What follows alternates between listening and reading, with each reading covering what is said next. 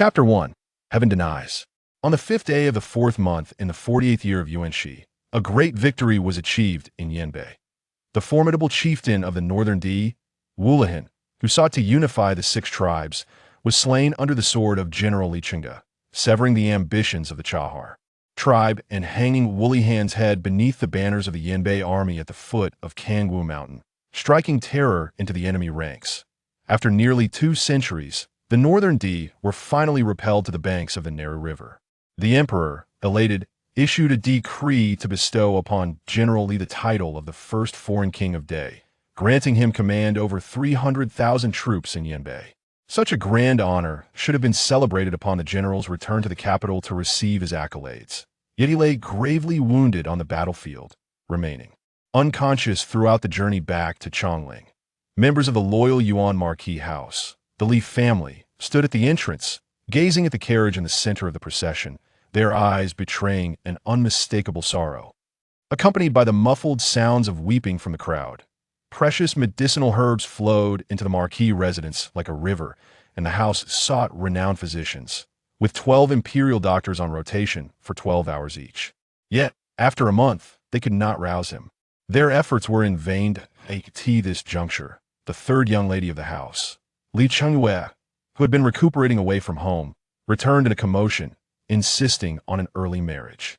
Concerned for her frail condition, they could not refuse her, and the Grand Preceptor's house, known for its steadfastness, agreed to the union. Thus, the marriage between the third young lady and the Grand Preceptor's eldest grandson, Zhang Xingchen, was hastily arranged, publicly claimed to bring some cheer and comfort. Both families gained a commendable reputation from this affair. Little did they know that this cheer truly bore fruit just 6 days after the third young lattice wedding. General Li Chenge miraculously awoke. This was a momentous occasion for Chongling, and in the face of such joy, no one delved deeper into the third young lattice's audacity to marry despite her brother's serious condition.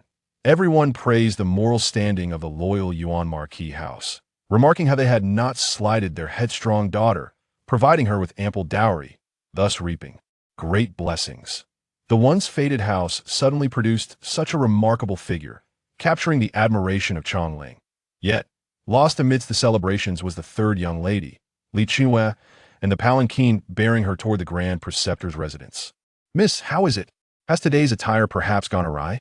Fudong ventured cautiously, her heart racing with fear of inciting her lattice displeasure. It seemed her prolonged illness had rendered her temperament increasingly irritable. As she spoke, she lowered her gaze, failing to notice the fleeting look of confusion and disbelief in her lattice, usually affectionate eyes. The biting northern wind swept through the open, intricately carved window, casting a luminous glow across the room. The incense burner beside her released spirals of smoke, illuminated by the flickering candlelight, creating an ethereal ambience with no refuge from its presence. Wen Chi retracted her gaze and asked in a tone that remained composed, "What day is it?" As she spoke, her brows ever so slightly furrowed, her voice unexpectedly gentle. Xiun, having eavesdropped from behind the screen, noticed Fudong's perplexity and quickly approached with a tray, bowing. Replying to the miss, "Today is the 15th day of the 11th month in the 48th year of Wen Chi, is the winter solstice." Upon finishing, a flicker of anxiety crossed her heart. Mingled with resentment, their loyalty to the miss was unwavering. Yet enduring such unwarranted trials could also lead to sorrow. Wen Chi nodded in acknowledgement. "You may wait by the door." The two maids exchanged puzzled glances but dared not speak further, sighing in relief. Xian stepped forward to present a bowl of medicine, and both bowed in unison before retreating to the entrance. Alone, Wen Chi fixed her steady gaze upon her reflection in the bronze mirror. It was a face both unfamiliar, yet not entirely, so her eyes glistened with unshed tears, her pale lips painted a delicate red, a visage of ethereal beauty, strikingly exquisite. This face had appeared to her in fleeting visions after her death.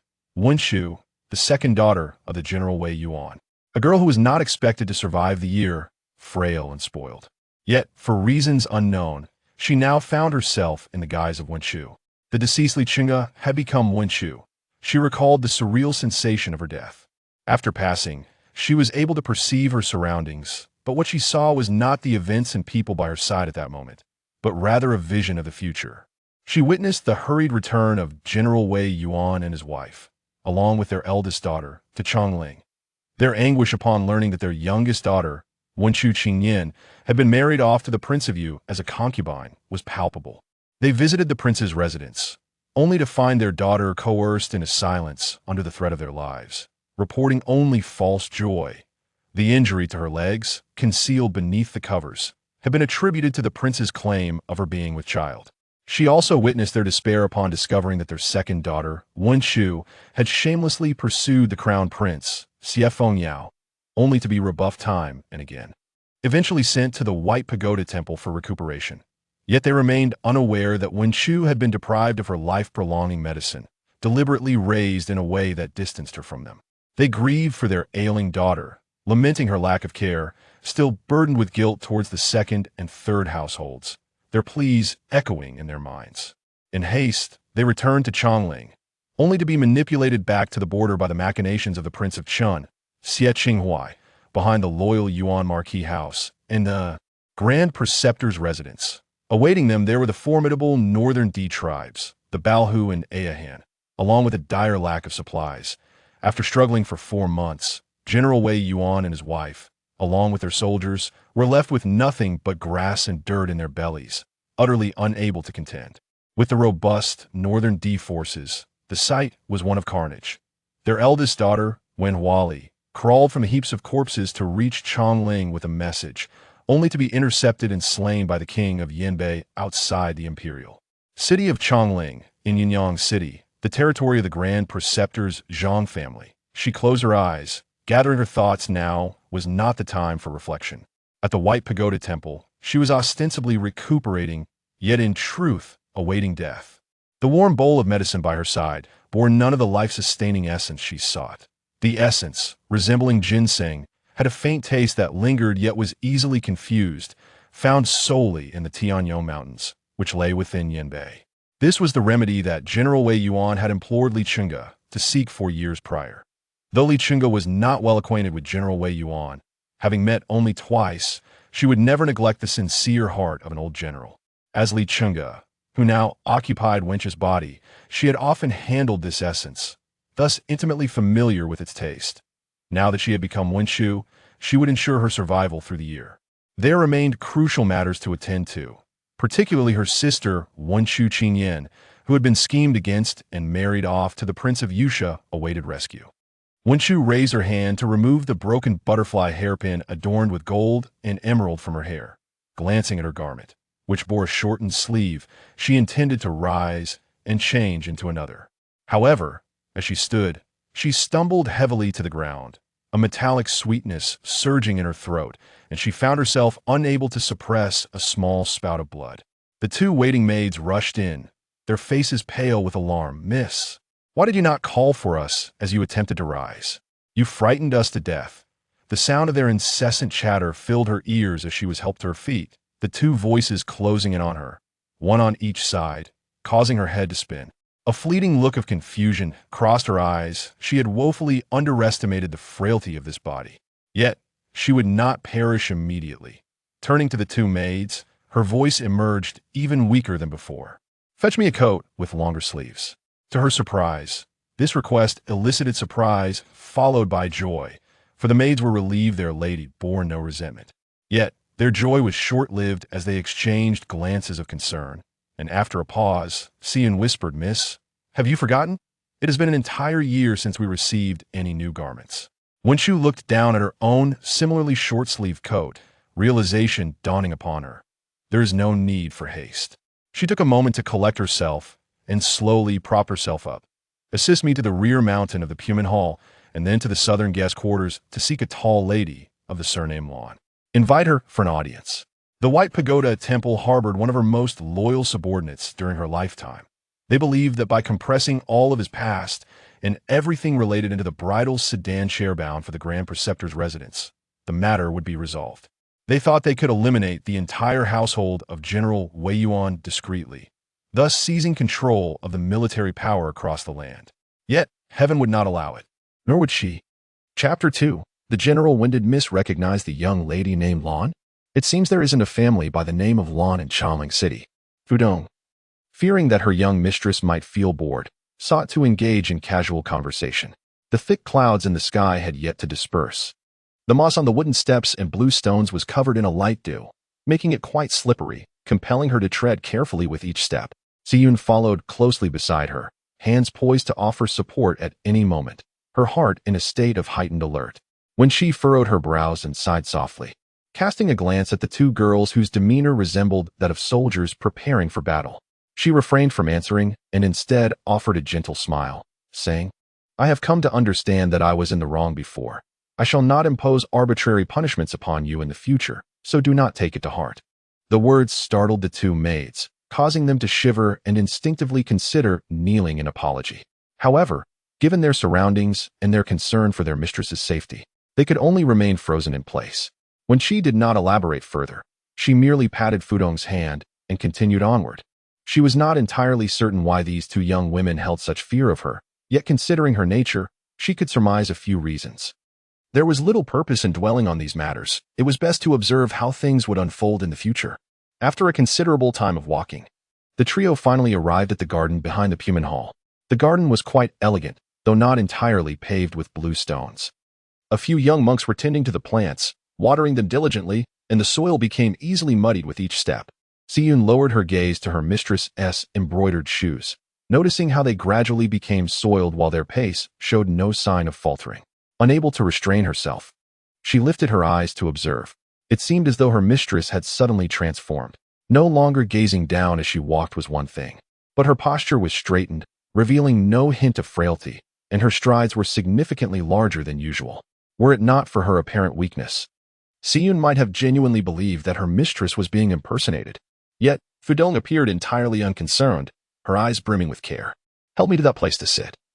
When she requested, she was fully aware of the intensity of the gazes upon her, yet her mind held no memories beyond those witnessed before her demise. Thus, she could not control the myriad changes occurring within her. Certainly, the two responded promptly, assisting her to a pavilion.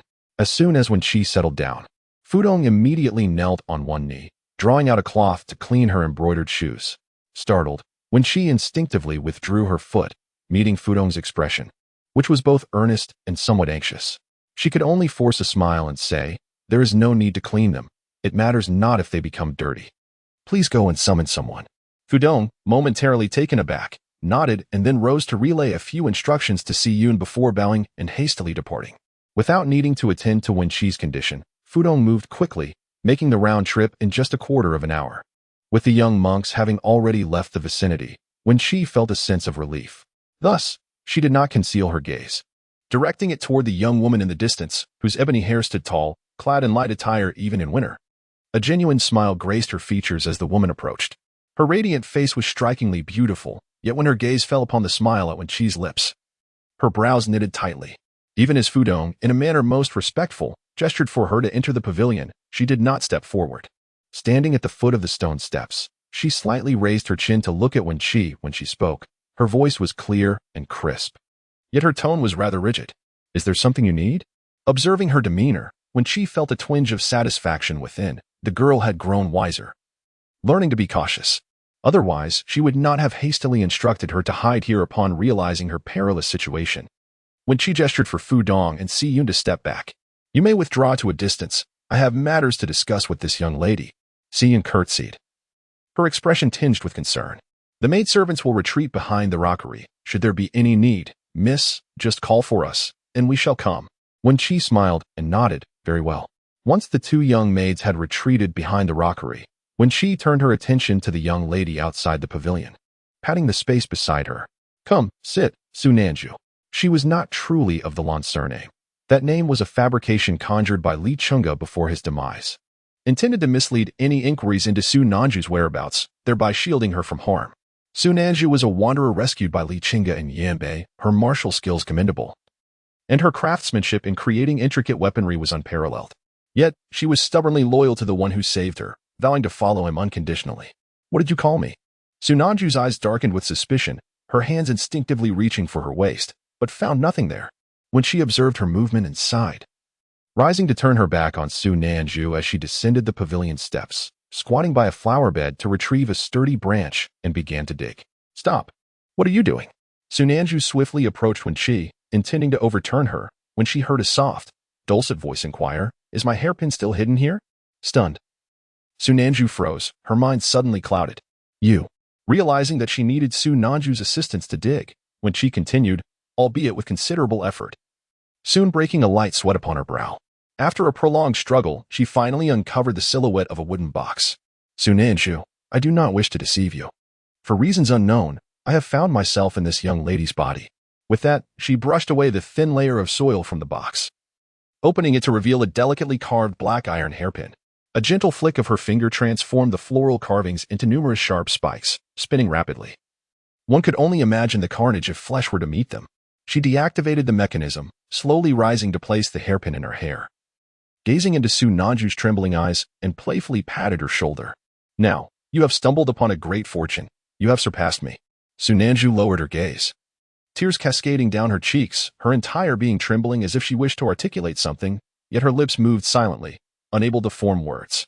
That hairpin was crafted by her own hands for the general. Its mechanism was known only to the general and herself, and even the location of its burial was a command given by the general during his illness.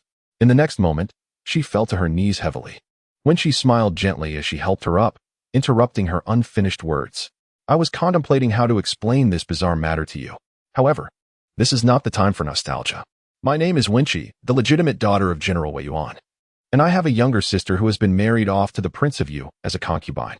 I must request your assistance in rescuing her." Sunanju, though skeptical of supernatural forces, now finds herself yearning to rush into the temple, fervently knocking her head in prayer. She wiped away the tears at the corner of her eye, casting a pitiful yet accusatory glance at Wen Chi. "You still speak of request. Whatever I do for you is but my duty." After expressing this, she anxiously scrutinized Wen Chi from head to toe before lowering her voice to speak again. "General, the Prince of Yu is the most favored brother of His Majesty. If we rashly enter his residence to demand a person, and he refuses, how shall we rescue her?" Wen Chi looked at her with a smile. "When did I say I intended to rescue anyone? To slay the Prince of Yu would also be a form of salvation." Chapter 3. The Blue Maiden's discontent. Upon hearing these words, Sunanju wore a smile, her heart swelling with joy. She had always known that the general would remain unchanged. Even with a different body, he was still the decisive general. However, Wen Chi's thoughts drifted elsewhere. The White Pagoda Temple, located on the outskirts of Chongling City, is the largest temple within the imperial capital. Each of the 6 prominent families surrounding the city had their own quarters here. Those sent to recover like Wen Chi paid a modest sum each month for a quiet room and daily meals. It seemed that even if one wished to leave, the lack of funds for a carriage would be a hindrance, and the general's residence in Chongling would not send anyone to fetch them. As Wen Chi pondered this, a look of concern crossed her face. "Nanju, do you have any money to rent a carriage?" Sunanju paused for a moment, then quickly nodded. "Rest assured, my lady. I have funds. There is a place at the foot of the White Pagoda Temple where carriages can be hired." Wen Chi breathed a sigh of relief. "In the future, you must not address me in such a manner. My current condition cannot handle long distances. Shall I wait for you at the main entrance of the White Pagoda Temple?" Sunanju scratched her head, suppressing her worries upon seeing Wen Chi's pale complexion, yet she understood that now was not the time for inquiries. She smiled and nodded. "Yes, my lady." Half an hour later, the 3 of them arrived at the main entrance of the White Pagoda Temple with 2 bundles in tow. Sunanju, seated at the front of the carriage, had changed her attire. Her face was painted a dull yellow with dark spots, and her once vibrant outfit had been replaced with dark cotton and linen. Her waist was wrapped with several layers, making her appear at least 20 years older. Fu Dong and Xie Zhi scanned their surroundings, momentarily unsure which carriage was the one that the Blue Maiden had sent for.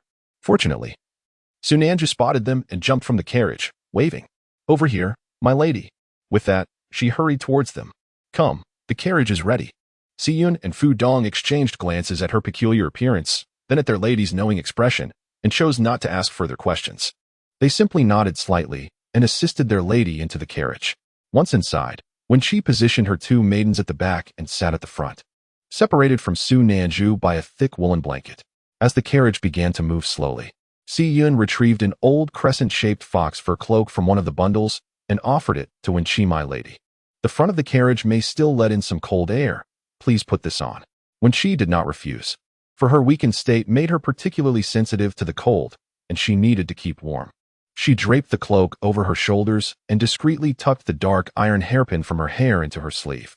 Fu Dong and Xie Yun had long noticed the unusual hairpin adorning their lady's hairstyle. Seeing her carefully stow it away, Xie Yun could not help but speak up. That hairpin is quite special. Was it a gift from the Blue Maiden? They were well aware of their lady's belongings, and with the addition of this particular item, along with the exclusive time spent with the Blue Maiden, it was only natural to assume it was a gift from her. When she smiled and nodded, her gaze complex as she looked at them. She had a vivid impression of these two mates. They were personally chosen by the wife of General Wei Yuan, Gao Qianxue, for her two daughters. The contract binding them was held by Wen Chi herself, in the visions she had seen after death.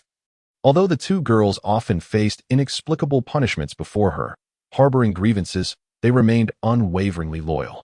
Wen Chi's health was deteriorating day by day at the White Pagoda Temple. The temple had sought the help of a physician, but her ailment was beyond the skill of any ordinary doctor. Fu Dong had gone back to the Wei Yuan general's residence in Chaling City for help, only to be dragged into an alley and killed by members of the second and third households. Xie Yun, unable to leave her mistress's side, watched as her lady slowly drew her last breath, crying until she fainted, ultimately meeting her demise at the hands of those sent to collect the body. By then, they had already allied with Prince Chun, Xie Qinghuai, and knowing that General Wei Yuan would never return to Yuezhong, they acted without restraint. Cough, cough. When she was about to speak when a fit of coughing interrupted her. After a moment's respite, she finally said, "We are heading to the residence of Prince Yu." Upon hearing this, the two maids immediately tensed, as if they had a multitude of questions, yet Wen Chi's single statement silenced them. "I am aware of your concerns. You may inquire further later." In that instant, the maids found their mistress more intimidating than when she would lose her temper in the past, and they quickly nodded in agreement. Satisfied, Wen Chi smiled and nodded, very obedient. The carriage traveled along the official road for a full hour before finally reaching the outskirts of Chongling, 10 miles from the inner city. On either side of the road were tea houses and sweet stalls, with an old woman displaying a few fruit baskets for sale. Passers-by were bustling about, which should have created a lively scene, yet everyone spoke in hushed tones, moving aside. An old lady by the roadside waved at Su Nanju at the front of the carriage. "Hey, quickly move to the side. There's a noble family passing by for a funeral. Don't cause a disturbance." Su Nanju thanked her in a subdued tone and pulled the reins, guiding the carriage towards the old woman. The old lady shifted her basket of vegetables to avoid the hooves of the horses, and Su Nanju skillfully controlled the carriage's position. She opened a small gap in the carriage curtain, saw Wen Chi nod slightly, and then smiled as she jumped down to approach the old woman. It was unavoidable to sidestep a funeral procession, and since they had no time to take a detour, she seized the opportunity to gather some information about the inner city of Chongling. Squatting beside the old woman, Su Nanju pulled out a piece of silver and placed it into the old woman's hand. "Granny, which family is holding a service today? The people on the road seem exceptionally polite." The old woman glanced at the carriage behind her. It appeared ordinary, somewhat old, without any distinct markings, indicating it was not a noble's carriage, so she felt free to speak a bit more. Relieved, she accepted the silver and shot Su Nanju a glare. "At your age, you still dare to call me Granny." After that, she continued without reservation. "Today, it is the Zhang family from the Grand Tutor's residence. I heard it is the funeral of the Grand Tutor's legitimate grandson's wife, with both ancestors present. It stands to reason that the funeral of the younger generation would not be conducted with such gravity, especially when it concerns a newlywed. However, the bride bears the surname Li, being the sister of the future king of Yanbei. The king, overwhelmed with sorrow, hastened to personally preside over the proceedings, illustrating the profound bond between siblings." Su Nanju gritted her teeth and managed a word of thanks before rising to cast a cold gaze ahead. Xie Yun, peeking out from the carriage, was moved by these words and began to reflect. She had heard much about this young lady from the Li family during her time at the White Pagoda Temple. Learning that she had suffered from ill health for many years, the Mingzhang family did not abandon her, and now with the king of Yanbei personally overseeing her rights, she could be said to depart without regrets. Yet, scarcely had she finished speaking when the blue lady turned and shot her a frigid glance, her voice laced with venom. "Silence," she commanded. Her general had been deceived by family, betrayed by trusted confidants, and humiliated by her husband. A once great star of military prowess, brought low by such indignities. Were it not for the general's orders, she would have skinned these wretches alive. Xie Yun was taken aback, trembling at her fierce words, leaving her feeling flustered and uneasy. Wen Chi lifted the curtain of the carriage, wearing a gentle smile as she turned to Su Nanju and spoke softly, "Do not be angry." After this, she glanced back at Xie Yun. "In the future, do not mention this matter. The Blue Lady does not take kindly to it." Chapter 4. King Ying and Xie Zhi. "Yes, I acknowledge my mistakes, and I shall never mention it again," Xie Yun exclaimed, kneeling and bowing fervently, her small face as pale as a ghost. When she felt a throbbing headache, accompanied by the distant wails drawing closer on the official road, she spoke softly. "It is not a matter of blame, merely a gentle reminder. There is no need for such excessive caution." Xie Yun's heart settled once more. But seeing Wen Chi still in a daze, Fu Dong reached out to pat her, urging her to rise and pay her respects. Wen Chi turned her gaze to the carriage, where Su Nanju was secretly wiping away her tears, a bittersweet smile tugging at the corners of her lips. The death that weighed upon her did not seem extraordinary. It merely left her feeling powerless. The sights she beheld after her demise were truly shocking, causing her to forget that today marked her own burial. The affairs of the world are indeed intriguing, confined within the fragile body of a sorrowful maiden. She could still witness the procession honoring her departure. Had she not encountered Nanju today, upon learning of her death, Nanju would have disregarded her wishes and sought vengeance, ultimately leading to her own demise. While she could not infiltrate the Zhang family or the Duke of Zhongyuan's residence, she could accompany this funeral procession. Yet, the false Li Chenge was certainly no fool. Those within the funeral entourage were all formidable individuals. As this thought crossed her mind, her previously tranquil heart suddenly tightened. And only when she met Su Nanju's gaze, filled with boundless hatred, did she force herself to regain her composure. "Miss Lan, come here," she beckoned with a smile. Su Nanju withdrew her gaze from the slowly advancing funeral procession and returned to the cart, her eyes cast down, concealing some unspoken emotions. When she glanced at the hilts of the twin daggers protruding at her feet and nudged them back. As the funeral procession drew near, she lifted the curtain to behold the mournful face of the one leading the way. This marked the second encounter with Li Chenge since her death. They had pried into her every habit, including her martial arts techniques. Li Chenge had lived his life aspiring to become Li Chenge. He bore a striking resemblance to her from her previous life. Her biological father and her nominal father, her uncle, were indeed twin brothers. So it was unsurprising that the Duke of Zhongyuan's residence housed someone so akin to her. How thoughtful of them, she mused. In retrospect, she realized how foolish she had been, her heart and mind consumed by the battlefield, utterly oblivious to their schemes. For the sake of her uncle's vision for the family's future, she had endured 10 years of bloodshed and warfare. They believed that by having a trusted confidant strike her down on the battlefield, causing her to bleed into unconsciousness, they could deceive her. They thought that by poisoning her, they could sever her tendons without a trace, all while she remained blissfully unaware. Yet, when her guard severed her tendons, he appeared so engrossed that even as she opened her eyes in that moment, he failed to notice. When she finally regained consciousness, she found herself in Chaling, surrounded by their concerned gazes, while those who had betrayed her stood ominously behind them. They continued to deceive her, speaking of Zhang Xingxin's long-standing affection for her. It is truly laughable. Zhang Xingxin is indeed the only outsider who knows of her true identity as a woman. She once entertained the thought of relinquishing her position, hoping to restore her femininity and marry him. She had also considered that the Duke of Zhongyuan's household, being of military lineage, would treat her soldiers well, regardless of who took charge. However, those loyal commanders and warriors had been buried beneath the sands of that devastating battle. They acted too swiftly. Once the outcome against the Northern D was evident, they deemed her unnecessary. She was too late, far too late. "Miss, they have already departed. Should we continue our journey?" Su Nanju held Wen Chi's hand, noticing the unmasked resentment and bitterness in her eyes, as if her heart were being torn asunder. Her voice trembled, barely above a whisper. "Do not worry, Mississippi. I shall accompany you every step of the way." When she composed herself, but was interrupted by a fit of coughing, as if she were about to expel her very soul.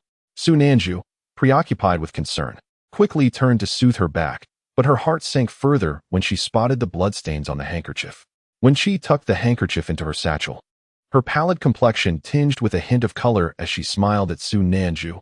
"Lan, let us set forth."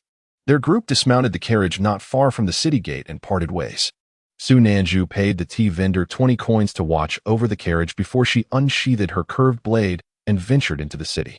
When she lifted her gaze to the imposing characters Chanling inscribed above the gate, feeling as though an eternity had passed, rendering the place somewhat unfamiliar. Fu Dong stepped forward to present the general's badge to the soldiers guarding the city, reclaiming her gaze as she entered Changling City. Though the bustling activity outside was visible, the atmosphere within was distinctly different. Xianzhu Avenue was expansive, leading directly to the palace gates.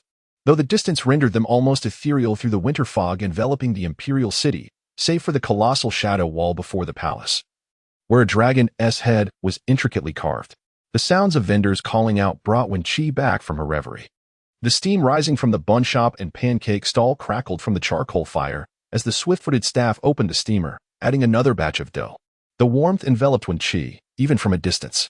Fu Dong approached her with concern. "Miss, there are too many people here. Should we hire a sedan chair?" Their funds were limited. Renting a carriage was out of reach, but a sedan chair could suffice. Wen Chi shook her head, pulling them closer to the street side. Her voice calm. "Then let us walk swiftly." She had her reasons for walking. Seeing the determination in her eyes, Fu Dong exchanged a glance with Xie Zhi, who dared not press further, instead tightening her grip on Wen Chi's hand. They continued down the center of Xianzhu Avenue, where the crowd thinned, as this area was known for its finery. Make way! Make way! The Prince of Ying returns to the city. A cacophony of hooves approached rapidly, the harmonious clinking of armor and the clash of blades at their waists resonating beautifully. When she stepped back a few paces, casting her gaze upon the figure at the forefront of the group, clad in a dark outer garment and a crimson inner robe. With a small crown of black jade perched upon his head, his raven locks stood tall, while strands of hair naturally cascaded down his forehead. The imposing aura he exuded could only be upheld by the countenance he bore. As she passed by, when she caught sight of the vibrant red ribbon trailing behind him, a testament to his penchant for ostentation. The youngest imperial uncle of Yi, Prince Ying, Xie Zhi. She had encountered him before. Yet, had he not been dispatched to Zhihai to explore commercial avenues?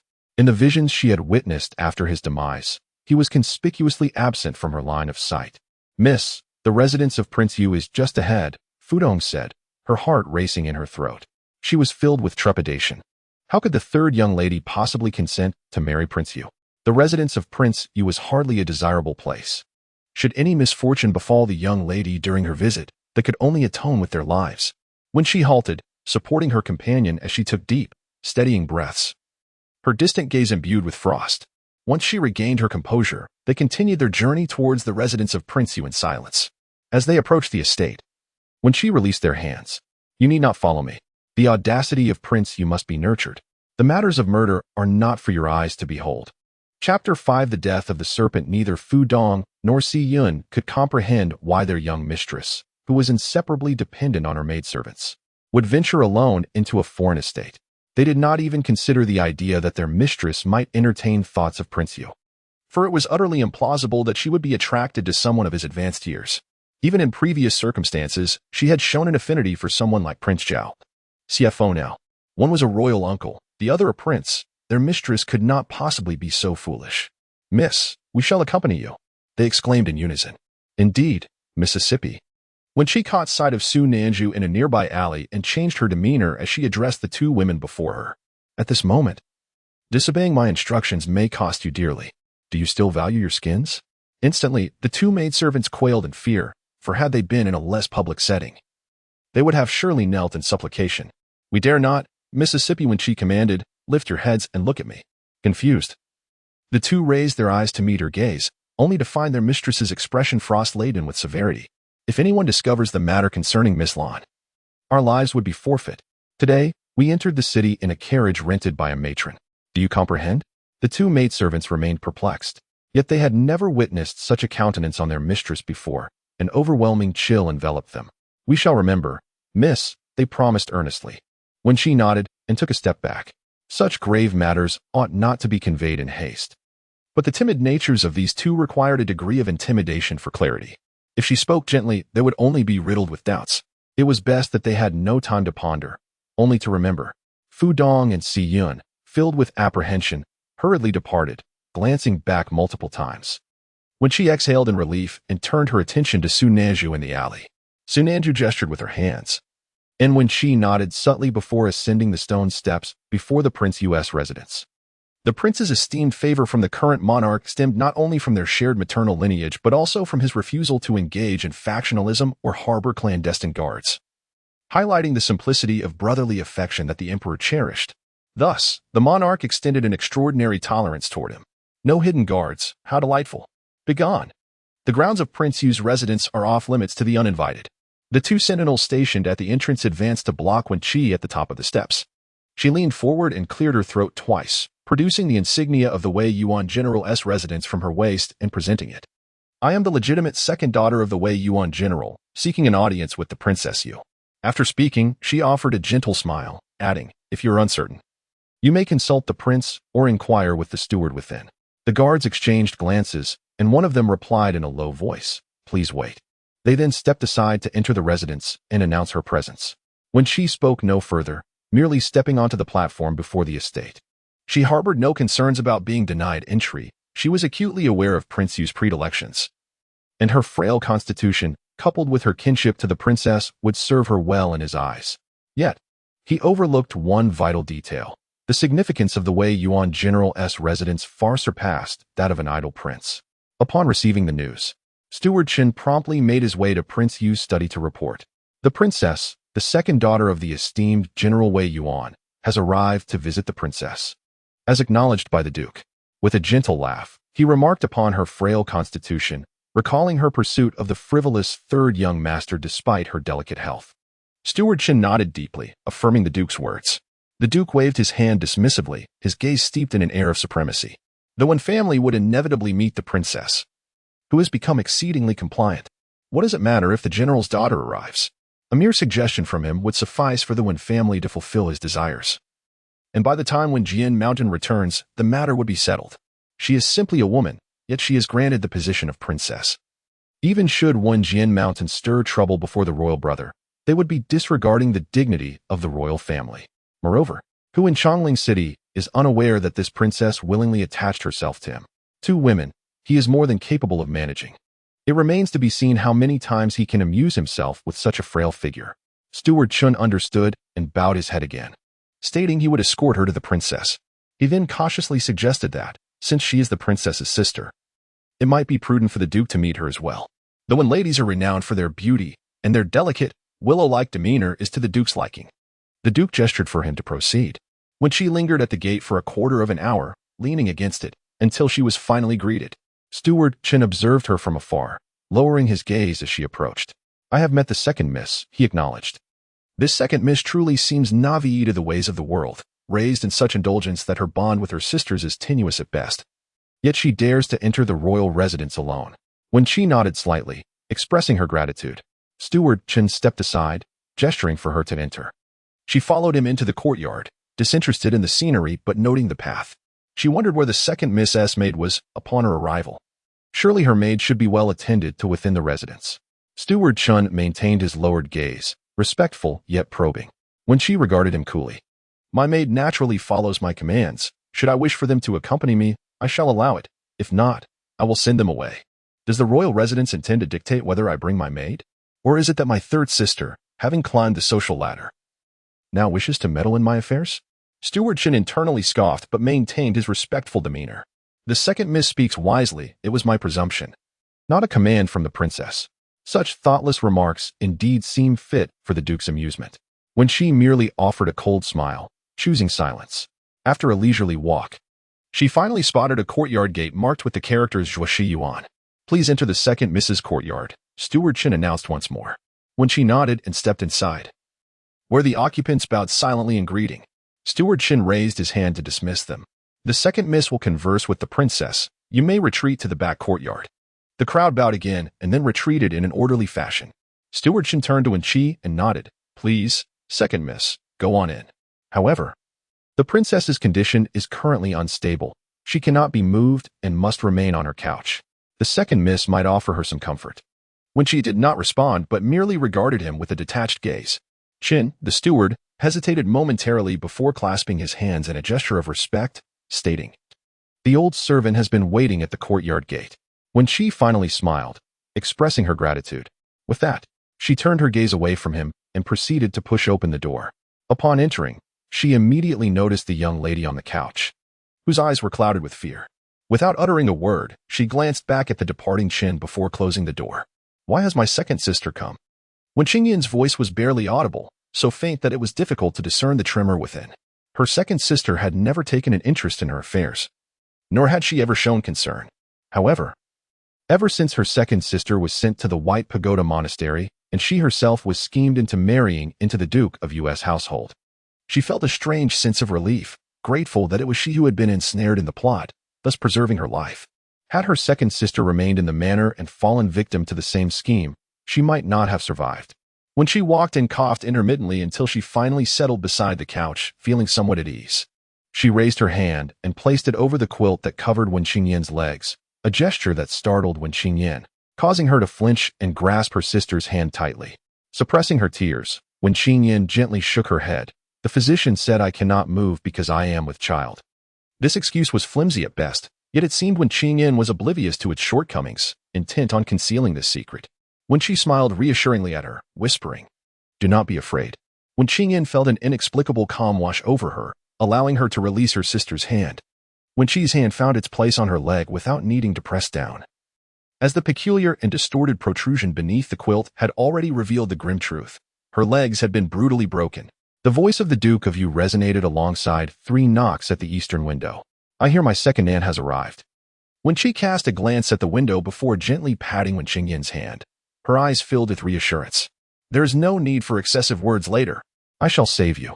With that, she disregarded her sister's bewildered and anxious expression, squeezing her hand once more before rising to her feet. The Duke of Yu entered the room. When she greeted him with a smile, "This humble girl pays her respects to your highness." After speaking, she was seized by another fit of coughs. The Duke of Yu nodded kindly, while Steward Chen swiftly approached to close the door and stepped back. Wen Qingyan felt every bone in her body urging her to retreat, yet in the presence of her second sister, she could not do so. She forced a smile, however painful it appeared, and managed to say, "Your Highness, my second sister must return to take her medicine. She will come again in the future. She cannot afford to delay her treatment." When she turned her gaze back to her, her expression one of haughty defiance. "Even though you are a noble princess, I am still your second sister, and it is not your place to dictate my actions." It seemed an instinct bestowed upon her by this body. She needed only to act freely, her delicate demeanor sufficient. The Duke of Yu regarded her with a knowing look, observing her leaning against the bedpost, and chuckled softly, as if he found her efforts to please quite entertaining. He then took a step closer. When Qingyan's complexion had turned pale, and she could hardly spare a thought for her second sister's peculiar behavior today, her gaze was fixated on Prince Yu, her eyes pleading for mercy. "Your Highness, please." Prince Yu glanced at her, his gaze akin to that of a frigid serpent, plunging her heart into a chilling abyss. When she, disregarding her third sister's current state, relied on her fury to endure. As she observed Prince Yu approaching, she appeared utterly exhausted, weakly leaning to one side. Prince Yu promptly stepped forward to assist her. "What has happened to my second sister?" His voice was hoarse and nauseating. When she leaned closer to him, offering a bashful smile, "Thank you, Your Highness." She lowered her eyes, feigning struggle, and the feeble pressure from his hand dispelled her last vestige of caution. In the next moment, the obsidian hairpin in Wen Chi's hand was driven straight into his neck. The pin pierced his trachea with minimal force, its rapidly spinning point burrowing mercilessly within, flesh twisting around it, leaving not a trace of blood as long as it remained embedded. She met Prince Yu's incredulous gaze with an indifferent smile. "Sure, you are merely the first." Chapter 6, Can You Afford It? Sister. When Qingyan could hardly believe her eyes. In the midst of her terror, her mind seemed a blank canvas. Yet, gazing at the Prince of Yu, whose eyes were wide open like a lifeless fish and whose mouth hung agape in death, a surge of joy erupted within her, only to be swiftly enveloped by fear. Sister said to save her. When she had never imagined that a person who had descended from the battlefield would witness such a gruesome display of death. Su Nanju climbed through the window, seizing the collar of the Prince of Yu to prevent him from falling directly to the ground. When she nodded at her, and then turned to sit beside Wen Qingyan, observing the latter, who was now petrified with shock, her eyes reflecting a profound calmness. "Forget what you have seen," she urged gently. Wen Qingyan's mouth parted slightly, her eyes filled with a desperate resolve as she lowered her voice. Sister, hurry and leave. If I die, this will all be resolved." She had already resigned herself to being a broken person. No longer would she endure torment if it meant saving her sister. To her, dying was of no consequence. When she shook her head with a smile, but soon succumbed to a fit of coughing that rendered her speechless. She hunched over, retrieving a handkerchief to cover her mouth, taking a considerable time to regain her breath. Unfolding the handkerchief stained with blood, she directed it towards Wen Chi. Sister, you must live to protect me. Granny Qin beside you is still waiting for your rescue.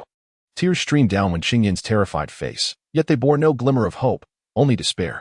Observing the resignation in her sister's eyes, Wen Chi softened her tone. Her own tears beginning to flow, her voice laden with grievance. What will I do if you die? Can I live well in the general's residence? They will send me to the White Pagoda to await death. Do you wish to see me perish as well? The prince of you is dead. Yet you remain the princess of you. Everything in this mansion will belong to you. Our parents are gone. Only you can protect me now. Toughness would yield no results. Gentleness was required. Regardless of the circumstances, there remains hope in survival, does there not? Wen Chi grasped her sister's hand, her heart aching, her lips moving yet unable to utter a single word. When she lifted her hand to tuck a stray lock of hair behind her sister's ear, do as I say, and we shall both survive. A person's eyes cannot deceive. One who would die for her will not betray her. Wen Chi nodded fervently. When she continued at a measured pace, you have an ailment in your leg, and I am frail. Neither of us can kill the prince of you. The assassin moves too swiftly. We were too frightened to even raise our heads. Do you understand? Wen Chi listened attentively, replaying every word in her mind repeatedly. When she nodded at Su Nazhu, who then pulled the dark iron hairpin from the prince of you's neck, forcefully pushing him towards a low table before exiting through the window. When she cried out, "Help! Help!" as she and Wen Chi huddled together. Wen Chi, seeing the blood-stained handkerchief in her sister's hand, gripped her hand tightly, both of them shrieking in alarm. Such a commotion naturally drew the attention of Steward Chen outside the courtyard. Someone, quickly come. Steward Chen forcefully swung open the door, and upon entering, he was met with the lifeless body of Prince Yu. Your Highness, how could this happen? His face turned pale as he hastily approached, only to discover the gaping wound in the prince's throat, still oozing blood. He abruptly lifted his gaze towards the bed, his voice laced with fury. Your Highness, how dare you have the audacity to assassinate the prince? As his words fell, the two guards unsheathed their swords with haste. Wen Chi's complexion drained of color, and in panic, she looked towards him, her voice trembling. Are you implying that the Princess Yu and I conspired against the prince? Upon uttering this, an overwhelming rage seemed to engulf her as she steadied herself against the bedpost and pointed at him, her volume rising significantly. How could the Prince Yu's residence allow assassins to roam so freely? If the Imperial City Guard does not investigate thoroughly, from the steward and guards to the servants and maids, everyone in this household shall pay the price. Steward Chen, suppressing his inner dread, also rose to his feet. Gritting his teeth, there are only the two of you in this room. If the assassins were not working with you, steward, be cautious with your words. When she slowly took a couple of steps, coughing, she wiped the blood from her lips, and despite her trembling form, she held her chin high as she regarded him. You would do well to think carefully before speaking. My father may be far away on the borders, but he is not absent forever. The prince has perished within his own residence, and rather than hastily informing the Imperial City Guard, you dare to malign the two daughters of General Wei Yuan. Do you truly believe you can lay this crime at our feet? Can you bear the weight of such an accusation? At her words, Steward Chen's face paled further. Even in the winter chill, beads of sweat glistened upon his brow. He felt unsteady on his feet and gestured for the guards to sheathe their blades. Miss Wei, please wait here. I shall send someone to inform the Imperial City Guard immediately. With the prince's demise, the princess, once regarded as a mere plaything, was no longer to be trifled with. Should anything happen to the daughters of General Wei Yuan within the Prince Yu's residence, none of them would escape unscathed.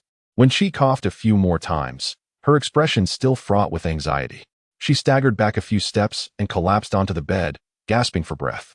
Go ahead. After steadying himself, Steward Chen exited the room with the two guards, leaving them stationed outside the door. Wen Chi trembled. But upon seeing the blood at Wen Chi's lips, she forced herself to regain her composure. She wrapped her arms around her waist, allowing her to lean against her, and lowered her voice to inquire, Sister, if the Imperial City Guard arrives. That is the Imperial City Guard, directly under His Majesty's jurisdiction. No case entrusted to them remains unresolved. Wen Chi shook her head, just remember my previous words, do not speak further. I will be detained for some time. Do not worry, focus on your health, and I will find a physician to mend your leg in due course. After saying this, she straightened and looked at her sister. Sister, if I enter the Imperial City Guard on your behalf, should you wish for a death wish, it would be a betrayal to me. Tears streamed down Wen Qingyin's cheeks, and her pale complexion flushed a shade of crimson after enduring the ordeal. Upon hearing the words, she shook her head vigorously. Her sister could no longer afford to contemplate death. She must rescue Granny Qin and patiently await her sister's return. She did not dare to hope for the ability to rise again, nor could her second sister possibly recognize a physician of such remarkable skill. Yet, it was her sister, who had never been close to her, that came to her aid today, even risking her own safety in the imperial city to save her. Should she choose to perish again, she would be unworthy of being her sister's sibling.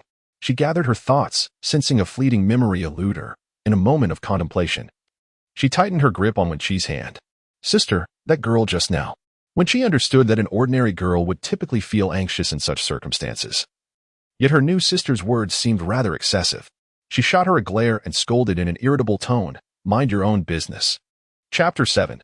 Breath like a thread in but a brief span. When Qinyin had traversed a multitude of events, her emotions elevated to a tumultuous peak. However, upon receiving a sharp rebuke, she surprisingly found her composure restored, no longer daring to inquire further. When she exhaled in relief, finding a moment's respite. A quarter of an hour later, the rhythmic and heavy sound of footsteps resonated outside Zuoxiyuan. Soon, an individual entered the room, and as Wen Chi glanced over, her suspicions were confirmed. It was Xie Zhi, the commander of the Imperial City Guard. He was the younger brother raised by the current emperor. While the emperor's attitude towards Prince Yu was one of ambivalence, Xie Zhi was undeniably favored with genuine authority. Wen Chi quickly averted her gaze, lowering her eyes as she trembled alongside Wen Qinyin. Yet, while Wen Qinyin was genuine, her own demeanor felt feigned. Xie Zhi's gaze swept over the bed before settling on the fallen Prince Yu. After observing for a moment, he leisurely drew a chair and sat down. Behind him, two guards from the Imperial City began their meticulous search of the room, leaving no corner unexamined. Their movements so subdued that it would not be an exaggeration to describe them as silent. The stillness within the room was such that even the slightest tremor from the bed could be distinctly heard. Xie Zhi glanced back, as if just recalling the identity of the person on the bed, and then clasped his hands in greeting, his demeanor remarkably casual. "Greetings, Wang Sa." Your Highness, no need for formalities." Wen Qinyin dared not meet his gaze, tightly clutching Wen Chi's arm, her words barely coherent. Wen Chi instinctively shrank further towards her, even curling her legs up onto the bed. In the span of a single tea ceremony, the two guards had thoroughly inspected the room. Reporting to the prince, the assassin's concealed weapons are rather unique. To ascertain the murder weapon, we must escort Prince Yu back to the Imperial City Guard for a detailed investigation. As for the other minute details, I have my own considerations. Xie Zhi rose, speaking in a calm tone. "Since you two are witnesses, you shall accompany this prince." At these words, Wen Qingyin's heart leapt into her throat. When she gently patted her hand and slowly descended from the bed. "Cough, cough, Your Highness. My third sister has difficulty walking and may find it challenging to proceed. A princess with such severe leg injuries, despite any motive, would find it impossible to commit murder." Without waiting for Xie Zhi's inquiry, Wen Chi bowed and lifted the quilt, revealing Wen Qingyin's contorted legs unmistakably. Locking eyes with Wen Qinyin, she silently mouthed once more, "Do not be afraid." Wen Qingyin's expression softened, offering her a semblance of reassurance, despite her own grievous condition. It was perplexing for Wen Chi, whether due to encountering too many unworthy individuals or for some other reason. She felt an unfamiliarity with her own actions. Observing the scene on the bed, Xie Zhi's brow furrowed deeply, his gaze darkening further. "I understand. For the next few days, the Imperial City Guard will be stationed in the courtyard, and there will be inquiries. For now, Wang Sa must not leave the courtyard. This time." His previously nonchalant demeanor had diminished considerably. The emperor had often stated that there was no need for excessive scrutiny of the Prince Yu's residence, believing him to be merely a man of excessive desires, indulging in trivial and inconsequential peculiarities. Who would have thought that his audacity had reached such heights? It is rumored that the two daughters of General Wei Yuan, who remained in Chongling, shamelessly sought to entangle themselves with the royal family, one persistently courting King Zhao, while the other schemed to marry Prince Yu. Yet, with the torment inflicted upon the Princess Yu, one wonders who truly orchestrated this design. Upon hearing his words, Wen Qinyin nodded eagerly. "I will certainly not leave, but my second sister." When she fell silent at this juncture, it was indeed inappropriate for her to say more. Xie Zhi inclined his head slightly toward Wen Qinyin, his demeanor leaving no room for dissent. "Your second sister must go." Reflecting upon her sister's prior words, Wen Chi felt a flicker of reassurance, yet found it difficult to comply. Wen Chi bowed gracefully to Xie Zhi and slowly made her way outside. Xie Zhi watched her retreating figure for a moment before raising his hand. Summon a sedan chair for Lady One. Let us not delay, for she may not reach the Imperial City office in time. The guards of the Imperial City nodded in acknowledgement. Wen Chi was assisted out of the estate by two matrons, and while one might say she was carried, it was not entirely untrue.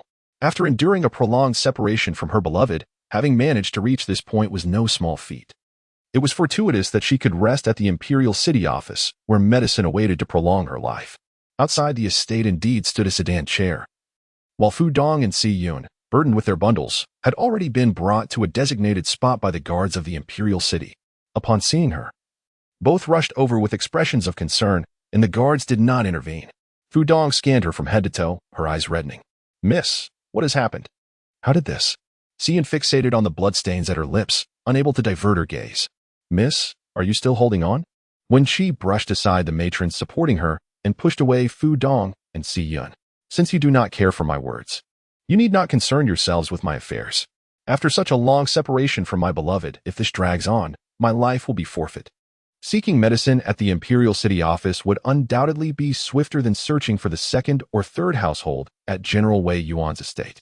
When she ceased her discourse and gracefully entered the sedan chair, Fu Dong wished to speak further, but Si Yun understood their mistress's intent. She tugged at Fu Dong, whispering an admonition. "You never remember what the miss says. She dislikes noise, so do not disturb her any further." Fu Dong was not dim-witted. Upon seeing Si Yun's knowing glance, she composed herself. "Very well, I will remember." Xie Zhi, having observed the playful discord between the maidservants, waved his hand to the Imperial City office. The Imperial City office was hardly a pleasant place, and it was unreasonable to expect them to be confined together therein. Upon entering, when she immediately separated from Fu Dong and Si Yun, this was her first visit to this place in 2 lifetimes. Surrounded by a profound darkness that no amount of candlelight could dispel, by virtue of her third sister, her cell was furnished more comfortably than a general's tent. Complete with a small partition for privacy, a considerate touch indeed. She reclined on the small bed and closed her eyes. Although she understood that the quicker the interrogation, the better, ideally. A surprise would be advantageous. She never anticipated that Xie Zhi would follow closely behind her into the cell. Today's behavior of the second miss, one was hardly in line with her usual demeanor. Xie Zhi languidly leaned against the back of a chair. Observing the pale yet unblemished face of the woman on the bed, a wave of curiosity swelling within him. When she slightly opened her eyes to discern the vague figure in the cell, then promptly shut them again. She parted her lips, seemingly wishing to utter something. But a wave of metallic sweetness surged in her throat, prompting a violent fit of coughing. The convulsion shook her frail body on the bed, and this time, recovery proved elusive. It was only after expelling a considerable amount of blood that she could finally gasp for breath. She lifted her sleeve to wipe her mouth, disregarding her own disheveled appearance. A desperate will to survive surged within her as she propped herself up slightly to gaze at him. In a voice barely above a whisper, she managed to speak. Seek physician Zhang. If I am not treated soon, I shall perish." Chapter 8. Caution must prevail for a considerable time. No one stirred. Xie Zhi stepped forward, leaning in to inspect, then raised his hand to probe Wen Chi's neck. The fainting came rather swiftly. He was genuinely perplexed. How could a person be so frail? "You go to the Imperial Medical Academy and fetch a physician. We cannot allow someone to perish within the confines of my royal city." Yu Bai paused momentarily, then nodded in response, "My lord. There are 4 physicians named Zhang at the academy." Xie Zhi, irritated, clicked his tongue and exited the cell, making his way toward another cell that was somewhat distant. Yu Bai hurriedly shut the cell door and followed closely behind. In a nearby cell was Si Yun, who, upon seeing the visitors, instinctively shrank into a corner. Xie Zhi regarded her coolly. "Which of your esteemed young ladies' physicians is Zhang?" Upon hearing this, Si Yun disregarded her fear and scrambled to her feet, clutching the iron bars of the cell as she hurriedly spoke, replying to "My lord, the physician treating my young lady is the former head of the Imperial Medical Academy. He is already retired and resides on Zhanghe Street." As she spoke, she produced a prescription from her bosom and handed it over, her face etched with urgency. "My lord, this is the prescription my young lady must take daily. One of the ingredients, Si Huan, is sent from the General Wei Yuan's residence to the White Pagoda Temple and is absolutely indispensable. It must be administered 3 times a day. Should she miss even one dose, her condition may worsen. Xie Zhi chuckled. Capturing someone for the royal city, and yet I must attend to their needs. Si Yun's hand trembled, causing the prescription to slip from her grasp, but she dared not utter another word. Yu Bai bent to retrieve the prescription, glanced at it briefly, and nodded to Xie Zhi. I shall fetch someone at once. Although General Wei Yuan is stationed in Chaling, he is currently at the border of Yuezhou. Should anything happen to his daughter within the royal city, it would be an inextricable mess. Xie Zhi opted not to say more and turned to leave. Si Yun watched their departing figures, releasing a long sigh of relief. Within the residence of the Duke of Yu, despite the royal city guard's watchfulness over Zhuaxi courtyard, the handmaidens of Wen Chi had returned. However, the handmaidens who had served her since childhood had been released from their contracts, knowing they could not ensure their own safety before her marriage, leaving only Granny Qin by her side. Upon seeing a figure, Wen Chi struck the edge of her couch in a fit of urgency. Come. The handmaidens in the courtyard hesitated to enter, glancing towards the royal city guards stationed outside. The guards, having received instructions from Xie Zhi, were well aware of how to proceed. As the prince had decreed, as long as the princess did not leave her chambers, all her requests must be attended to without neglect. All nodded in agreement, and 2 young maidservants promptly entered the room. We humbly greet the princess. What are your commands? When Xingyan propped herself up and looked at them, her heart bolstered by thoughts of the late Duke of Yu. Bring Granny Qin to my chamber, place a soft couch, and inform the royal city guards that I shall not allow her to leave, but I require a physician to tend to her injuries. The young maidservants all bowed. Yes. We shall attend to this matter at once. The royal city guards, of course, would not obstruct such a modest request. The old woman had been whipped 3 days prior and was in no condition to move when the incident occurred today. In addition to the assassination of Prince Yu, the happenings within Yuangfu have been thoroughly understood by them. The tragedy that befell the princess consort could not have gone unnoticed within the palace. They were unwilling to offend her. Wen Qingyan gazed longingly as a maidservant soon entered, maneuvering a soft couch into the room, placing it beside the high bed by the window. When Qin Momo was carried into the room by the maid, she was not unconscious, yet she was burning with fever. Upon entering, she propped herself up and gazed with her almost dazed eyes towards the bed, calling out, Mississippi. Mississippi. Tears suddenly streamed down Wen Qingyan's face, and she hurriedly reassured, Momo, do not worry. We can stay together now. You can focus on your recovery. I am fine. It seemed that Qin Momo had been waiting for these words, and with a sigh of relief, she finally closed her eyes peacefully. The physician followed closely behind, cautiously checking her pulse, and after leaving a prescription along with ointments for external injuries, he meticulously instructed them before daring to take his leave. When Qingyan watched the young maidservant as she wiped Qin Momo's body and administered the medicine, and only then did she feel utterly exhausted. Her mind wandered back to the image of her second sister being taken away. Even in sleep, her dreams remained restless. Dr. Zhang, do you believe she possesses the strength to slay a man with a sharp weapon? Xie Zhi had returned to Wen Chi's cell. After finishing his examination, Dr. Zhang turned around and shot him a glare. Your Highness truly knows how to jest. With but a single breath remaining, how could she possibly kill? Which man could she have slain? Having said this, the old man leaned closer to Xie Zhi, inquiring quietly, did she kill Prince Zhao? The prescription for the longevity medicine for that young girl had originated from his own hand, and he had treated her for many years, thus was well acquainted with her circumstances, including her affection for Prince Zhao. Xie Zhi pinched the bridge of his nose. The one who has died is Prince Yu. Dr. Zhang fell silent for a moment, then shook his head. It is better that I refrain from asking further. He turned to begin packing his medicine box, but paused, glancing back at Xie Zhi. Your Highness, the pulse of Miss Wen appears frail, as if she has long been without her medication, yet her maid claims she consumes medicine daily. The prescription must have been swapped. Has the residue of her previous medicine been retrieved? Xie Zhi raised his hand. Yu Bai bent down to produce several bags of residue he had brought back from the White Pagoda Temple. Please take a look.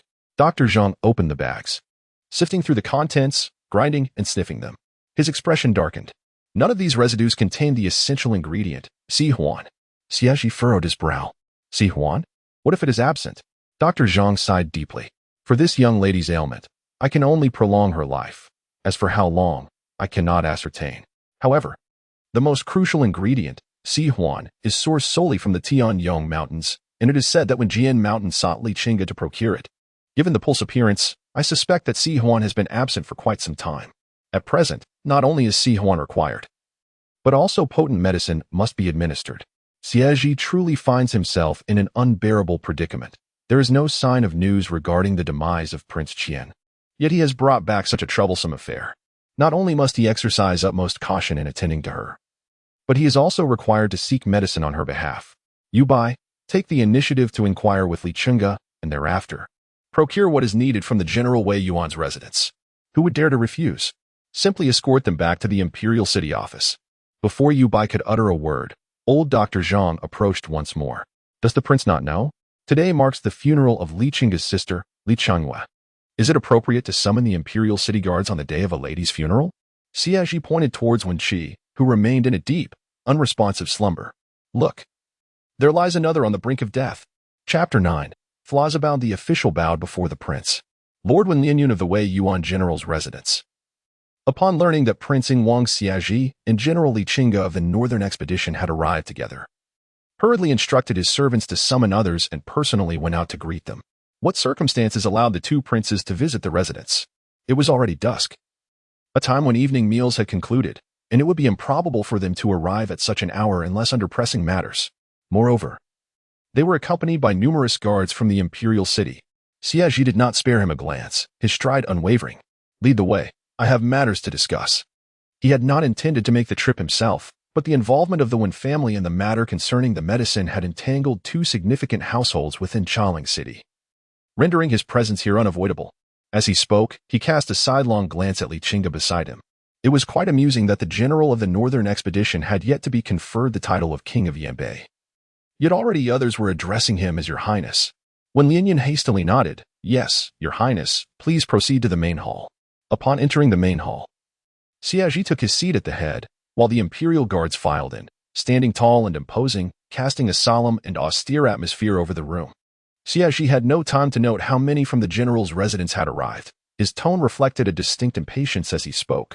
Your second daughter, Wen Chi, is currently in dire straits at the Imperial City office. Si Huan will be entrusted to me. At that moment, old madam, he entered the hall and overheard his words. She hurried forward to pay her respects, inquiring, I pay my respects to Your Highness. May I ask what misfortune has befallen my unfilial granddaughter to warrant the involvement of the Imperial City office? Xie Zhi suddenly smiled. As if old madam he had perhaps asked too many questions. The old matriarch's face paled slightly, uncertain of how to respond. She caught sight of her son's face, drenched in cold sweat, and mustered the courage to say, replying to Your Highness, Si Huan. The medicines have all been prepared according to the prescription and sent to the White Pagoda Temple. If she has entered the Imperial City office, who knows if she will return alive? If she does not return, then the matter concerning her will naturally not need to be brought to light. Matters that can reach that domain are certainly not trivial. It is best to keep things clear. Xie Zhi leaned back casually in his chair, a smile playing on his lips that was both ambiguous and dismissive of further conversation with the elderly woman. Li Chenge observed Xie Zhi's expression and, with a serious demeanor, spoke. For years, I have dispatched individuals to procure medicines for the general's residence, and I am well aware of how many have been delivered. Today, Prince Ing has personally come. It is all too clear how unjustly you have concealed matters. If you continue to withhold the truth, shall we call for a thorough investigation by the Imperial City office? Before her marriage as Li Chenge, she had informed him in detail about this life-saving matter to avoid any delays. Seizing the opportunity to present himself before Prince Ing was imperative. Thus he had come directly upon receiving news. Li Chenge had passed away 3 days prior and was being buried today. His heart was finally at ease. When Lianyun's complexion turned pale upon hearing this, but he quickly regained his composure and stepped forward to stand before his mother, bowing respectfully. My mother is elderly and may have forgotten. The medicine sought by the King of Yanbei has undoubtedly been well preserved within our residence. I shall send someone to retrieve it immediately. He had never heard that this medicine was procured with the assistance of the Prince of Yanbei, and such matters could not remain concealed from the Imperial City Department. Today, it seemed that King Ing had no intention of delving deeper into this issue. Should it continue to be obscured, none would withstand the wrath of this individual. Xie Zhi raised his hand and instructed Yu Bai to accompany him and take everything away. Yu Bai nodded in agreement. Li Chenge's expression softened slightly as he nodded towards Wen Lianyun, saying, Lord Wen, having served in office for many years, must not allow such trifles to cloud judgment. When Lianyun's face flushed with embarrassment as he hastily returned the gesture. Your Highness speaks the truth. Xie Zhi raised an eyebrow, stood up, and brushed off his robe. I have matters to attend to, so I shall take my leave. The crowd quickly made way and bowed in unison. We bid farewell to your highness. Upon exiting the Wei Yuan general's residence, Xie Zhi mounted his horse and called for Mushin. 5 years ago, when Li Chenge returned to Chongling to report on his duties, it was in a similar manner. He suddenly found himself at a loss for words to finish his thought. 5 years prior, he had not been in Chongling, yet in his youth. He had trained alongside Li Chenge in the Imperial Martial Hall for many years. Today marked their first reunion since Li Chenge had stepped onto the battlefield at the age of 13. It felt as though his appearance remained unchanged, yet his temperament was no longer the same. But it was common for people to change over the course of a decade. Mushin nodded. Though I was in Chongling 5 years ago, I could only glimpse the northern general from afar. He was even thinner then than he is now. Xie Zhi furrowed his brow and shot him a glance. How old was he 5 years ago? He was still a mere youth. What was so surprising about being slender? With that thought, he waved away the clutter in his mind and urged his horse towards the Imperial City Department. When Wen Chi awoke again, a stranger of a young woman was present in the cell. The girl was turned away from her, preparing medicine. As Wen Chi propped herself up, the girl noticed the movement and approached. Lady Wen, you have finally awakened. Her round face radiated joy, and her smile was particularly endearing. She approached the bedside and adjusted the soft pillow for Wen Chi, speaking cheerfully. Old Dr. Zhang has treated you and renewed your prescription, stating that you must take the new medicine for 3 days before reverting to the old prescription. I am a servant of the Prince of Ing, and my name is Xie. I shall attend to you diligently in the coming days. Wen Chi leaned against the soft pillow and smiled in return. Thank you, Xie. As she had anticipated, upon entering the Imperial City Department, the medicine had indeed arrived. She had saved Wen Chi and, in doing so, acquired the medicine, thus avoiding the tedious negotiations with the second and third households of the general's residence. This would grant her a few more years of life. Xie quickly bowed, her expression tinged with unease. My lady, you are too kind. I do not deserve your gratitude. The pot on the stove began to bubble. She hurriedly turned to check and poured the medicine into a small bowl. My lady, the medicine is ready. I shall help you cool it down first. No sooner had she spoken than footsteps echoed from outside the cell, followed by the voice of Xie Zhi. Having served you diligently, I believe it is now time for questions. Xie stood and saluted. Greetings, your highness. Wen Chi, indifferent to his incessant grievances, reclined on the couch and merely nodded slightly. Your highness, I have met with the esteemed officials. Xie Zhi did not delve into whether she had risen to pay her respects, as he only wished for her to leave the imperial city without causing him further trouble. He had spent 3 arduous years at sea on behalf of His Majesty, seeking commercial routes, and upon returning from the eastern shores of Lu, he found himself in Chongling City, having not yet set foot in the palace before encountering this predicament. He had no time to rest. Now, at the 4th watch of the night, his royal brother had issued a decree requiring him to conduct the interrogation personally. This case of the prince's murder, riddled with apparent inconsistencies that could not substantiate evidence, was indeed a source of great vexation. He settled into a chair and accepted the teacup presented by Xie. Relate everything you did today. No, rather, recount all that transpired yesterday, verbatim. Chapter 10. What sparks your interest? When she felt a gnawing hunger, yet she understood that leaving her words unspoken would bring no sustenance. She took a moment to compose herself, her gaze cast downward, avoiding direct contact with Xie Zhi. Her voice quivered slightly as she began, as a humble subject. I took my medicine this morning and meandered around the Puman Hall of the White Pagoda. Afterwards, I suddenly felt inclined to visit my third sister. Xie Zhi sipped his tea, his tone devoid of emotion as he inquired, what has piqued your interest? When she hesitated, an air of unease enveloping her, as she struggled to articulate her thoughts. Finally, she murmured, I heard about the matters concerning the Prince of Praise, and I wish to see my sister's misfortune. A soft chuckle escaped Xie Zhi's lips as he set down his cup and regarded her. How curious.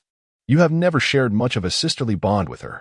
So, why today do you feel compelled to act in her defense before the steward of the Prince of Praise, even allowing me to witness her injured leg?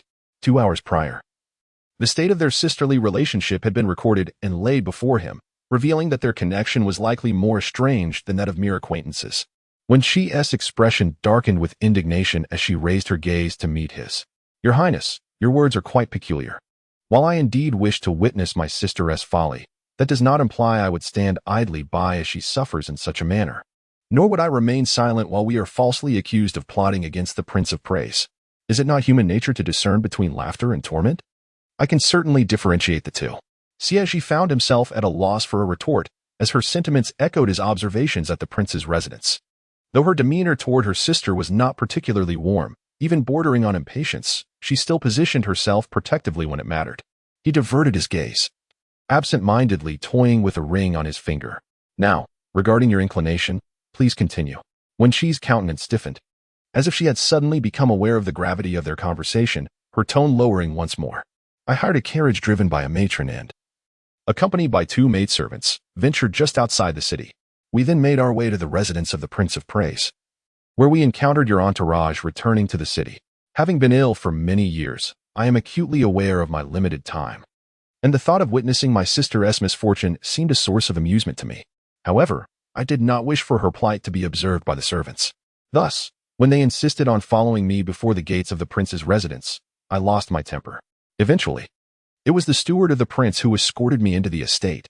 Upon entering my sister's quarters, we exchanged only a few words before the prince arrived. When she paused, her voice trembling as she recalled, I rose to pay my respects, but the prince, he attempted to. Suddenly, a shadow darted in through the window, rushing towards the prince, causing both Wen Chi and her sister to shrink back in fright, afraid to look. I have concluded my account, she stated. Xie Zhi narrowed his eyes, a smile playing at the corners of his lips, though it bore an ambiguous quality. The dim light cast shadows across his prominent nose, lending him an air of menace. You are quite audacious. Even a man entering the Imperial City Division would find himself shaken to the core. You speak with an unyielding clarity, unperturbed by any stammer.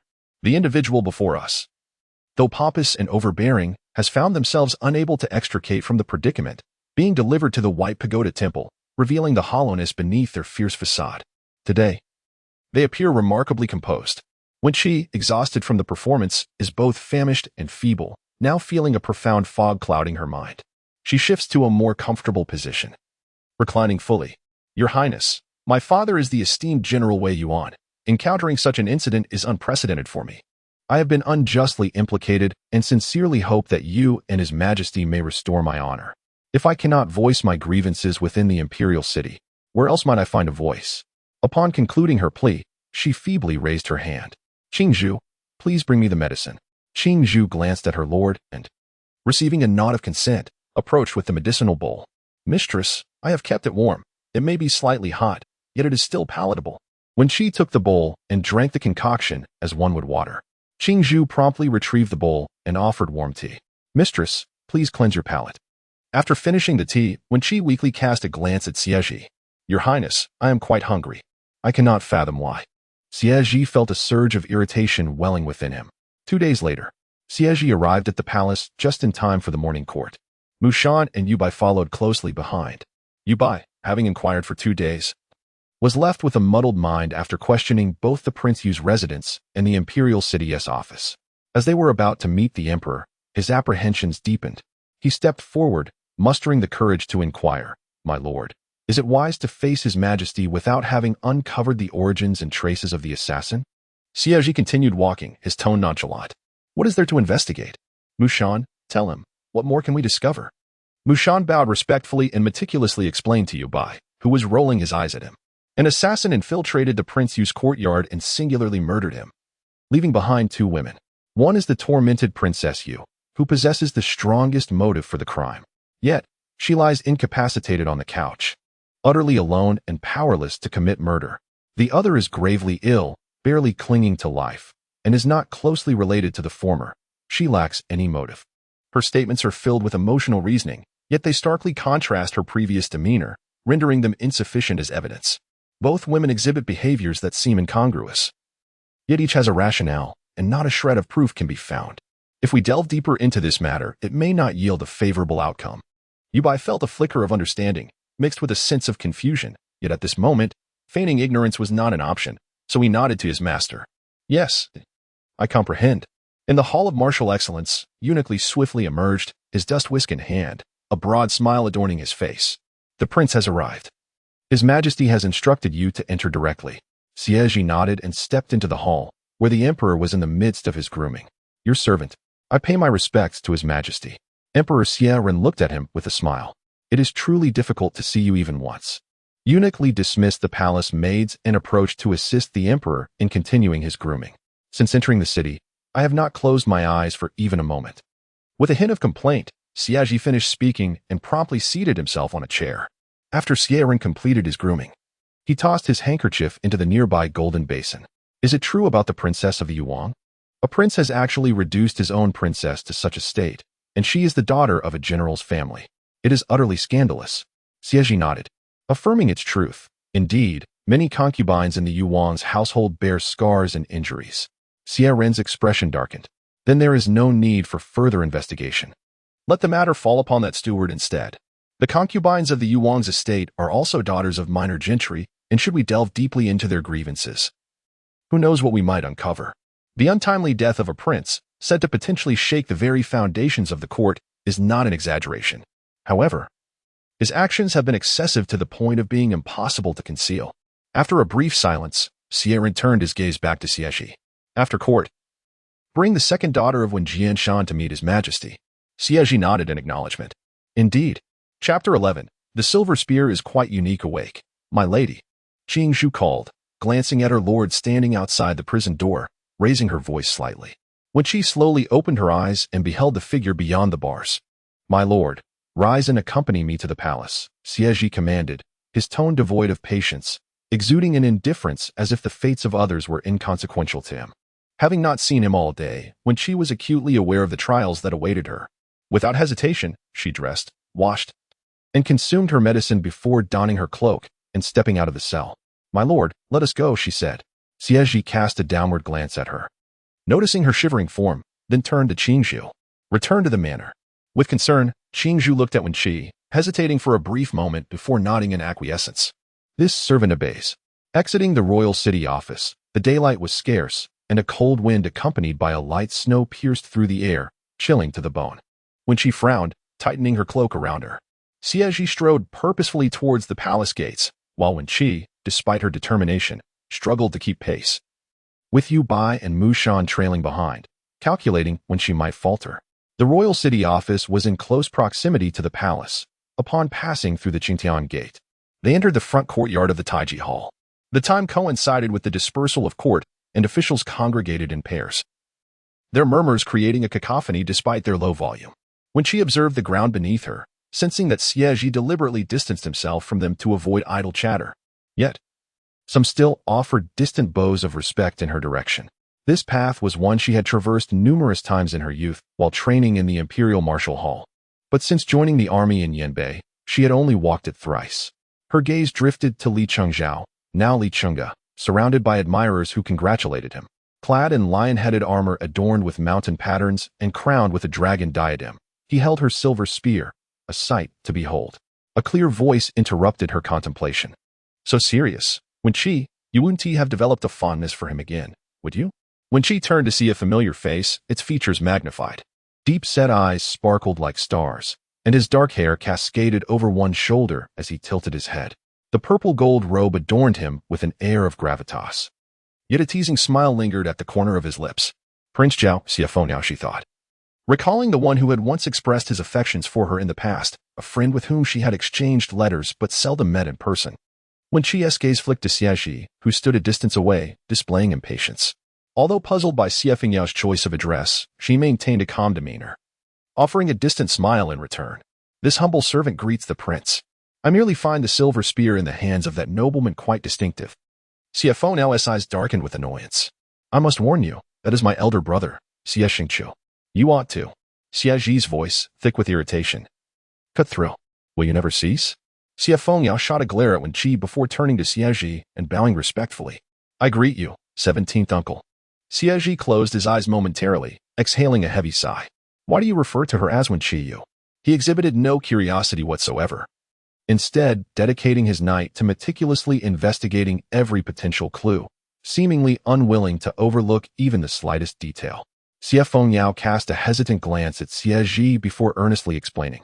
Your Highness, all three sisters in that family share the same three-character name. It would be inappropriate to single her out.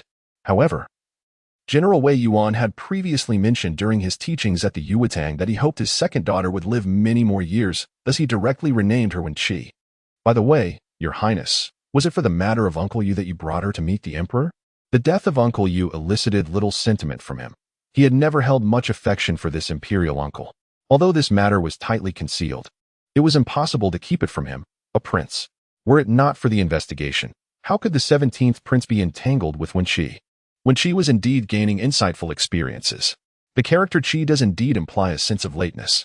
Xie Zhi remained silent, contemplating. Useless clues. No one responded to Xie Fengyao's inquiry. Wen Chi bowed once more before stepping towards Xie Zhi, who turned and continued on his way. Observing the approaching figures of the two, Xie Fengyao could not suppress a sigh. Your Highness, do not let her beauty bewitch you. Every matter must be thoroughly investigated. Both turned to glance at him, their expressions unreadable, before simultaneously resuming their prior course. Xie Fengyao felt an increasing sense of unease. Yubai and Mushan nodded to him before passing by to follow their master further away. After a moment of contemplation, Xie Fengyao stamped his foot and followed suit. At the Taiji Hall, Xie Zhi stepped into the corridor, leaning against a pillar and gesturing with his chin toward Wen Chi. She nodded and entered the hall alone. Upon a fleeting glance, she lowered her eyes. This was the grand hall for court sessions, where the emperor sat majestically on the dragon throne, adorned in ceremonial robes. She understood well the significance of this occasion. Advancing, she knelt upon the ground. Wen Chi, daughter of General Wei Yuan Wan Jianshan, pays her respects to your majesty. May your majesty live for eternity. Xie Ren observed her, lightly tapping the dragon-headed armrest beneath him. Raising his head, he found Wen Chi still kneeling, her gaze cast downwards as she straightened her posture. Truly, she was the daughter of Wen Jiashan. With all three daughters being exceptionally talented and beautiful, while beauty could be acknowledged, the praise for talent seemed somewhat exaggerated. Wen Chi bowed her head in acknowledgement. Your Majesty. You flatter me. Xie Ren chuckled softly, yet there was no mirth in his voice. The matter concerning the Prince of Yu has caused distress to you sisters. Wen Chi exhaled softly, kneeling once more. This humble servant is terrified. I learned of my third sister's horse-riding accident and leg injury only recently, and I am deeply pained. Who could have anticipated the sudden attack? The Prince of Yu. Your Majesty must be 100 times more heartbroken for my sake. How could I and my third sister dare to speak of grievances? Your Majesty, may you take care of your health. Some must die, yet certain truths remain unarguable. She is quite understanding. Xie Ren mused internally, feeling somewhat satisfied, before seemingly casually adding. I am already aware of the circumstances surrounding the former lady of the Prince of Yu. Should she wish to leave the palace, I could. Wen Chi calmly interjected, interrupting him. Your Majesty has greatly distressed my sisters, as my third sister is now wed to the Prince of Yu. She would never engage in acts of disloyalty. She will undoubtedly safeguard the prince's residence. Should she wish to go anywhere in the future, she has her ways. But if your Majesty were to speak now, it would leave her with no means of survival. Xie Ren's gaze upon Wen Chi softened somewhat, and his tone became more gentle. The Princess of Yu is a royal personage inscribed in the Jade Register, and her loyalty is beyond question. Thus, I shall not treat her lightly. The Wen family's daughter is so understanding, and I am not one to merely wield imperial power to oppress. Wen Jianshan has guarded the borders of Dai for decades, and it is difficult to justify that his daughter suffers such indignities in Chongling. If it were true, as rumored, that his third daughter schemed, it would be one thing. Yet, who could have imagined that Xie Shang played a pivotal role in this matter? If this were to spread, where would the royal dignity be? They shall remain silent, and I shall ensure their dignity is preserved. Xie Ren paused. Casting a glance at the shadow of his third son, Xie Fengyao, who was stealthily peering in from outside, then looked at the kneeling Wen Chi, whose expression was one of reluctance mixed with helplessness. I have heard that you harbor affections for Prince Zhao, Xie Fengyao, otherwise. Wen Chi's lips twitched in disbelief as she raised her gaze to the throne, hastily interjecting, Your Majesty, I was young and foolish, having indulged in folly for a time. It is a great fortune for me, and for the Wen family, that your Majesty has shown such kindness and not held it against me. With the imperial authority in place, it is simply improper for the daughters of the Wen family to marry into the royal family consecutively. Using one's own son to block others is rather. Xie Ren felt a sense of satisfaction within. Since you are unwilling, I shall grant you a word. In the future, your marriage will be determined by your own choice, and should you find another whom you cherish, I will support you in that as well. This unexpected grace took Wen Chi by surprise. In her previous life, she had seen the emperor only rarely. She had always perceived him as lacking in great talent, concerned only with reputation, not foolish, able to heed counsel. His ability to think of such matters today reveals a caring side towards his subjects. Indeed, the world is not merely black and white. At the very least, Receiving such favor is a significant blessing for Wen Chi. Your Majesty's kindness shall be etched in my heart. Long live your Majesty. Long live, long live. Chapter 12. As Wen Chi stepped out of the Taiji Hall, the sky had already brightened considerably. Xie Zhi remained lazily leaning against the corridor pillar.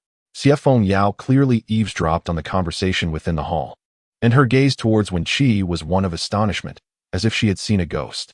Wen Chi gazed into the seemingly endless palace path, and the thought of having to walk out on her own made her head spin. With a slight stumble, she startled the two beside her, causing them to jump back in surprise. Wen Chi steadied herself against the pillar, took a moment to compose, and then turned to Xie Zhi with a gentle smile. Your Highness, might I trouble you to have your guards escort me out of the palace? If I were to faint along the way, it would be prudent to have someone to assist me. It would be quite unfortunate to collapse midway and be found by some unsavory characters. Xie Zhi furrowed his brow but acquiesced. When she expressed her gratitude and then added, Your Highness, may I have my two maidservants returned to me? Xie Zhi's expression remained impassive, yet he consented. When she thanked him once more, and as she was about to take her leave, she turned back, her demeanor unchanged. Your Highness, may I ask if that steward Chen can be eliminated?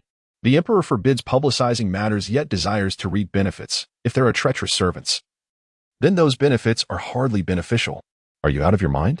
What place is this that you dare utter such words? Xie Fengyao exclaimed, stomping her foot and rushing towards Wen Chi, her finger nearly touching her face. Wen Chi brushed aside the thoughtless hand, tilting her head to continue gazing at Xie Zhi. Xie Zhi raised an eyebrow and suddenly smiled. He has been dealt with. If my elder brother wishes to offer benefits, it will be done thoroughly. Half of the servants in the Duke of Yu's residence have already met their end. Wen Chi felt satisfaction wash over her and tilted her head again. Your Highness, what of my silk happiness? Xie Zhi paused, his smile widening, as if he had encountered something amusing. Here you go. Wen Chi performed a courteous bow, her tone sincere. I am deeply grateful to your Highness. With everything that needed to be said out of the way, Wen Chi knew it was time to depart. Yubai raised his hand in indication, and she nodded, stepping down the stone steps towards the palace gate. As she walked away, Xie Fengyao turned to Xie Zhi, a look of confusion on her face. Uncle, what are you laughing at? Xie Zhi cast a sidelong glance at her, leisurely brushing off his robe. I find it amusing that someone has set their sights on me. Wen Chi's words were exceedingly brazen, almost inscribing her guilt upon her face. Regardless of whether she was the instigator or if there is any evidence, she is undoubtedly implicated in this matter. She has calculated that the royal family would not conduct a thorough investigation, thus using my hand to distance herself from blame while reclaiming her silk happiness, and even saving her sister. Upon returning to the general's residence, this connection will serve her well in the future. Yet, she shows no desire to boast or imply any transactions with me. Her straightforwardness seems to merely seek my attention and continued suspicion. What else does she intend to achieve through me? Unfortunately, I find myself disinterested in her requests. Xie Fengyao, unable to comprehend the convoluted reasoning, scratched her head. This evening, Brother Xingqiu is hosting a banquet at the Yanbei Prince's residence. As former students of the Imperial Martial Hall, would you care to attend, Uncle? The matter of Xingqiu being conferred the title of King of Yanbei is indeed significant. Although they seldom meet, their correspondence has never ceased. He has spent many years in the desolate sands, untouched by the filth that pervades Chongling City, embodying a rare spirit of detachment. As a good brother celebrates his joyous occasion, he feels compelled to extend his congratulations. However, Xie Zhi's agitation is unmistakable as he strides away. As for Li Chenge's happy event, he can attend it on his own. Xie Fengyao feels a wave of frustration, pulling away from the departing Mushan. What ailment plagues the royal uncle? Xingqiu has done him no wrong. Mushan gazes deeply at him, a smile tugging at his lips, before gradually prying his fingers apart and hastily escaping. The subordinates remain oblivious. Apart from the prince himself, only he knows why the prince harbors a distaste for King Yanbei. Li Chenge. Years ago, several of them trained at the Yuetang, yet none could best Li Chenge, who later ventured into battle. Zhao Wang, Xie Fengyao, wrote to issue a challenge, only to receive a scathing letter in return, leading to a friendship forged through their exchanges. Their own lord had also sent letters, inquiring about Li Chenge's well-being on the battlefield, asking about the scenery of Yanbei, and when he might return. 3 letters were sent in succession, yet none received a reply. As Wen Chi stepped out of the palace gates, she was immediately embraced by the waiting Si Yun and Fu Dong. Miss, are you all right? Have you taken your medicine these past few days? Wen Chi offered a reassuring smile and turned to nod slightly at Yubai. Thank you for seeing me off. Fu Dong and Si Yun quickly bowed to Yubai. Thank you for taking care of our young lady. Yu Bai returned the gesture with a deep bow, saying, Miss Wen, you are too kind. The outside air is frigid. You should return to the residence soon. Wen Chi said no more, leading Fu Dong and Xie Yin through the corridor and towards a wide street. There, Su Nanju had been waiting for quite some time. The two carefully supported her while brushing off the fallen snow from her shoulders, their eyes filled with unspoken concern, yet they dared not utter a word in that moment. Su Nanju peeked out from the entrance of the wide alley, her face beaming with joy. Miss. She appeared quite different from a few days prior. Her features, still obscured, were now adorned in a bright silk garment instead of the dark, bulky cotton attire, and her hair was neatly styled in a Zhi Liaoban. When she teased, Miss Lan, have you prepared a maid's attire? Su Nanju, a bit embarrassed, scratched her head. I have never worn such clothes before. Do you think it looks all right? Of course, it looks splendid, Wen Chi replied, extending her hand, which Su Nanju eagerly took as they made their way to the carriage. Fu Dong and Xie Yin followed behind, utterly bewildered. They could not comprehend why their mistress trusted this girl, whom she had only met once. If she held such trust, why had she not brought Su Nanju into the prince's residence a few days prior? Furthermore, now that their mistress had entered the imperial city, they had accompanied her. Yet they were unaware of her whereabouts. How could their mistress know that Su Nanju was waiting here the moment she emerged? Su Nanju helped Wen Chi into the carriage, and then nodded towards the still-dazed duo. Get in. What are you waiting for? The two had been frightened by her once when they descended the mountain a few days ago, and with the young lady standing beside her, they now found her gaze unsettling. Yet, under her formidable presence, they dared not utter a word, merely managing a collective ow as they hurriedly clambered into the carriage. Once they were inside, Su Nanju tugged at the reins, and the carriage rolled out of the wide alley. What have you been up to these past few days? When she inquired casually. To her surprise, Su Nanju remained silent for a considerable time. When she, puzzled, lifted the front curtain of the carriage and reached out to poke her, feeling the almost negligible force from her general. Su Nanju experienced a pang of sorrow in her heart, finally breaking the silence after a long pause. My subordinate has been buried in a different place. When she chuckled softly. Oh, so you went to dig a grave. Chapter 13. She concluded her nightmare digging. Digging a grave? Miss Lan Yu. Xie Yun's face turned pale, while Fu Dong had already darted to her side, closely pressed against her. Su Nanju's voice drifted lazily from the front seat. Have a bit more courage, you all, if you can't endure this minor affair. How will you ever compete with me in the future? When she couldn't help but chuckle, yet refrained from interjecting. The two exchanged glances, bewildered by Su Nanju's astute observations, momentarily at a loss for words. The carriage meandered along, eventually arriving at the residence of the Prince of Yu. Su Nanju assisted Wen Chi down from the carriage, and the two maidservants momentarily stood dazed, staring at the plaque of the prince's residence. Miss, are we not returning to the general's manor? Wen Chi replied with a faint smile. If we were to return, we must first receive our rewards. The two maidservants remained perplexed, even unaware of why they had ventured into the imperial city. When she cast a glance at them, harboring no intention of elucidating their confusion, it was perhaps best for them to remain in ignorance. Their entry into the estate was remarkably smooth. The doorman, informed of Wen Chi's visit to see the princess, and having received prior instructions from the princess herself, neither obstructed their passage nor reported back, directly ushering Wen Chi and her companions inside. Upon entering Zhuoxi courtyard, Wen Chi spotted Wen Qingyan basking in the sun on the porch. Her complexion remained poor, and an elderly maid was just emerging from within with a blanket to cover her. The maid's gait revealed she was still recovering from an injury. Qin Mama. It seems the rescue has hastened her healing. Wen Qingyan's eyes lit up upon noticing Wen Chi's second sister. As she spoke, her excitement prompted her to attempt to rise, only to abruptly realize her inability to do so, resulting in a forced smile. Qin Mama had struggled to extract any information from her mistress in recent days, and upon suddenly encountering the rather unpredictable second miss, her heart brimmed with caution. This old servant has seen the second Mississippi. Wen Chi smiled and nodded. A maid quickly brought over a chair, and as soon as Wen Chi settled into it, Wen Qingyan eagerly spoke. Qin Mama, please take them to the back courtyard to rest, and have a maid bring me a pot of tea. I have matters to discuss with my second sister. Qin Mama hesitated, her gaze darting between Wen Chi and Wen Qingyan, remaining motionless for a moment. She truly could not comprehend what the princess and the second miss might wish to discuss. The second miss had never held the princess in high regard, scarcely exchanging a word with her. Who could fathom her sudden intentions? Wen Qingyan, impatient to inquire of her second sister, elevated her voice slightly. Qin Mama, Qin Mama quickly acquiesced. Yes, Your Highness. When she raised her hand, gesturing for Miss Lan to move a chair closer. Su Nanju raised an eyebrow at Fu Dong and Xie Yin before cheerfully entering the house to fetch a chair. Fu Dong and Xie Yin exchanged discreet glares before reluctantly following.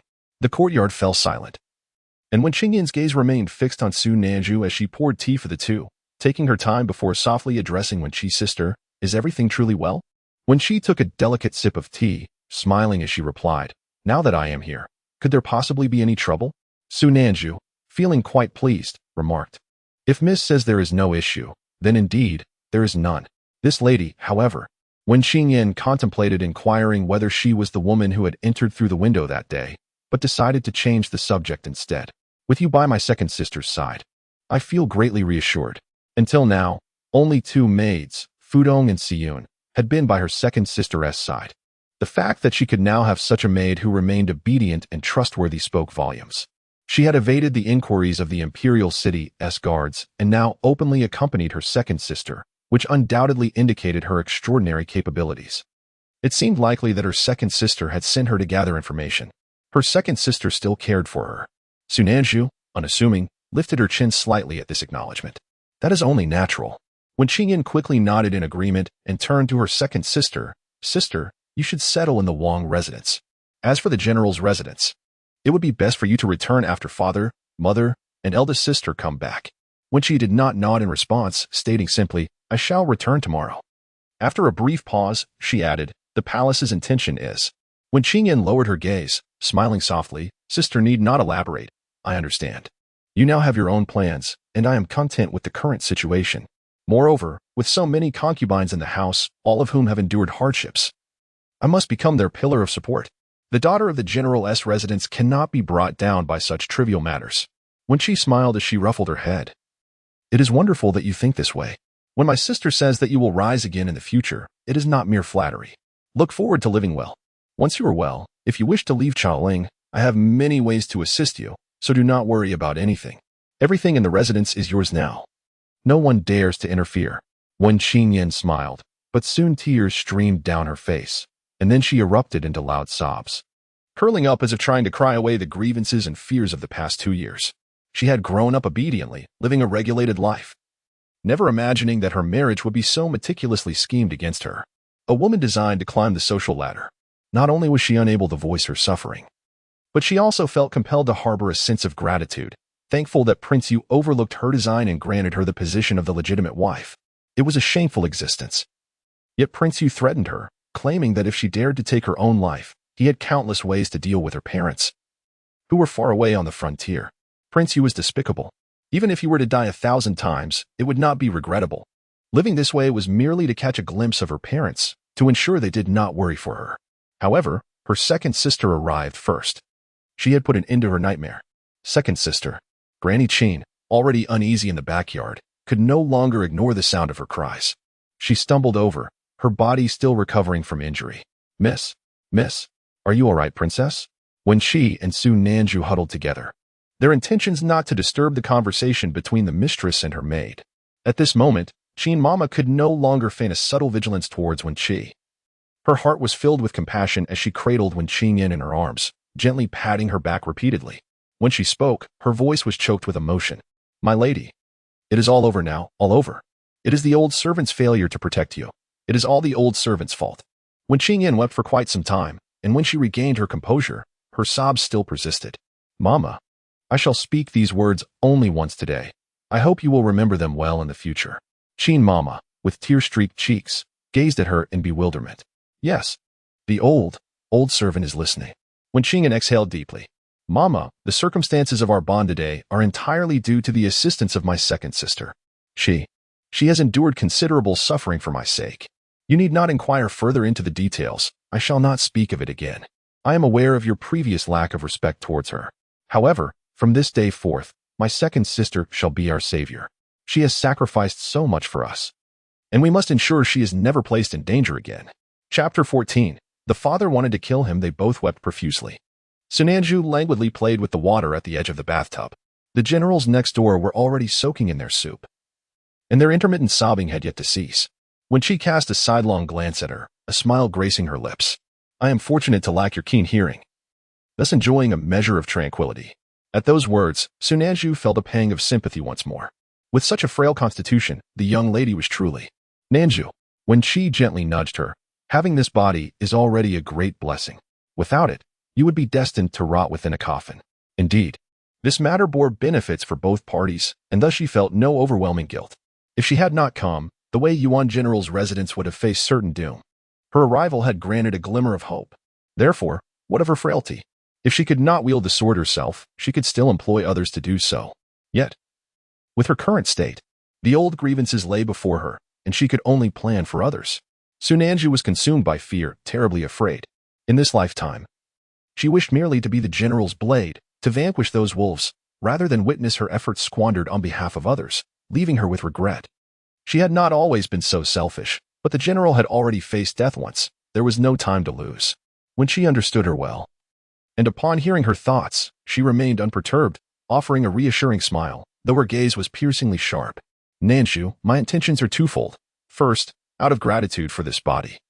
And second, because I have seen certain events, some that have yet to unfold but are on the verge of doing so. Some grievances must be settled together. These words struck Su Nanju to her core.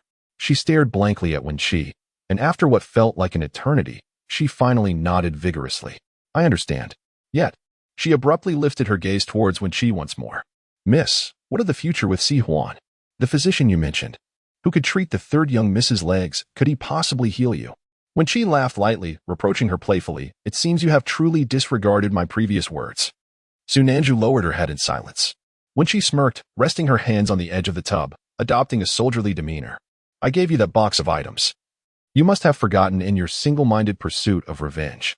Besides the silver notes and hairpin, was there not also a medical order from the Medicine King Valley?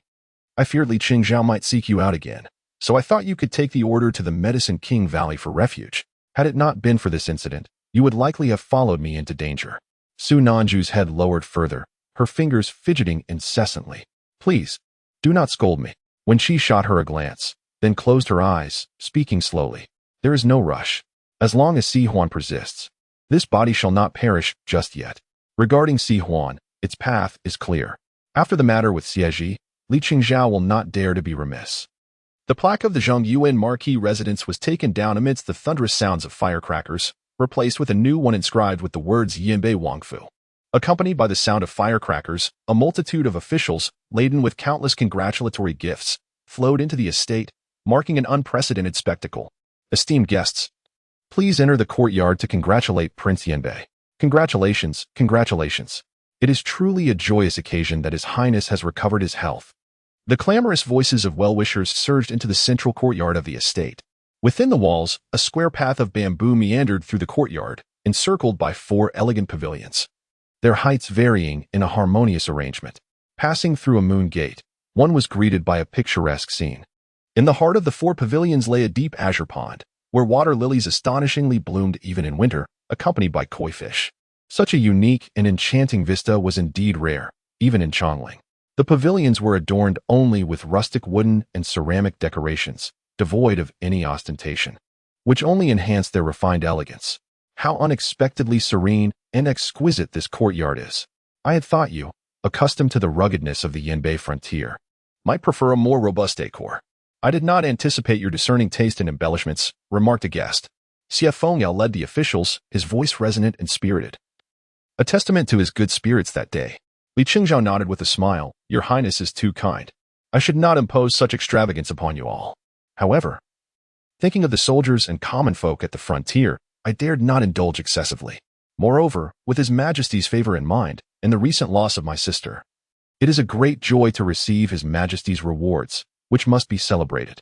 Therefore, I endeavored to incorporate more effort into the festivities, including the music and dance. The officials bowed in acknowledgement. Your Highness's concern for your sister is truly moving. Yet, she has passed, and we hope you find solace. Indeed, the sorrow has subsided. It has been many years since your Highness has resided in Chongling. This elegant courtyard is perfect for us to converse at length. Prince Yinbei's emphasis on today's elegant banquet, despite the absence of song and dance, showed his meticulous attention and respect for the Emperor's favor, alleviating any concerns. At merely 23, your Highness was bestowed the title of Prince Yinbei, a rare and invaluable minister of Day whom we all greatly admire. What you say is precisely correct, Li Chenge replied, his demeanor modest as he returned the gesture of respect. You are all exceedingly courteous. My lord, it's quite chilly. Perhaps you should don your cloak?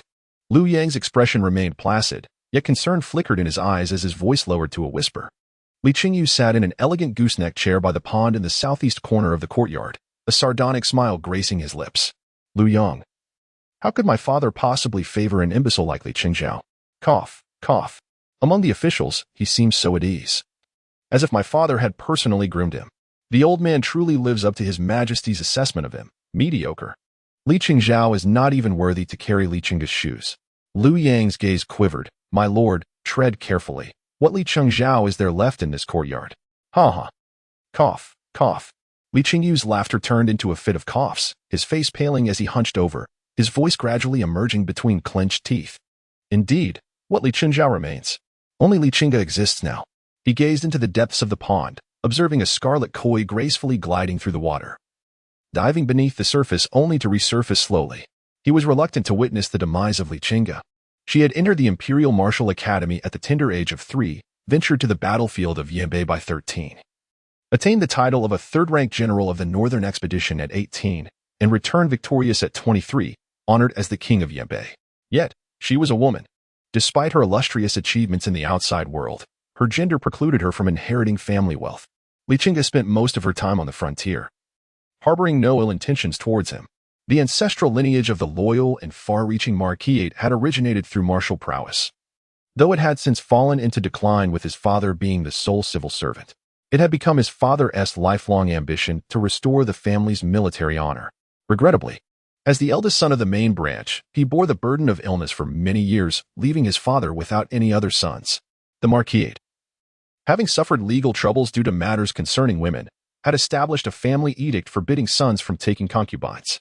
Thus, his father sought to end his life. In a desperate bid for survival, he proposed to exchange the son born to his mother who had tragically passed away for the daughter born to the second branch's matron.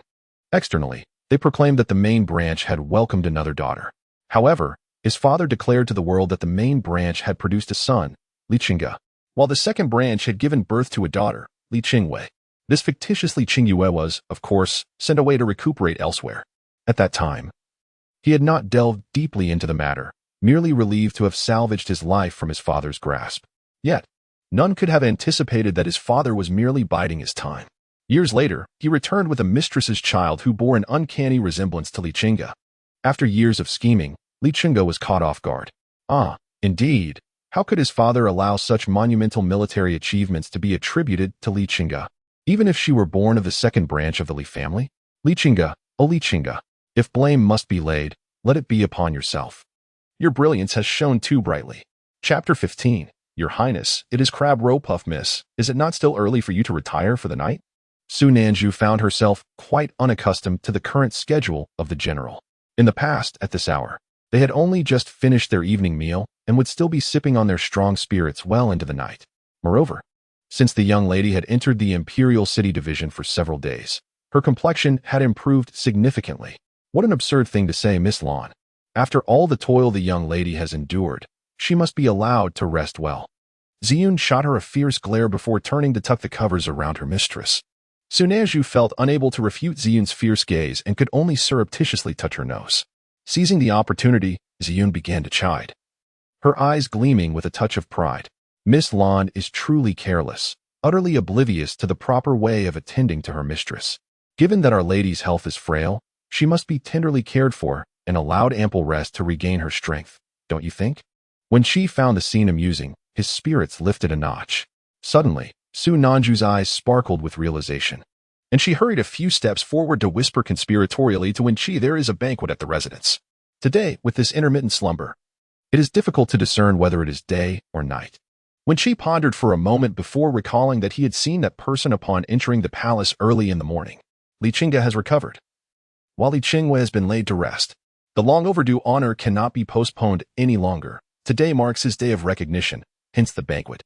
As she gazed at Su Nanju's bright eyes, she laughed and scolded, you truly cannot wait even a moment longer. Then let us send a box of crab roe puffs along with a letter of greetings, claiming it is a gift from an old friend in Yanbei. The steward would not dare deliver it without personally ensuring it reaches his hands. Such exquisite delicacies as crab roe puffs are seldom found in the borderlands of Yanbei. It was the lady's nominal mother who, noticing her enjoying a few pieces at a palace banquet, assumed she had a fondness for them and made sure to prepare them on her infrequent visits to Chaling. Yet, Li Chenge was unable to partake in crabs. Sunanju, unaware of the underlying reasons, simply trusted that the general would not engage in frivolous endeavors. Very well, you must rest well. I shall attend to this matter immediately. Though crab roe puffs are a luxury, she still possessed some silver. The general's past rewards had all been entrusted to the Marquis of Zhongyuan, and much of the military salary had been used to support the army, leaving the general quite impoverished. However, when the general was in dire straits, he had still given her all the silver he had saved, a total of 145 taels. Miss, why does Miss Lan refer to herself as a subordinate? Ziyun was perplexed. This Miss Lan's arrival was indeed suspicious, and the young lady seemed to hold a peculiar fondness for her, alternating between calling herself a servant and a subordinate, which was quite odd. When she raised his hand and lightly tapped Ziyun's forehead, "Do not indulge in such fanciful thoughts. Go and rest." As dusk approached, Steward Feng of the Yanbei Wangfu remained stationed at the gate, fearful of neglecting a noble guest. Steward Feng.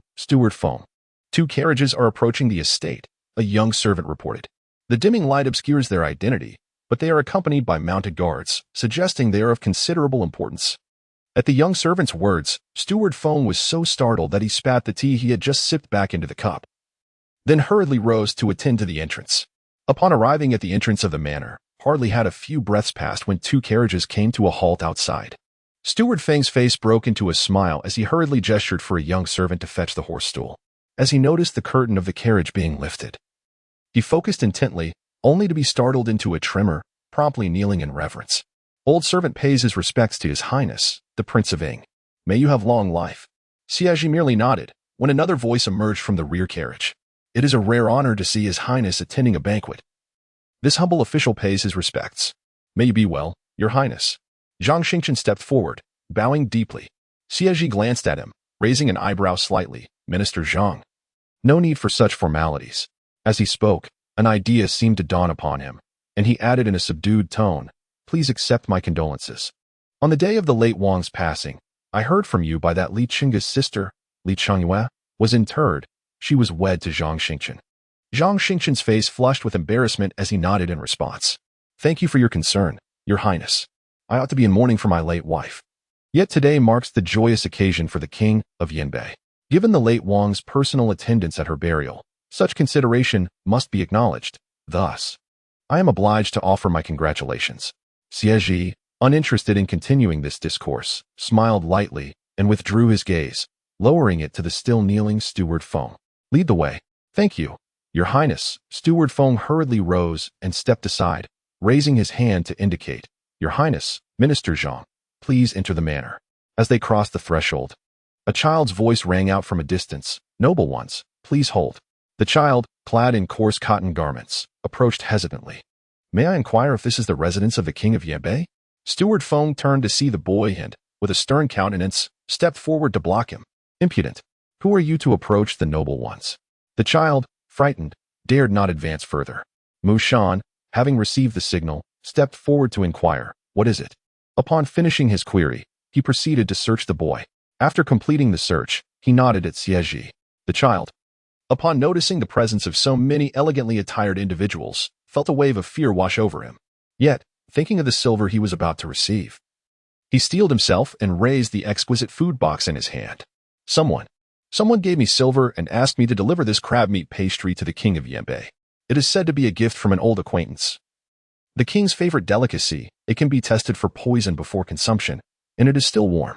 Oh, by the way, they mentioned there is a letter inside.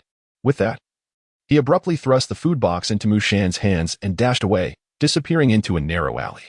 Steward Feng stood momentarily stiffened, hesitantly looking towards Mu Shan, who then handed him the box. Such trivial matters were of no interest to their master, and thus he would not intervene further. Wiping the sweat from his brow, Steward Feng tightly grasped the food box and continued leading the way. Upon entering the building, Zhang Xingchen remained on the 3rd floor, while Xie Zhi was escorted to the top floor. There, 2 tables were set, one occupied by today's esteemed ministers, and the other by royal family members. As Xie Zhi ascended, everyone rose to pay their respects. Bow to His Highness. Bow to the royal uncle. Seeing Li Chenge approach, Xie Zhi, despite his aversion to excessive conversation, did not deter him. After taking his seat, he merely gestured with his chin towards Steward Feng. Everyone, please be seated. The king of Yanbei first took a glance at the items sent by an old acquaintance.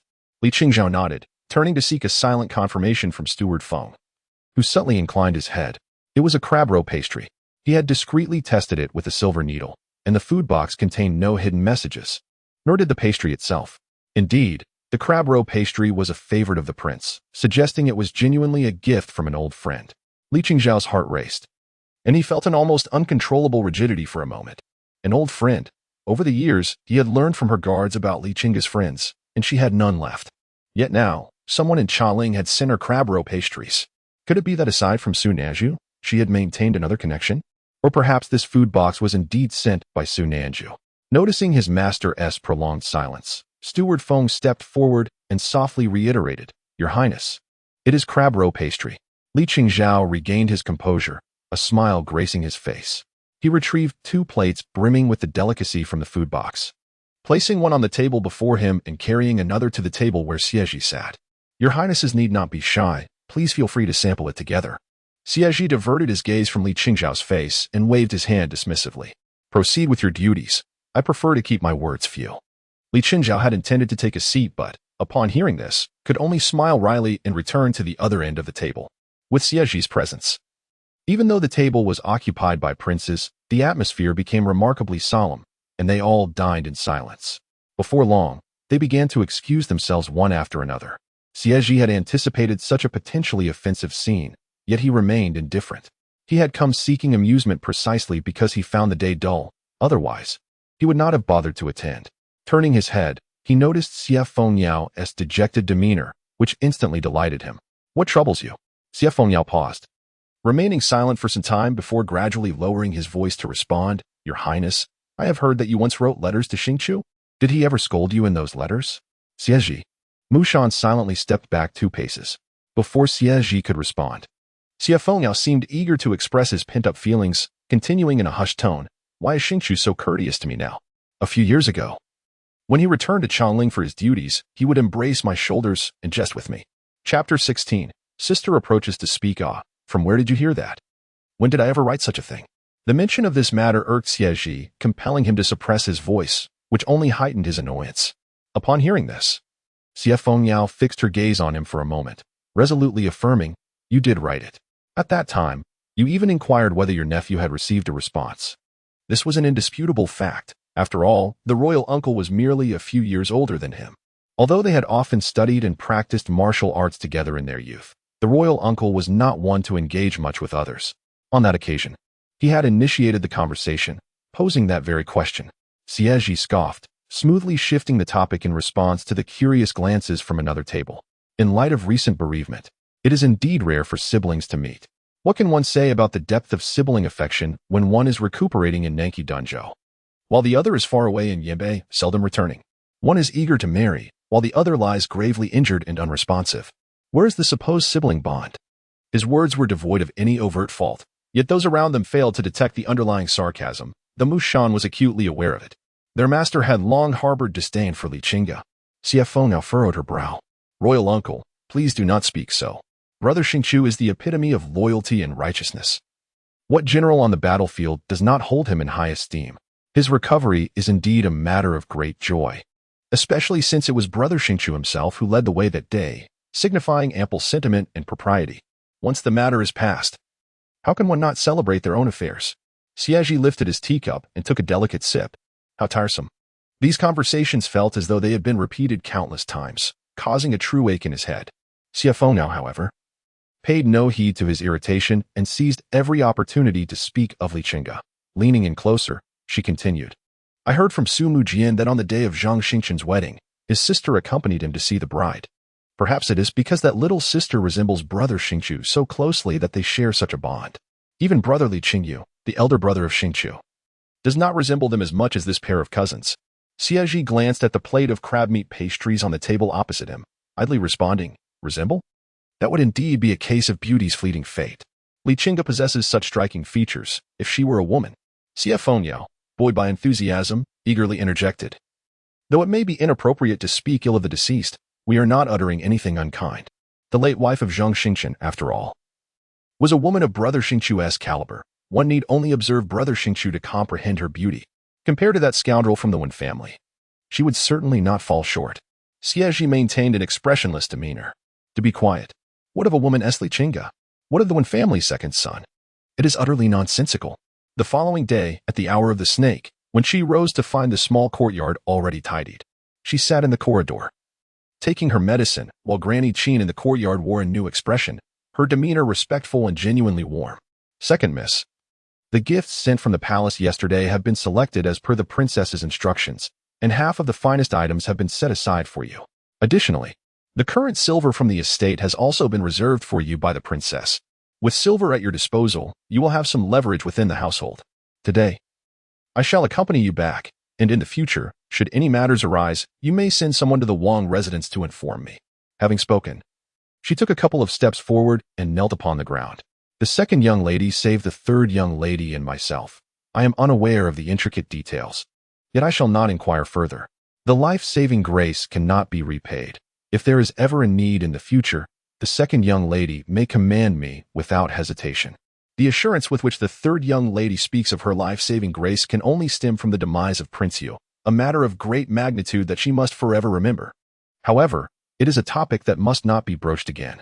When she set down the medicinal bowl, "Madam," she said politely, "let us return to the residence together." Indeed, Wei Yuan General's residence. As when she and her entourage arrived at the entrance, they found the gates firmly shut. It is not unusual for a residence to be closed. No household remains perpetually open. Mama Qin disembarked from the carriage, bowed to Wen Chi, and approached the door to knock. The second young lady has returned. Open the door. Open the door. Unfortunately, there was no response from within.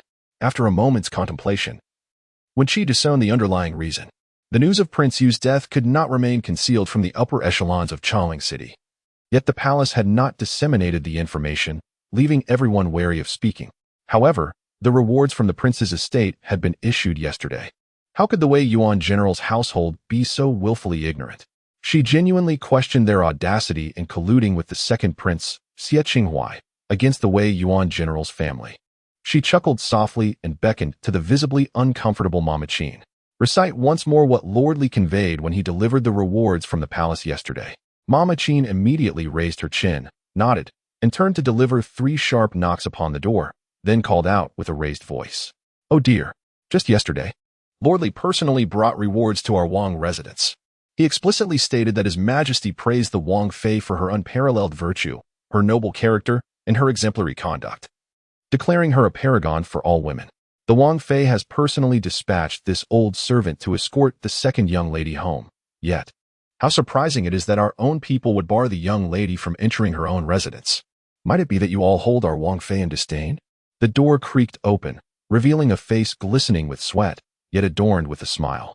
Mama Qin deliberately widened her eyes and let out a cold laugh. "Ah, so there are indeed people within the residence. Hurry, open the door, and welcome the second young lady home." Steward Dong, turning around, muttered a reprimand before stepping out to bow to Mama Qin. "Madam Qin jokes, it is merely the ignorance of those below." With that, he swiftly took a step towards Wen Chi and performed a deep bow. "This old servant pays respects to the second young lady. May you be well." Wen Chi, disinclined to engage with him, merely cast a fleeting glance before entering the residence with Fu Dong and Si Yun. Mama Qin shot a glare at Steward Dong, and the servants from the Prince Yu's estate followed them inside. Steward Dong paused for a moment, recalling the glance the second young lady had given him, which sent a chill down his spine. He shook his head and hurried to catch up, smiling as he approached Wen Chi. "I report to the second young lady that the elder lady of the house has instructed that you must be weary from your travels and should rest well. Dinner will be served in the Wanxiang Hall later." Wen Chi nonchalantly uttered a soft HM. Lacking familiarity with the route, she was compelled to rely on the 2 maidservants who guided her through the estate. After a leisurely stroll, they finally led her to a courtyard named Xie Pavilion. As they approached, a delicate and melodious voice resonated. "Why should I bother to retrieve those pale yellow embroidered butterfly patterned skirts I've only worn once? I might as well bring them out, reinfuse them with fragrance, and wait until the new year to wear them again." Wen Chi, puzzled, turned her head to glance at Si Yun, who suddenly flushed with anger, seemingly incensed. She thrust the bundle behind her into Fu Dong's hands, rolled up her sleeves, and stormed into the courtyard. Why is the fourth miss in our second miss's courtyard? The place is swarming with deadweights. Who dares neglect the protection of the second miss's quarters? Cui Huan. Yuju. Where have you gone? Wen Yuting stifled a laugh behind her hand. Oh, it's Xie Yun. Has your second miss returned? This courtyard is now mine. She might as well find another place to stay. As when she entered the courtyard, Wen Yuting's smile grew ever more sardonic. Sister's countenance does not seem as it once was. Perhaps it would be best for you to remain at the White Pagoda Temple. That way, you might avoid stirring up trouble upon your return. It's clear that no man in Chongling would ever take you, and your family's reputation has been thoroughly tarnished by your actions. Truly, do you not know the meaning of shame? You shameless wretch, what are you saying? Su Nezhu, in the midst of speaking, attempted to confront her but was restrained by Wen Chi with a sweeping glance around the courtyard. Wen Chi smiled and beckoned to Wen Yuting. Sister, do come over and speak. One who has faced death once is no longer so benevolent. She added with a chuckle. Wen Yuting coldly snorted, her gaze icy as she approached Su Nezhu. Where did you find this new dog, sister? Truly, it is unwaveringly loyal. With that, she turned her attention back to Wen Chi, her smile radiating an air of condescension. Can you afford to keep a new servant? Do not forget, your monthly allowance still depends on my mother. Before she could finish, Wen Chi seized her by the neck and forcefully plunged her into a nearby lotus basin. With a playful smile, she remarked leisurely. It seems fourth sister's eloquence leaves much to be desired. Chapter 17. The second miss aims to kill the fourth miss. The crowd was paralyzed with terror. Their faces as pale as death, momentarily frozen in place. The only sound that filled the courtyard was the frenzied splashing of Wen Yuting, akin to a drought-stricken chicken flailing in water. When she lowered her gaze, casting a glance at the head submerged in the vat, reluctantly loosening her grip. Are you awake now? Wen Yuting gasped for breath, desperately attempting to grasp the edge of the vat, only to find herself utterly drained of strength. Are you all dead? Wen Chi, you shameless. Wen Chi raised an eyebrow and pressed her further down into the water. Bubbles surged incessantly within the vat. The sound of their bursting delightfully amusing, yet to the ears of those gathered, it was nothing short of horrifying. The servants seemed to regain their senses, their screams echoing. Fourth miss. Second miss, how dare you? The fourth misses. Quick, call for help. The second miss intends to kill the fourth miss. Su Nezhu stood with her arms crossed, a triumphant smile gracing her lips as she kicked aside a maid who lunged at her. Stand back, or you might meet the same fate. This fourth miss truly is. The general is fiercely protective. She might merely scold him, and he could feign ignorance. However, how could she dare to directly insult Su Nezhu? Su Nezhu turned her gaze to the still-dazed Granny Qin, her voice dripping with mockery. Please ensure that the people of the Wang residence guard this courtyard for my master. Granny Qin, stiff with shock, hurriedly nodded. Why yes. As soon as the words left her lips, the people of the Wang residence set down their boxes and formed a blockade at the courtyard's entrance. When she lifted Wen Yuting slightly, a playful smile dancing on her lips. Have you cleaned your mouth yet? Wen Yuting, half submerged in the vat, trembled from the cold, her teeth chattering. Wen Chi, how long do you think you can live? Perhaps you should drink a bit more. Wen Chi leisurely pressed her down again, then turned to the crowd with a smile. Quickly remove your fourth miss's belongings from my courtyard. Do hurry, or she may not survive. Although Xie Yunha and Fu Dong found the situation hard to believe, they also felt a sense of vindication and stepped forward. Hurry. Have you not heard? Second miss, you cannot. The young mistress and the matriarch will never let you off. It seems your maid still does not understand the situation. When she lifted Wen Yuting out again, leaning in to inquire. Is your fourth sister free to teach you some manners now? Or is your mind still clouded, and your mouth still unwashed? Wen Yuting gasped for air, waves of near-death sensations overwhelming her, rendering her incapable of further bravado. The pressure on her neck eased slightly, and she turned, meeting Wen Chi's smiling gaze, suddenly feeling a tingling numbness throughout her body. Sister, I was wrong. When she had gone mad, she was truly insane. Though Wen Yuting had once been willful, she had never dared to treat her like this. She was indeed mad. There was no doubt in her mind that had she not submitted today, she may never leave this courtyard. In the future, she would make sure Wen Chi paid dearly. Wen Chi released his grip, lifted Wen Yuting's skirt to wipe his hands, and then casually surveyed the individuals within the courtyard. A leading matron glanced at the already fallen Wen Yuting, trembling as she spoke. It is the second miss. We shall attend to her at once. Xie Yun hurriedly moved a chair from the corridor. Miss must be tired. Please sit and rest for a moment. Wen Chi promptly collapsed into the chair, breathing heavily, indeed weary to the bone. Sunanju, with a playful smile, squatted beside her, fanning herself with her hand, exuding an air of sycophancy. It appeared that the medicine the master had consumed these past few days had proven somewhat effective. When she shot her a glare and, upon lifting her gaze, met the intricate expressions of Siyun and Fudong, accompanied by the sounds of hurried preparations within the room. She kindly explained, in an unexpected situation, one merely needs to exert a moment's strength. If one can place another in a state of breathlessness, it conserves even more energy. This is the simplest method of taking a life. However, this approach is ineffective against robust men and coarse matrons. It is only suitable for delicate young ladies like the 4th Mississippi. In truth, it was not entirely unfeasible, but it required swiftness and forcefulness to succeed. When she fell silent for a moment and waved her hand dismissively, "Forget it. Do not learn this recklessly in the future. Fudong, this. Siyun. Oh heavens, who wishes to learn murder?" The courtyard, bustling with activity, meant that these words did not reach many ears. However, they landed squarely in Wen Yuding's. With a pallid countenance, she cast a glance at Wen Chi before quickly averting her gaze. What was Wen Chi saying? She had truly lost her mind. In less than half an hour, the courtyard was filled with even more boxes and crates.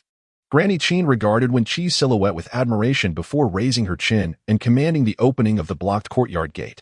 The individuals within lifted the boxes and exited the courtyard, suddenly recalling their fallen mistress still sitting by the vat.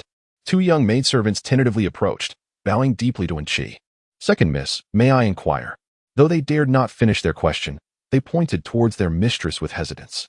Wen Chi raised an eyebrow slightly. "Take her away." As the 2 young maidservants prepared to assist, Siyun stepped forward to interject. "Wait, we must return everything that is missing from our second Miss's previous room." Wen Yuding stiffened momentarily, her hands falling limply to her sides. Wen Chi, ignorant of such matters and indifferent, knew she could not undermine her maidservant's dignity at this juncture. Thus, she smiled and said, "Bring the items to exchange for your young lady. If you cannot decide, you may summon your mistress to collect her." Little did she know from whence the 4th miss had come, but the maidservants, in their conversation, inadvertently revealed it. Mistress. It turns out this 4th miss is the offspring of a concubine. The 2 young attendants exchanged frightened glances, bowed once more, and hastily retreated. Wen Yuding suppressed the joy bubbling within her, eagerly awaiting her mother's arrival. Sunanju surveyed both the front and back courtyards, returning with a puzzled expression. Where have all the attendants gone? The general of her family has never experienced a life of servitude, now that he has achieved his position. He naturally deserves to indulge in the pleasures of life. Fudong nodded and reported back to Wen Chi, "Miss, it seems they may have directed her elsewhere. We shall inquire for clarity once Miss He arrives." With the 3rd young lady married off, and our own Miss visiting the White Pagoda Temple, these individuals have audaciously presumed themselves to be the masters of Han Garden. Wen Chi felt that matters within the inner residence were far from simple. Indeed, they were rather intriguing. Those who thrive on the battlefield are not bound to any particular place. However, General Wei Yuan possesses a somewhat misguided and foolishly filial disposition. It is better to confront certain issues head-on sooner rather than later, as retaining the 2nd and 3rd households only serves as a burden. Chapter 18. A foolish one. Before long, Madam He arrived with a host of maids and servants, each carrying various items of different sizes. Upon entering the courtyard, Madam He spotted her daughter sitting on the ground, and with a pang of maternal concern, she approached, forcing a smile as she looked at Wen Chi's 2nd miss. "Might I inquire what misdeed the 4th miss has committed?" Wen Chi remained seated, scrutinizing the beautiful woman before her, as if finally coming to her senses. She smiled and replied, "It has been quite some time. It's nothing much. The 4th miss merely has a rather loose tongue." Madam He let out a sigh of relief, though a fleeting grimace crossed her face, and the smile on her lips carried a hint of sarcasm. She had hurried here, having only heard that the 2 exchanged a few heated words, after which Wen Chi had shoved her daughter into the water. She had hoped Wen Chi had matured. Yet here they were, still a fool. In the past, the 2 had quarreled frequently, whether over garments or status. After nurturing her daughter for so many years, what progress could Wen Chi possibly have made? With a warm smile and a familiar tone, she continued, "Do not be angry, 2nd miss. This is entirely the fault of the maidservants. I have been preoccupied with preparations for the coming-of-age banquet and neglected to keep a closer watch." Allowing her to overstep her bounds, Madame Chin felt a tightening in her chest. This scene was all too familiar, having played out countless times before. Each occasion, and he would offer a few sweet words, and the second miss would be easily swayed, disregarding the counsel of those loyal to her, even dismissing the devoted Granny G from her side. Should the second miss genuinely have changed, she would need to summon Granny G back, ensuring that the third miss could rest easy, leaving her elder sister alone in the general's residence. Madam He, smiling, nodded deeply before continuing. The fourth miss is still young and quite naive. She does not deserve to reside in your courtyard. Now that you have returned, I shall. When she raised her hand to halt her discourse, leisurely pushing herself up from the armrest and fixing her indifferent gaze upon Madam He. There is no need for excessive words. The courtyard from 2 years ago must remain as it is today, including its occupants. With that, she smiled again, as if finding amusement in the situation. Is the management of the household still under your care, Aunt? Did not the fourth miss imply something about the monthly allowances depending on her mother? Madam He, caught off guard by her smile, hesitated for a moment before nodding. Yes, it is still under my charge. Wen Chi chuckled lightly. And managing the household is indeed amusing. It simplifies matters. Over the past 2 years, I expect to be compensated for my share of the monthly allowances due to me and my maids. Madam He's elegant brows knitted tightly. It was absurd. Wen Chi's total allowances over 2 years would surpass 1,000 taels, and with 2 maids to account for. How could she possibly divert such a sum from the household funds? She pulled out a handkerchief to cover her lips and coughed lightly, lowering her voice as she spoke. Second miss, you must be unaware that you were punished by the old madam and sent to the White Pagoda Temple, thus forfeiting your allowances. Moreover, you were required to remit 20 taels each month to the estate while there. Wen Chi ceased her laughter, stepping closer to Madam He and whispering in her ear. It was a mistake. The White Pagoda Temple is not my intended destination. Those who sent her must bear the expenses. Moreover, as you have surely heard, I have entered the Imperial City Division. What a place the Imperial City Division is. Within its confines, I have come across some intriguing tales. For instance, my medicine lacks any trace of joy. A whole family conspiring against a fragile woman like myself. How disgraceful. After speaking, she took 2 steps back. Her smile as refreshing as a spring breeze. Now can we proceed? Hearing this, he sure broke into a cold sweat, her smile vanishing, leaving her to nod stiffly in response. Yes, it is I who shall. When she sidestepped her and strode into the room. Well, do hurry. By the way, I have brought back a new maid, of good lineage. Her monthly allowance is comparable to that of Yin Fudong. Take Xiao Si away and arrange everything I brought back. Su Nanju cheerfully nodded at he sure. Little miss, it is I, Lan Yi. She added, of good lineage, indeed. In the Wan Xiang Hall, the voice of urgency pierced through the air just as the meal was served. Setting down her chopsticks, he sure's face contorted with impatience. What is the cause of such a commotion? Is a mere maid's return enough to provoke you? He sure hastened into the small hall, bowed respectfully, and approached, only to be met with a room full of maids, causing her to abruptly fall silent. Zhuo Momo observed her expression and waved away the maids in the room. He sure offered her a slight nod before quietly addressing the old matriarch. Aunt, when she has audaciously demanded her monthly allowance for the past 2 years. The old matriarch furrowed her brow and slammed her hand on the table. Who gave her the audacity? A person expelled from the household should not return without the elder's permission, and yet she dares to bargain with her elders, even requesting 2 years' worth of allowance. Ensure that she is not to be catered to. I wish to see how she maintains her pride. He sure, fully aware of how to handle Wen Chi, sighed, lowering her gaze. Aunt, she mentioned the Imperial City Division. Surely, the esteemed guest who visited that day must have divulged something to her. She brazenly claimed to have been deprived of joy and even said. The old matriarch paused, her expression faltering. What else did she say? He sure hesitated. Then continued, she asserted that an entire family conspired against a weak woman, which is quite beneath dignity. That day, did not the master of the second house say that the esteemed guest had granted her face and wished to keep this matter under wraps? How did Wen Chi come to know of it? What difference does it make if she is aware of it or if it is made public?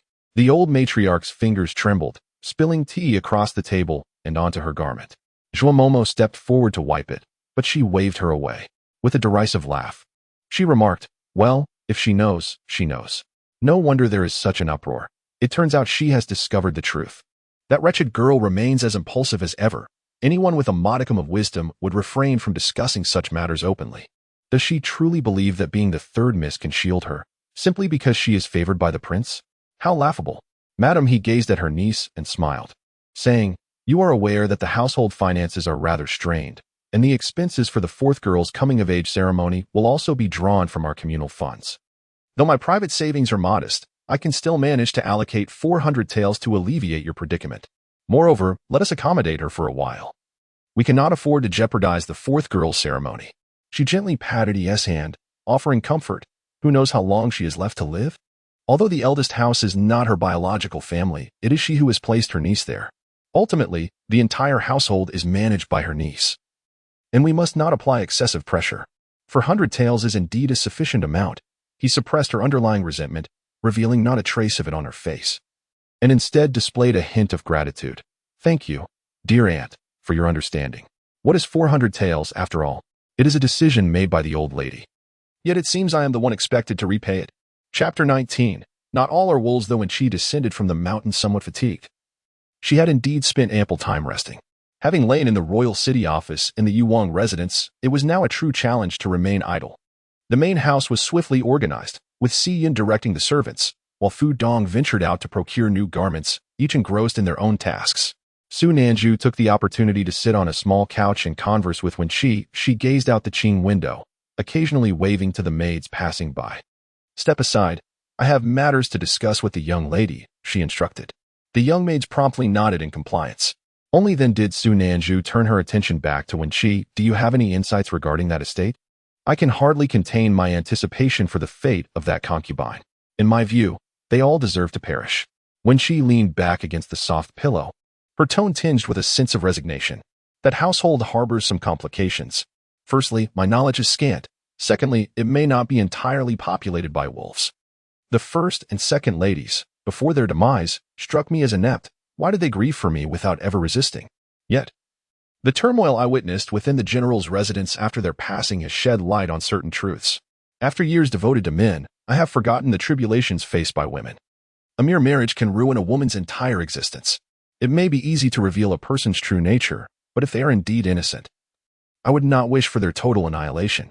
Su Nanju paused for a considerable time, as if just realizing that beyond those base individuals, there were also the general's biological parents, and even a younger sister, Li Chenge. Who orchestrated these events? Who participated? Did the master and mistress know? Such matters warrant thorough investigation. She regarded Wen Chi earnestly. It was my impatience that led to this oversight. I now understand that I shall heed your guidance moving forward, and I shall not act rashly at that moment. Xie Yun rushed in, her pallor betraying her anxiety, abruptly interrupting Su Nanju.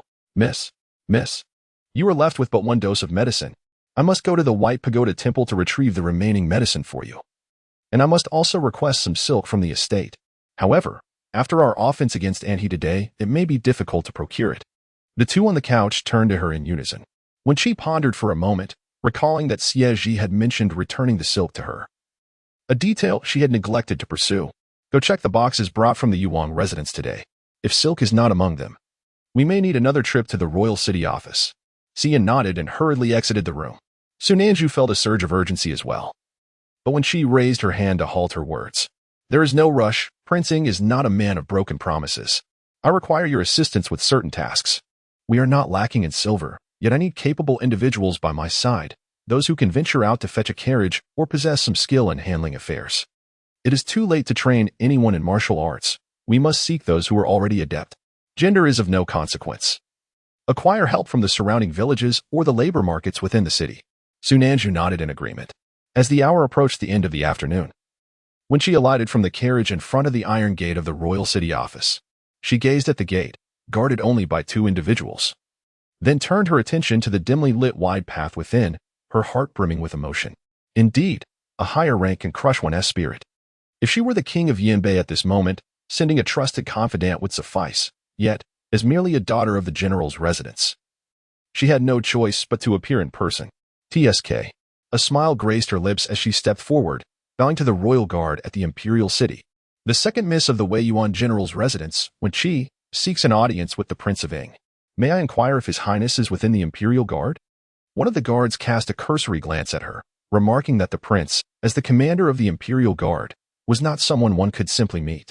Another guard nudged him, whispering that this second miss one had indeed left the imperial guard with her maid in tow. Let us dispense with idle chatter. It is imperative to inform him. The guard, still perplexed, regarded Wen Chi once more before finally conceding, "Wait here." As he departed, Wen Chi turned to the other guard and offered a warm smile, causing him to blush and lower his gaze. Her smile faltered slightly, becoming more reserved. Inside the study of the Imperial Guard, Xie Zhi, bored, perused through letters when he heard the news and found it curious. The guard once again cupped his hands and reported, "Your Highness, the second miss of the Wei Yuan General's residence, Wen Chi, requests to see you." How intriguing. To have yet another woman come to the Imperial Guard in succession. Xie Zhi waved his hand dismissively. "Very well, for the sake of the Wei Yuan General. Allow her to enter and speak." While he could choose to grant or withhold favors from others, he felt inclined to offer courtesy to the general who had taught him martial skills for a few days. When she entered alone, taking her time, and after nearly a quarter of an hour, she reached the highest floor of the Imperial Guard and entered the study. She composed herself before stepping forward to pay her respects. "Wen Chi, I pay my respects to your Highness." Xie Zhi lifted his gaze to regard her briefly before returning to his letters, speaking in a calm tone. "What do I owe you?" Wen Chi raised her head slightly, offering a good-natured smile. "I have come to request silk embroidery." Upon hearing this, Xie Zhi raised his expressionless gaze towards Yubai at the side. Yubai stiffened, nodding as he admitted, "It is my oversight. I was too preoccupied to remember." Xie Zhi returned Wen Chi's smile with one of his own. "I shall have it brought to you at once." Seeing his promptness, Wen Chi could not help but raise an eyebrow. "I thank your Highness." Xie Zhi did not wish to linger on this matter, casually waving his hand. Once the attendant had exited, his expression darkened slightly. She indeed bore the suspicion of seeking his attention. Having entered the Imperial Guard twice, she acted as if she were merely strolling through the streets, unabashedly attempting to draw his notice. How audacious indeed. Wen Chi's intentions were hardly pure, and she was unconcerned with his thoughts. As she emerged with the Imperial Guard carrying the box, both Si Yun and Su Naju exhaled in relief. "Mississippi." Before Yubai placed the box onto the carriage, he opened it first. "Second Miss One, do have a look. These are the items you requested." When she approached and directly inspected the contents at the bottom, then turned it over and casually picked up a few delicate pieces to smell. "Excellent. Thank you." Yubai nodded, gesturing for the guards to load the box onto the carriage before bowing and taking his leave. The carriage began to move, and Wen Chi, deep in thought, instructed, "It is likely that Fu Dong has not yet returned. Let us stroll through the streets. It would be best if this box could accompany the items she purchased back to the manor. Otherwise, who knows what schemes they might concoct."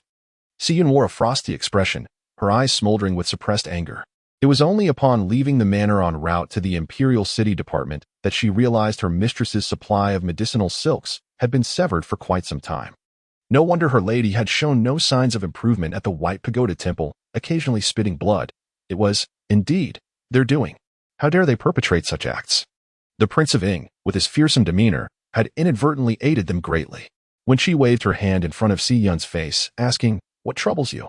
Si Yun turned her face away, feeling that such a grave matter had not been disclosed to them, as if they were mere outsiders. When she fell silent, taken aback that this little girl dared to express her displeasure, she had certainly grown more assertive. With a touch of awkwardness, she attempted to placate Si Yun. "Do not be upset. It is merely the chaos of the moment that led to this oversight. I promise to inform you first, my esteemed first maid, in the future." Having relied on such conciliatory tactics frequently in recent days, combined with her charming demeanor, they proved quite effective. Si Yun's irritation lessened but was quickly replaced by concern. "When the mistress dines at the evening fragrance hall, I wonder how they will trouble you." When she replied with a smile, "I have just returned to the manor. None would dare to cause me any trouble." Chapter 20. The enforcer I brought back that evening. When she leisurely escorted Su Naju to the main hall of the Wanxiang Pavilion, the chairs and low tables on either side had been moved aside, leaving a large round table in the center where the guests were already seated. Except for Madame He and the young fourth, she did not recognize anyone else. She surveyed the room and performed a respectful bow. "I have the honor to greet you, esteemed elders." Everyone turned to her, and after a brief pause, "Old Madam," he spoke slowly, her tone relatively warm. "Cheer, there is no need for formalities. Please take a seat." When she expressed her gratitude before stepping forward to take her place, as she picked up the silver chopsticks to serve herself, she noticed that no one else had moved to eat, prompting her to set them down again. With a hint of confusion, she glanced around. The younger generation wore disapproving expressions, while the older ones smiled, albeit somewhat stiffly. They managed to maintain decorum. Madame He smiled and brought a bowl of soup to Wen Chi. "Second Miss, Do have a sip of the warm soup. When she turned slightly to glance at her, offering a slight nod. Such an occasion was not one for a concubine to attend, and even if she did, there would be no place for her. Madam, he seemed quite accustomed to these trivialities, suggesting that life in this household was not without its challenges. The master of the second house, Wen Lianyun, exchanged a knowing glance with his wife, Lin. She shot him a sharp look before smiling and interjecting, I hear you have brought back a maid of good standing. That is indeed intriguing. Madame Wang from the third house glanced at her mother-in-law's expression before adding with a smile, it must be this young lady standing behind you. Yes? She appears rather unremarkable. I wonder how she caught your eye. If you ask me, employing someone should require a proper contract. As for good standing, the financial arrangements may be challenging. A servant is merely an object, while a maid of good standing is a person. Mistreating a person could lead to legal troubles, while mishandling an object merely requires a monetary exchange. When she sipped her soup, stealing a glance at the woman who introduced herself as third aunt, her eyes subtly arching. Ah, Lan Yi is the enforcer I brought back, to ensure no one dares to bully me. As for financial matters, a maid of good standing should indeed receive more. It is simply a consideration for my family that I have assigned her the same monthly allowance as a first-class maid. Do you believe, dear third aunt, that I should adhere to the standards of good standing? How considerate of you, third aunt. Madame Wang's smile faltered. The topic was utterly preposterous. What enforcer? What bullying? Old madam, he shot a warning glance at Madame Wang. Do not heed your third aunt's nonsense. There are no regulations in this household regarding maids of good standing. However, as your grandmother, I am inclined to overlook this instance. Assigning her the allowance of a first-class maid is quite generous. We must not further disrupt the household's customs. As for this talk of enforcers, let it not be mentioned again, lest it invite ridicule. She is merely a peasant woman with a sallow complexion and a blemish on her face, with nothing more than a slender frame to boast of. An enforcer? Any servant in this household could easily overpower her. When she cast a troubled glance at Su Nanju's marred visage before turning to old madam, he with a smile. What you say is indeed true, grandmother. After a brief silence, she raised her voice slightly, feigning profundity, and inquired, May I ask, grandmother, when is the debutante banquet for the fourth? At that time, which ladies would come to witness the occasion? It is rumored that the granddaughter's silk melodies have caught the attention of the Prince of Yanbei. Surely, the ladies of the Yanbei royal household would also be in attendance. She genuinely wished to meet the women of that household, to encounter her elder aunt, her biological mother, and her sister. As for what the people around her might think, it was beyond her control. The mere thought of their opinions was rather repulsive. Upon hearing her tone, the crowd collectively sighed in relief, their disdain barely concealed. A young man glared at her and began to scold. You truly are so desperate for a man that you would insert yourself into everything. Do you even care? Sure, you must not be disrespectful to your second sister, the old matriarch interrupted, her amusement fading as she turned to Wen Chi. Your past indiscretions have been rather excessive.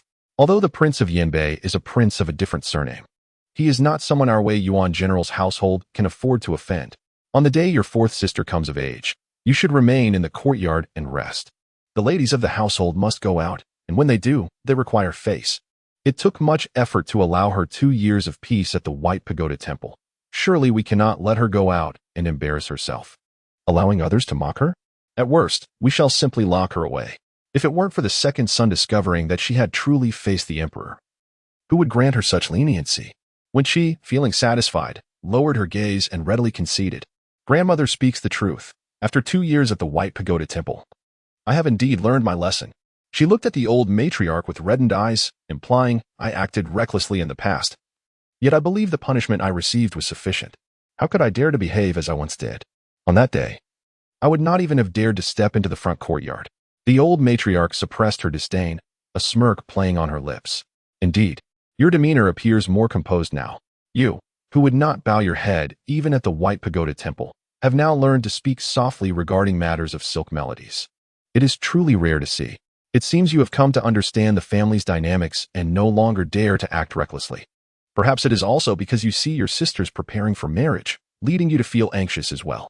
But aside from your appearance, what else can you present? You remain shameless, a young lady preoccupied with her own matrimonial affairs. However, this matter cannot be taken lightly.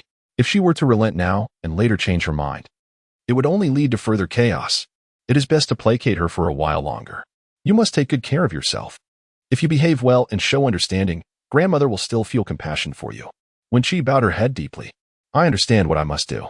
Wen Yin, having learned what he wished to know, felt no need for further reservations, and thus laughed heartily.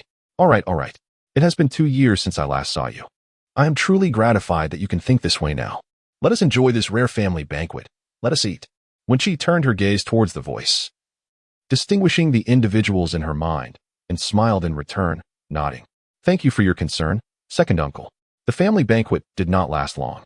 The crowd appeared to have much to discuss, yet, due to Wen Chi's presence, they refrained from prolonging their chatter. Although laughter and banter ensued, the conversation could not sustain itself for long. With keen perception, Wen Chi, having satisfied her hunger, took her leave. The others, in unspoken agreement, did not hinder her departure. Su Nanshu, who had initially walked alongside Wen Chi, gradually moved to the rear, captivated by the peculiar gait of her general, momentarily forgetting her own hunger. Without turning back, Wen Chi wondered what she was gazing at. Though stripped of her martial prowess, her innate human intuition remained intact. Su Nanshu raised her hand to touch her chin. Noting that while her lord's stride retained echoes of the past, it also bore signs of weakness and urgency. Wen Chi, feeling the weight of Su Nanshu's gaze, turned and struck out her palm. Su Nanshu, with a complex expression, caught it and then gently touched her hand. Though her instincts persisted, her speed was but a fraction swifter than that of one untrained in martial arts, yet it cost her an inordinate amount of energy. This fleeting display of speed and strength felt to a martial artist akin to playful banter. When she glanced at her, withdrawing her hand to appraise her own delicate skin. You have truly mastered the art of approach, she remarked. It remained uncertain whether she could ever heal, and if healing were possible, whether she could return to her martial training. When she harbored a wistful longing, dreaming of the day she could wrest the silver spear from Li Chenge's grasp and drive it into his throat, using his blood to consecrate her weapon.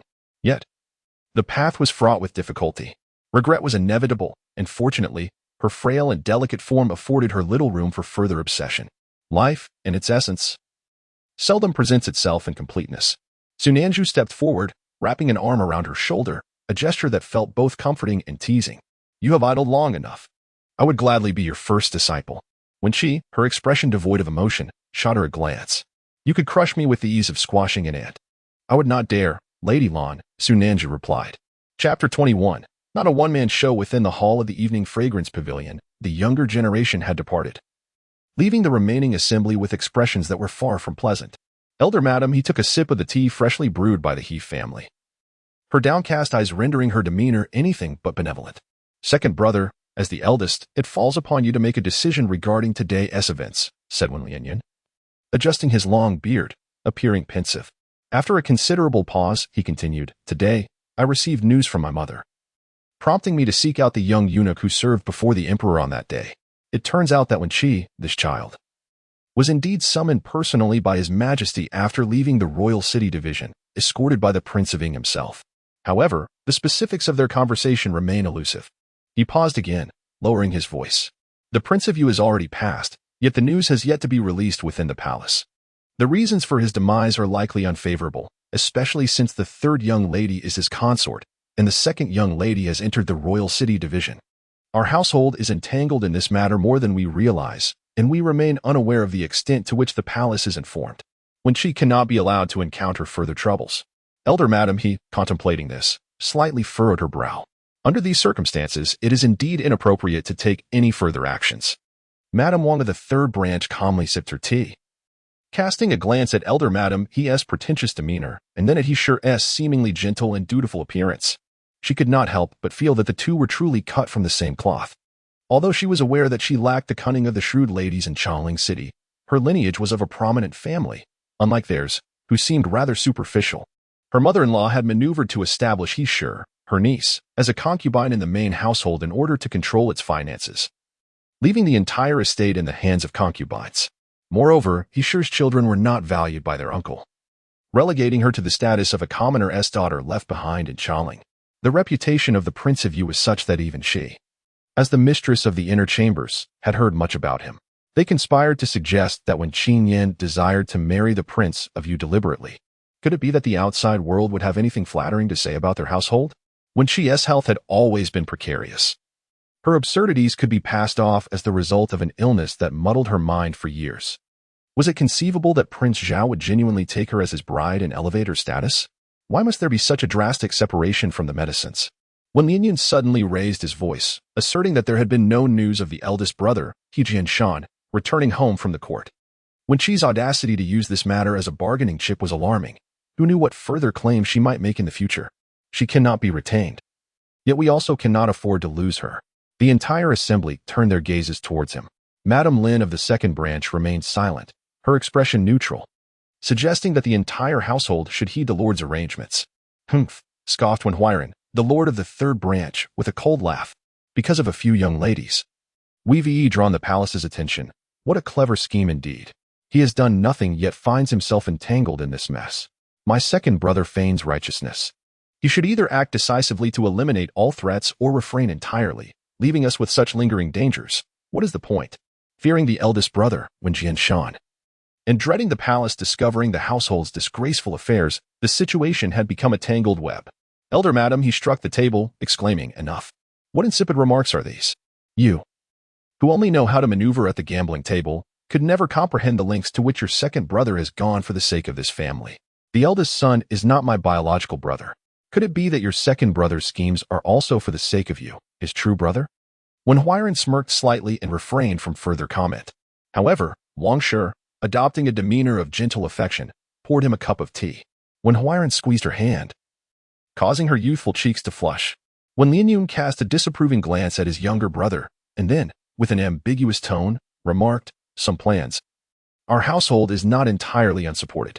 3 days later, in the Imperial Palace, Wuying Hall, Chief Steward Li hurriedly entered the side hall and knelt to pay his respects. Your Majesty, Mama Yin reports that the Empress Dowager has learned of the matter concerning Prince Yu and is currently in a fit of rage. Xie Zhi furrowed his brow slightly. Then, after spotting a particular phrase on the memorial, his expression relaxed as he spoke leisurely. The third has often been in her presence, appearing exceedingly filial, and since he has remained untainted by court affairs, I permitted him to serve the Empress Dowager. Who would have thought it would lead to such troubles? This matter cannot be concealed from the Empress Dowager, yet it cannot be solely attributed to me. Summon the young 17th. It is only he who can compete for favor in front of her.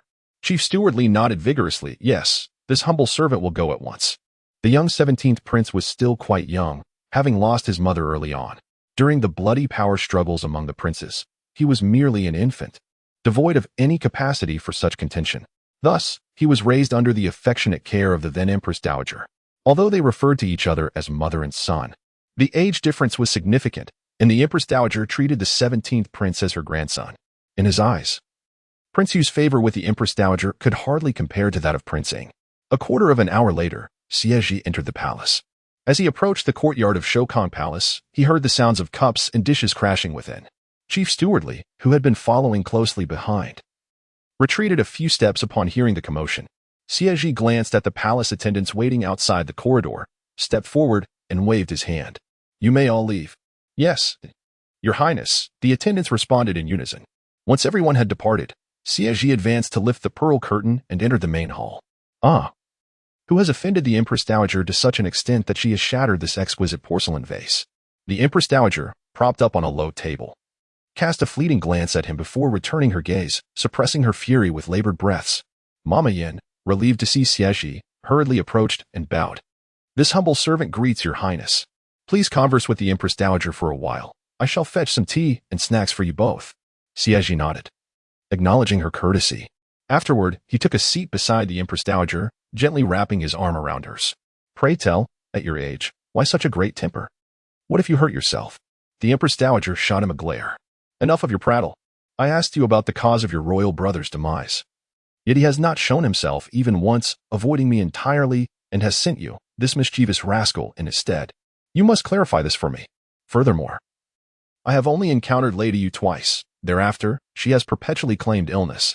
However, the third prince remains steadfast in his defense of her, insisting that she be brought to see me.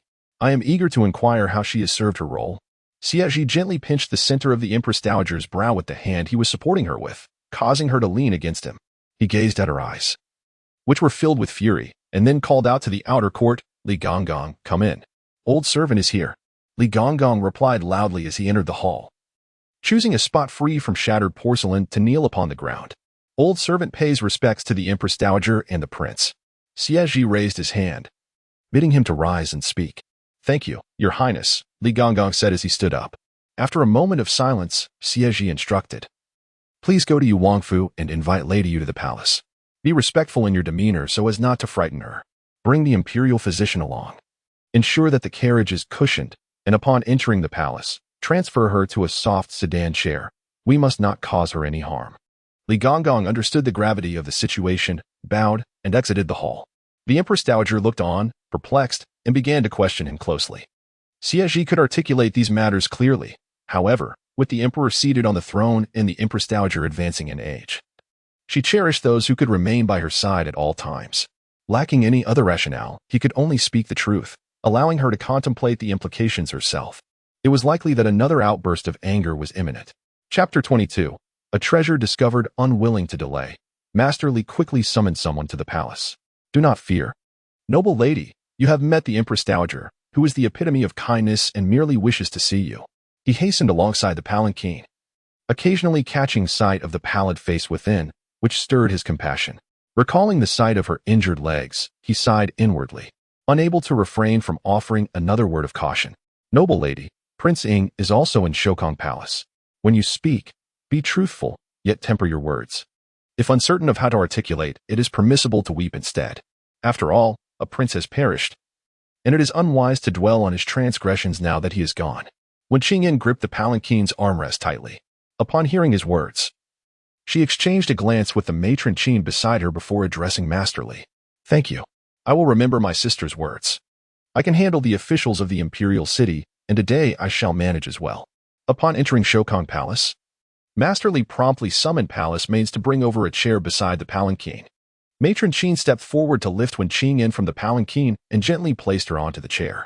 Master Li raised his hand to summon 4 young eunuchs, instructing them to carry the esteemed princess inside with care.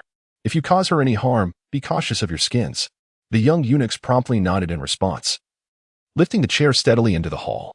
As Matron Qin moved to follow, she was obstructed by Master Li's whisk. "This matron shall remain outside." Matron Qin's heart sank, and she nodded, retreating to the side to await further developments.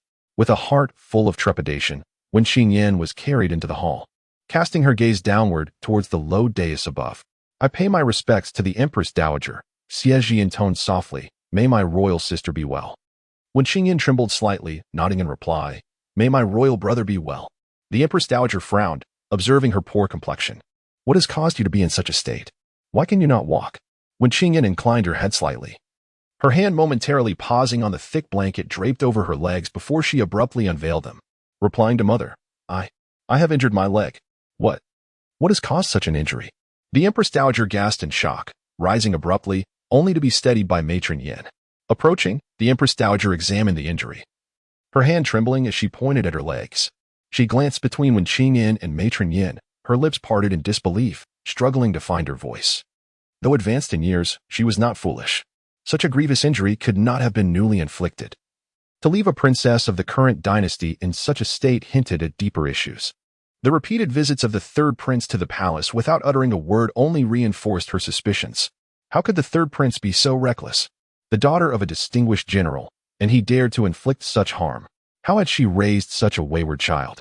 Feeling a wave of dizziness wash over her, the Empress Dowager faltered, her support faltering as she leaned towards Wen Chi. Seeing her reach out to assist, Xie Zhi halted his steps. Wen Chi steadied her with her shoulder and hands, and in a moment of panic, she recalled her elder sister's haughty demeanor and the tears of comfort she had offered, which sparked an idea within her. Her eyes brimmed with tears as she choked back her emotions and gently spoke, "Your daughter is well, Mother. The residence of Prince Yu has many sisters like me, and we shall rely on your compassion in the future. You must not harm yourself." After uttering these words, her heart grew increasingly anxious, so much so that she did not even notice the cold sweat trickling down her brow. The Empress Dowager took a moment to steady herself before sitting up straight, merely nodding in response before turning away. "Mama, please see the princess of you out properly." Mama nodded, "Yes." Wen Chi, though somewhat perplexed, still inclined her head and said, "I take my leave." Xie Zhi stepped forward to assist the Empress Dowager back to her couch, then complained, "It is not that the crown prince does not wish to see you. It is that you dote on the third prince too excessively. One misstep, and you may inadvertently provoke your displeasure." The Empress Dowager closed her eyes, pondering for a while before responding, "If this matter is stirred up by General Wei Yuan, it could become quite scandalous. The daughter of a second-rank official being treated so poorly would not be overlooked by anyone with a sense of honor, let alone the military officials. If mishandled, it could lead to a loss of public support. With that, she glanced at Xie Zhi, but the success of this marriage was not within her. Xie Zhi remained silent, his expression inscrutable. The Empress Dowager fell silent, her face revealing a sense of defeat. As if she could no longer find reasons to defend her son. I am old, and whatever your brother decides, let it be. Xie Zhi then smiled lightly, jesting. You appear to be just over 50. How can you claim to be old? The crown prince has his own difficulties. General Wei Yuan has guarded the borders for many years and should not be disheartened. Miss Wen, now the princess of you, is willing to uphold dignity. Which is the best course of action? The Empress Dowager raised her hand to support her forehead and waved it dismissively. I understand. Let the funeral proceed. I will keep a watchful eye on the princess of you. With this final hurdle overcome, Xie Zhi stood and bowed deeply. Mother, your wisdom is profound. At the residence of General Wei Yuan, in the Han Garden at Xie Pavilion. When she lounged in the sun with her eyes closed when she heard Su Nanju's voice from afar. Miss, look what I have found. When she slowly opened her eyes and saw her bringing in a sturdy maid dressed in coarse linen. What treasure? Su Nanju hurried over, her eyes wide with excitement, and knelt beside Wen Chi, gesturing towards the maid. Quickly kneel and greet your master. Ahua, however, stood frozen, staring at Wen Chi, unable to move for a long while. Alas! Su Nanju exclaimed, slapping her thigh. I told you to kneel. Ahua, wide-eyed, immediately dropped to her knees and knocked her head 3 times on the ground. I greet my master. After speaking, she cautiously lifted her head to glance at Wen Chi, then looked at Su Nanju with uncertainty. Sister Lan, is this truly your master? Could she be a celestial being from the heavens? When she couldn't help but chuckle, she truly was a treasure. Su Nanju scratched her head, shot her a glare, and said, kneel properly and stop talking so much. With that, she cast a proud look towards Wen Chi, as if presenting a precious gem. My lord, she is called Ahua, residing at the edge of Huayuan City. To the north lies the tea state of Ludong. If it were not for my exceptional equestrian skills, I fear I would not have returned today. Can you guess what I found her doing? When she observed her lively demeanor and remarked, pray tell, was she tilling the fields or driving a cart? Su Nanju, with an enigmatic air, shook her head. Astonishingly, she was moving a millstone. Good heavens, a millstone as wide as her arms, and she was laboring alone in her courtyard. When she, equally perplexed, thought such strength was indeed remarkable. Even in her past life, she could not have shifted a millstone of that size. Su Nanju sat down on the ground, declaring, I have procured such a fine specimen for you. When she regarded Ahua's robust physique with curiosity, procured? It is a rare occurrence to sell one's own child into servitude. And typically, such children are frail girls or surplus boys. A sturdy girl like Ahua cannot be nurtured in just a few days, indicating she was likely raised with great care. What family would easily consent to selling their child, knowing it would result in enslavement? Su Nanju explained. Her mother was initially reluctant and nearly dismissed me upon hearing my intentions. However, upon learning that I sought someone for rough labor and carting, she appeared reassured.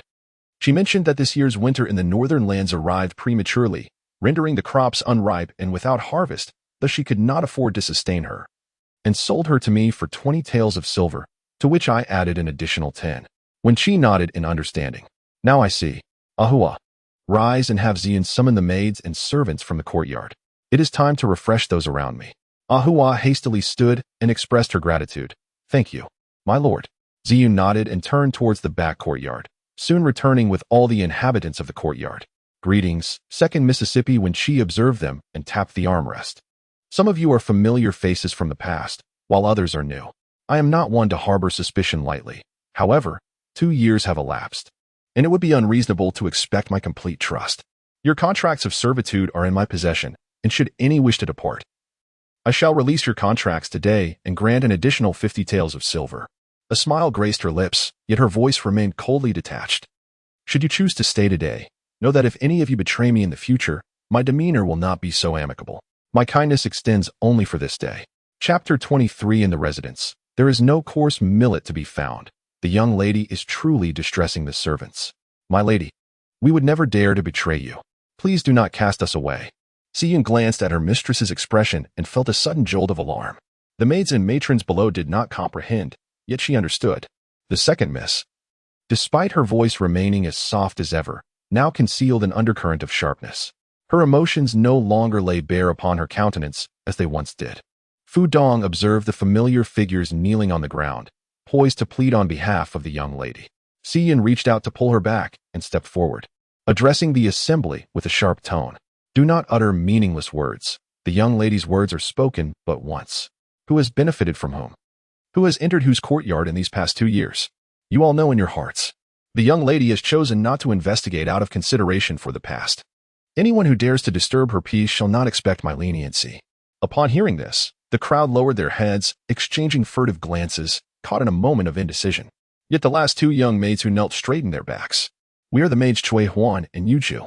We report to the young lady that we are without family and vow to follow you for the rest of our lives. With that, they bowed thrice. Wen Chi did not recall these 2 individuals and turned to Xie Yun for clarification. Xie Yun leaned in close to whisper, My lady, they were once obedient servants. After we went to the White Pagoda Temple, they were assigned by the 4th Mist to perform hard labor and have suffered greatly. Though they harbor resentment for the encroachment upon your courtyard, they are unable to seek your justice in your absence. Their plight is not to be dismissed. Wen Chi shook her head slowly. They cannot stay. Were it not for witnessing Xie Yun and Fu Dong's actions after her death, she would not have even considered keeping them. Though a brief period may not reveal loyalty or disloyalty, she lacked the inclination to test them individually. Experience has taught her that it is best to rely on oneself. As for these 2 sisters, she had other plans for them. Cui Huan and Yu Zhu trembled at her words and hurriedly rose to plead, but were silenced by the absence of warmth in Wen Chi's gaze. They dared not utter another word. Wen Chi steadied herself and rose to her feet. The day was still early. Those wishing to leave should take their silver and contracts and depart. As for whether you remain in this residence, seek another's house, or pursue your own livelihoods, I shall not concern myself with it. No one in the courtyard dared to respond to her declaration. Su Nanju gestured to a Hua and assisted Wen Chi into the inner room. Wen Chi coughed lightly, covering her mouth, and said to Su Nanju, You will escort those 2 sisters out of the residence shortly and find them a discreet inn to stay for a few days while I make other arrangements. After saying this, she pushed Su Nanju away. Hurry along. Once you have seen them off, get some rest. I shall accompany you to the slave market this evening. Upon hearing this, Su Nanju stifled a yawn and replied with a smile, Very well, I shall rest for 2 hours. At the second watch of the night, a time typically reserved for tranquil slumber, Chongling had lifted its curfew for nearly 6 years, and the streets remained bustling with life and activity. When she donned a slightly thick, white veil, styled her hair in a round bun typical of peasant women, and wrapped herself in the white fabric, complemented by a short white jacket. No matter how one looked at it, her appearance seemed rather inauspicious. The young lady put on a cloak, which she had purchased from a ready-made clothing store a few days prior to the onset of winter. Although it could not compare to the styles of yore, it was certainly warm. It seemed that Xie Yun had become wiser, refraining from asking questions that were best left unspoken. Though she still desired to vie for her master's affection, she had come to understand from her mistress's various arrangements that Lan Yi possessed certain skills. Otherwise, how could her mistress have sent her on such distant errands? Fu Dong and she were not quite on the same page regarding these matters, yet when it came to the household management and the young lady's private treasury, the young lady placed her complete trust in them. Hence, her grievances had diminished considerably, allowing her to devote herself faithfully to her tasks. Moreover, the current temperament of the young lady was much easier to accommodate. Su Nanju approached, stroking her chin, and asked, Mistress, do you think you may be dressed too much in white? Seeing that Xie Yun was about to engage in a verbal spar with Su Nanju, when she hastily intervened, redirecting the conversation. Currently, there are only you, Fu Dong, and a Hua in the courtyard. Fu Dong, as you have a gentler disposition, you must guide her well. A Hua, being young and coming from a farming background, is understandably apprehensive, but you have heard what Miss Lan said. A Hua is quite strong. Su Nanju interjected. She can also drive ox carts, donkey carts, and wild boar carts. When she winced but refrained from further inquiry, addressing Xie Yun, did you hear that? If you all go out to attend to matters in the future, a Hua will surely need to protect you. I hope you sisters can get along well and adhere to the rules. However, there is no need for you to handle the dirty, laborious tasks. There are plenty of third-class maids in the household who can take care of such work. Just pay them a little silver and let them do it. Then send them away. These days, seek out someone to set up a small kitchen in the back courtyard. Make sure to extinguish the lights in the main house and ensure no one knows I have left the estate. Xie Yun diligently took note, nodding her head. Yes, Mississippi. Fu Dong was still in the back courtyard boiling water with a hua when suddenly they spotted Miss Lan carrying the mistress over. Before they could process the sight, she leapt up onto the roof, disappearing from view. In a flurry, they rushed to the front courtyard, just in time to see Ziyun closing the door of the main house, which was now devoid of light. Ziyun, Miss Lan, she. Hush. Ziyun raised a hand to silence her. Fu Dong, it's not that I blame you. I know you worry for the mistress, but sometimes you talk too much. Some things are better left unknown. We should focus on our own duties. Fu Dong pulled her hand away, her face filled with concern. Do you think everyone can be as carefree as you? The mistress is acting rather strangely. How can I not worry? Ziyun shot her a frustrated glance. What can you do? Can you be as free as Miss Lan, coming and going as she pleases, riding alone to the outskirts of Huayuan City? We can only manage the courtyard well and safeguard the mistress's wealth. Fu Dong wanted to say more, but suddenly, a head peeked out from behind a column at the side of the main house. It was a hua, rubbing her stomach, looking somewhat bashful as she spoke up. Two elder sisters. Is there anything for me to eat? I am quite famished. Sister Lan mentioned that coarse corn cakes would suffice. If not, a wild vegetable soup would do. Ziyun approached with a playful scold. Good heavens, where am I to fetch you wild vegetable soup? There is hardly any coarse corn in the manor. Ahua felt utterly disheartened upon hearing this. It was precisely because she had eaten too much that her parents had no choice but to sell her. Her mother had promised that once they were financially stable, she would come to retrieve her. She had come here to enjoy a better life, ensuring her three younger sisters and parents could also have enough to eat and live on. Yet, how is it that she arrives and still cannot eat to her fill? Ziyun glanced at the foolish girl, a good half-head taller, yet only 14 years of age, and felt a headache coming on. She waved her hand dismissively. Fu Dong, you must keep watch over the courtyard. I shall take her to the kitchen to ask for a bowl of noodles. If she comes to the manor and ends up starving, the young lady might hold it against us. Fu Dong smiled in agreement, saying, all right. I will light a lamp and wait for you at the courtyard entrance. After saying this, she turned to Ahua and added, go on. The noodles made from fine flour await. Ahua, having just learned to bow, cheerfully did so upon hearing this. Thank you, dear sisters. Chapter 24. Do you take me for blind? In Chongling, there are 4 clandestine venues for slaves, each discreetly distinguished by the names of the streets they occupy. These establishments, operating only at night, engage in transactions that are far from honorable. Not only can slaves be bought and sold here, but patrons can also wager on their fates, which has become a peculiar pastime for the city's elite.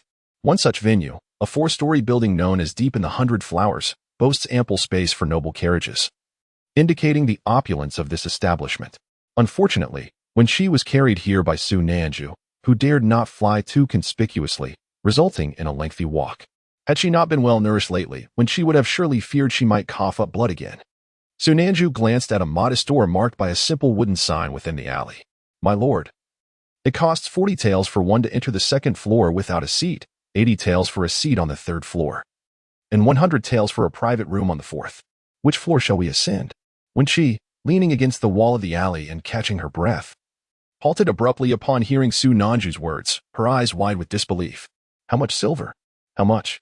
Hearing her soft, almost strained voice, Su Nanju coughed lightly into his hand. My lord, your experiences have been rather unique. Thus, you may not comprehend how easy it is to spend silver in Chongling. When she pondered for a moment, then weakly closed her eyes. The 3rd floor, then. I cannot stand any longer. Su Nanju patted his chest with a reassuring thud. Rest assured, I managed to procure 3,000 taels from Ziyun. Today's expenses are covered. We still possess a fair amount of silver. We could sell some of the unnecessary decorative items in our private treasury for more.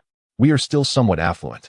Besides, with your keen eye, surely betting in this place would yield profitable returns. It was indeed time to devise a means of earning silver. Relying solely on her younger sister's support was unsustainable. When she found Su Nanju's words to be quite reasonable, she lacked any business acumen. In her past life, she had resorted to violence, and in this life, even the slightest exertion could lead to bloodshed. Yet, sustaining others fundamentally required silver. Every individual within the slave venue had passed the scrutiny of the authorities, bearing certificates of servitude. Regardless of their origins, they were beyond her current means of assistance. A young attendant approached with a cheerful demeanor. Esteemed guests, which floor shall you ascend today? Su Nanju produced 200 tael notes. The 3rd floor. The attendant bowed, accepting the notes with both hands. and retrieved 40 taels in smaller denominations along with 2 unmarked yet intricately inlaid wooden tokens, presenting them to them. Please keep these safe. The 3rd floor awaits, where someone will guide you. Su Nanju accepted the items with a nod, assisting Wen Chi as they entered the building. At this hour, patrons were just beginning to arrive. Although the main hall was not yet crowded, the ambience was lively without being overwhelming. The 1st floor housed the slaves, while the 2nd served as the viewing area. The 2 ascended the wooden stairs to the 3rd floor, where 2 attendants awaited them. Su Nanju presented a wooden plaque, and the attendant bowed respectfully, leading the 2 into a small partitioned space to take their seats, along with a selection of tea and snacks placed on the diminutive table. Though referred to as a partition, it was merely a thick gauze separating the area, with small furnishings that hardly occupied space, certainly inferior to a private room. Yet this modest spot commanded a price of 80 taels. Does the young lady find the veil stifling? After Su Nanju sampled the tea without issue, she poured a cup for Wen Chi. The central area of the building lacked a ceiling, creating an atmosphere that, even with a crowd, did not possess an overwhelmingly unpleasant odor. Wen Chi lifted the edge of her veil to catch her breath, and then leisurely remarked, "If Fu Dong were to meticulously apply makeup for me daily, I would surely cause her to stab you if I were to resemble you. This face, even if subjected to the ravages of time, would struggle to endure." Su Nanju hastily clasped her hands in jest, expressing gratitude for her master's covert act of saving her life. At that moment, 3 loud strikes of a gong echoed, igniting the candle flames on each level by 30%, illuminating the interior as if it were day. The attendant announced, "I extend my gratitude to all present today. The 1st round of the gladiators is now underway. 20 contenders, 1 must choose. As per tradition, wagers may be placed based on their numbered insignia, with a 5-fold payout. Betting will cease in a quarter of an hour." Su Nanju gazed intently at the competitors, observing for a while before turning to Wen Chi. "Master, shall we make a selection?" Wen Chi pondered briefly before responding calmly, "I shall not choose. This round appears to be a defensive match. We are unfamiliar with them and should not act recklessly. Given our financial constraints, it is wiser to conserve our resources for later." Su Nanju chuckled. "Your last statement is indeed the crux of the matter." As the gong rang once more, the chaos of combat commenced, with few skilled fighters present, resulting in a frenzied display of raw, instinctual violence. The cacophony of cheers reverberated, nearly inducing nausea in Wen Chi. It was uncertain whether the noise or the grotesque spectacle of lives being wagered for entertainment was more distressing. When she averted her gaze, which then fell upon a series of diminutive enclosures resembling cages lining the perimeter, providing pathways for attendants and managers, as well as waiting areas for the gladiators. She observed as the manager summoned someone from one of the cages, a woman who bowed her head slightly upon emerging. In the span of merely a quarter of an hour, only one individual remained standing, a tall yet emaciated man. Cheers of either discontent or jubilation erupted once more. The manager demonstrated deft control over the proceedings, and as the fighting ceased, he called for the arena to be cleared. "The payouts will be delivered shortly. For the next round, 10 contenders with an 8-fold payout. If any of you wish to place a bet on the previous round, please summon an attendant to make your purchase. The results will be delivered in 10 days. Wen Chi tapped lightly on the small table, "Wan Yi, place a 500 tael wager on that woman." Su Nanju had her eyes set on another contender, a young woman exuding an air of lethal intensity, and inquired, "What is remarkable about that woman? She appears quite ordinary in both appearance and stature." When she glanced back, noting the woman's movements were somewhat unusual, though it was not the right moment to elaborate. "What is unusual about her?" Following the sound of her voice, when she was surprised to recognize a familiar face, Xie Fengyao. Su Nanju was momentarily taken aback, as the bustling scene around her was so loud that it was difficult to discern anything. Thus, she spoke cautiously with the general, unaware that someone had been allowed to approach. "Who is this young man?" When she was not particularly inclined to engage in conversation with Xie Fengyao at a time when he needed to be attentive to his financial dealings. After all, his demeanor towards Wen Chi was starkly different from his attitude towards Li Chenge. It was indeed a challenging situation. Xie Fengyao impatiently inquired once more, asking what was unusual about him. After speaking, he straightened his posture, displaying a hint of annoyance and disdain. "Enough of this. Why did I even ask you? It would indeed be peculiar if you understood." This was a territory he frequented, and he always felt a kinship with those skilled in martial arts. Thus, he was genuinely interested in anyone who could articulate their thoughts. Unfortunately, he had purchased quite a lot, and also let go of some, fearing that buying too much might arouse suspicion of harboring assassins. He truly wished to know what was so special about that woman, But upon realizing he was inquiring of Wen Air, he feared he might be losing his mind. Wen Chi, slightly perplexed, asked, "Do you know who I am?" Her attire was quite different from her usual self, and she was even wearing a veil. It was also the first time she had brought Su Nanzhu along. Xie raised an eyebrow and scoffed. "Do you take me for a fool?" Wen Air had pursued him for many years, whether blocking the gates or encountering him in the marketplace, it would be difficult for him not to recognize her. Not to mention her eyes, which were distinctly different from others. Could she not have some awareness of her own appearance? Wen Chi, feeling slightly embarrassed, she lifted her hand to pinch her earlobe. Just then, a voice, dripping with impatience, interrupted the scene. "Haven't I told you to remain still on the 4th floor?" Chapter 25. The dual affections for the lost. Xie leaned forward, as if seeking a reward, and spoke. "Uncle, can you guess whom I encountered?" Xie Zhi. Weary from 3 years away and intent on securing control over the Imperial City Division, found little amusement in such trivialities. Fatigued from his efforts, he had no desire to indulge his young nephew's whims. Upon meeting Xie Fengyao's eager gaze, he felt no inclination to indulge his pride. Instead, he strode past the gauze curtain to peer inside. Upon recognizing the individual in the designated spot, a smile unexpectedly graced his lips, his tone surprisingly gentle as he spoke. "So, this is where you have come, Wen Air. You truly possess remarkable skills." This individual had persistently drawn his attention. Yet he deemed it beneath him to engage in conflict with a mere girl. However, her interference in tracking his whereabouts was undeniably a step too far. Su Nanzhu, having overheard snippets of conversation, quickly discerned the identity of the visitor. Yet, upon hearing such self-satisfied remarks, she couldn't help but twitch her lips in surprise. Wen Chi, maintaining a stoic expression, glanced at Xie Zhi, feeling it insufficient. Thus, she smiled with her eyes while her lips remained neutral. "It seems you have seen through me." "Such rudeness on my part," she remarked. "One can hardly rest when unexpected events continually propel one forward." Returning to the matter at hand, Xie Zhi's thoughts were indeed perplexing. Presently, Xie Fengya regarded Wen Chi with eyes that suggested she was akin to a lifeless corpse, utterly devoid of vitality. Wen Chi, perceptive as she was, recognized the shared sentiment between the uncle and nephew, their gazes reflecting a mutual understanding. After a prolonged silence, Xie Fengya formulated a plan. "Uncle, let her accompany us to the 4th floor. You are unaware of her fervor. Who knows what she might do? It is best to keep a close watch on her." With General Wei Yuan leading the way, Xie Zhi was reluctant to eliminate Wen Air unless absolutely necessary. After all, she was but a child at heart. He turned, muttering an affirmative. Xie Fengya followed closely, and when she suppressed her delight, casting a glance at Yubai, who waited nearby, before signaling Su Nanzhu to advance. With these two by her side, how could she dare to raise her voice in negotiation? With Wen Chi accompanying them, Yubai naturally ceased to concern himself with Su Nanzhu. She quickly summoned a servant, placing her bets in the fleeting moments remaining. "My master has encountered a friend. We shall relocate to the 4th floor. Should there be any compensation, please deliver it directly there." The servants within the establishment were astute, while officials might be oblivious.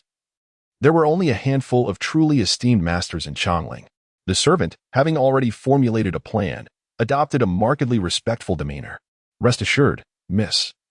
Our establishment deep in the 100 Flowers prides itself on fairness. Any compensation due shall not be lesser than deserved." However, the certainty of compensation remained uncertain. When she entered the elegant chamber on the 4th floor alongside the two, the game already in motion. Regardless of the ambience within the chamber, her attention was intensely focused. The woman selected a dagger, striking with remarkable swiftness and ferocity. At the outset, she deftly evaded a robust man's longsword, swiftly redirecting to pierce the legs of the two individuals beside her. Her strikes were executed with such precision, targeting the thigh area where the blood vessels run most freely.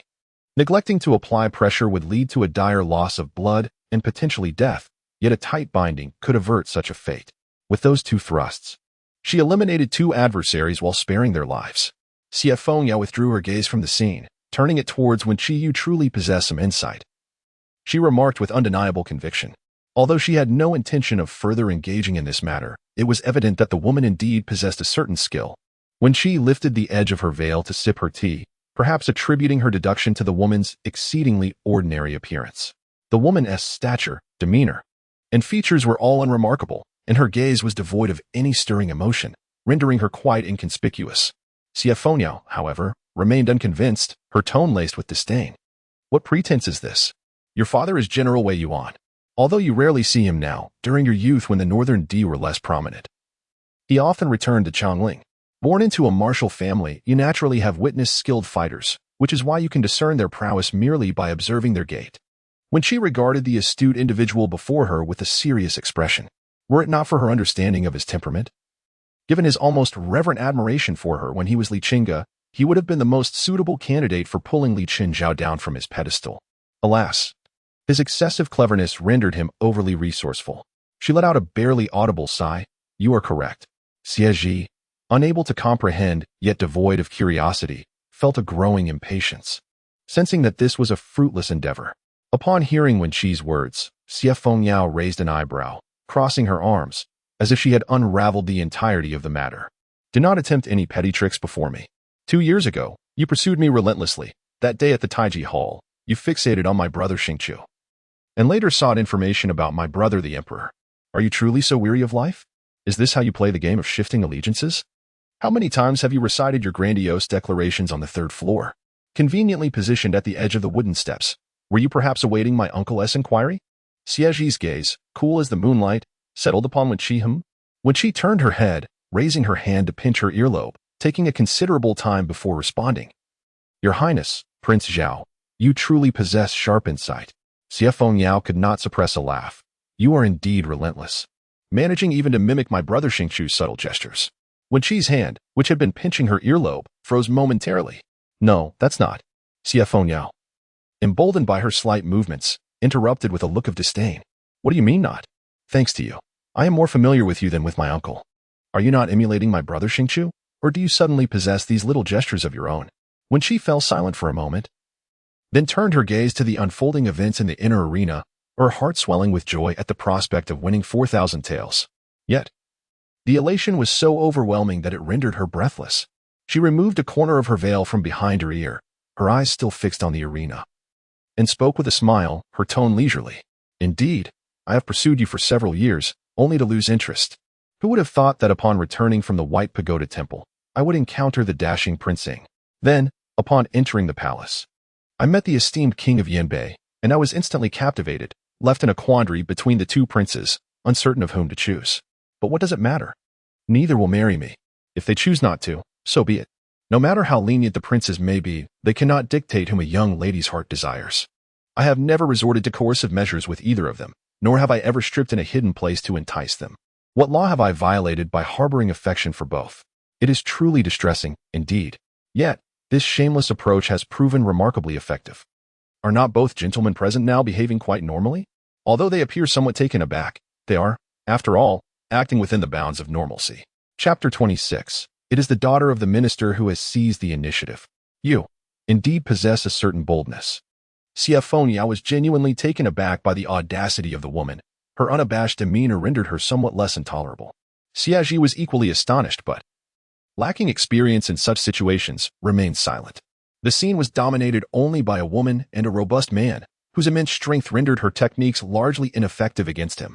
Wen Chi fixated on her, observing as she was repeatedly thrown to the ground, rising time and again, kneeling and coughing up blood, yet resolutely retrieving her dagger. Once more, the woman was lifted and slammed to the ground, eliciting a cacophony of gasps from the crowd. Wen Chi remained silent while Xie Fengyao, momentarily at a loss for words, also turned her gaze to the arena. This woman certainly possessed some skill, yet faced with such a powerful adversary, it was difficult for her to overcome. She could no longer rise. After a brief pause, Wen Chi shook her head, convinced that she would stand again. It seemed as if she had. She furrowed her brow and continued. It appeared as though she had endured through armor, suffering nearly 20 wounds, yet she still persevered. She had a child. Armor? Xie Zhi's interest was piqued. Having arrived late, he had not witnessed much else, and what he had seen appeared unremarkable. When she did not turn away, still fixated on the scene. As she exited the cage, she bent slightly, her hand brushing over her knee, as if inadvertently adjusting the heavy armor knee guard that had slipped down. Xie Fengyao shot an incredulous glance at Wen Chi, exclaiming, "Wen Heir, what are you saying? As a woman, she likely has never even touched armor, let alone worn it. Heavy armor is a rarity found only in Yanbei." The woman lay on the ground for some time, while the muscular man raised his arm in triumph, prompting the onlookers to cheer in unison. Amidst the clamor, the woman deftly hooked her foot around a long knife, which fell into her grasp. In the next moment, Seemingly fueled by her last ounce of strength, she leaped onto the man's back, pressing the blade against his throat, penetrating 2 inches deep, leaving no chance of survival. Truly courageous. Damn. Xie Fengyao stood in shock. This woman had indeed triumphed. The cheers were quickly drowned out by boos, with only a handful of onlookers remaining supportive. Wen Chi withdrew her gaze, suppressing her lingering doubts, and turned to sip her tea. Xie Zhi's attention shifted to Wen Chi, and he gestured to Yu Bai behind him, instructing, "Go, purchase this woman." It mattered not how Wen Chi possessed this knowledge. What was crucial was understanding why a woman would be accustomed to wearing heavy armor, even if she had never seen it with her own eyes. Even if it were mere conjecture, he yearned to uncover the truth. Wen Chi smiled softly, remaining silent. Before Yu Bai could nod in acknowledgement, Su Nanju knocked on the door to the private room, announcing, "Miss, it has been arranged." Yu Bai opened the door upon receiving the signal, and Su Nanju entered, bowing in greeting, smiling as she placed the tray before Wen Chi eightfold compensation for 1,000 taels in silver notes and 2 slave contracts. How could she fail to fathom the general's intentions? Leveraging the influence of those two, the steward in the building had acted with remarkable efficiency. When she raised an eyebrow at Xie Zhi with a smile, "My apologies, Your Highness. It was indeed the daughter of the minister who seized the initiative." After she spoke, she rose gracefully, adjusting the veil that had fallen behind her ear, and with a smile, she lifted the tray and bowed politely. The attendants withdrew. The master and servant joyfully departed from the elegant chamber, which was then closed. Xie Zhi, with an impassive expression, drummed his fingers on the armrest as he turned his gaze towards Xie Fengyao. "Why did you summon someone when there was no need?" Look at the smug expression on Wen Er's face. Used again, and by both the uncle and nephew at that. Xie Fengyao was filled with confusion. "But, uncle, did you not also agree?" Xie Zhi then cast a cold glance at Yu Bai. "Am I feeding you all for nothing? How could you allow someone to spy on my movements?" Yu Bai felt a shiver run down his spine and promptly knelt on the ground. "Upon my return, I will ensure a thorough investigation inside and out, and such a mistake will never happen again." Xie Zhi looked towards the reopened inner chamber and casually spoke. "Investigate that maid of hers. Her martial prowess is not to be underestimated." Yu Bai's heart sank. Understood. As they arrived at the small gate of Deep in the 100 Flowers, when she spotted a carriage, the young servant at the entrance had already prepared a horse stool. While Su Nanju assisted her into the carriage, explaining, "We often send esteemed guests off, hence the prepared carriage. Seeing that this mother and child are gravely injured, I spent 20 taels to procure one." When she lifted the curtain and was met with a pair of wary, round eyes, it was a young boy, only 4 or 5 years of age, currently cradling his unconscious mother's head. As the carriage began to move, Wen Chi reached out toward the woman's neck, causing the child to tremble in fear. After a few moments, Wen Chi softly reassured, "Her injuries are severe, but with timely treatment, her life will not be in jeopardy. I will heal your mother." The child remained cautious, clutching tightly yet afraid of harming his mother, his small hands trembling in uncertainty, rendering him speechless. Su Nanju's voice carried from the driver's seat. "My lord, this woman is nearly 30, named Wan Yang, and the child is called Hu Er, aged 5. This little fellow is quite spirited. When I suggested buying his mother, he defiantly declared that he would never be separated from her, threatening to kill me even if it meant traversing to the ends of the earth." Wen Chi chuckled softly, patting the boy's head, but to her surprise, Hu Er glared back fiercely, revealing a fiery temperament. "Take them to Tsuohuan and Yuzhu, and find a physician," Wen Chi instructed. Su Nanju replied with a smile. "As you wish." The following day, at the hour of Chun, the servants of the Ing Wang Fu, including those responsible for cleaning, were all kneeling in the martial training ground. The royal guards and the internal sentinels had been diligently patrolling throughout the night, and only at this hour did they dare to report back from Zhiyuan to Yuwu Tower. Yu Bai and the Marquis of Mushan had been waiting for some time in front of Yuwu Tower, and upon hearing the report, their expressions turned peculiar. Yu Bai reacted swiftly, stepping aside with a determined demeanor as if he intended to ascend the tower to report. Mushan, feeling a headache coming on, rubbed his forehead. "Oh, why are you blocking the way? Step aside, we need to deliver a pot of ginseng tea to the prince." Eunuch Hong, fixated on the tray in his hands, hardly spared them a glance. The two individuals appeared as if they had encountered a savior, guiding the person to a nearby corner, where they engaged in hushed whispers for quite some time before finally releasing them. Master Hong glanced around, utterly perplexed, as these matters were typically reported by them. Why then? Was he summoned to speak today? The two exchanged forced smiles, the awkwardness palpable, with a slight click of his tongue. Master Hong sensed that their minds were somewhat clouded today. He merely nudged them aside. Enough, step aside a bit. The prince's tea will grow cold. As they watched his retreating figure, both felt a collective sigh of relief. On the third-floor terrace, Xie Zhi was partaking in a meal, attended only by a young eunuch. Upon seeing his foster father ascend the stairs, Xiao Fuzi promptly stepped forward to take the tray from his hands. Master Hong approached Xie Zhi and bowed deeply. The old servant pays respects to the prince. Ah, what is it? Xie Zhi inquired, not lifting his gaze. Master Hong took a step closer and spoke in a lowered voice. I bring news regarding the matter you wish to investigate. At Xie Zhi's gesture to continue, Master Hong elaborated. Everyone within the Yingwangfu is clean. Half of them have resided here for 3 generations, not to mention your Zhuang Yuan, which no one dares approach. As for Miss Wen, there are indeed some unusual circumstances. The maid named Lan Yi, who accompanied her, was brought back from the White Pagoda Temple. Curiously, Miss Wen had spent 2 years at the temple, while Miss Lan stayed for less than 6 months. They only met once before descending the mountain together, parting ways upon entering the Yingwangfu in the royal city office, leaving us unaware of Lan Ye's whereabouts in between. They later returned to the Yingwangfu and the Wei Yuan general's residence together. A few days ago, Lan Yi exited the city and just returned yesterday, bringing along a young farmer girl named Hua, who was strong for her age, with no other peculiarities. The subordinates also infiltrated the Wei Yuan general's residence for investigation. Yesterday, Miss Wen dismissed the people in her courtyard, seemingly intending to purchase more individuals, leading her to the depths of the 100 Flowers. She indeed left 2 maidservants outside. Yet those 2 had only just exited the residence at noon yesterday and were sent to a small inn in the eastern part of the city, remaining there the entire day. The 2 servants purchased last night were also sent to this location. There is essentially no one around her who could ascertain your whereabouts. Xie Zhi, taken aback, remarked. No wonder she said last night that you had noticed. It was quite rude. His tone carried an inexplicable nuance. It turned out he was being subtly mocked. How amusing. Chapter 27. Be wiser. Wanyang. The cacophony of sounds flitting about our courtyard finally subsided. Su Nanju could hardly comprehend how she had managed to endure it. Had it not been for the general's assertion that the king of Ying could investigate, she might have already dragged the culprits down herself. With a smile, Wen Chi picked a piece of fish and, savoring the taste, set her chopsticks aside to grab a slender bamboo stick from the ground, striking Hua's hand lightly. Put some effort into it. Have I starved you? Hua, feeling wronged, retaliated with a flurry of punches at the wooden dummy. However, just as she threw a punch, her thigh received a blow in return. How many times must I say it? Your legs must follow the force of your punches. If they remain still, your strikes are mere decorative gestures. Ouch. Hua retaliated with 2 more punches. The fairy mistress's blows were gentle, yet her tone was intimidating. How could a fairy be so fearsome? Ziyun and Fu Dong felt as though they had thorns growing on their behinds. The soft slap sound seemed to strike at their very hearts, rendering them uneasy even during their meal. Why has the young lady begun to refer to herself as I, using such a face to utter coarse language? One could hardly decide whether to deem it vulgar. Furthermore, the young lady had even commenced instructing others in martial arts. What on earth was happening?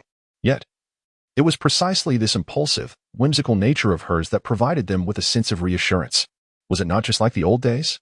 When she averted her gaze, believing that out of sight would bring peace, and resumed her meal with silver chopsticks. The monthly provisions sent by the He family. You may take your share and keep it safe. Ziyun and Fu Dong hastily set down their chopsticks and nodded in agreement. After a moment of contemplation, Wen Chi turned her gaze towards Su Nanju. Can we afford a courtyard within Chongling City? Su Nanju raised her chin slightly and replied with a smile. I have inquired. As long as it is not situated on one of the 4 main thoroughfares and not excessively grand, we could purchase a 3-section courtyard with what we earned yesterday. When she began to appreciate the advantages and delights of wealth, please convey a message to Xie Fengyao, inquiring if he wishes to accompany us to the slave market. She mused that she was not a particularly virtuous individual, yet the words spoken by Wan Yang upon awakening the previous night had indeed offered her some solace. In the slave market, one must engage in betting and combat. The slaves not only needed to secure the top position to attract buyers' attention, but also had to learn to dodge. Those who survived would receive medical attention. Only after they were healed would the buyers be summoned. If there were no buyers, they would be compelled to continue fighting. Few, like Wen Chi, directly purchased individuals to take them away for treatment. Leaving a margin in one's dealings was the secret to their enduring prosperity in Chongling City. Su Nanju leaned closer and whispered, Should we also send word to the other one over there? The idle prince, Xie could hardly compare to Xie Zhi. The authoritative uncle, having Xie Zhi present would indeed carry more weight. When she replied in a subdued tone, that individual is not so easily summoned. Given that they were already being monitored, it would not do to provoke anyone further. At the Wei Yuan General's residence, Han Yuan, in the Moonlight Pavilion, Mother, Wen Yuting, having caught a slight chill after being submerged in a water tank and subsequently chastised by her stepmother, had finally settled down for a while. He sure set down the account book in her hands, furrowing her brow as she gazed at her. Speak in a softer tone. How many times must I implore you not to address me as mother? If outsiders were to overhear, it would only invite ridicule. Her status is modest. Merely a concubine's daughter, well aware of the challenges and taboos that accompany such a position. Wen Yuting lowered her gaze and acknowledged the request, before finally taking a seat in front of her. However, as soon as she was seated, she could not contain her thoughts any longer. Mother.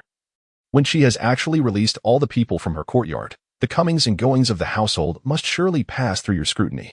How dare she act as if you are of no consequence? Were it not for your management, would the second household even regard her with any respect? Constantly flaunting the difference between legitimate and illegitimate children? Now, it seems that your authority is being undermined by Wen Chi. Upon hearing this, He Shi's expression darkened considerably. Do not fixate on her so. You are a concubine's daughter, yet families across Chongling have accepted invitations to your coming-of-age ceremony purely out of respect for your father. It would be a grave mistake to let her ruin this opportunity. Although when she had once been domineering, she could be appeased with a few words. Now, however, she had become unmanageable. The intentions of the household were clear. They would not allow her to outlive the return of the sovereign. Yet it was unwise to disclose such matters to the younger generation. She was merely a spoiled young lady, whose tantrums held little weight. This daughter of mine is indeed rather naive. How long can Wen Chi truly endure? Competing for longevity with a dying person. What a spectacle. When Yuting's lips curled in disdain, her anger simmering beneath the surface, yet she dared not raise her voice again. How could she have dared to dunk her daughter in a vat, while she herself was excused from paying respects to her grandmother? Was it not unfair that both daughter and grandmother should suffer indignities? He Shi's thoughts turned to the unjust loss of 850 taels of silver. In her anger surged. Do not keep tying yourself to your grandmother. Even at your coming of age, you still lack wisdom. I truly do not know how to advise you. The second and third households were utterly incompetent. The highest official among them was merely a fourth-rank minister in charge of ancestral worship, their authority overshadowed by the Ministry of Rites. The old matriarch speaks sweetly, claiming that the family is united, that any arrangements from the second and third households come from the family treasury. But whose treasury is it, really? There is no such thing as only taking from it while contributing nothing. Over the years, the sovereign's military salaries and rewards have all been funneled in, effectively satiating the second and third households. The old matriarch, that smiling tiger, speaks solely to her niece, yet all the benefits flow toward the second and third households. When she mentions that her own children are not favored by the sovereign, the matriarch promptly orchestrates a marriage for Wen Chi into the Duke of Yu, with a meager dowry, and sends Wen Chi to the White Pagoda Temple for 2 long years. All this was supposedly for her niece's benefit, yet upon reflection, who truly reaps the rewards? Even if she manages the household, any additional expenses are met with her inquiries that last well into the night. Seeing her mother's face turn pale with anger, Wen Yuting dared not mention her grandmother again and hurried to soothe her. Mother, I shall remain silent on the matter. Please do not be upset. I will certainly prepare well for the coming-of-age ceremony and make a good impression among the ladies. He Shi exhaled a long breath of exasperation. As long as you understand the importance of propriety. 5 days later, on Xiangshan Road in the southern part of the city, Dream Creek Alley. Master, behold. The estate I have procured is indeed this very courtyard. You entrusted me with the decision, and thus I have selected the most splendid dwelling here. Su Nanju pushed open the courtyard gate, surveying the elegantly picturesque scene within, filled to the brim with houses, and could not help but feel a sense of pride. When she coughed softly a couple of times, prompting Su Nanju to turn and assist her into the courtyard, Xi Yin beckoned to her companions Cui Huan and Yu Zhu, who then followed suit, stepping into the courtyard. Cui Huan and Yu Zhu supported Wan Yang, with Hu'er trailing closely behind, cautious not to hasten their pace. Though a tinge of anxiety lingered, they ultimately felt a sense of relief. The sisters had only each other, with no family left, as women in the world. It was a challenge to carve out a living, and they were loath to endure the days of being sold from one place to another before entering the manor. though the young lady did not require them to serve within the household. The fact that she had purchased such a large residence for their accommodation spoke volumes of her regard for them. When she could not stray far and settled at a stone table beneath a nanmu tree in the second courtyard. You may explore the surroundings and choose where you wish to reside. Lan Yi and Wan Yang will remain here. Cui Huan and Yu Zhu nodded in agreement, hurriedly assisting Wan Yang to a stone bench. Huer clung tightly to Wan Yang's sleeve, her complexion still pallid. She smiled gently. Go play for a while. There is nothing to worry about. Xian bent slightly and smiled at him. What are you afraid of? This will be your home in the future. Are you afraid to play in your own house? Only then did Huer release his grip and follow Si Yun. Wan Yang glanced at Sunanju, then at Wen Chi, and let out a silent sigh before speaking candidly. May I inquire, young lady, what purpose you have in bringing me here? Sunanju began to crack open a handful of sunflower seeds. When she observed Wan Yang's demeanor, which was as guarded as that of her own son, and smiled lightly. I must first know your background to ascertain what tasks you may undertake or how I might benefit you. Wan Yang appeared unwavering, stating, I am from Yuezheng, Qizhou. After my husband passed away, I was not welcomed in my village, hence I brought my son to seek refuge with distant relatives in Meizhou. On the way, I was ambushed and forced to sign a contract of servitude, leading me to Changling's labor market. When she shook her head leisurely, a faint smile gracing her features. I desire the truth. Having purchased you, I possess the means to protect you. If you continue to doubt me, you find yourself in my grasp now. And given your grave injuries, you lack the strength to resist. Lan Yi alone could easily dispose of you, not to mention your son. Wan Yang's face turned pale with terror, and she pleaded, Master, spare me. I speak only the truth. I truly do not know what you wish to hear. Wen Chi's interest intensified, and she chuckled softly, showing no intent to relent. Leaning slightly forward, her smile did not reach her eyes, exuding an air of pressure. Be wise. Wan Yang suddenly met her gaze, feeling a jolt of fear, and quickly lowered her eyes, hesitant to respond further. After a long silence, as if having lost all hope for the future, she lifted her head, her eyes reflecting desolation, and confessed, I am from Yan'an, Shazhou. My husband's demise is no falsehood. Nor is it untrue that I was tricked into signing a contract of servitude. However, I did not leave due to unwelcoming villagers, rather. It was because of the great victory at the Battle of Wuchao River in Yan'an that I departed. When she remained silent, his gaze unwavering upon her. Wan Yang closed her eyes briefly, and when she spoke, her voice was frail and weary. I have heard from Cui Huan that you are the second daughter of the Wei Yuan general's residence. I am uncertain if you will tolerate what I am about to disclose, but it is of little consequence now. The northern lands are plagued by sandstorms, making it arduous to cultivate crops.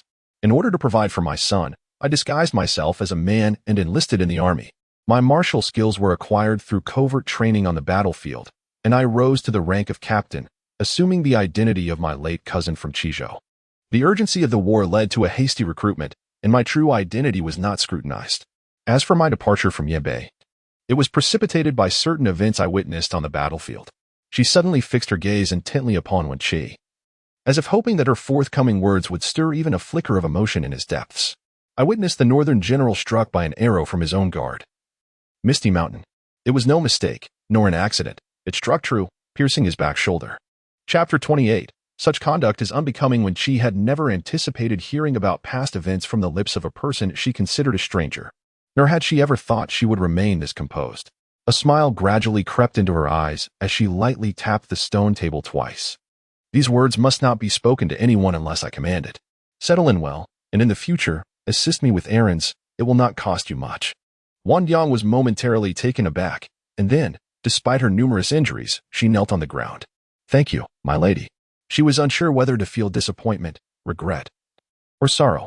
Among the 300,000 troops of the Yanbei army, a 100-man captain was but a mere pawn, seldom encountering the general of the northern expedition.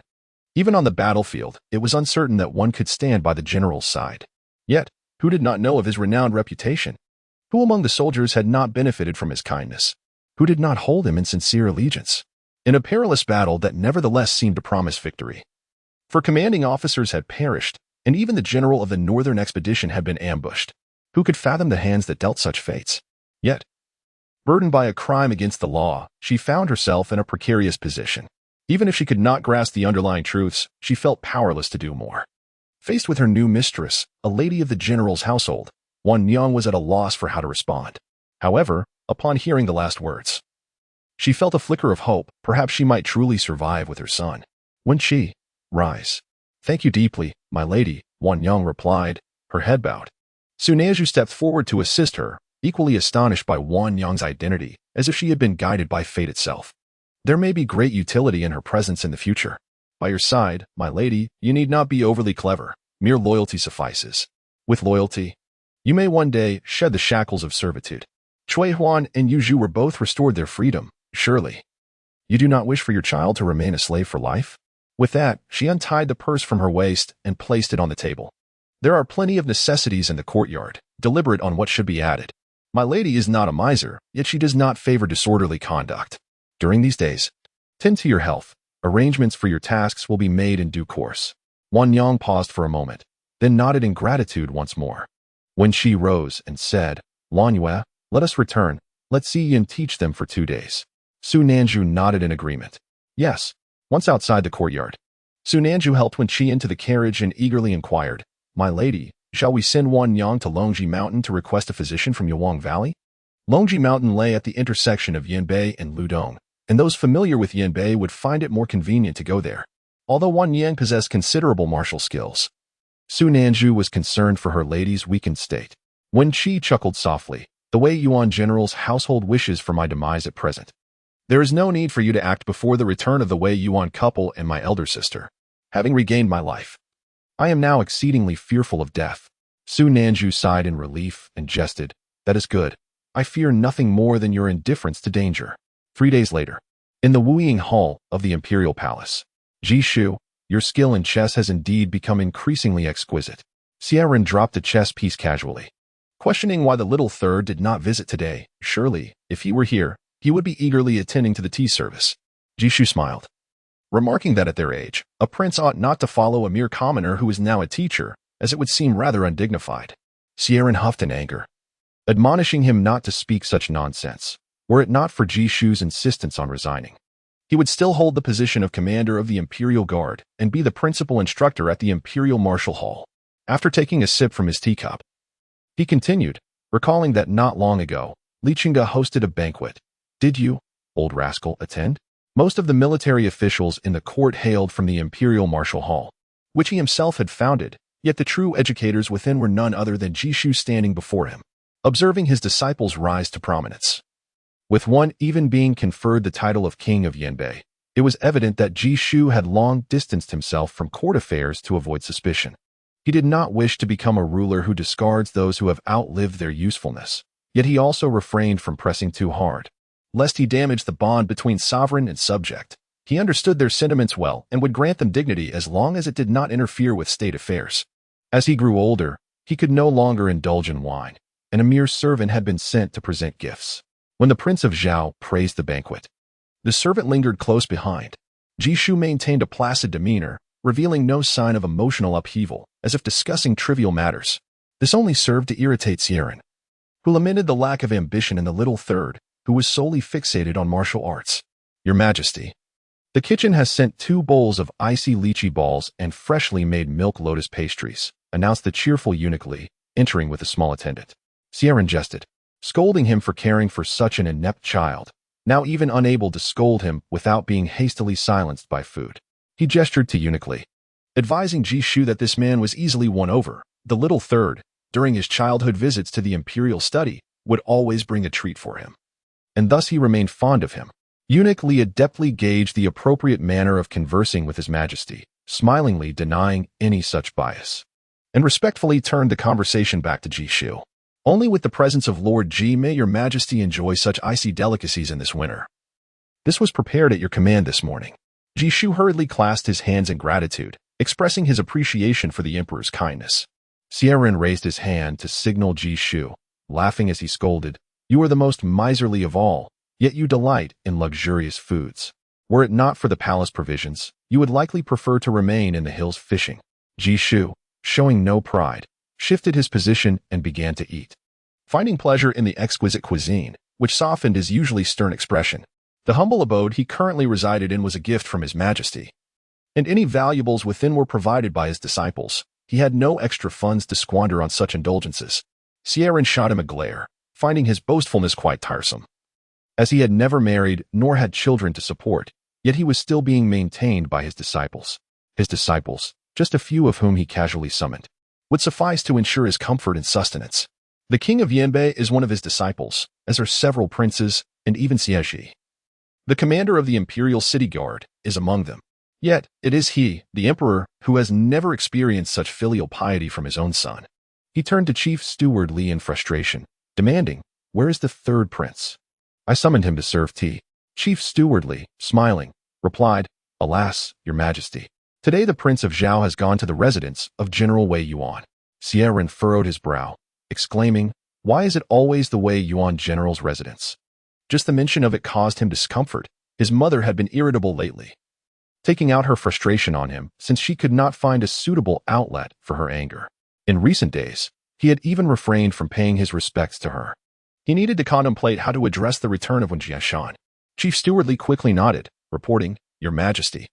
The Imperial City Guard has informed us that today is the coming-of-age ceremony for the fourth daughter of General Wei Yuan, even though she is merely a concubine's daughter.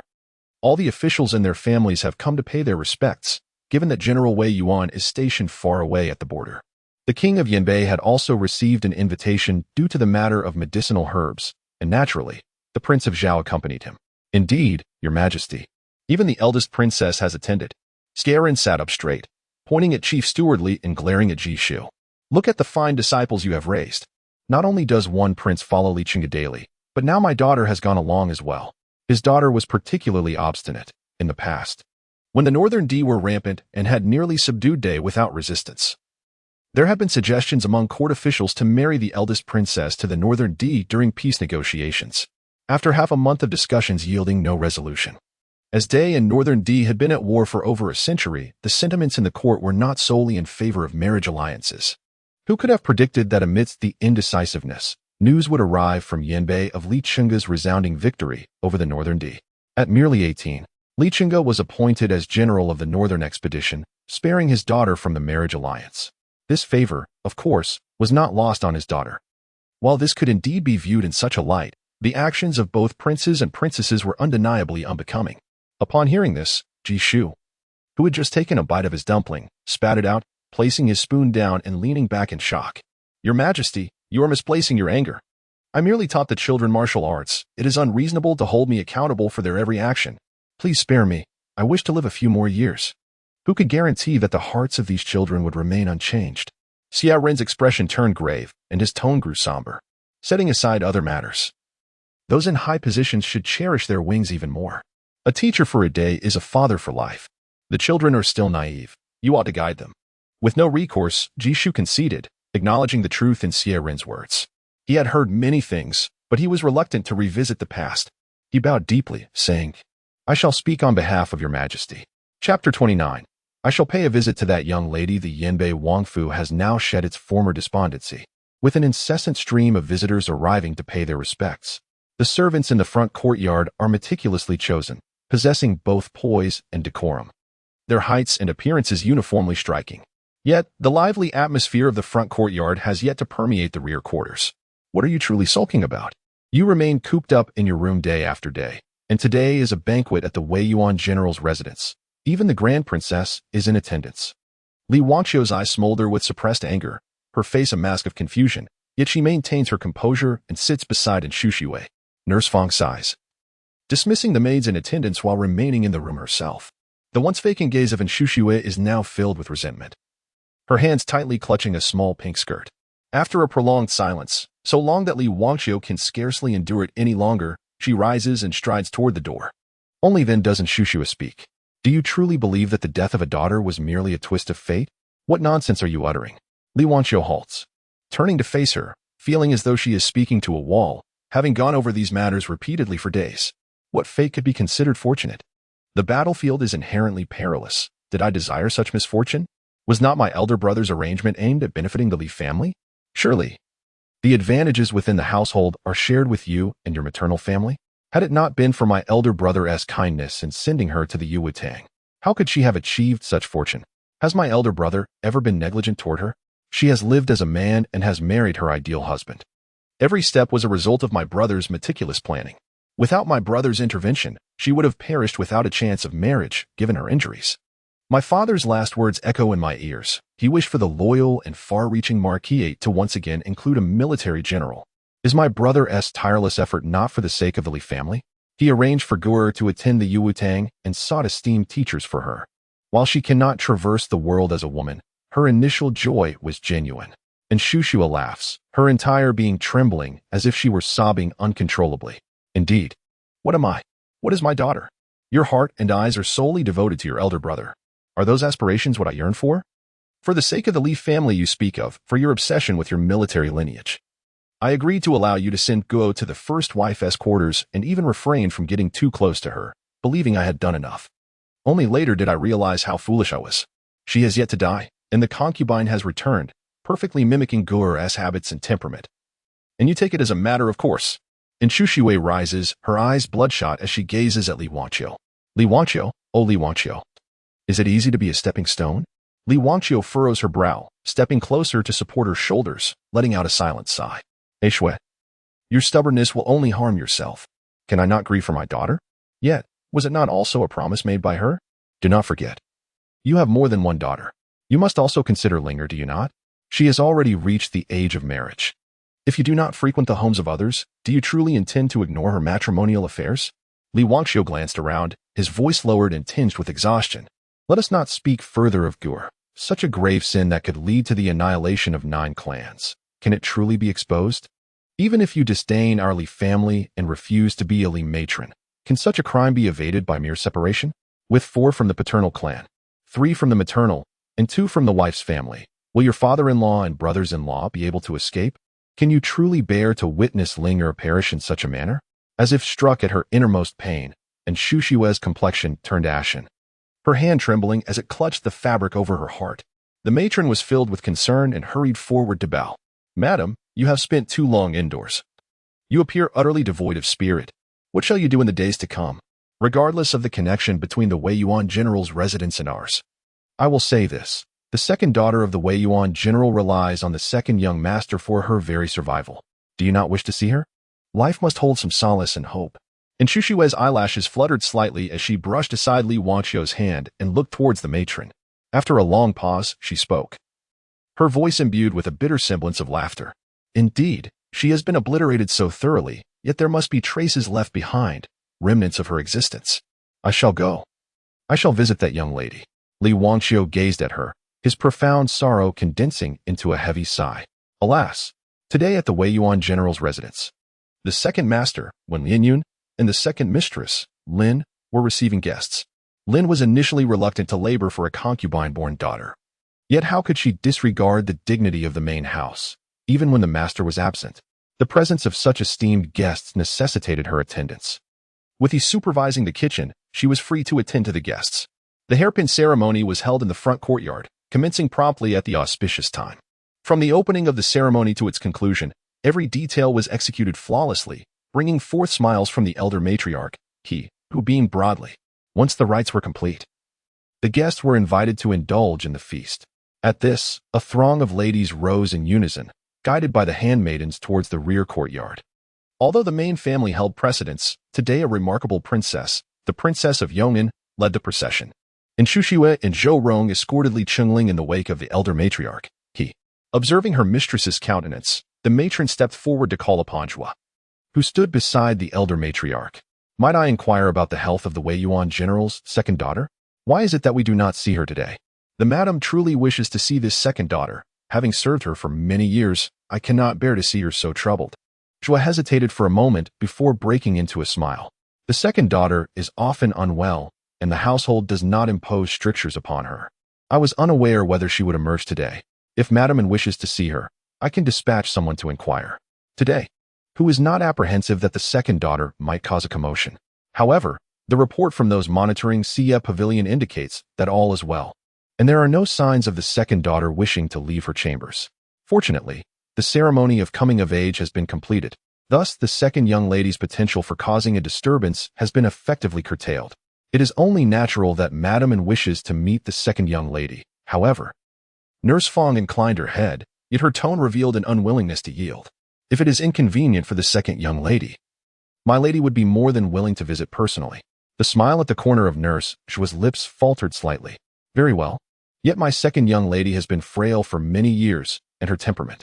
Wen Chi approached with a smile, gently holding Su Nanju's hand. Oh, what does the nurse think of my disposition? Chapter 30. I can't help but draw my blade second, miss. I. Granny Zhu hurriedly approached with a forced smile. She was a confidant of the matriarch, and usually commanded respect from all. Yet today, she dared not offend the second miss in such a situation. When she raised her chin and cast a sidelong glance at her, only to look past her towards Granny Fong, whom she had some acquaintance with in her previous life. Granny Fong took a couple of steps forward and bowed respectfully. The old servant serves the madam of the Yanbei prince's residence. Upon hearing that the second miss has returned to Chanling, the madam wished to come and see how your health fares. When she was slightly puzzled by this statement, but concealed her confusion, merely nodding in acknowledgement. Thank you for leading the way. Granny Fong scrutinized her for a moment, sensing that the temperament of this second miss seemed somewhat at odds with the rumors. Her decisive nature hardly resembled that of someone who would pursue Prince Zhao with affection. She stepped aside to grant passage, raising her hand in invitation. Please, second Mississippi. When she supported Su Nanju and followed along, Granny Zhu, alarmed and realizing she could no longer impede their progress, hastily made her way to catch up with the crowd and seek out old Madame He. Granny Fong did not lead Wen Chi to the banquet in the back courtyard, but, noticing her pallor after a short walk, guided her to a nearby waterside pavilion. The bluestone path was adorned with people admiring the scenery, a place not entirely secluded yet not easily disturbed. Here, it remains quiet. The second miss may rest for a while. The madam does not favor noise. I shall fetch her now, Granny Fong said. When she did not speak but nodded in agreement, Su Nanju leaned in to examine her complexion and then waved to the distant Fudong. Fudong hurriedly approached. Miss, what is the matter? Su Nanju frowned. Bring a cloak and fetch some tea and snacks from our courtyard. When she took a moment to respond, speaking languidly, I've grown warm from walking. There is no need for a cloak. Upon hearing this, both women glared at her with exasperation. She waved her hand dismissively. All right, fine. Do as you wish. Fudong then bowed and departed. Su Nanju, dissatisfied, squeezed in beside her. Why rush to meet today? You've been entangled with those two in the servant arena, buying properties, teaching Ahua martial arts, and conversing with Wan Yang. Such burdens are not what you can bear at present. You've slept an entire hour later than usual. We were nearly frightened to death when we couldn't wake you. When she chuckled, her eyelids drooping slightly, fatigue evident on her face. Should I go directly to meet them? I fear I might be compelled to draw my blade, and then I would likely fall flat on my face. A most laughable affair. Upon hearing this, Su Nanju fell silent, standing quietly behind her. Whenever the topic of martial prowess arose, all her concerns would surge forth. That one spirited general could no longer exact vengeance upon his enemies. What a profound regret that was. At first, her heart and eyes were filled with resentment. But as she gazed upon the current general day after day, her only wish was for him to live a little longer, just a bit more. If those grievances weighed too heavily on her mind, then her thoughts were interrupted by the arrival of others. When she stood up by the table, her expression calm, having encountered Lady Zhou and Lady and Su Nanju followed suit to pay his respects. And Shushua looked at her with a hint of a smile. Good child, please take a seat. Li Chenge, standing behind Lady Yin, bowed to Wen Chi, her eyes glimmering with curiosity. I have met the young lady of the Wen family. Wen Chi scrutinized her closely. The young lady of the Li family is being overly courteous. In her previous life, she rarely had the opportunity to observe her younger sister in such detail. She was always in a hurry, and even in Chanling, she was under the watchful eye of Li Chenge, unable to draw near to them. Li Chenge would only timidly greet her from a distance. Today, upon closer inspection, she resembled their mother even more. Calculating the time, she must be 16 this year. Zhou Rong glanced at her pale-faced sister-in-law, sighing inwardly without uttering a word. As everyone took their seats, Fudong, accompanied by Ahua, brought in refreshments and draped a cloak over Wen Chi before stepping back. Wen Chi raised her hand and said softly, Everything here is from my courtyard. You need not worry. And Shushua tilted her head slightly, her voice gentle. In these years, has any physician explicitly stated a remedy for your ailment? If it were not for this young lady's visit to the imperial city, the matter regarding Si Huan would likely remain a secret at the Wang residence of Yanbei. In the past, Gur would not speak of it, having heard that someone had directly commanded it to be sent from the northern lands to the residence of General Wei Yuan. Zhou Rong's heart trembled slightly, and she hurriedly smiled. Do not be upset. She speaks so directly without any ill intent. The deeds of this second young lady were well known throughout Chongling. Who did not know she would not live past 20? Such inquiries might stir resentment. Wen Chi chuckled lightly, shaking her head, devoid of any annoyance, and stated plainly, "This ailment may be beyond remedy, but thanks to the Wang of Yanbei, without him, I fear I would struggle even to find shelter." After speaking, she turned away, succumbing to a fit of violent coughing, tears brimming in her eyes before she felt some relief. She held her chest, turning back. "I apologize." Before Xue and Zhou Rong could respond, she continued, "The Wang of Yanbei is such a noble individual. I fear I will struggle to repay his kindness." Xue's expression shifted, her voice stiff as she spoke, tinged with a subtle mockery. "She is a kind-hearted person. Why would she need any recompense? If he seeks repayment, then it would not be from her." The unspoken implications of her words nearly brought cold sweat to Zhou Rong's brow. Yet, she found herself at a loss for words, her fingers clenched tightly. She felt fear and understood her sister-in-law's resentment and hatred, yet she realized she could offer no compensation. Wen Chi's gaze swept over the three of them, and she felt an unsettling confusion within her heart. She lowered her eyes. Lady Yin was right. The Wang of Yanbei possessed a noble character, and Xue cast her gaze downward, seemingly reluctant to engage further in this conversation. Beside her, Li Chenge observed her sudden distress. Their mother had been melancholic for many days, devoid of joy in her countenance. It seemed that ever since the passing of her third sister, there had been no smiles to grace her face. Although the third sister shared the same mother with her, their mother appeared to have little affection for her. Whenever she longed to recall her sister and bring her back, their mother would always urge her to refrain from such discussions. Little did she know that upon her sister's return, she was already frail, as if illness had rendered her indistinct. It was then that she realized their parents indeed cared for her sister, with numerous physicians attending to her within her chambers, though she had only witnessed her sister twice, both times lost in slumber. Yet, the resemblance between the third sister and their elder brother, Li Chenge, was striking. Could it be that their mother, reflecting on the brother mentioned in today's conversation, was reminded of her deceased sister? But why had her sister never been brought back home while she was alive? Chapter 31. Mother, what are you gazing at? Mrs. N appeared unwell, yet it was unclear what troubled her. When she leaned over to pour a cup of tea for Xue, Li Chenge promptly reached out to accept it, forcing a smile in response. Assuring that her mother was in good health, and expressing gratitude for the concern shown by second sister when she subtly nodded. Yet she had no intention of letting the matter rest. Her voice, though calm, bore an inscrutable hint of amusement as she spoke. "The departed have left us. It is perhaps best for you to look ahead. Should the deceased see you in such a state of melancholy, they might become unduly concerned." "Miss Wen, you." Li Chenge glared at her. It had been over a month since the funeral. Who would dare to bring it up so abruptly? Moreover, second Miss Wen's tone was decidedly peculiar, more reminiscent of mockery than consolation. This person was truly insufferable. Concern? It is I who ought to bear the burden. And Xue gazed at Wen Chi, her mind conjuring the image of Guer standing afar, her eyes filled with indifference, as if she were merely observing a stranger. Panic flooded her heart, rendering her instinctively evasive. Zhou Rong's face was taut, nearly revealing a twisted expression as she suppressed her emotions and softly suggested, "Sister-in-law, you seem weary. Let us return home." And Xue abruptly turned to her, a flash of resentment flickering in her eyes, as if she wished to strip away her skin and bones. "Ah, what is there to fear?" When she suddenly lost her desire to speak further. Rising gracefully, she smiled lightly and inclined her body. "Ladies, please take a moment to rest. I must return to my quarters to take my medicine and cannot accompany you any longer." And Xue seemed to regain a semblance of clarity and quickly turned to her. "Then you, never mind, please return and rest well." Wen Chi was assisted by Su Nanju as she departed the pavilion. After walking a considerable distance, Wen Chi finally tapped Su Nanju's hand. "Let us summon them. We shall visit the White Pagoda Temple. Isn't it true that Yun has been longing to tidy up her belongings? It is a perfect opportunity for a stroll." Wen Chi's words were met with concern in Su Nanju's eyes, and it took her a while before she responded, "All right." The tranquility within the water pavilion was something no one else could provide, and Xue's gaze remained fixed on Wen Chi's retreating figure, unwilling to withdraw her eyes until the silhouette vanished completely. "Mother, what are you gazing at?" Li Chenge was deeply worried, and Xue did not retract her gaze or utter a word.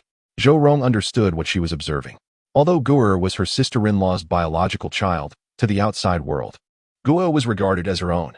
The affection she bestowed upon the child often exceeded that of her sister-in-law. Yet, it was unfortunate that they were all fools, ensnared by the notion that marriage meant submission, rendering them heartless puppets. They remained oblivious to the true thoughts of men. A low, emotionless voice intruded upon the tranquility of the water pavilion. "Madam, the eldest son has sent an old servant to inquire about your conversation with second Miss Wen." And Xu Xue cast a glance at her before coldly smirking at Gao Rong. "Your son is remarkably cautious. Is he guarding against me or you?" Zhou Rong's lips moved, bitterness spreading across her features. "Wasn't it instructed for you to send word to the Prince of Zhao's residence? Did CFO Yao not respond?" When she lifted the carriage curtain to gaze at a humble stall by the roadside, where hot soup was being sold, Su Nanzhu, seated at the front, occasionally tugged at Ahua's reins. The reputation of their master was well known, and the young servant from the Zhao Wangfu scoffed while collecting letters, likely tossing them into the pot without a second thought. Xiyun and Fu Dong winced at the thought. Their young lady had never been so direct in delivering messages to the Zhao Wangfu before. Wen Chi, understanding their concerns, quickly reassured them, saying, "Rest assured. I have no interest in him. I merely wish to profit from him. Otherwise, do you think the money for the house came from thin air?" The two of them finally exhaled in relief but remained cautious, their minds beginning to churn with calculations. When she closed her eyes in exhaustion and said, "Worry less about my reputation. It has already reached a point where no one dares to marry me. So what is there to fear? You too, mind your own business." They nodded in acknowledgement, hastily assuring her they would not meddle. The sound of an approaching carriage grew nearer, accompanied by a familiar voice. "Oh, is that not Miss Lan?" Su Nanzhu looked toward the carriage window with curiosity. "Granny Qin, what brings you here?" The carriage came to a halt, and Granny Qin cheerfully disembarked, inquiring if the second young lady was inside. When she leaned out and greeted Granny Qin, the elder woman bowed respectfully, saying, "I have come to bring back Aunt Ji," as requested by the second young lady. Turning to the carriage behind her, she noticed no movement from the curtain and stamped her foot. "What are you sulking about? Come down quickly. It is the second young lady who sent me to call for you." Su Nanzhu glanced at Wen Chi, and they exchanged looks, confirming that neither had heard of this person before. At that moment, the curtain of the carriage was drawn back once more, revealing a slightly plump face, marked by a complex expression that seemed to oscillate between anger and joy. "I have seen the second young lady. Aunt Ji, you have finally returned." The voices of Fu Dong and Xiyun from within the carriage were unmistakably genuine. The two rushed down to greet Aunt Ji. Wen Chi, however, had no recollection of Wen Chi and, having seen little in her previous life, found herself at a loss for words. Granny Qin stepped forward a couple of paces, raising her eyebrows at Wen Chi, and then raised her voice slightly. "Aunt Ji was personally chosen by the lady for you, with her in your service. The princess and I can rest easy." When she began to understand, Aunt Ji was an old servant from her past, who had inexplicably left her side, but was now brought back by Granny Qin. She smiled at Aunt Ji, saying, "It is good to have you back." Little did she know that her smile sent a shiver down Aunt Ji's spine, momentarily leaving her speechless. Fu Dong turned to Wen Chi and suggested, "Miss, our courtyard is currently empty. Shall I accompany Aunt Ji back in Granny Qin's carriage to settle her in?" When she had no objections and waved her hand, saying, "That's fine." Soon, Xiyun returned to Wen Chi's side, while Ahua continued to drive the carriage forward at Su Nanzhu's gesture. Upon arriving at the foot of the White Pagoda Temple, it was precisely the hour of Shun. Entering the temple, Xiyun led Ahua to the guest quarters to tidy up. Meanwhile, Wen Chi, supported by Su Nanzhu, ambled before the various halls, pausing occasionally at the railings. She gazed at the grand incense burner, overflowing with offerings, before taking in the somewhat desolate winter scenery surrounding her, and made casual conversation. "By the way, where have you buried me?" Su Nanzhu scratched his head. "Your subordinate has." An aged voice suddenly resonated from behind. "This benefactor has buried you in the woods halfway up the mountain." Chapter 32, My Destiny, What Retribution It Is. When she cast a glance at Su Nanzhu, who immediately displayed a wary glint in her eyes. In this tranquil hour, if she could not sense someone approaching, it was uncertain just how much more skilled this individual was than her. Moreover, the implications of his words were rather alarming. Turning around, they beheld an elderly monk, his white beard cascading down to his waist. The monk regarded Wen Chi with astonishment, which lingered for some time before he regained his composure. "Indeed, the humble supplicant's wish has found a day of realization. However, the aura of slaughter surrounding you is rather intense." When she furrowed her brow but soon smiled, her eyes narrowing slightly. "Master, you jest." As a frail maiden, From where would I acquire such bloodshed? The old monk let out a deep sigh. His hands pressed together in prayer. Amitabha. All things in this world are governed by destiny.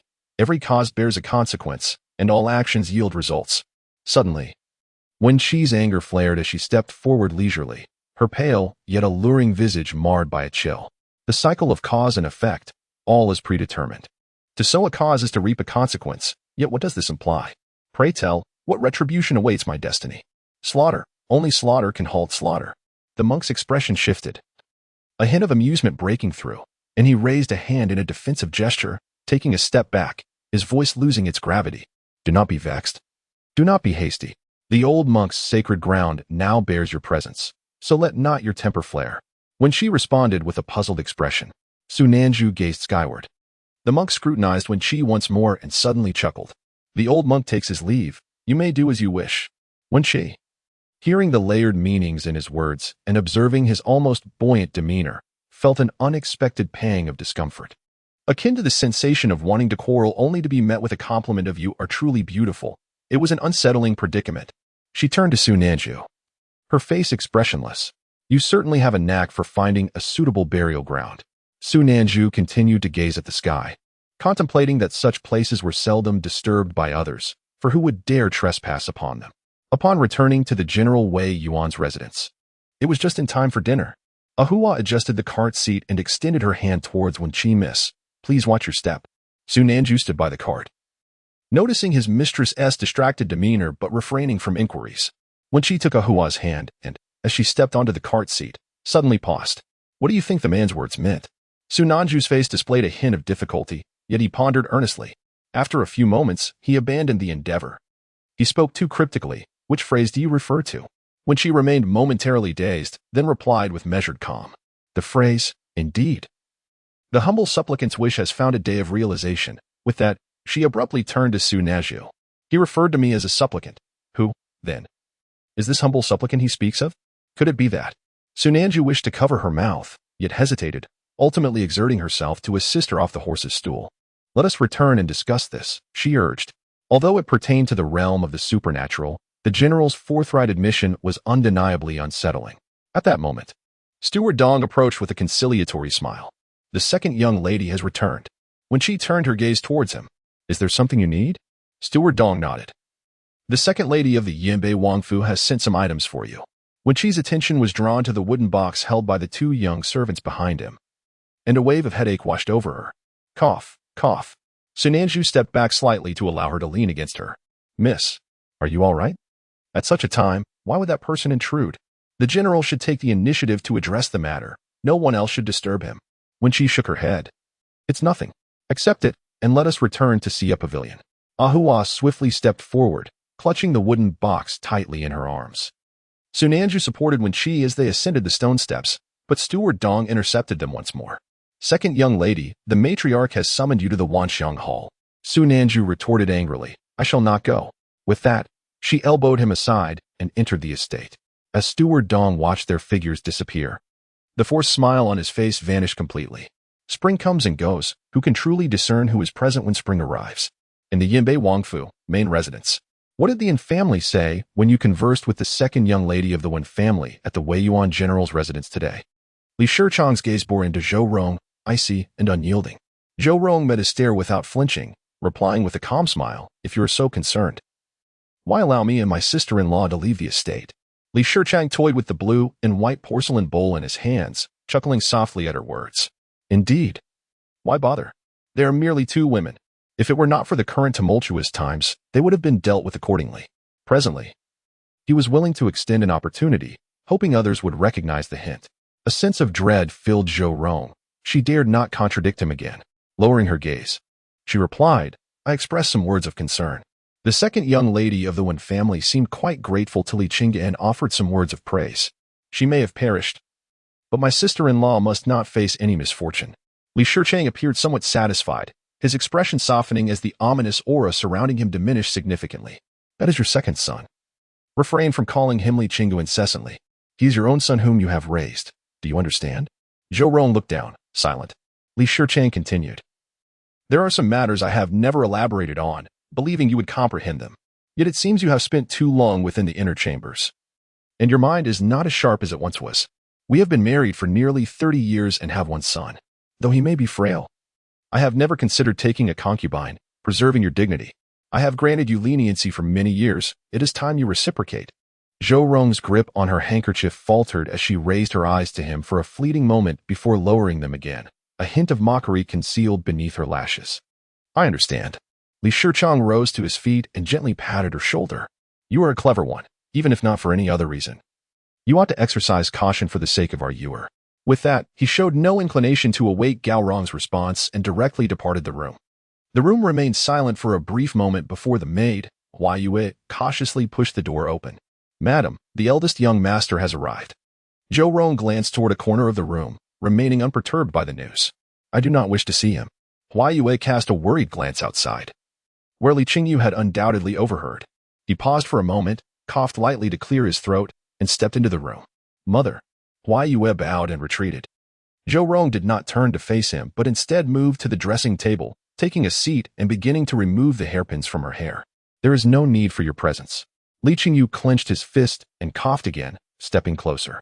Mother, why harbor such resentment? No matter my misdeeds. I have little time left to live. Zhou Rong's hand faltered as she gazed at her reflection, brushing her fingers against the myriad of fine wrinkles at the corners of her eyes. You do not believe you are in the wrong. You have merely surrendered. Coughing again, Li Chenge's lips turned a shade paler, and when he regained his composure, the smile on his face appeared somewhat deranged. Indeed, I do not believe I have erred. It was not wrong to persuade father to exchange you for the child who perished, nor was it wrong to push Li Chenge into the military. Wherein lies my fault? I simply wish to survive. Mother, you cannot bear another son. Father desires to eliminate me and take a concubine to bear another. I am compelled to prove my worth. Yet you cannot protect me. What is wrong with wanting to live? Zhou Rong turned to look at him, her gaze meeting his stubborn expression, and suddenly found the spacious room, with its wide-open windows, stifling. A glimmer of sorrow appeared in her eyes. Your error lies in miscalculating your father's ruthlessness, underestimating his heartlessness. My fault was allowing youthful pride to lead me to comply with your father's schemes, marrying into the Li family to bring you into this world. I am but a useless person. I have failed you, yet I have given you all that I could within my capacity. But, Guder once called you elder brother. Did you ever feel a shred of compassion for her? You were always astute. Could you not have foreseen your father's intentions before he acted against her? Did you ever consider warning her? Did you? She turned once more to face her reflection, now nearly unrecognizable, her gaze gradually hollowing. Your father is too hasty, believing himself to have accounted for every detail, yet he remains unaware of the inevitable flaws. Child, debts must be repaid. Chapter 33. The military authority of the Yu clan. Li Chenge chuckled softly, his laughter tinged with a hint of derision. Still? Mother remains as naive as ever. The creditor is none other than Li Chenge, but alas, she has departed this world in a manner that leaves no room for return. Even though he had not been privy to his father's intentions regarding Li Chenge beforehand, he had come to comprehend the general course of events in retrospect. The poison administered after the battle, the tendons severed in a fit of impatience, and the 24 wounds inflicted by blades and arrows upon her body all painted a grim picture. Her marriage into the esteemed Zhang family of the Grand Preceptor was not born of benevolence. Rather, Zhang Xingchen had long discovered her true identity as a woman, biding his time for military accolades to secure leverage over the then unestablished Duke of Loyal Yuan of Yebei. Her return to Chongling had already instilled fear in her father and Li Chenge, robbing them of their peace both day and night. Her loyalty and righteousness cast a glaring light upon the vileness of others, making it inconceivable for them to allow her to live. In contrast, he found it rather rare that he himself did not wish for her demise. Li Chenge composed himself and coughed a few times before turning to leave the room. Outside, Lu Yong raised his hand to drape a cloak over him. My lord, it is exceedingly cold outside.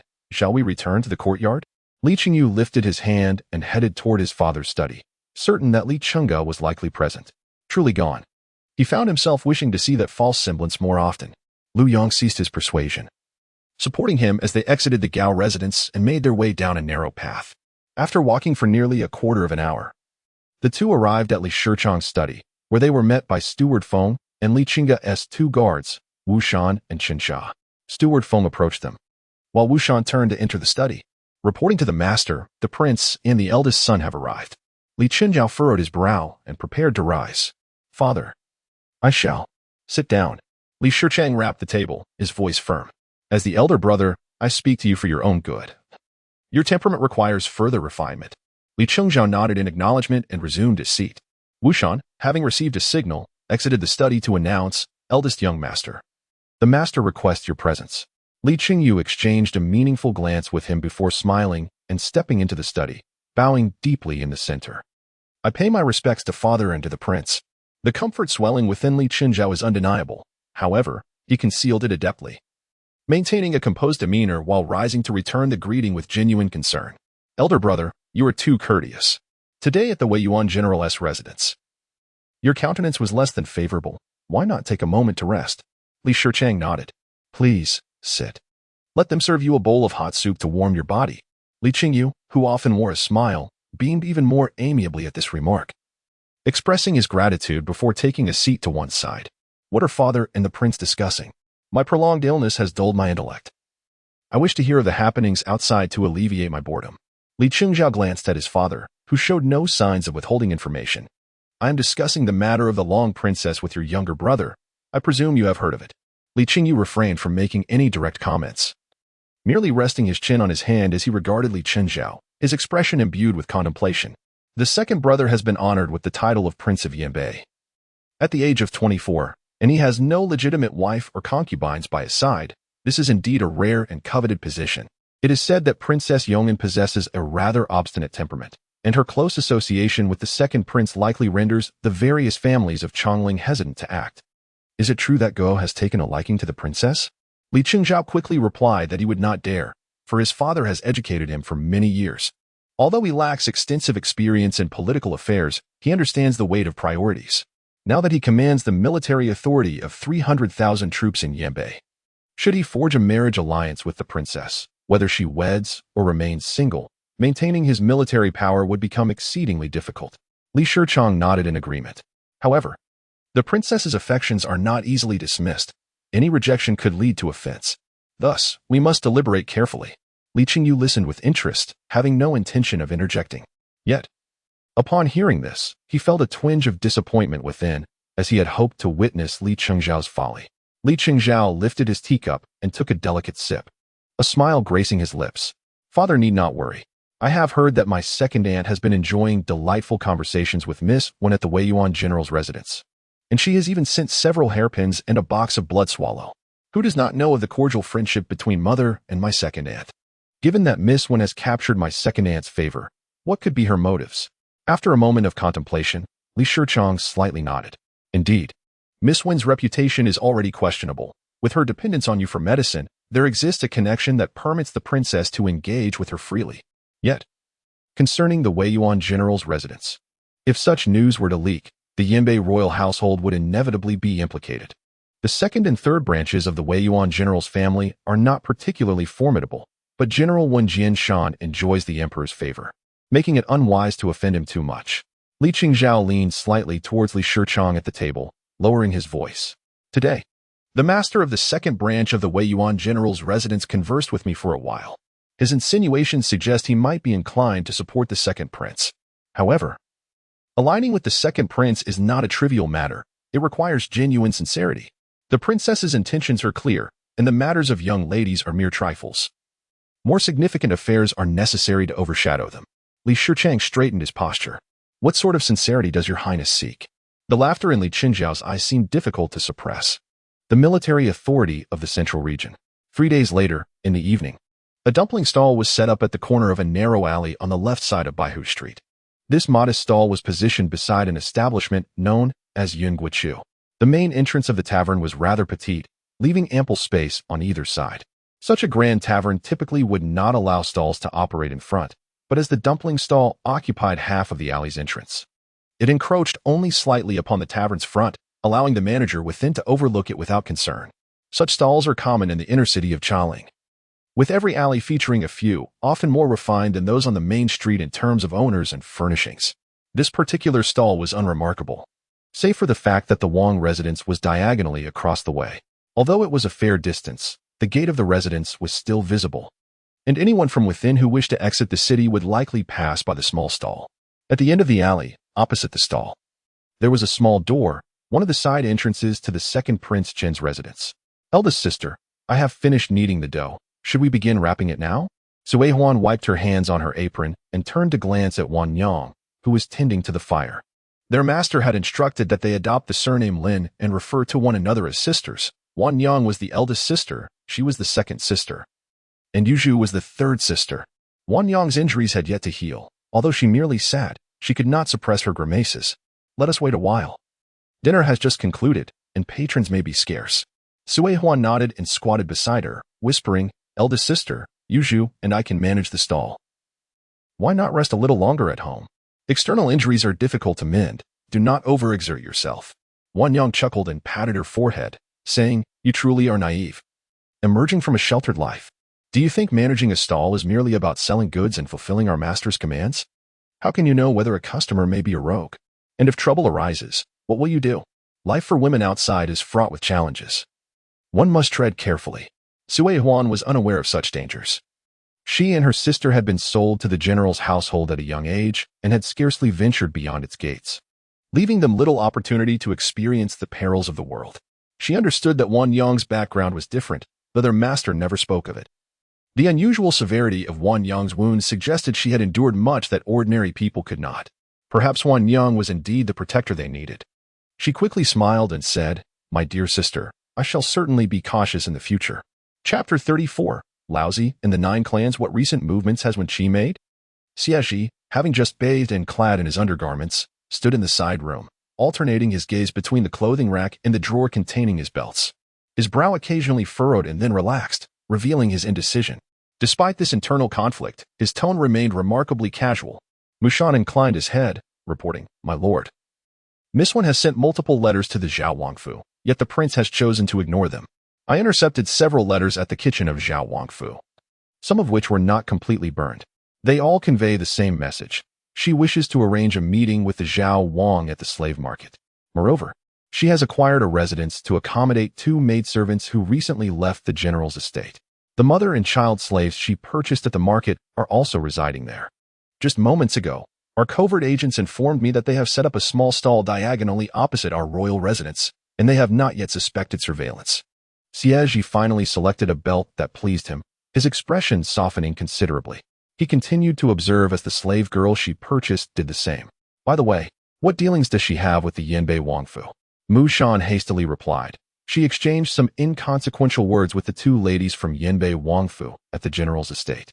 And madam, and even sent her a gift. Xie Zhi pointed at the drawer where he arranged his belts and buckles, his impatience evident. How many times must I reiterate? Organize them by color. Mushan silently sighed, feeling that as a man, he was ill-suited for such meticulous tasks. I shall ensure that I am more diligent in sorting the colors. Xie Zhi replaced the button on his black fox cloak with an intricately carved ivory piece, then took a silver hairband from Mushan's hand before stepping out of the room. I shall not return tonight. With a collection of hairbands dangling from his hands, Mushan watched as Yubai raised an eyebrow at him, feeling a tinge of bitterness. What good family has a guard that must daily discern the appropriate colors, materials, and craftsmanship of clothing and accessories? Farewell, Your Highness, he said. Xie Zhi, accompanied by Yubai, rode slowly toward the outskirts of the city, their pace leisurely, almost meandering. Yubai nudged his horse closer, half of his body leaning forward. My lord, that stall is in our southwest direction. Xie Zhi glanced over, observing that the stall had only a few patrons. The slave was tending to a boiling pot, using a ladle to scoop out dumplings, while a raw-faced woman handed out bowls sprinkled with vegetables. Ah, she appears quite adept. It seems she has practiced extensively behind the scenes. Wan Yang, having come from the battlefield, was remarkably perceptive. Suddenly, she turned to see a figure on horseback not far away, and the words of her master echoed in her mind. The Wang of Ying was strikingly handsome, young yet commanding great authority, and particularly meticulous about his attire, which sometimes betrayed a childlike temperament. However, his temperament was notoriously unpredictable, and one could never be certain when he might be provoked. Thus, a little flattery was always prudent. Regaining her composure, Wan Yang respectfully bowed, observing her generous demeanor. Xie Zhi could not suppress a light chuckle. When she possesses remarkable talents, she has her people set up a stall here, and he believes she wishes to keep a discreet watch. Little did he know, she has effectively educated her followers to greet him directly. Surely, Anyone who witnesses this would be compelled to investigate her true intentions. In the imperial city, aside from the deadly risks that loomed, one sent individuals from the courtyard to acquire martial artists from the marketplace and showed no restraint in her interest towards him, as well as towards Li Chenge and Xie Fengyao. Yet, as she mentioned, there were no drugs administered, no garments discarded, and not even a whisper exchanged in close proximity. She stirred no trouble, merely casting a few glances. Thus, none could find fault with her actions. As they passed by a dumpling stall, Yubai tugged the reins and moved forward. "Master, that alley seems somewhat familiar," he remarked. Xie Zhi glanced at him and retorted, "Is there a place here that is unfamiliar to you?" Yubai smiled and nodded, his tone imbued with a hint of pride. At the mouth of the alley stood a tavern on one side, while the vacant residence of Prince Xian occupied the other. However, the small door at the end of the alley led to the estate of Prince Chen. Xie Zhi tilted his head to survey the area, his brow slightly furrowing. It was the residence of the second young master. Who could tell if Wen Heir was acting intentionally or inadvertently? The pair exited the city just as the sun began to set, making their way southwest towards the outer city. Chongling served as the capital of Dai, divided into inner and outer cities by a moat 3 zhang wide and 1 zhang deep. Beyond 5 li from the inner city lay the outskirts, home to temples and villages, bustling with markets day and night. Riding through the market, they soon found themselves on the official road, which led them to a narrow path flanked by white poplar trees, where twilight still allowed them to see the way clearly. After walking for a quarter of an hour, they came upon a village that had already lit its lanterns. Yubai dismounted and knocked on the door, and shortly thereafter, a servant named Chang Shun welcomed them. "Lord Yubai has arrived," he announced, bowing before Xie Zhi as well. "I pay my respects to the prince." Xie Zhi dismounted, gesturing for him to rise. "Has the master had his dinner yet?" Chang Shun nodded, replying, "You have arrived at just the right time. The master has been practicing martial arts and is currently roasting chicken in the courtyard." Xie Zhi stepped into the courtyard while Yubai took the wine jar tied to the horse and went to warm it. "Yes, I shall attend to it now." Within the estate was a well-kept lawn, though the winter season had left it strewn with yellowed leaves, lending a rather desolate appearance. However, the wooden house beside the lawn was brightly lit, illuminating various weapons within, revealing the true purpose of this seemingly ordinary lawn. Jishu leaned against the wooden house, tending to the chicken skewered over the fire, merely lifting his chin slightly upon noticing Xie Zhi. "Move the chair over. A commoner has no time to waste." Xie Zhi cast a glance at Jishu's hands, now smudged with soot, and expressionlessly turned his gaze away as he entered the wooden house to hang up his cloak, before finally bringing a chair over to sit beside Jishu. "You call yourself a commoner, yet you show no inclination to rise and pay your respects. How amusing." At these words, Jishu suddenly burst into laughter. "I have no lineage to worry about. What is there for me to fear?" Xie Zhi furrowed his brow, leaning back to evade the drifting smoke. "With that you so often use, it seems your disciple has learned from you quite thoroughly." Jishu turned to glare at him. "I could teach you too. Why haven't you learned? And your disciple, what of it? Is the name Li Chenge too hot to handle?" Xie Zhi returned the gaze, his age apparent, yet his demeanor surprisingly coarse. Jishu waved his hand dismissively, asserting that at his young age, he should not meddle in the affairs of the elder. With a deep sigh, he recounted how, not long ago, His Majesty had summoned him to the palace. Xie Zhi merely smiled, offering no response. Jishu found his disciple rather irksome, expressing disdain. "Of course, you are well aware that the royal city guard is under your firm control. There is nothing you do not know." Li Chenge's path ahead remains unobstructed, evidently drawing the emperor's attention. Otherwise, why would he seek counsel from someone who had long since withdrawn from court life? Noticing that Li Chenge's actions were becoming increasingly inappropriate, Xie Zhi leaned back more casually, a smile on his face that suggested he was observing a delightful spectacle. This was a royal edict. Why not summon the individual for further instruction? His imperial brother had a genuine appreciation for talent. Even Li Chenge had yet to err significantly. After all, he had distanced himself from court for many years. To finally reside in Chongling and cultivate amicable relations with the court officials was hardly unusual. He had not indulged in endless banquets, and his brother's concerns seemed rather premature. Jishu chuckled softly. "As a mere commoner, my voice carries little weight. To offer unsolicited advice might be seen as intrusive. The emperor truly enjoys creating challenges for others." Such remarks, tinged with irony, piqued Xie Zhi's interest.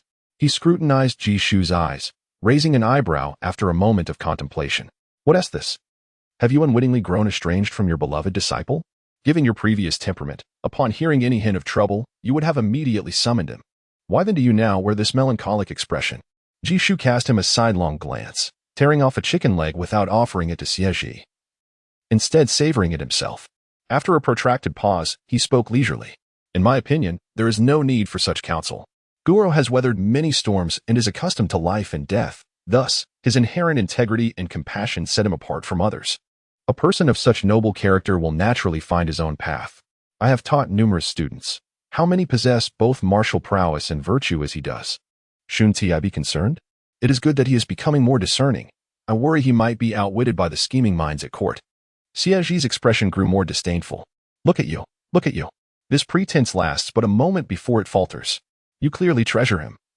Yet now you act as if you barely know him. Just 2 calls of Li Chenge, and now it's gur this and gur that. Spare me. Xie Zhi kicked the leg of Xie Zhi's chair, exclaiming, "What kind of act is this?" Xie Zhi couldn't help but chuckle, adjusting his position to adopt a more serious demeanor. Yet, I have not heard that Li Chenge frequently visits you. Do you and your disciple share some secret understanding unbeknownst to me? As fellow disciples, why do you not extol me in such a manner? While Li Chenge seldom returned to Chongling, he had never heard of any frequent visits from him to his master. On occasion, there have been visits accompanied by formal greetings, yet it is indeed infrequent. At this moment, Changshan arrived bearing wine, calling out loudly as he approached, "Your Highness." "Sir, the wine is ready." Xie Zhi gestured towards the ground, and once Changshan had poured the wine, he took a bowl and handed it to Xie Zhi. After indulging in a hearty sip himself, he jestingly scolded, "Why does Gur not come to visit the old man? He would always come when returning. 5 days out of 8, or 8 days out of 10, he merely preferred to arrive clandestinely." Xie Zhi scoffed, questioning the necessity of such secrecy. Xie Zhi took another generous gulp, as if struck by a sudden amusement, his face flushing with mirth. "Is it not out of concern for your well-being?" With Gua's nimble skills, he could flit about the city, evading the royal guards with ease. Yet, can he truly escape the watchful eyes atop the city walls? He cannot. Xie Zhi. Chapter 35. Journey to the ancestral tomb of the Zhang family. Xie Zhi was reluctant to dwell on the fact that his martial prowess paled in comparison to Li Chenge's. Even though he had made significant progress, it would be inappropriate to challenge the still recovering Li Chenge to a comparison. Thus, it was a reality he must accept, that he would forever remain inferior to Li Chenge. It truly was a bitter pill to swallow. Then why do you wear such a mournful expression? Upon hearing this, Xie Zhi remained silent, merely offering a faint smile. Less prying and more drinking, please. Sensing that Xie Zhi was concealing something, Xie Zhi chose not to press further, understanding that a mentor often seeks to protect his disciple. Changing the subject, Xie Zhi inquired, "Was your injury truly that severe upon your return? Have you had a chance to see it?" Xie Zhi's smile faded, replaced by a somber demeanor. "Indeed, it was grave. Had I not returned to Chongling, it would have remained untreated in Yanbei. However, the journey back was fraught with jostling. On the first day, I went to see him, and his garments were soaked in blood. I heard he bore no fewer than 24 wounds from blades and arrows. I have spent my entire life in Chongling. I have never witnessed such injuries before. It filled me with dread. With so many physicians crowding his courtyard, and him in a state of deep slumber, I feared that too many visitors might disturb him, so I only went twice." "Ah, Gur, you are truly fortunate to be alive." After a moment of silence, he murmured. He mentioned a young lady by his side, named Su Nanju, who is a person of the Jianghu and also a friend, claiming he wished to introduce her to me. He is trying to deceive me. Such a friend is likely his beloved. Xie Zhi regarded the elderly figure before him, whose years had long surpassed the age of understanding, and his gaze suddenly darkened. He raised his cup to drink, casually remarking, "What noble family would allow a prince to marry a woman from the Jianghu? Such rumors would surely invite ridicule." The words of the old man warranted careful considerations. Phrases like "he wishes to," and perhaps implied that Li Chenge had not brought the young woman to meet him, or perhaps Li Chenge had not come at all. When had it been that he no longer visited? As Xie Zhi bent to pour more wine, he turned and fixed Xie Zhi with a stern gaze. "That boy's temperament is perfectly suited for marrying a woman from the Jianghu. Ever since he stepped onto the battlefield, he has been somewhat cautious regarding court matters. Do you know why he responded to Prince Zhao's letter but not to yours?" Xie Zhi replied, "What? How do you know of this? Could it be that this embarrassing matter was not a secret after all?" Xie Zhi chuckled heartily, his laughter resonating through his chest, even causing him to cough several times. "Huh? As your master, do you think I cannot eavesdrop on your affairs? I still remember the day you asked Prince Zhao if he had received a reply. I was perched in a tree at that moment. Xie Zhi, with a darkened expression, chose not to engage further. Jishu found even greater amusement, resting a hand on Xie Zhi's shoulder. Why didn't Ger respond to you? It is simply because you lack understanding. Do you know how Prince Zhao's letter was dispatched? Observing Xie Zhi's glum countenance, Jishu's voice carried a note of smugness. Prince Zhao entrusted the letter to me, allowing me to read it first before sending it to Eunuch Li, who then presented it to His Majesty for perusal, and finally, it was dispatched by the Emperor's emissaries. Given your blunt manner, how could you expect a reply from him? It was evident that His Majesty had already intended to entrust the Imperial City Division into your hands. With correspondence between the military commanders at the borders and the supervisory office in the court, the remarks were harsh, indeed. Upon hearing such an explanation, Xie Zhi suddenly found his anger dissipating.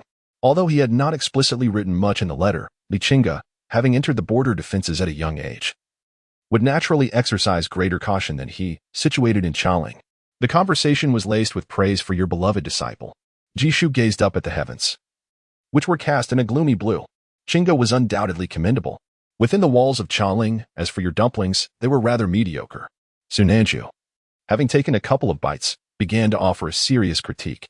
Wan Yang and Chui Huan exchanged glances at the table where Wen Chi sat, hesitant to speak, their expressions reflecting a palpable resentment directed at Sunanju. Wen Chi yawned, idly observing the burning fruit-green parasol in the stove. Have you arranged everything before you began to eat? Did you not just leave a moment ago? Sunanju, recalling her own actions, could not suppress her delight. Her subordinates feared that the shock might compel him to dig up graves, but alas, he could not venture out now, could he? With that remark, she raised an eyebrow at Wan Yang. Your information was quite timely. I shall commend you for it. Wan Yang wore a look of utter bewilderment, which soon deepened. Was it not merely that she had scaled the wall to report to the king of Ying about his departure from the city? The master had not dispatched anyone else to accompany her, leaving her confused about the source of her merit. Moreover, according to her master's words, she had indeed paid her respects to the king of Ying. Such an embarrassing situation only added to her perplexity. Sunanju, with a playful smile, vaguely hinted, the crucial matter lies with that wine jar on horseback. The master mentioned that Ji Shifu relishes wine, yet he often spoke of the king's abysmal drinking capacity. It is only Ji Shifu who could persuade the king to depart the city with wine in tow. Ji Shifu resided in Guara village on the outskirts, and the mountain adjacent to it housed the White Pagoda Temple. The official road connecting to the small path in front of Guara village led directly to the Zhang family ancestral tomb. As Su Nanju reveled in her triumph, she was met with Wen Chi's impassive expression and promptly began to elaborate. Her subordinate had directly sought out a troop to deliver the message. Shrouded entirely in a cloak that rendered her unrecognizable, even her voice was barely discernible. Moreover, the piece of cloth sent bore merely the character Zhao. How many in this world could discern Li Chenge Zhao, among whom the deceased general was one?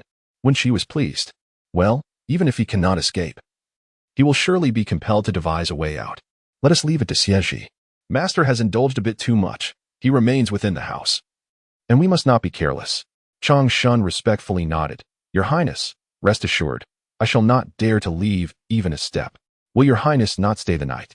Xie Zhi accepted the great cloak offered by Yubai and replied softly, I still need to make a trip to the White Pagoda Temple. Chang Shun did not press further. Yes, your Highness, travel safely. Xie Zhi, accompanied by Yubai, departed Guara village and mounted his horse, traveling along the poplar path until he encountered the Imperial City Guards. Your Highness, I have seen you. What is the matter? The Imperial Guard clasped his hands respectfully, stating, as per the Prince's instructions, we have been discreetly monitoring any suspicious activities within a 10-mile radius. Just moments ago, the King of Yanbei arrived with his guards and commanded the city gates to be opened, subsequently heading towards the ancestral tomb of the Zhang family. Yubai furrowed his brow, finding the timing rather peculiar. It was known that Li Chenge shared a profound bond with his late cousin, Li Chenge, yet it seemed rather excessive to summon the city gates at such an hour merely to pay respects at a grave. Xie Zhi gazed meaningfully into the distance and said, Yubai, you must keep watch, ensuring you remain undetected. Yubai nodded affirmatively, replying, understood, my lord. Chapter 36. You are truly honest. As dawn broke the following day, when she embarked on her journey out of the city in a carriage. My lord, we have arrived, announced Su Nanju, who was the sole occupant at the front of the carriage. When she lifted the curtain to gaze outside, and was met with the sight of Li Chenge, who displayed a glimmer of palpable terror in his eyes. She chuckled softly and lowered the curtain once more.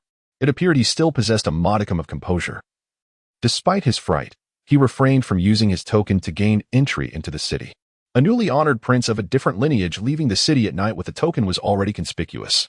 Should he discover that the body of Li Chenge was missing from the tomb, and in his panic rush back to the city to seek his father, the ensuing investigation would undoubtedly draw the attention of many.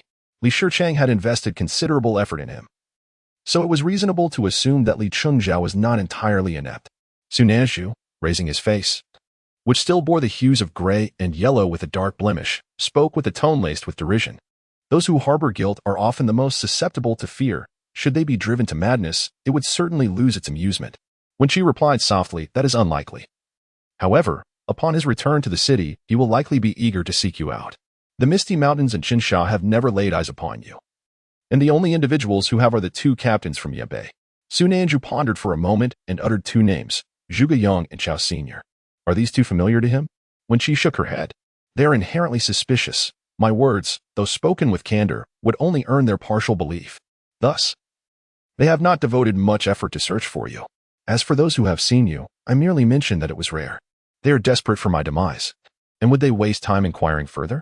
Yet the circumstances have shifted. Woman, delivering a message, and the message bore the character Zhao. They must now take it seriously.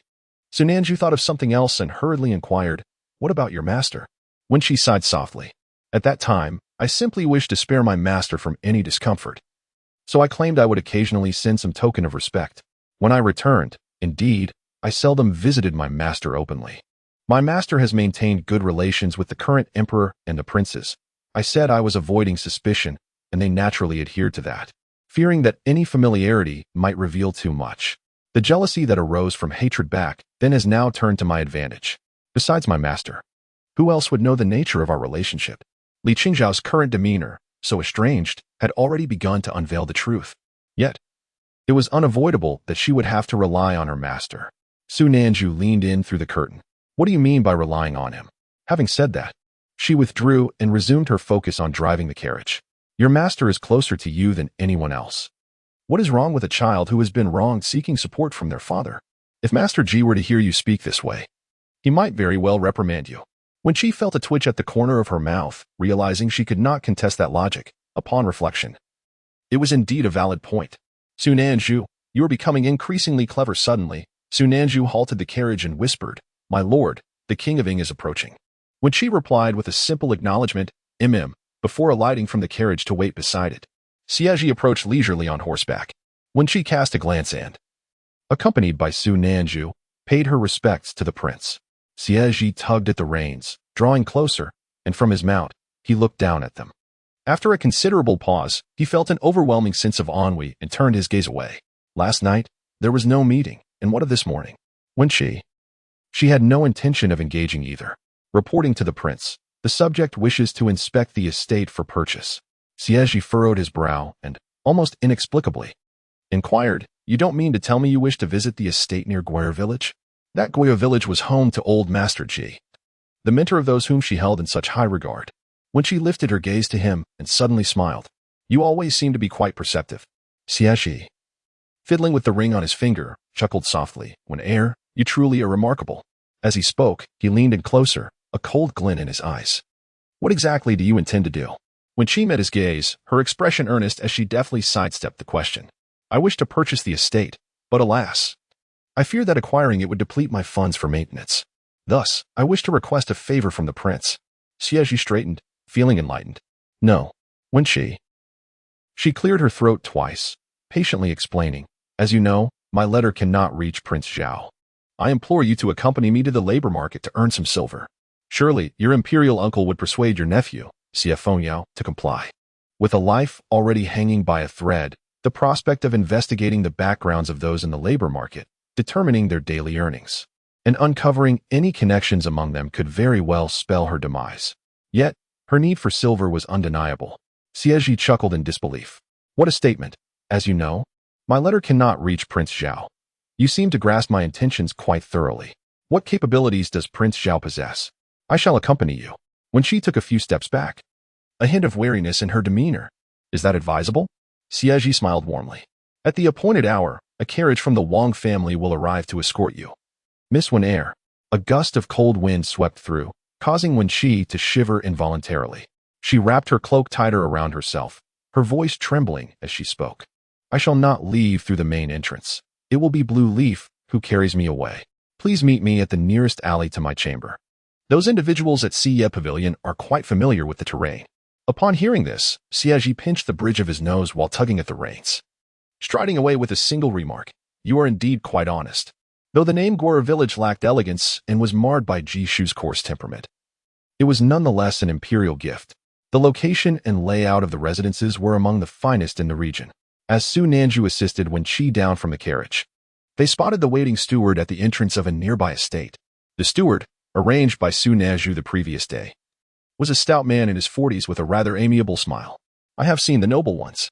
When she nodded slightly, glancing towards the distant Guer village, before smiling and saying, please lead us inside to take a look.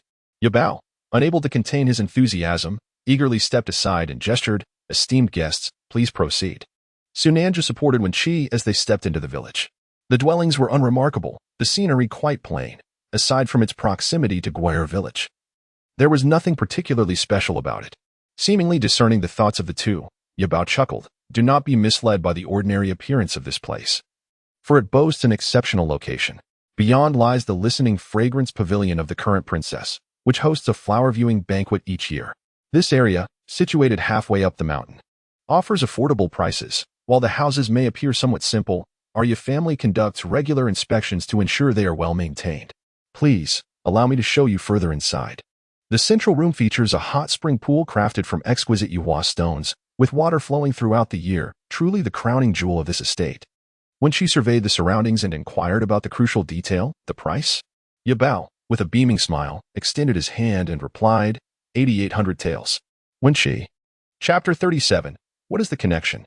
The hour of Qin had not yet arrived. Wen Chi had already been patiently waiting at the mouth of the alley.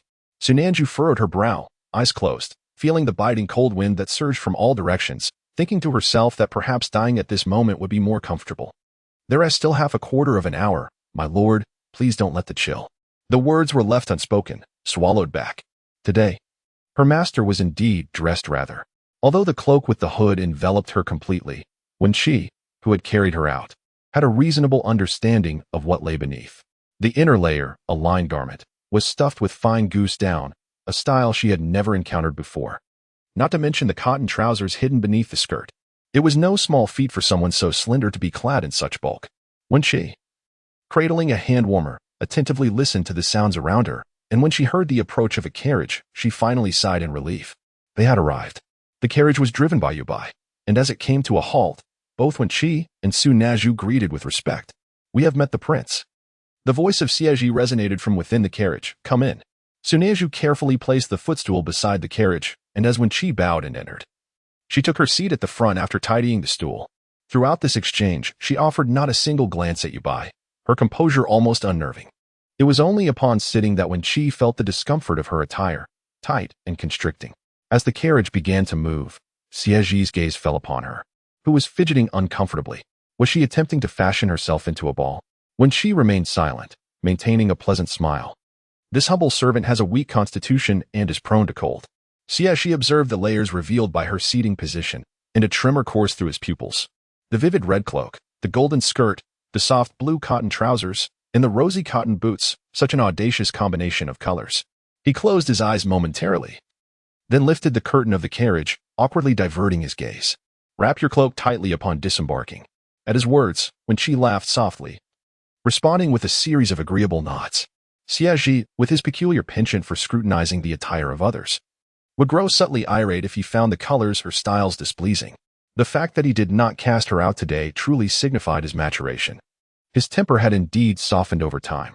Perhaps he had grown too accustomed to the comforts of life, and if he were thrown onto the battlefield of Yanbei, it would be interesting to see how he would fuss over such trivialities. When she had not been attentive to the path, allowing Xie Zhi to choose the route, and after a quarter of an hour, the carriage halted. Upon alighting, she tightened her cloak once more under Xie Zhi's warning gaze, smiling in a manner that was exceedingly compliant. This inherent obedience was a gift of her countenance, capable of being cold when necessary, yet soft when the moment called for it. Wen Chi followed Xie Zhi into a building that was no more than 3 stories high, as he naturally sought the private room. Once seated and refreshments were served, Xie Zhi lapsed into silence. Wen Chi, listening to the sounds within the establishment, sipped her tea, scarcely glancing at Xie Zhi. Thank you, esteemed guests, for your patronage. Today's first event will indeed test your discerning eyes. You must choose one from 2, with a tenfold payout. Wen Chi's eyes widened slightly, and she turned to glance at Su Nezhu, who, in turn, cleared his throat with palpable excitement. Xie Zhi observed the ineffectual antics of the two and felt a twinge of ennui. Realizing that he had indeed been rather idle to have acquiesced to Wen Chi's invitation to indulge in such revelry, the laborers had already entered the arena.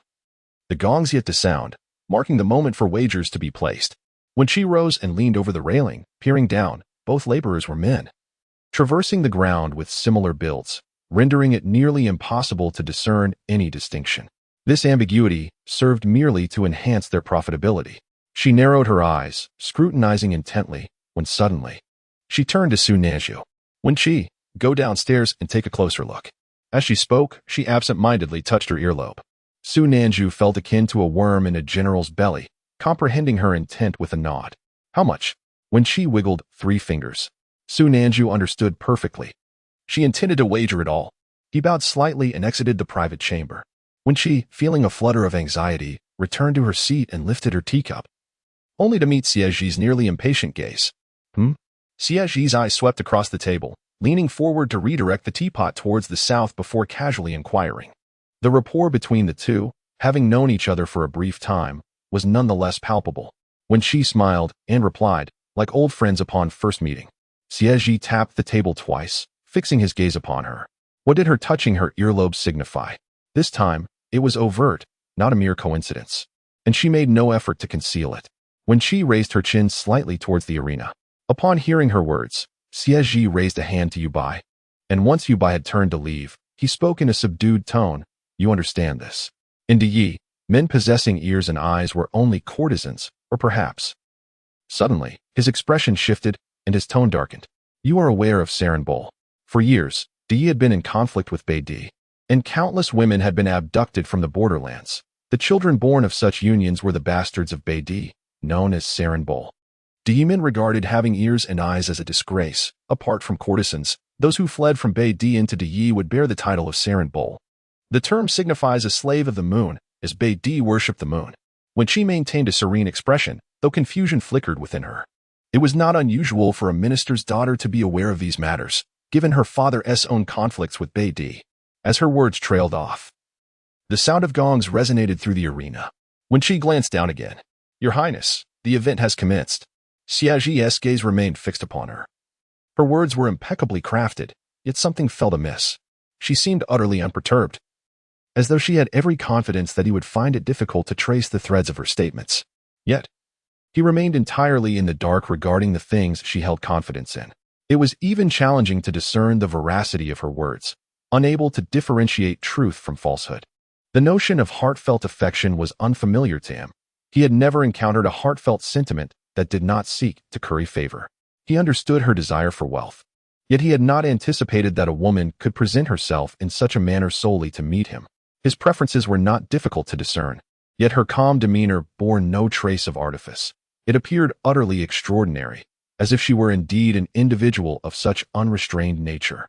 However, upon examining her life, it was evident that her standards were no less discerning than his. There was something undeniably amiss about her. Did the prince abstain from wagering? When she averted his gaze from the dazzling blades of the Sarin Bol, squinting slightly to shield his eyes, Xie Zhi, feeling quite vexed, found himself increasingly irritated as he grappled with the enigma before him. Mind your own business, Wen Chi shrugged, disinterested in further involvement. Xie Zhi dipped his hand into the tea, leaving a few droplets upon the table. Xie Fengyao, Li Chenge, himself, Ji Shu, and perhaps now even the second young master. Xie Qinghua, what connections did these individuals truly share? Chapter 38. She is not a deity. The clamor within the building escalated. The man wielding a broad blade exhibited martial prowess rivaling that of Sarin Bol, yet Sarin Bol's eyes blazed with fervor, and the force with which he brandished his curved blades was indeed formidable, compelling another man to raise his arm to deflect 2 strikes. In Wen Chi's view, the outcome was already determined. She turned to take her seat, following Xie Zhi's finger, and observed the droplets of water on the table. Ah, his hands are quite exquisite. Some gazes were decidedly inappropriate, and Xie Zhi furrowed his brow as he looked on. What are you staring at? Such idle curiosity cannot be concealed. Wen Chi leisurely shifted her gaze from his hands to the droplets. Does the prince find himself perplexed? I am not incapable of offering a slight elucidation. The sound of gongs and drums erupted in the arena, mingled with chants of anger and joy, creating a cacophony that, despite its intensity, did not disrupt the somewhat confrontational atmosphere within the elegant chamber. Xie Zhi leaned back in his chair, one hand still resting on the table, gazing into her astonishing eyes that appeared to shimmer with a mist, yet glowed with brilliance. Suddenly, he spoke. Do you harbor affection for this prince? Wen Chi showed no hesitation, her brow furrowing without reservation. Xie Zhi understood, and continued, You are fond of Li Chenge. The corners of Wen Chi's brows remained unyieldingly taut, her expression tranquil, devoid of any stirrings of emotion. Then, unexpectedly, she let out a laugh. Prince, have you had your fill of games? Whom do you intend to interrogate? Have you employed all 5 methods of inquiry? She had questioned numerous spies from Sarenbol. Xie Zhi paused momentarily, narrowing his eyes. His words seemed to be laced with suppressed ire, yet he could not entirely contain it. Wen Chi hastily raised her hand and shifted back in her chair. Do calm down. What do you wish to know? Surely I can divulge it to you. As she spoke, a compliant smile graced her face, albeit one that was remarkably subdued and laden with meaning. I am merely a young lady. Why must the prince fixate on me? Even if I were to harbor ill intentions, how could I possibly cause a catastrophe? She was not pretending to be profound. It was clear he had misidentified the target. Su Nanju entered the room, his gaze unwavering. Miss, it is ready. The carriage is prepared. Shall we head back to the residence now? When she leaned slightly forward, her smile warm and amiable. Prince, may I take my leave? Xie Zhi fell silent for a brief moment, then gestured dismissively. Depart. Out of sight, out of mind. Wen Chi cast a sympathetic glance before descending the stairs with Su Nanju. As they passed one another, Yubai slightly nodded and stepped aside. Wen Chi did not linger on him. She felt a bit overheated from too many layers and too lengthy a stay, and it was time to enjoy a refreshing breeze. Su Nanju urged the carriage forward, cursing as he did. Those wretched individuals truly know how to curry favor. I placed a bet of 3,000 taels, and the steward's expression immediately soured, even exchanging glances with the servants in my presence. Upon the return of the servant, his demeanor shifted instantly, taking on the guise of a sycophant. Even the humble sweepers within that establishment are well versed in martial arts. Had we not been accompanied by that individual today, I fear we might have found ourselves embroiled in a skirmish. The next contest is a selection of 40 from which one will be chosen. The daily toll of lives continues unabated, yet the authorities remain indifferent. When Chi lifted the curtain to greet the wind, it is not prudent to resort to violence. For business to flourish, one must also consider reputation. They dare not go too far. This place periodically requires fresh slaves, and one must nurture those capable of labor. With so many mouths to feed, they must also ensure these individuals can be sold.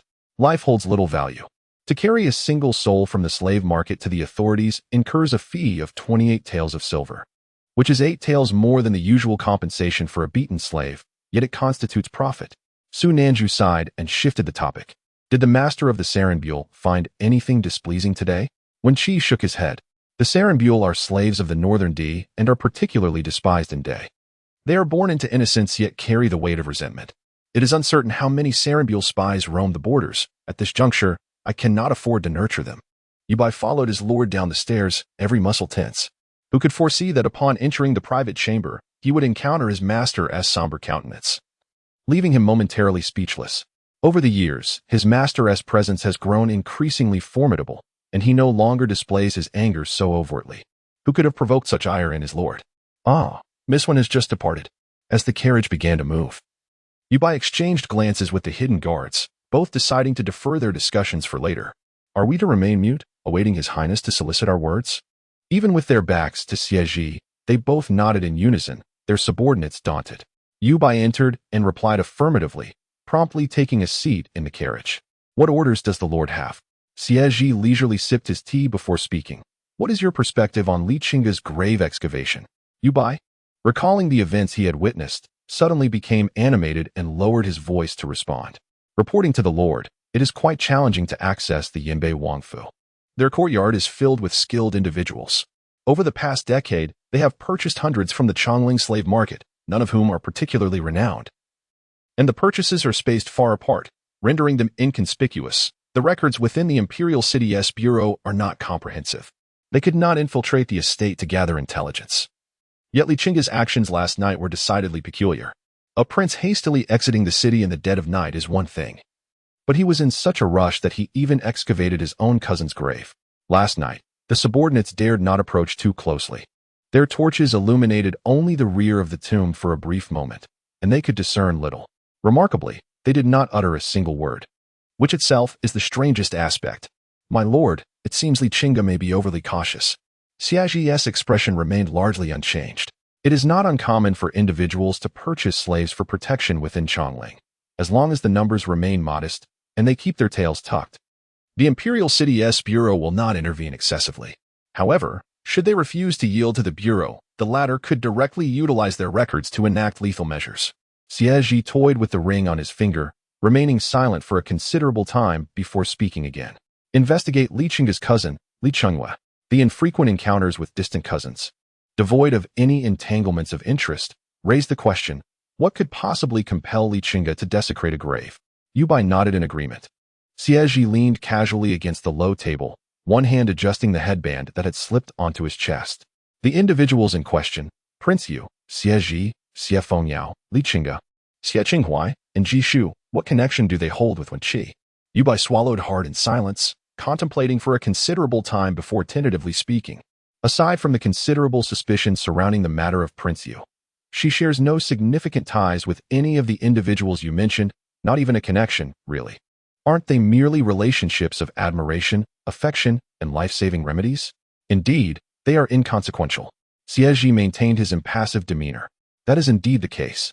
However, since her arrival, these individuals and incidents have all been presented before me.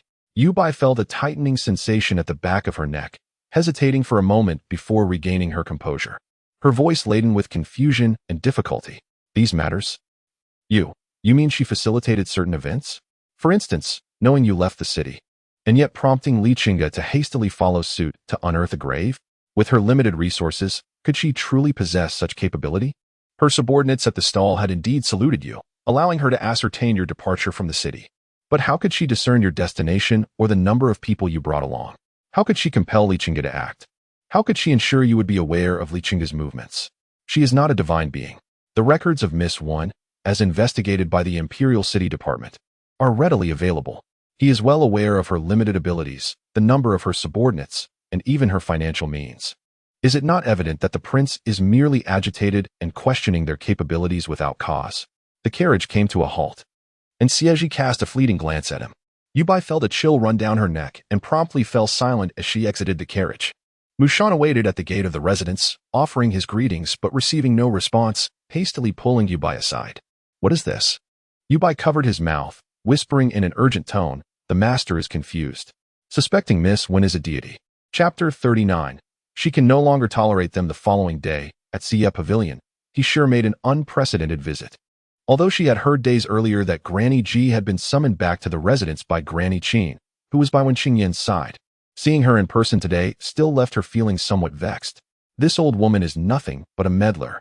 Granny Ji, however, appeared quite composed, raising her chin as she stepped forward to greet He Sure. Why has the young lady come? Is there something you seek from my young mistress? Upon hearing the sarcastic tone in the term young lady, He Sure took a moment to steady her expression.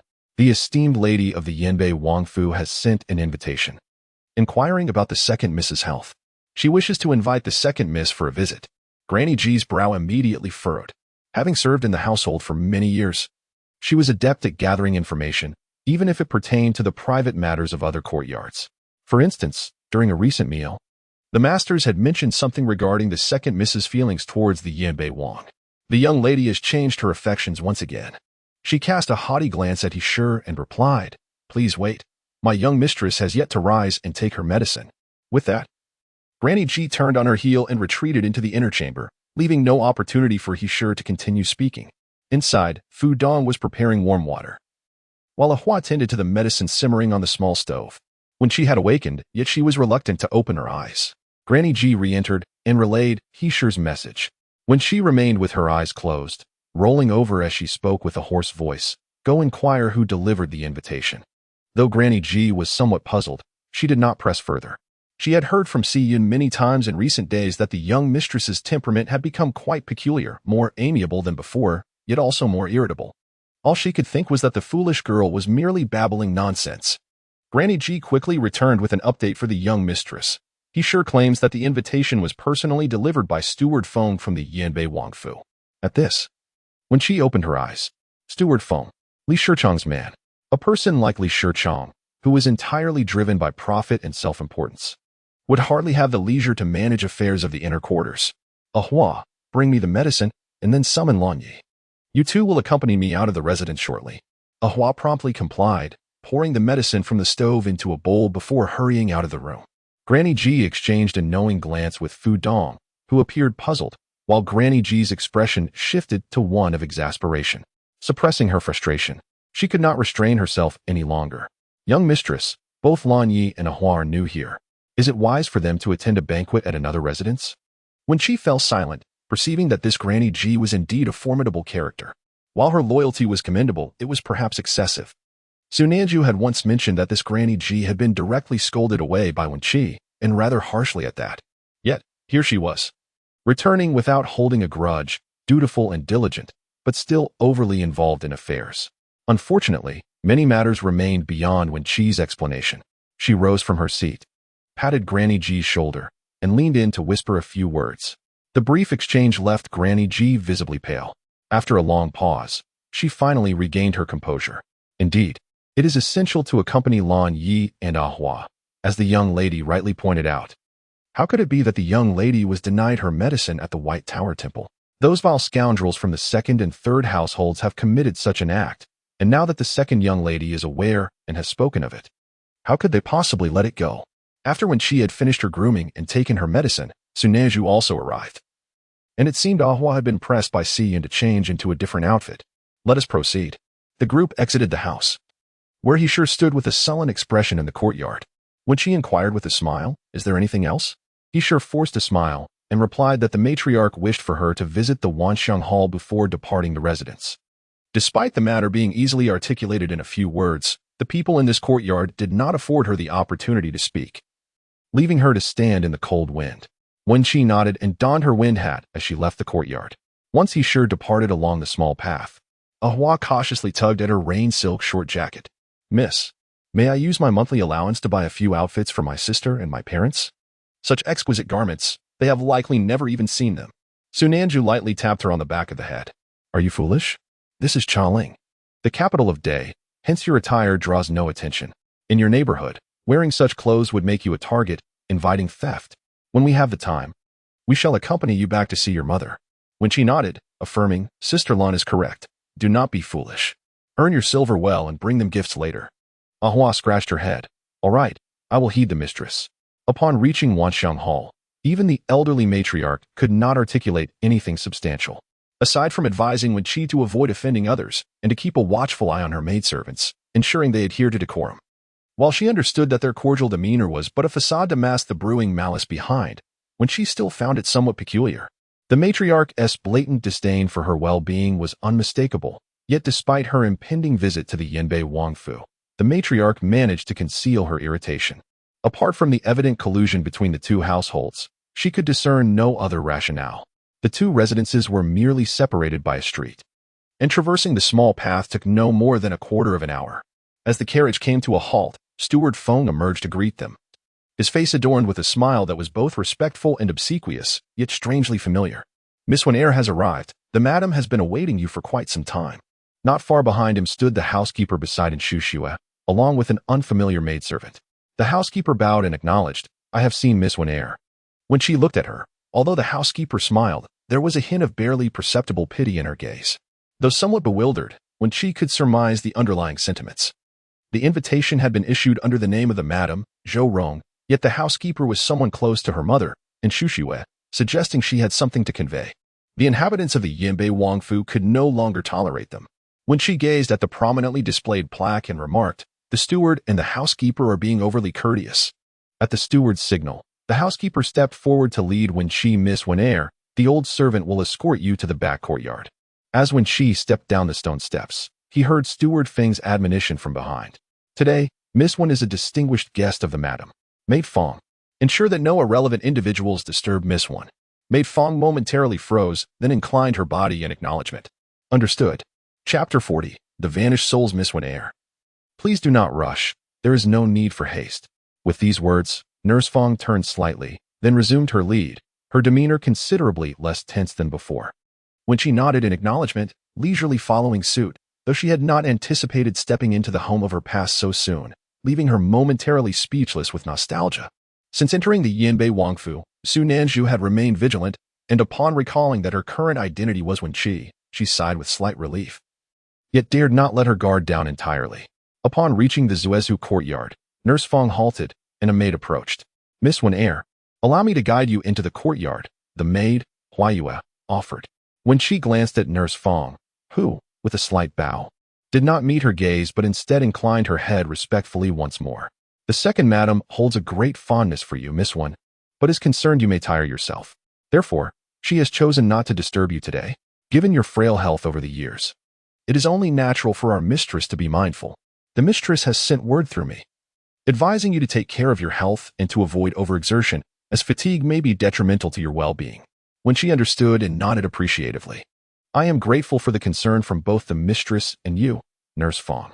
This was a gentle reminder for her to refrain from unnecessary outings and to avoid the Yanbei Wangfu altogether. Nurse Fong bowed and withdrew, while Huayue gestured for her to enter. Upon stepping into the courtyard, Wen Chi spotted Zhou Rong and Li Chenge seated in a pavilion. "Greetings, madam," Wen Chi acknowledged. Zhou Rong's expression darkened momentarily upon seeing her, but she merely nodded slightly. "You are too polite, Miss Wen. Please, take a seat," Li Chenge said, rising to return the greeting. The two women sat down together thereafter. After a brief pause, Zhou Rong raised her hand, saying, "I was unsure of your preferences, so I prepared a variety of treats. Please, do peruse and see if anything catches your eye. Could it be that the news brought by you was true?" Had this Miss Wen truly developed an affection for Li Chenge? Upon their first meeting, Zhou Rong had perceived her as straightforward, yet now she appeared rather bold and unreserved. Directly coming forth, it seemed the rumors of her reputation had some basis in truth. Such households were not places one could visit casually, and her audacity was rather excessive.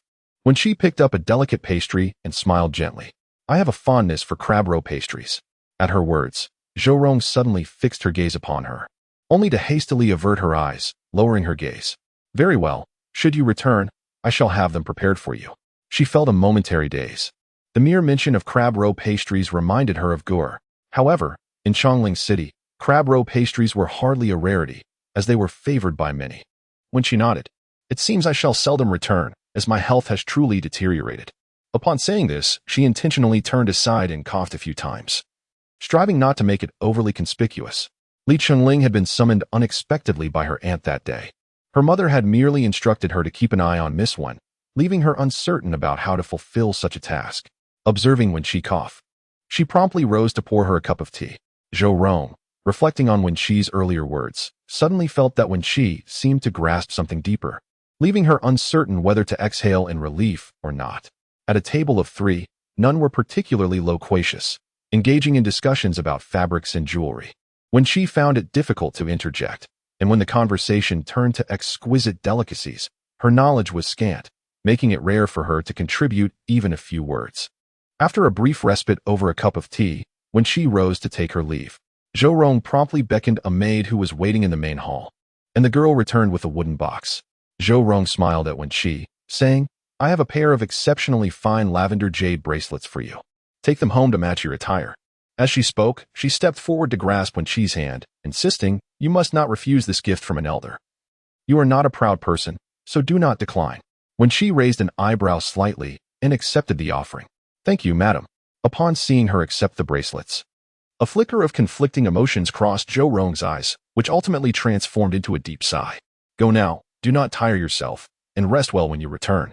It was not until she had exited the estate and boarded the carriage that Wen Chi had yet to encounter the man from the Li family of the Yanbei Wangfu. Su Nanzhu opened the wooden box curiously and remarked, "My lord, what does this mean? They send an invitation, but the atmosphere at the banquet hardly seemed merry."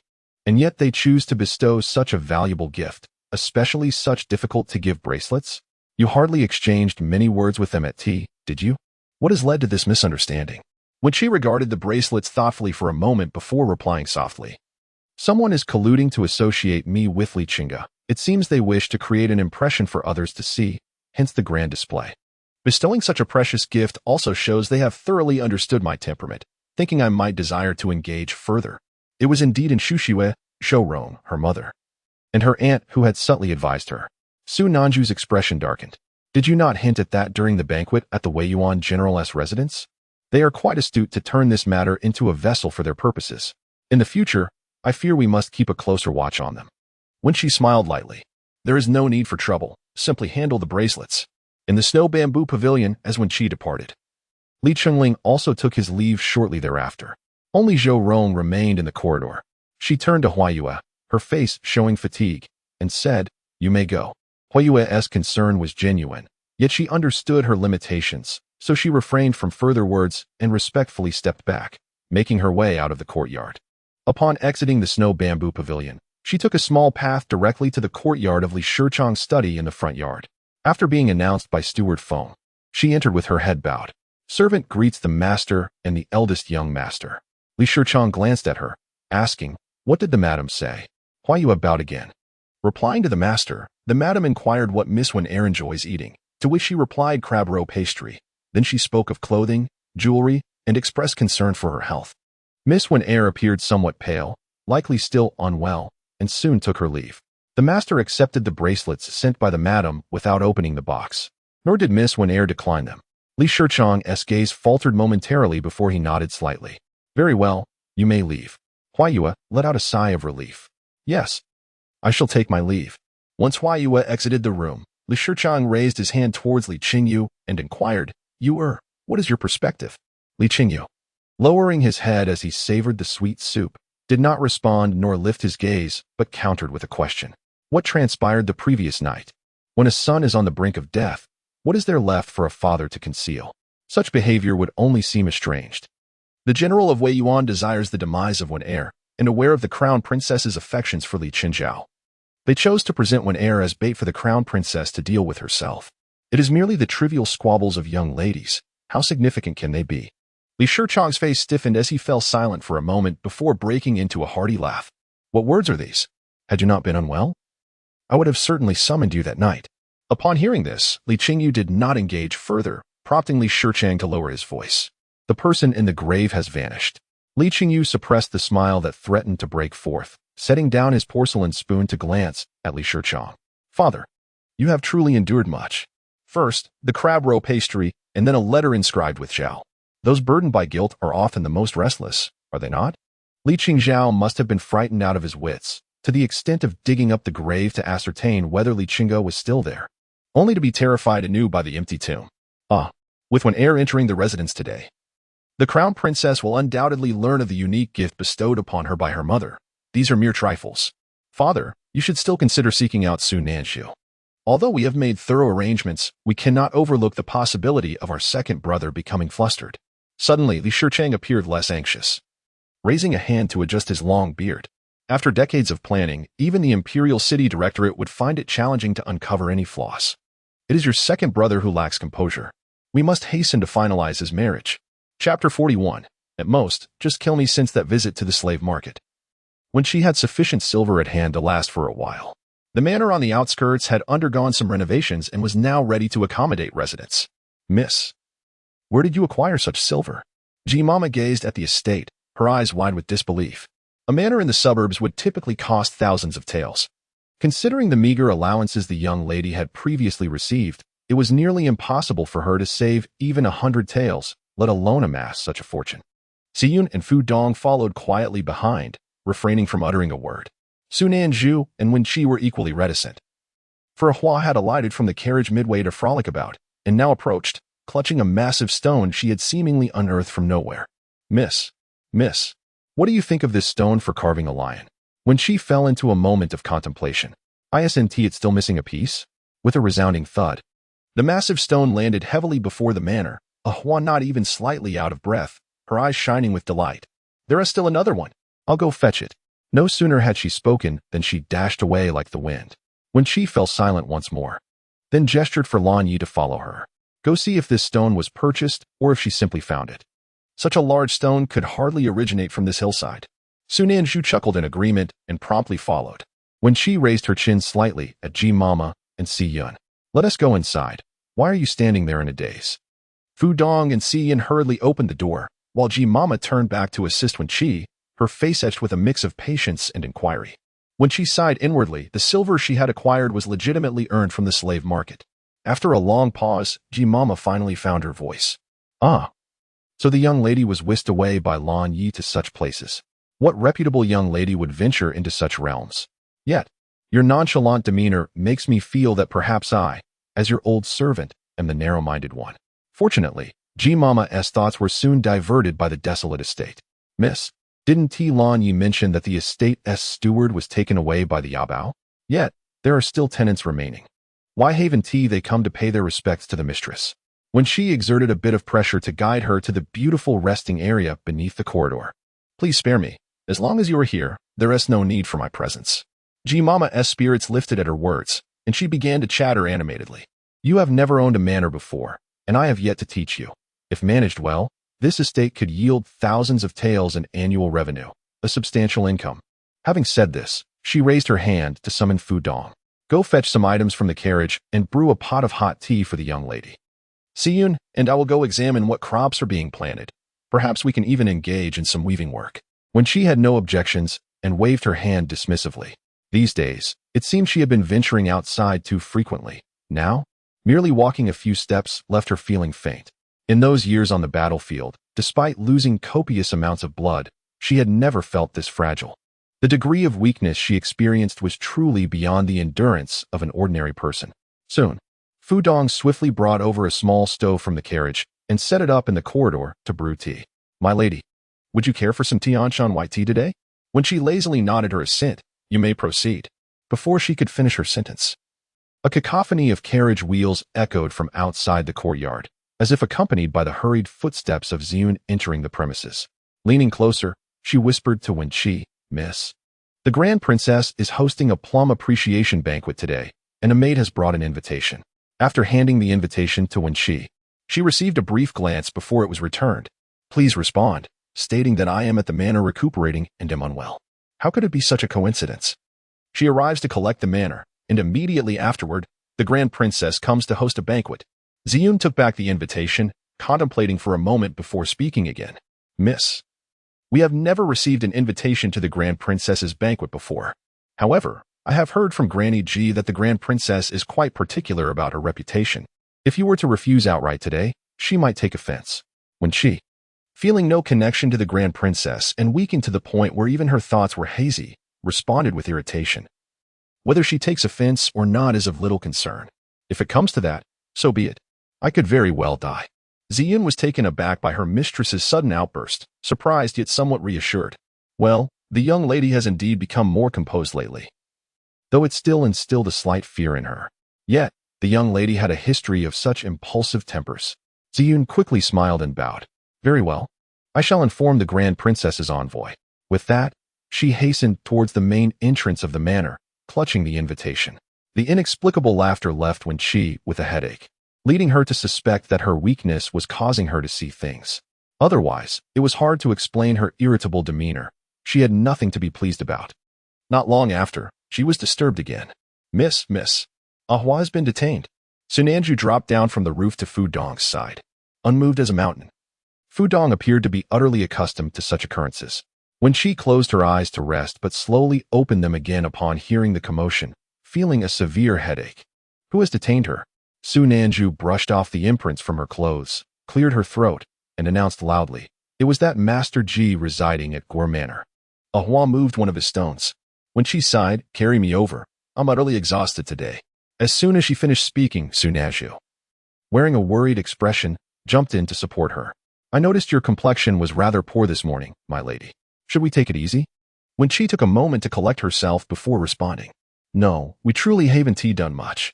We merely earned a bit of silver, acquired some property, frightened Li Chenge, and then left the rest for Xie Zhi to ponder and investigate. That alone is quite sufficient. Beneath the weight of powerlessness, my actions are undeniably limited. I have already rested sufficiently. Yet, my frail constitution vexes me greatly. Sunanju let out a soft sigh, acknowledging that there was little to be done. At present, all I can do is take care of myself, and even that requires me to seek blessings. Wen Chi playfully delivered a light punch to her, maintaining that flirtatious vigor. Aware that Wen Chi would feel lightheaded, Sunanju proceeded with deliberate slowness, taking quite a while before they finally arrived at Guer village. Wen Chi, feeling somewhat fatigued from her weakness, kept her eyes tightly shut, only to slowly open them when she sensed Sunanju had come to a halt. To her surprise, just as she opened her eyes halfway, she heard two voices approaching from either side. Sister, this gentleman claims he wishes to purchase me. Ah, Wen Chi, how dare you ignore this princess's invitation? When she raised her hand wearily, her voice feeble. Please wait, one at a time. Chapter 42. My heart is captivated by Li Chenge, please. You speak first. When she was gently lowered to the ground by Sunanju, leaning against her, disinclined to turn and address Princess Yongin. The princess wore a rather displeased expression. She had gone to great lengths to summon Wen Chi to the banquet, even inviting the reclusive third imperial aunt. To her astonishment, Wen Chi had audaciously rejected her invitation outright for the first time. Furious, she had arrived in a soft sedan chair, only to be met with such blatant disregard, igniting her wrath even further. The situation before her was perplexing. A robust maidservant was bound and tethered to a massive stone at the entrance, yet she managed to drag the stone several steps towards Wen Chi. One of the maidservants beside the sedan chair hurriedly leaned closer to Yongin, whispering, Your Highness, we are at Guer village, where the esteemed Master Ji resides, who is the martial arts instructor for both Prince Ying and Prince Yebei. Suppressing her anger, Princess Yongin raised her hand and alighted from the sedan. Ahua continued to drag the hefty stone towards Wen Chi. My lady, that old man is quite formidable. Even Sister Lanye cannot defeat him. He even offered 40 taels to buy me. When she glanced at Sunanju, who was brushing off the dirt from her clothes, murmuring, I was kicked twice. If I cannot win, I must flee and seek assistance. Jishu leisurely emerged while munching on a pear, momentarily taken aback by the scene before him. Then raised his hand in greeting to Yongin. I pay my respects to the princess. As soon as he finished speaking, his gaze fell directly on Wen Chi, brow slightly furrowing. So you are the mistress of this maid? I shall offer double to purchase her. When she turned to Yongin and offered a slight bow, then reconsidered and curtsied. I pay my respects to the princess. She then smiled and nodded at the old man before stating firmly, not for sale. Yongin was taken aback, her expression bewildered. Jishu glanced at Sunanju, his mouth twitching, then pointed to his own face. Sunanju silently pressed down on her loose black mole. It was no wonder this old man earned the respect of the general. He was remarkably loyal, not revealing her secrets. Jishu took another bite of his pear, cleared his throat with a couple of coughs, then scrutinized Wen Chi from head to toe before pausing. Perhaps you should sit for a moment? Your complexion is so pale, you appear on the verge of fainting. No one understood Wen Chi's current state better than herself. Upon hearing this, she gently nudged Sunanju with her shoulder. Sunanju promptly assisted her in sitting on the large stone behind Ahua. Changshun swiftly placed a stool in front of Wen Chi, and Jishu took a seat, adopting a somewhat disrespectful demeanor as he looked up at her. Which family do you hail from? Wen Chi supported herself with her hands on her knees, taking a moment before responding, from the Wen family. Jishu took a couple more bites of his pear, tossed the remaining core aside, and wiped his hands on the dry grass at his feet before nodding. Ah, I see. Then this maidservant following you surely has little future, for you cannot teach her martial arts. The elderly gentleman observed her remarkable physique, immense strength, and youthful age, deeming her an excellent candidate for martial training, and decided to take her under his wing as a daughter. When she listened with an impassive expression, then scoffed. Isn't it said that your martial arts are passed down exclusively to males? It had been several years since he last met the old man. Yet the elder appeared quite sprightly, residing in a bestowed estate. Aside from sending imperial physicians to check her pulse, Xie Zhi often visited as well. It seemed that living in such comfort had made him forget entirely his earlier insistence on the male-only inheritance of martial skills. Ah, Jishu leaned back. How do you know about my stance on passing down martial arts? When she coldly snorted in response, who doesn't know? Jishu, rubbing his nose, stood up, remarking on the girl's youthful temper. If she won't sell, then she won't sell. In the future, if I no longer wish to teach, even if you beg me, it will be of no use. When she laughed heartily, since we live so close, I shall bring her to visit you. Learning a few moves in secret isn't out of the question. TSK, Jishu shot her a glare, then laughed heartily as he pointed at her. You are quite amusing, my dear. With that, he positioned himself at the entrance of the estate and beckoned to Yongin. Does the princess have matters to discuss with this girl? Speak freely. The grand princess nodded slightly at him, but hesitated to step forward due to his stance. Jishu, in good humor, explained, we are in front of my estate. Should the young ladies come to blows, I would surely be summoned to the palace for questioning. Speak, speak, I shan't listen.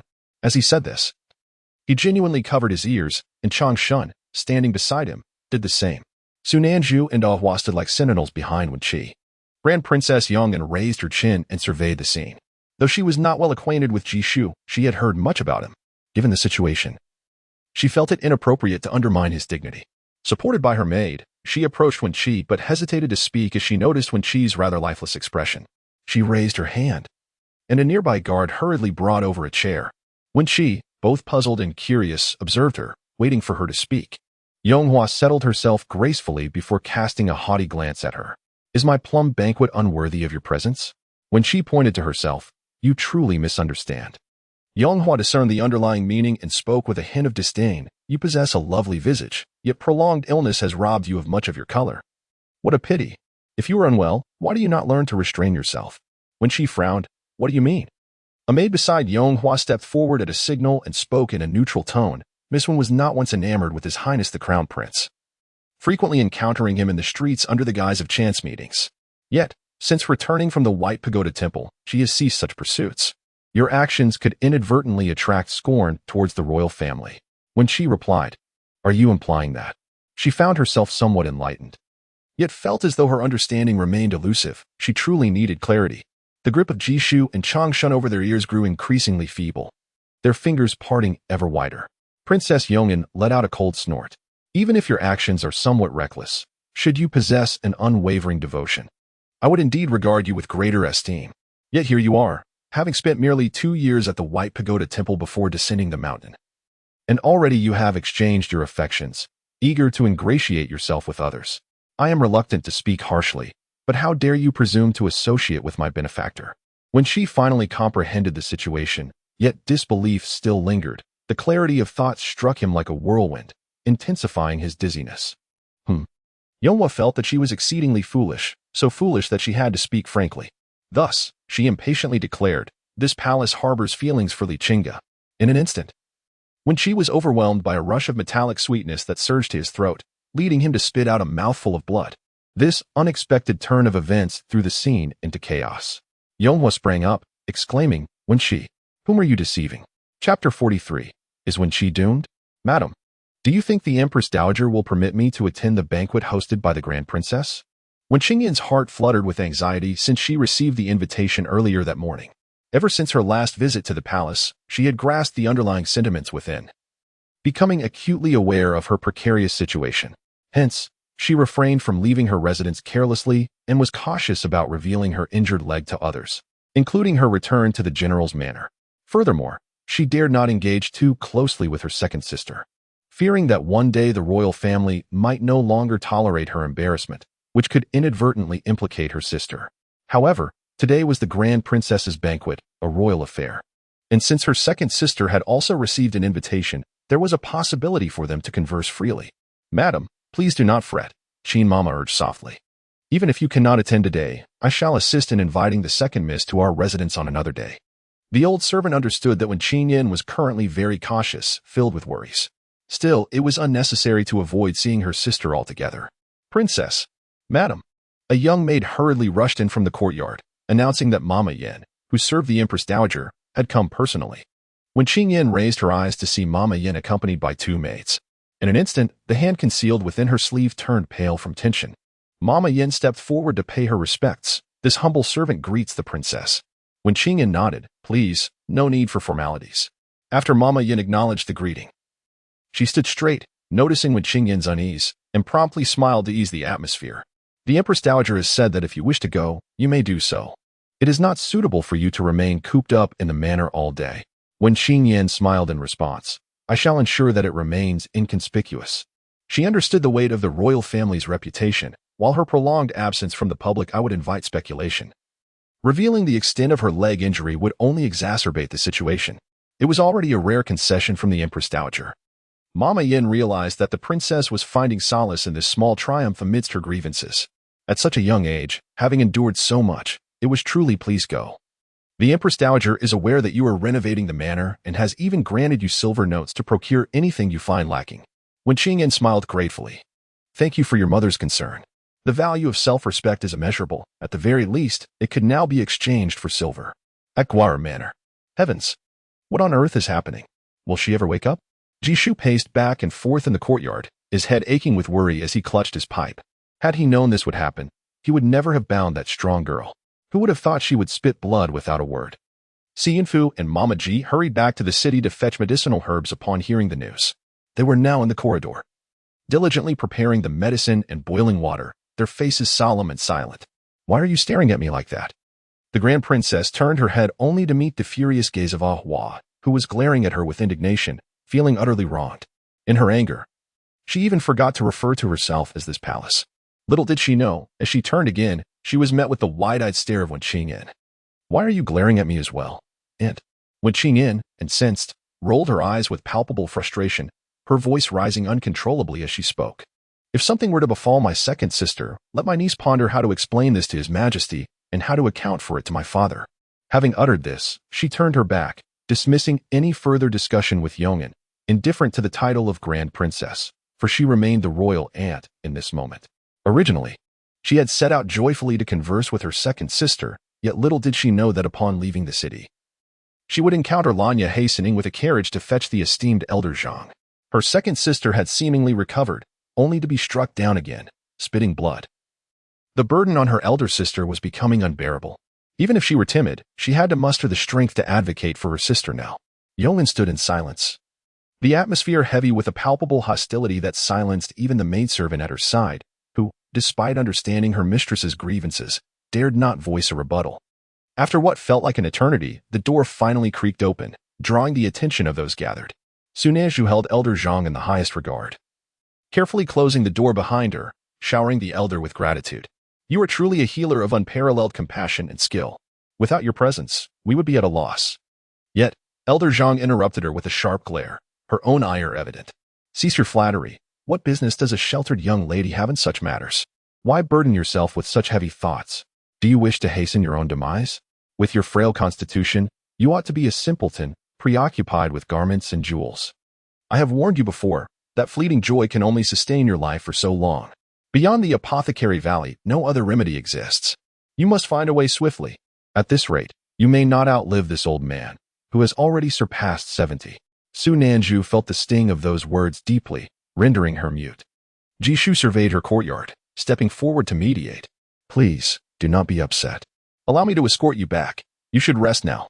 Your efforts are greatly appreciated. Elder Zhang cast another reproachful glance at Su Nanju before sweeping her sleeves and following Jishu out of the estate. When Qingyin turned to Su Nanju, Lanya, how fares my second sister? What did Elder Zhang mean? How could she be so fatigued? Granny Qin nudged her closer to Su Nanju. The latter met her gaze with a slight nod before settling on the ground before the door. She could not divulge that the young lady had overexerted herself in pursuit of vengeance. Such revelations, if whispered, could lead to the general's untimely demise. The general had confided in her because she was the only person he could trust at that time. If she were to betray him, his already precarious situation would be irretrievable. These complexities could not be distilled into mere words.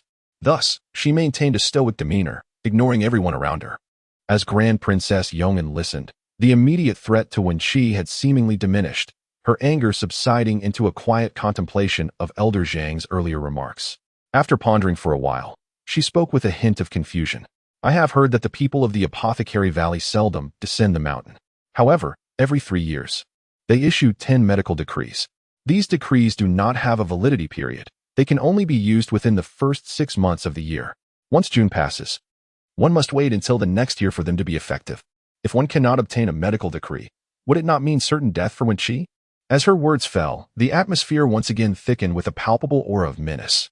Yong'an's figure momentarily froze, his eyes darting as he discreetly produced a handkerchief to cover his lips and coughed lightly. Yet, her words had already reached the attentive ears of Jishu, who had just returned after seeing someone off. Gu'er had previously mentioned to him that he possessed one medical decree. Chapter 44. My lady did not say that although the situation was rather unpleasant, the old physician's words unequivocally clarified that this matter had no connection to their esteemed master. The maidservant of Princess Yonghua finally found the courage to speak, supporting her princess while exuding a semblance of authority befitting a first-class attendant. The princess's edict had been issued, and thus the plum appreciation banquet at the fragrant water pavilion would proceed as planned.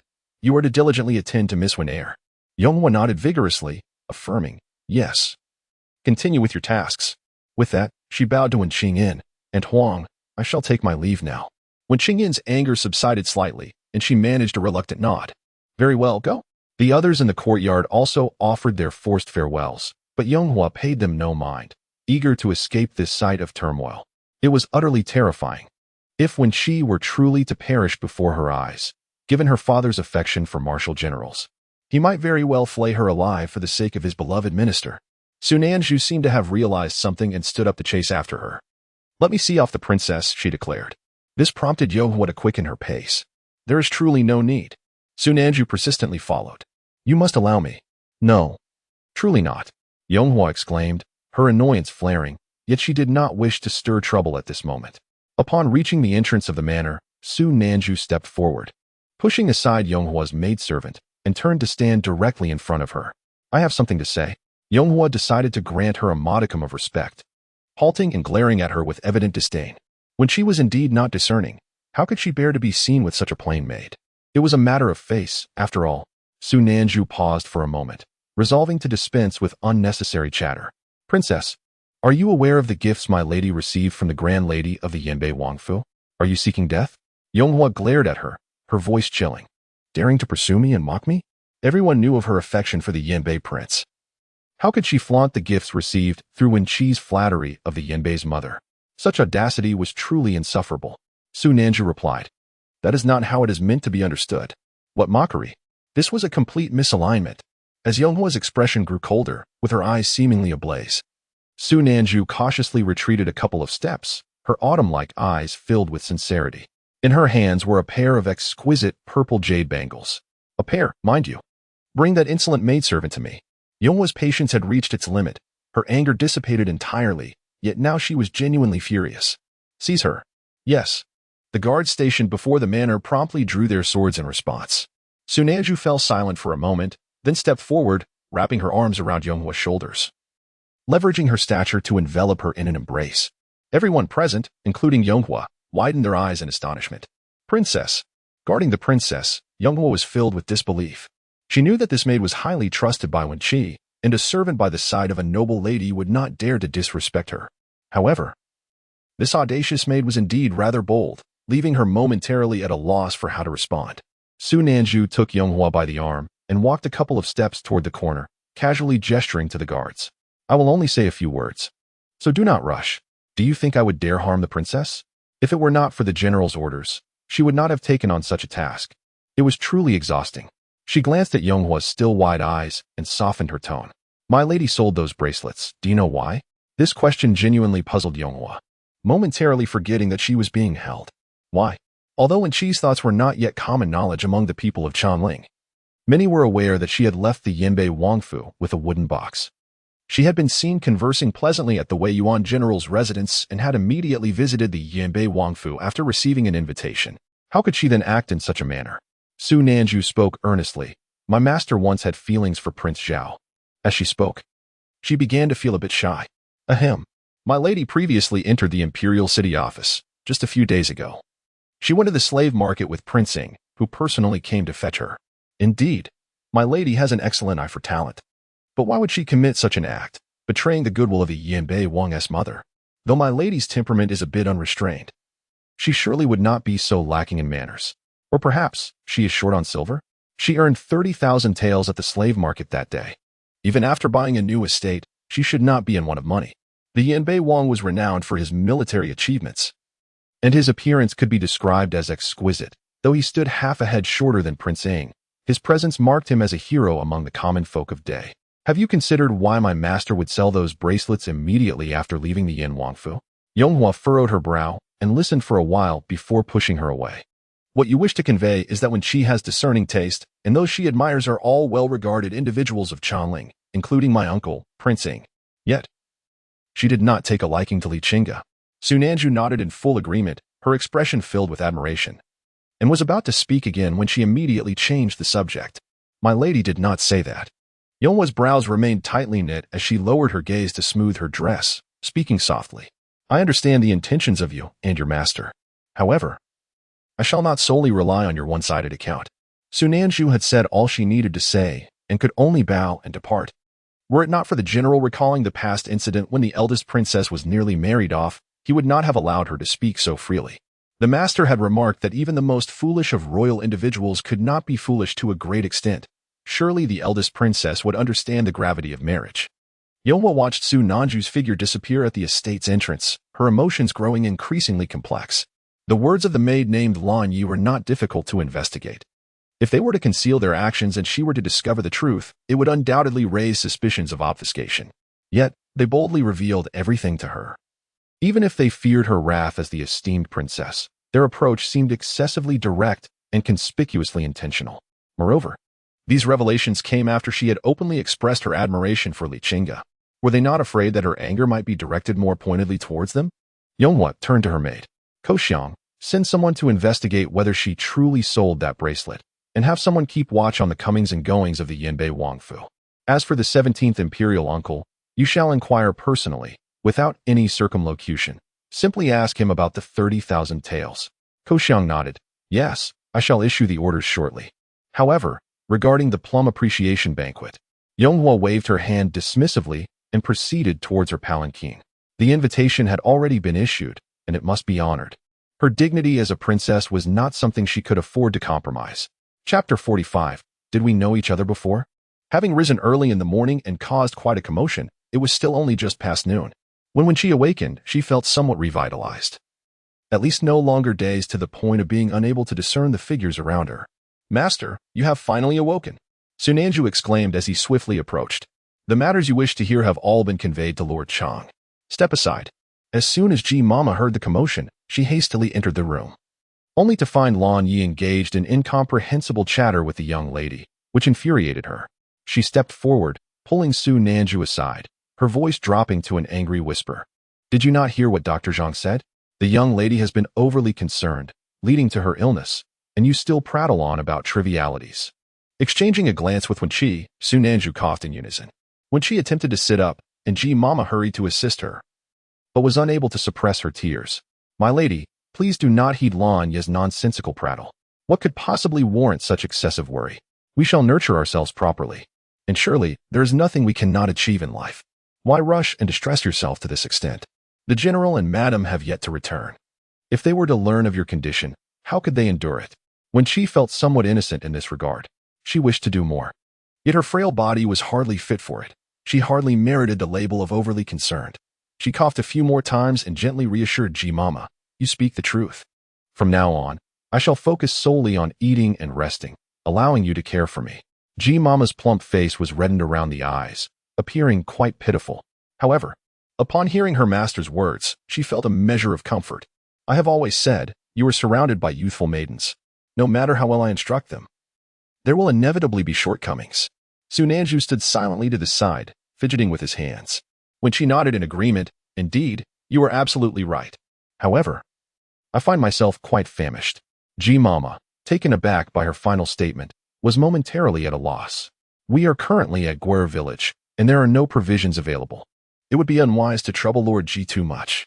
Perhaps we should return, although Lord Ji was of advanced age. News of the young lady fainting in Guer village would not reflect well. When she waved her hand dismissively, wherever Lord Ji may be, I shall go speak with him. It is merely a meal. How significant can it be? Ji Mama hurriedly draped a cloak over her and assisted her to her feet, lowering her voice to say, the Lord is in the courtyard. Luncheon time has already passed, and in our haste, we neglected to eat, nor have we seen the Lord dine. Likely out of concern for you. When she smiled faintly, I understand. As she walked to the corridor, she spotted Jishu seated on a stool in the courtyard. Upon seeing her emerge, Jishu rose to meet her, his brow furrowed in a manner that seemed capable of squashing numerous mosquitoes. Are you feeling better? What ailment befalls you, child, that you would faint and bleed at the slightest disagreement? You appear ever ready to exploit one's sympathy. When she gently patted Ji Momo's hand that was supporting her, and then sat down on the wooden steps. Thank you for your kindness. But I fear that if I bow to you, I might faint again, so I shall save it for another time. Seeing her able to jest brought some relief to Jishu. If anything were to happen to you under my watch, your father would likely come back and smash my estate. I must thank you for not involving me in your troubles. When she shot him a glance, her lack of energy evident. Then I shall trouble you a little longer and borrow your place for a meal. Isn't your estate just beside this one? Jishu chuckled, delighted by the girl's familiar demeanor. When she waved her hand dismissively. With no rice or meat, will we be reduced to eating grasshoppers? Jishu laughed heartily and settled beside her on the wooden steps. Fine, I shall ensure you get a meal. Su Nanju quickly pointed to Ziyun and Fudong, urging, hurry to the kitchen and lend a hand. Ziyun and Fudong complied, preparing the medicine and placing it beside Wen Chi before following Changshun to the kitchen. Ahua had long set her eyes on the plump chickens in the estate, and upon hearing this arrangement, she dashed over eagerly. Ji Momo watched them depart with some concern, hesitating before addressing Lanya. You stay with the young lady. I will go check on things in the back. The little maids might not perform their duties thoroughly. Her worries were genuine. After all, although Lord Ji was no longer in the court, his reputation still commanded respect. And one must adhere to proper decorum when borrowing from someone else's domain. Sunaju promptly responded. And Ji Momo bowed to Wen Chi and Ji Shu before heading to the backyard. Ji Shu glanced at Wen Chi and pulled a pear from her sleeve, offering it to her. Give it a taste. I grew it myself. Wen Chi accepted it, wiping it against her waist before taking a bite. Not much to it. Not sweet nor juicy. The old man loved to show off, but when it came to farming or growing fruit, he was truly lacking. Jishu was not at all displeased, happily munching on her own pear. I truly appreciate your character, my dear girl. As she spoke, she casually inquired, why does this girl beside you have such a dark mark on her face? It was unusual for a young lady to have a maid skilled in disguise. This would surely raise suspicions. When she, with a piece of pear in her mouth, turned to him with an impassive expression. Your connection with the King of Ing is evident. You carry the art of 5 listening methods with you, immediately employing it without hesitation. What a habit. Jishu paused then. Under her gaze, scratched his head in silence. Why did this girl evoke such a sense of familiarity in him? Her air of seeing through everything was quite weighty. She bore a striking resemblance to Gur. As Xie Zhi entered the courtyard, he was greeted by this peculiar scene. He was not surprised to see Wen Chi there, having received news of her presence. What puzzled him was why Wen Chi was sitting on the wooden steps alongside his master, both adopting the same relaxed posture, their legs casually spread, leaning on their knees. What were they discussing? The two on the steps turned to look, and Su Nanju bowed in greeting. I pay my respects to the prince. When she raised an eyebrow and remarked, I pay my respects to the prince, but I cannot rise. This statement elicited a chuckle from Ji Shu, who, in his amusement, nearly reached out to pat her shoulder, only to recall that she was but a young girl. He withdrew his left hand and waved the one holding half a pear towards Xie Zhi. Come, have a seat. Xie Zhi furrowed his brow and surveyed the courtyard. Apart from the sturdy stool on the ground, he could discern no other place to sit. There was no way he would sit on that stool. As Mushan secured his horse and entered the courtyard, he caught wind of the conversation and hurriedly greeted Jishu before retrieving a chair from inside.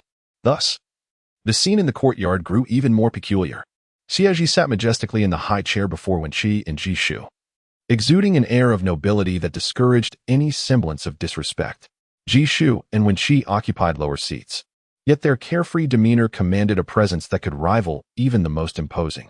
Xie Zhi's brow remained furrowed, his expression unmoved. After a prolonged silence, his gaze finally settled languidly upon Wen Chi's crossed legs. Did you know each other before?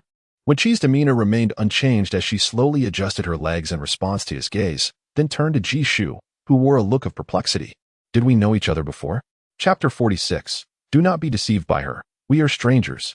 Jishu listened, his expression one of utter bewilderment, as he observed Xie Zhi's face, which was etched with an inquisition. This only deepened his confusion. When she took another bite of the pear and shrugged at Jishu, affirming that indeed, the prince's inquiry was rather peculiar.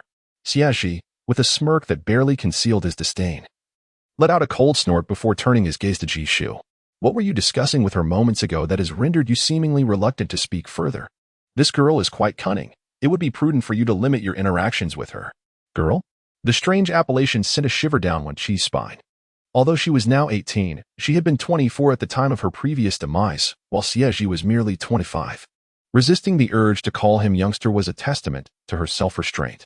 Jishu found it inappropriate to divulge the details of his failed attempts to listen in. So he replied with a spirited yet somewhat dissenting tone, "You need not be so alarmist. What capabilities could a girl, who faints at the slightest disagreement, possess? I merely found her intriguing and engaged her in conversation while offering her a morsel of food. Perhaps it is you who has become overly suspicious from your time at the Imperial City, viewing everyone with mistrust." When she raised an eyebrow, drained the medicinal concoction in her cup, and then turned to Su Naju. "Assist me in rising. The prince appears poised to speak ill of me. Let us take our leave." Xie Zhi remained noncommittal. Jishu chuckled, gesturing towards her. "Your tongue is quite unrestrained, isn't it?" Su Naju stepped forward to help Wen Chi to her feet. Wen Chi, forgoing any formalities, merely shrugged at Jishu in a gesture of innocence before striding towards the back courtyard. Once they had ventured some distance, Su Naju quietly inquired, "If the master were not present, would it not allow the Prince of Ing the freedom to gossip? Would Master Ji not harbor any thoughts about you?" When she nearly rolled her eyes at the question and turned to flick Su Nanju on the forehead. "Honestly, how many years have I instructed you to exercise caution? You have become wary, yet it seems misplaced. I am Wen Chi, to the elder. I am merely the daughter of a border general with whom he has had little contact. The elder has taught Xie Zhi far longer than he has me. With my current status, how could I hope to vie for favor? The elder is no fool. He can discern the difference between kin and stranger." Su Nanju, displaying a commendable level of respect, rubbed her forehead, which showed no signs of redness, and continued to ask, "If I were to confront Master Ji in a quarrel, and he were to witness it, would he inform the Prince of Ing? Master, look, I have caught the strongest rooster." Ahua, sitting on a stone stool outside the kitchen, raised the headless chicken in her hand, her voice booming throughout the courtyard. When she laughed in jest, "Dare you soil your clothes? You shall see if I won't punish you." Ahua paused, then quietly dropped the chicken and began to roll up her sleeves with renewed seriousness. When she settled onto a stone stool at Su Nanju's feet, gazing leisurely at the bustling figure inside the kitchen, and said nonchalantly, "You shall wash your face before long." Su Nanju felt perplexed. Wasn't he unwise to reveal her identity? When she turned slightly, raising his hand to remove the black mole from her face. "Your appearance is indeed rather conspicuous. I refrained from stopping you from changing your looks to avoid drawing too much attention. However, since the old man has already discerned it, there is no need to conceal it before him. The bond between them is too strong. He would not conceal anything from Xie Zhi for someone he has just met. The two officers you encountered hold insufficient rank for Li Chenge to investigate, even if he were to discover their acquaintance with you. He lacks the authority to summon anyone to Chongling and would not dare to contravene regulations at such a critical juncture. Besides, who could possibly fathom that you are now by Wen Chi's side? Xie Zhi harbors increasing suspicion towards me. Your sudden appearance as my maid, with a changed appearance and martial skills, would undoubtedly prompt his inquiries. Let him test the stability of our arrangements." Su Nanju frowned, her hands vigorously rubbing her knees. After a considerable moment, she stifled a laugh and spoke in a hushed tone, "General, you are truly mischievous." In the front courtyard of Guar Manor, Xie Zhi wore an expression of helplessness, gazing at Jishu, who could not restrain himself from puffing his cheeks and glaring. "What have you done wrong?" Xie Zhi closed his eyes, a torrent of words swirling in his mind, yet he struggled to find a starting point. "In any case, do not be deceived by her. Those matters are utterly disordered. What Wen Chi presented as connections are hardly connections at all." Jishu laughed in exasperation. "Who do you take me for? A fool?" Xie Zhi fell silent for a moment, then heavily shifted the subject. "I heard that Wen Chi has coughed up blood again today." Jishu did not dwell on the word again. He was aware of the matter concerning the second daughter of the Wen family entering the Imperial City Division, so it was not surprising that the two were acquainted. Reflecting on the events that transpired before his manor today, he found them truly extraordinary. "Indeed, I was speaking with your niece," she casually remarked. "I have feelings for Li Chenge," and immediately coughed up blood without pause. Were it not for her pallor, I would have suspected it was feigned. It was evident she is accustomed to this. Her expulsion of blood was remarkably smooth. "How could your niece harbor affections for Gue? Is this not harmful?" "Truly," Xie Zhi interjected. He raised a hand to pinch the bridge of his nose. "But did anything else occur? Did she exhibit any unusual behavior?" Jishu glanced towards the path leading to the back courtyard before quietly responding. "I exchanged a few moves with the tall maid by her side. The young girl possesses considerable martial skills and has altered her appearance. The large black mole on her face nearly fell off. I had to remind her to press it down." Xie Zhi replied, "You truly seem unconcerned." "Taking time to remind others to press it down?" Such significant matters can be treated as if nothing has happened. If it weren't for your inquiry, the old man would likely remain tight-lipped. Jishu expressionlessly tossed the pear core from his hand. Do refrain from overexerting your intellect. What is so peculiar about a person accompanied by a martial girl? Individuals skilled in combat are ubiquitous in the realm. As for that young lady, Wen Chi, I am not acquainted with her, nor do we share any vested interests. At most, she may be attempting to curry favor with one of my disciples. Yet she has not succeeded in that regard and has been quite fierce, I must say. After uttering this, he cleared his throat somewhat sheepishly. It is not that I lack suspicion. After all, one might attempt a sudden application of the 5 listeners method only to falter. Xie Zhi, too, followed suit with a couple of light coughs, concealing his own potential failures. At that moment, Mushan approached from the outskirts of the estate. Master, Yubai has returned. Xie Zhi nodded. I shall step out to listen. Jishu furrowed his brow, observing him keenly. What scheme are you concocting this time? That you must hide it from me? Xie Zhi rose, smoothing his robe. What business does a retired elder have with matters of state? It would hardly be prudent to let him know that I am investigating his beloved disciple, after all. Chapter 47. Truly cunning. Hey, you rascal. Do you think I am eager to listen? Xie Zhi remained silent, merely quickening his pace as he walked towards the outskirts of the village. Outside the village, Yubai was standing at a distance, bending down to dust himself off. Upon seeing his master emerge, he began to pat himself down more vigorously. Once he felt presentable enough to face his master, he hurriedly approached. Your subordinate pays respects to you, master. Xie Zhi nodded in acknowledgement. Yubai continued, reporting to you. Master, I initially intended to explore the Zhang family's ancestral tomb, yet the mountain has suddenly become crowded with many people, some visiting graves, others searching for herbs. I have been guarding the area for several days without any success in uncovering anything. Therefore, I have no intelligence regarding the tomb's contents. As for news from Li Chenge's residence in Nanqi Duzhou, it has yet to arrive, so I turned to investigate the Zhang family. In previous years, there were traces of correspondence between Zhang Xingchen and Li Chenge, suggesting that this brief union still held some affections. The Zhang family retains the courtyard where Li Chenge resided upon her marriage. It has not fallen into disrepair, as they regularly send someone to clean it. However, there are no suspicious signs within the courtyard, and even the personal belongings left by Li Chenge consist merely of some hairpins and rings. At this point, Yubai hesitated. Xie Zhi regarded him calmly and said, Speak your mind. Yes, master, Yubai replied, setting aside the nature of the relationship between Li Chenge and Li Chenge. There is one thing that strikes me as peculiar. Li Chenge passed away less than 3 months after her marriage, indicating that she was gravely ill. At that time, the Li family was replete with renowned physicians, yet we cannot ascertain whether she received treatment from them before her marriage. It is evident, however, that none of those esteemed doctors visited the Zhang family after her union, even if Li Chenge was in dire need of medical attention. Did he not awaken on the 6th day after Li Chenge's departure? His recovery implies that his condition was manageable. Therefore, why did the Li family not dispatch a physician to the Zhang household for consultation and care? Thus, I suspect that regardless of public opinion, the bond between the cousins may not be as amicable as believed. Xie Zhi's gaze remained contemplative as he idly flicked his finger. The old man had previously mentioned that Li Chenge often visited him in secret. Yubai's eyes brightened. Indeed, master, you could inquire with Lord Ji. He is quite the conversationalist and may have insights into Li Chenge's affairs. Xie Zhi waved his hand dismissively. Let it be for now. The old man has aged and lost some of the restraint he once exhibited as the commander of the elite troops. When he spoke of Li Chenge the other day, his expression was strange, as if he felt neglected. It seems Li Chenge has not visited him since regaining consciousness, leading the old man to conceal his disciples' unfilial behavior. Extracting any information from him may prove to be an arduous task.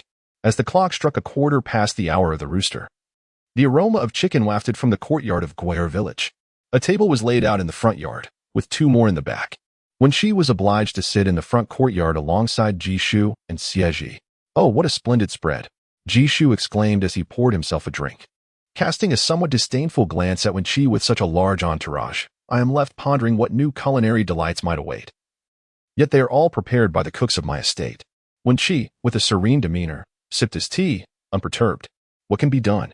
Here comes the stewed chicken, Su Nanju announced, briskly approaching with a clay pot, her voice capturing the attention of the 2 others at the table. Wen Chi gestured towards an empty seat. Lan Yi, take a seat here. Su Nanju nodded in affirmation but did not immediately sit down, instead standing by Wen Chi, awaiting the others to speak. Xie Zhi frowned, clearly expressing his dissatisfaction. You would allow me to dine at the same table as your maid? Wen Chi smiled innocently. Is this not a matter of propriety? Xie Zhi scoffed. Is it not rather absurd to speak of propriety when there is no separation between the genders? What protection is there? Jishu squinted at Su Nanju's face, and as he looked, he chuckled heartily. Do sit down, do sit down. Su Nanju promptly took her seat. Thank you, Lord Ji.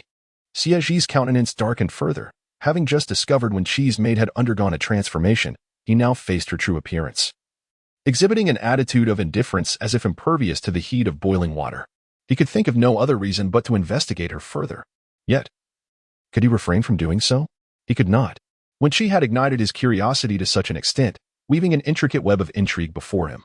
And with her now fixating on his master, how could he possibly neglect to untangle the connections amongst those involved? Jishu, perceiving the reason behind Xie Zhi's dark expression, understood the children had grown, and it was inappropriate to pry too deeply. He simply reveled in the misfortunes of his disciple. He gestured toward Wen Chi. You clever girl. Truly astute. Who else could manage to provoke Xie Zhi so? Wen Chi quipped, reaching into the pot to serve herself a chicken leg, then offering one to Su Nanju before casting a playful glance at Jishu. What can I say, old man? I am but a powerless and pitiable girl. Having finally secured a maid for protection, it would be unwise to give the prince a reason to drag me into the Imperial City's office. Jishu's expression darkened as well. Must I not have a chicken leg to eat, having raised these chickens myself? Su Nanju, focused on her meal, feigned ignorance, believing that what the general had seized was hers for the taking. When she, too, savored her meal with great enthusiasm. Allow me to bring you some chicks. Once they are grown, you shall have plenty to eat. Once they are grown, can you guarantee you will not be at this dining table? Jishu remarked knowingly. Alas, I cannot, Wen Chi replied candidly. Jishu chuckled again, turning to Su Nanju with a smile. Indeed, it is wise to keep your maid's appearance concealed. Such beauty can be quite daunting. Young ladies these days are truly striking. 1. Your standing affords you some grace, but a maid with such looks may encounter considerable hardship. Is it any wonder they resort to applying blemishes on their faces? When she nodded, holding a chicken leg in one hand while ladling soup into her bowl with the other. She is my subordinate, not a slave. I shall protect what is mine. Rest assured. Jishu nodded in understanding, contemplating the future. He hesitated to continue, wishing to express that if one were to depart early, he could safeguard these young ladies to some extent. However, such words were undeniably inauspicious and ill-advised to voice. The medical decree, as Song had mentioned, was in his possession. Yet despite his grievous injuries, he had not utilized it, indicating its immense value. Although it was lamentable that the young one had departed at such a tender age, the rarity of the medical decree, particularly as it belonged to Song, rendered him reluctant to broach the subject. Alas, when she shot Jishu a glance, half seriously chiding him, who do you wish to curse? Jishu recognized her cleverness. Aware of his own shortcomings, he silently began to ladle more broth into his bowl. Subsequently, the two of them leaned together over the table, shoveling food into their mouths, alternating between bites of chicken and rice. Xie Zhi observed the grains of rice occasionally tumbling from their bowls, along with the glistening grease left on their hands from gnawing the chicken. He exhaled a heavy sigh, closing his eyes to escape the sight, only to be jolted by the slurping sounds, causing a throbbing pain at his temples. Enough. Chapter 48. Amitabha Buddha, the benefactor is here, indeed, enjoying a meal. A voice, somewhat aged, echoed from the entrance of the courtyard. When Chi and Jishu turned their gazes in unison, disregarding Xie Zhi's grievances, the newcomer, holding a wine jug in one hand, wore a countenance filled with unexpected joy. However, upon catching sight of Wen Chi, he smoothly pivoted and began to retreat outside. Stand there. Wen Chi firmly laid down her chopsticks. The figure hesitated, pausing for several moments before reluctantly turning back, his smile somewhat stiff and his clasped hands struggling under the weight of the wine jug. Amitabha, the benefactor, is also present. Heavens, this benefactor has a rather irritable temperament. Even a few words of complaint could provoke a sharp retort. Jishu also set down his chopsticks, puzzled. Wu Ji, why did you come only to leave? Have you offended Miss Wen? After speaking, he glanced at Wen Chi, inquiring, do you know him? Wen Chi raised an eyebrow. Who is he? Truly, she could not place him. Jishu, growing more perplexed, remarked.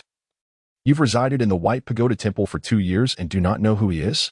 He is Master Wu Ji, the abbot of the White Pagoda Temple. He had lived in Guara village for many years, spending his days training, farming, and fishing while also enjoying gossip from Changshan about others.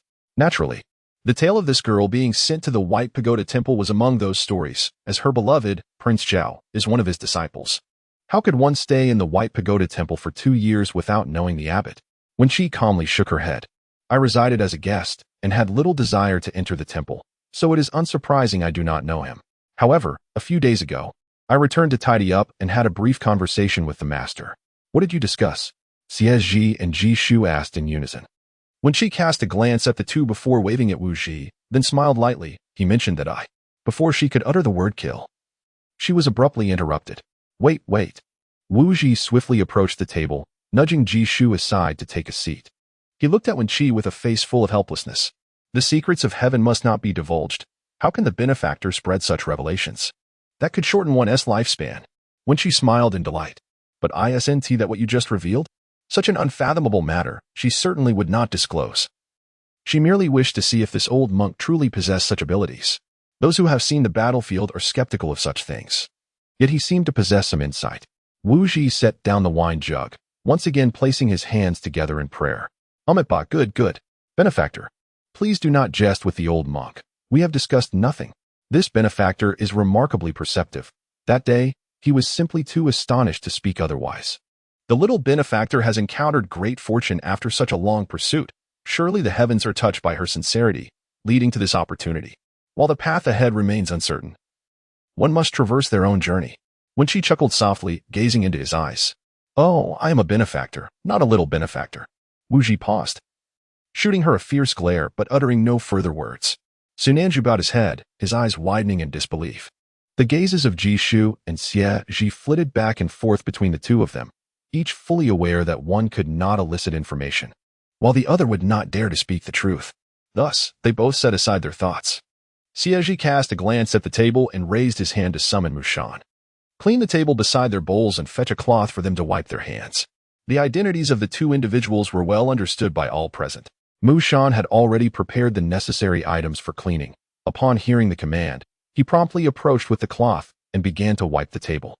The master was particularly intolerant of filth, given that the dishes today were still arranged in an odd number. It was remarkable that the prince could endure sitting down at all. Heaven forbid, if such a meal were laid out in the manner, the prince would surely order a beating. His temper truly seems to be improving. Ji Shu appeared quite accustomed to Xie Zhi's habit of tidying up after a few bites, focusing solely on drinking with Wu Ji. Wu Ji, due to the presence of Wen Chi, dared not speak much, fearing that any words from him would provoke her to ask a flurry of questions. For a moment, the atmosphere was surprisingly harmonious. Wen Chi, feeling extremely hungry, quickly devoured 2 bowls of chicken soup with rice and glanced at Sunanju, who had long since set down his chopsticks. Are you full? Sunanju nodded. Ji Shu hurriedly turned to Wen Chi. Are you about to leave? Wen Chi sipped her tea. I must return to the city before sunset. There is nothing at my estate. After I rest and recuperate, I will buy some chicks to show you. Ji Shu huffed in exasperation. Why would I care about your chicks? Wen Chi stood and smiled, offering a proper bow. Very well then. I shall bring ducklings and goslings next time I visit. Ji Shu burst into hearty laughter. Go on. Make sure to rest well. Your maidservant possesses commendable skills, so I shall not send anyone to escort you. Wen Chi nodded. All right. Sunanju helped Wen Chi sit on a stone at the entrance of the fruit orchard, feeling assured as he went to fetch the horse-drawn cart from the newly purchased estate. Seated on the stone, Wen Chi found herself exchanging glances with Yubai. Does your master not allow you to eat? Yubai maintained the dignified demeanor befitting a royal guard and, upon hearing her, merely nodded slightly. When the master dines, subordinates must, of course, stand guard. When she understood, then you must feel rather pitiful. Yubai replied, Miss Wen, please be cautious with your words. Serving under the prince does not invoke pity. Someone will come to replace us shortly. When she raised an eyebrow, then wouldn't that mean you can only eat the leftovers? Even more pitiful. Yubai retorted, we eat what is reserved for us. After a brief pause, he continued with a hint of sarcasm as subordinates. We must ensure the safety of our master, unlike Miss Wen's servant, who disregards the master's safety and eats freely. Wen Chi, with a look of confusion, replied, Isn't it because we are at the same table as the king of Ing? If he dies, I die too. How many in the court disapprove of Xie Zhi? He should be aware of that. Who knows how many people he hides when he goes out? If one could be killed while in the company of Xie Zhi, then it would be a sign that one's fate was truly sealed. With a twitch of his lips, he turned away, choosing silence. In that moment, he comprehended why his lord had been so vexed. It was an inexplicable sensation of being manipulated, with no recourse for justification. When Su Nanju drove the carriage over, his face bore a dark hue, besmirched with blemishes, while Granny Ji and others emerged from Guire Manor. Why did the young lady not summon us? Had it not been for this old servant's promptness, we would have been unaware of your departure, remarked Granny Ji. Her urgency palpable as a sheen of sweat appeared on her forehead. Wen Chi chuckled lightly. What is the haste? I intended to call for you just now. Once they were aboard the carriage, it was only after a considerable distance that Granny Ji suddenly recalled something and exclaimed, Young lady, today the third young master. The princess also came, waiting for you at Guire Manor for quite a while. Eventually, she left early due to severe leg pain to receive her acupuncture treatment. The princess expressed her wish for you to take good care of yourself and to send her a message once you have recovered. When she pondered for a moment before chuckling softly, she truly overthinks. I shall send her a message tomorrow and visit her once I am feeling better. Granny Ji nodded in agreement, yet her gaze drifted curiously outside the curtain. Why does that lord's guard appear to be in a rather irritable mood? When she closed her eyes to rest, I do not know. He was irritated after exchanging just a few words. Chapter 49. The enduring role of a woman. As the evening lights began to illuminate the streets, the city gates closed tightly. My lord, which street shall we take to return, and is there anything else we need to purchase? Su Nanju and Ahua perched on the front seat of the carriage, their voices rising above the clamor of the bustling street. Just as her words fell, Granny Ji's hand shot out from within the carriage curtain and landed a light slap on her back. Lower your voice. The master is resting. Su Nanju sighed, her voice weak as if all her energy had been drained. The master is merely keeping his eyes closed, not truly asleep. Unless one is completely unconscious, a general cannot simply fall asleep. However, I have heard that the Imperial City Guard provides exceptionally good rest, she added. When she smiled and shifted her position, speaking softly. I am not asleep. You may go by whatever you wish. There is no rush to return. Granny Ji was startled by Wen Chi's sudden movement, while Fu Dong and Xie Yin suppressed their laughter, quickly turning to Su Nanju under Granny Ji's fierce gaze. Sister Lan, let us find a shop to purchase some tea. The lady's tea is nearly finished. Su Nanju did not respond and abruptly halted the carriage. My lady, it is Prince Zhao. When she lifted the carriage curtain to look outside, meeting Xie Fengyao's face, which bore a mix of disdain and struggle. Is there something you need? Xie Fengyao stepped closer, speaking in a hushed tone. I am not deliberately obstructing you. It is merely a chance encounter.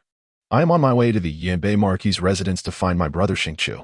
When she raised an eyebrow in surprise. Oh? Xie Fengyao paused for a moment before continuing. I have heard that you received an invitation from the Yanbei Marquis' wife and returned with a generous gift. When she leaned against the carriage window, responding with a slight arch of her brow, Xie Fengyao glared at her, an expression of knowing evident on his face. Did I not warn you to keep your distance from my brother Xingqiu? Are you truly unable to heed my advice? What is it that you intend to do? When she sighed, speaking earnestly, Your Highness, the invitation was extended by your brother's mother and delivered personally by the steward of the Yanbei Marquis' residence, along with the congratulatory gifts. Is it not you who should be questioning the wrong person? Xie Fengyao faltered, stepping back 2 paces to regard her. I shall return and properly counsel the people of the Yanbei Marquis' residence. You should also restrain your thoughts. While I do not delight in disrupting others' fates when disregarding appearances is truly not fit for the esteemed halls. With such reckless behavior and unsavory reputation, she is unworthy of your brother Xingqiu. When she smiled warmly, Your Highness, do go and inquire sincerely. Then, as if recalling something, she raised her hand towards the departing Xie Fengyao. This afternoon, I dined at Guer Village, where Prince Ying was also present. I overheard them discussing that something seems to have occurred with the Yanbei King recently. They are quite concerned. Perhaps you should take the time to show some care for the Yanbei King. Xie Fengyao shot her another glare. Must you speak so much? With that, he turned and left. Su Nanju, having listened to the entire exchange, observed his demeanor and felt that her general was indeed mischievous. The residence of the Northern Yan Prince is likely preoccupied with its own affairs, and should the Prince Zhao meddle further, it may become even more burdensome. When she withdrew his gaze from the nearby tavern, smiled faintly, and then lowered the curtain. Let us depart. Su Nanju nodded in agreement. Indeed, within the Northern Yan Prince's estate, Li Shicheng's study has been anything but tranquil these days, inundated with a stream of urgent missives, none of which bear any useful tidings. Where has Li Chenge ever discussed the matter of Sunaju with you? Li Chenge was in a state of great distress, his mind restless. And as soon as he spoke, it was apparent he had misspoken. This utterance was indeed excessive, yet it was precisely what Li Chengzhao wished to hear. He refrained from smoothing over the awkwardness, allowing his gaze to settle upon Li Chengyu. Li Chengyu reclined on a small couch, pausing momentarily while gripping the cup lid. Before responding with a calm smile, "Father, what do you mean by that? You never permitted me to converse privately with Li Chenge in the past." Upon hearing this, Li Shicheng quickly forced a smile and waved his hand dismissively. "It is I who have misspoken. We truly do not know if Li Chenge has concealed any information, nor do we discern if there are others, apart from Su Nanju, who share a close relationship with him. Thus, we find ourselves at a loss for direction." Li Chengyu casually brushed away the froth from his teacup, speaking leisurely. The Northern Yan Prince's estate can withstand scrutiny, even if someone were to sound the alarm. There would be no cause for fear. What truly matters now is not those left by Li Chenge, but rather the individual within the palace. Li Chengzhao displayed a respectful demeanor, nodding in acknowledgement. "I appreciate your guidance, elder brother." Cough, cough. Li Chengyu covered his mouth to cough. Bending slightly as he did so, and after a prolonged moment, he managed a smile. As for the second brother, he is now Li Chenge. While his martial prowess may not be remarkable, he can easily conceal his past injuries, and the scars on his body are hardly distinguishable from those of Li Chenge. As long as His Majesty holds him in high regard, even the most salacious rumors will prove futile. Therefore, I truly do not understand what second brother has to fear. In Dunzhou, as Li Chengwei, he spends his days recuperating and his nights training in martial arts. After enduring for so many years, he can finally assume the title of Northern Yan Prince in earnest, and he ought to possess more confidence. Certain actions ought to commence. As the more His Majesty values him, the more secure second brother's position will be. Li Chengzhao has indeed been acting as a woman for too long, when undertaking tasks. He fixates on trivialities, which hinders his potential. Their mother has little desire to live, and his own days are numbered, since there is no path left to tread. It is time to see what they can achieve. He genuinely does not mind giving them a nudge. Li Chengzhao is particularly averse to those years spent in Dunzhou recovering, forced to speak in a subdued voice while pretending to be a woman. For every blade that pierced Li Chenge, he would have to endure the same, thus forging a general's physique. Were it not for his ability to replace Li Chenge, who could endure such suffering. Yet, Li Chenge's specter lingers, returning time and again. "Master, His Highness Prince Zhao has arrived." Master Feng hesitated to enter the study casually, opting instead to raise his voice from the corridor. Li Chengzhao responded with an acknowledgement, then rose to face Li Shicheng, suppressing his discontent towards Li Chengyu and speaking gently. "Father, my elder brother speaks the truth. Since we have already established a connection with the second prince, it would be unwise to remain unresponsive." Li Shicheng's gaze darkened. The second prince desired military power, and thus, we would inevitably require the assistance of the Zhang family. Although Zhang Xingchen may not grasp the intricacies of the matter, he is aware that Li Chenge is a woman. Holding this knowledge, he has undoubtedly left himself an escape route. If force is not an option, we must seek to win him over. This matter. Li Chengzhao gazed distantly out of the window and spoke in an extremely indifferent tone. "Isn't there still the fourth sister of the second branch, Li Chengling?" Chapter 50. February White Cassandra. Should anything happen to the fourth miss, the repercussions with your uncle and aunt would be. Although Li Shicheng's words were laced with hesitation, his demeanor remained notably calm and composed. His son would first meet with King Zhao. Li Chengzhao did not respond further, merely offering a faint smile as his father and elder brother engaged in leisurely conversation. Li Chengyu turned his head to observe the receding figure of Li Chengzhao, a tickle in his throat prompting an uncontrollable cough. Cough, cough, cough, cough. You must take care of your health. Remember to take your medicine." Li Shicheng's tone softened slightly, though the concern in his gaze was scant. "Thank you for your concern, father." Li Chengyu paid little heed to Li Shicheng's attitude. He had long since outgrown the need for paternal affection. Now, in the presence of his father, he excelled at feigned politeness. With a sigh, Li Shicheng continued, "Your uncle has been quite troubled of late. Your aunt, devastated by the death of Li Chengwei, is in a state of deep mourning, her mind unsettled, potentially bordering on madness. This is precisely when your fourth sister's filial piety is most needed. Should she be further distanced from your aunt, it may exacerbate her condition. Had his son not been afflicted by frailty, given his intelligence, Li Shicheng would have surely devoted the family's resources to nurturing him well. Alas, it was a tragic confirmation of the adage, excessive wisdom leads to an early demise. For it seemed his son would not endure long. Since he was not destined to live for long, certain matters might as well be set in motion through his hands. Having spoken, Li Chenge did not allow Li Chenge much time for contemplation. He lowered his gaze to the letter in his hand and continued. What do you make of Zhao's words? Li Chenge had heard similar sentiments numerous times before, their meanings differing each time.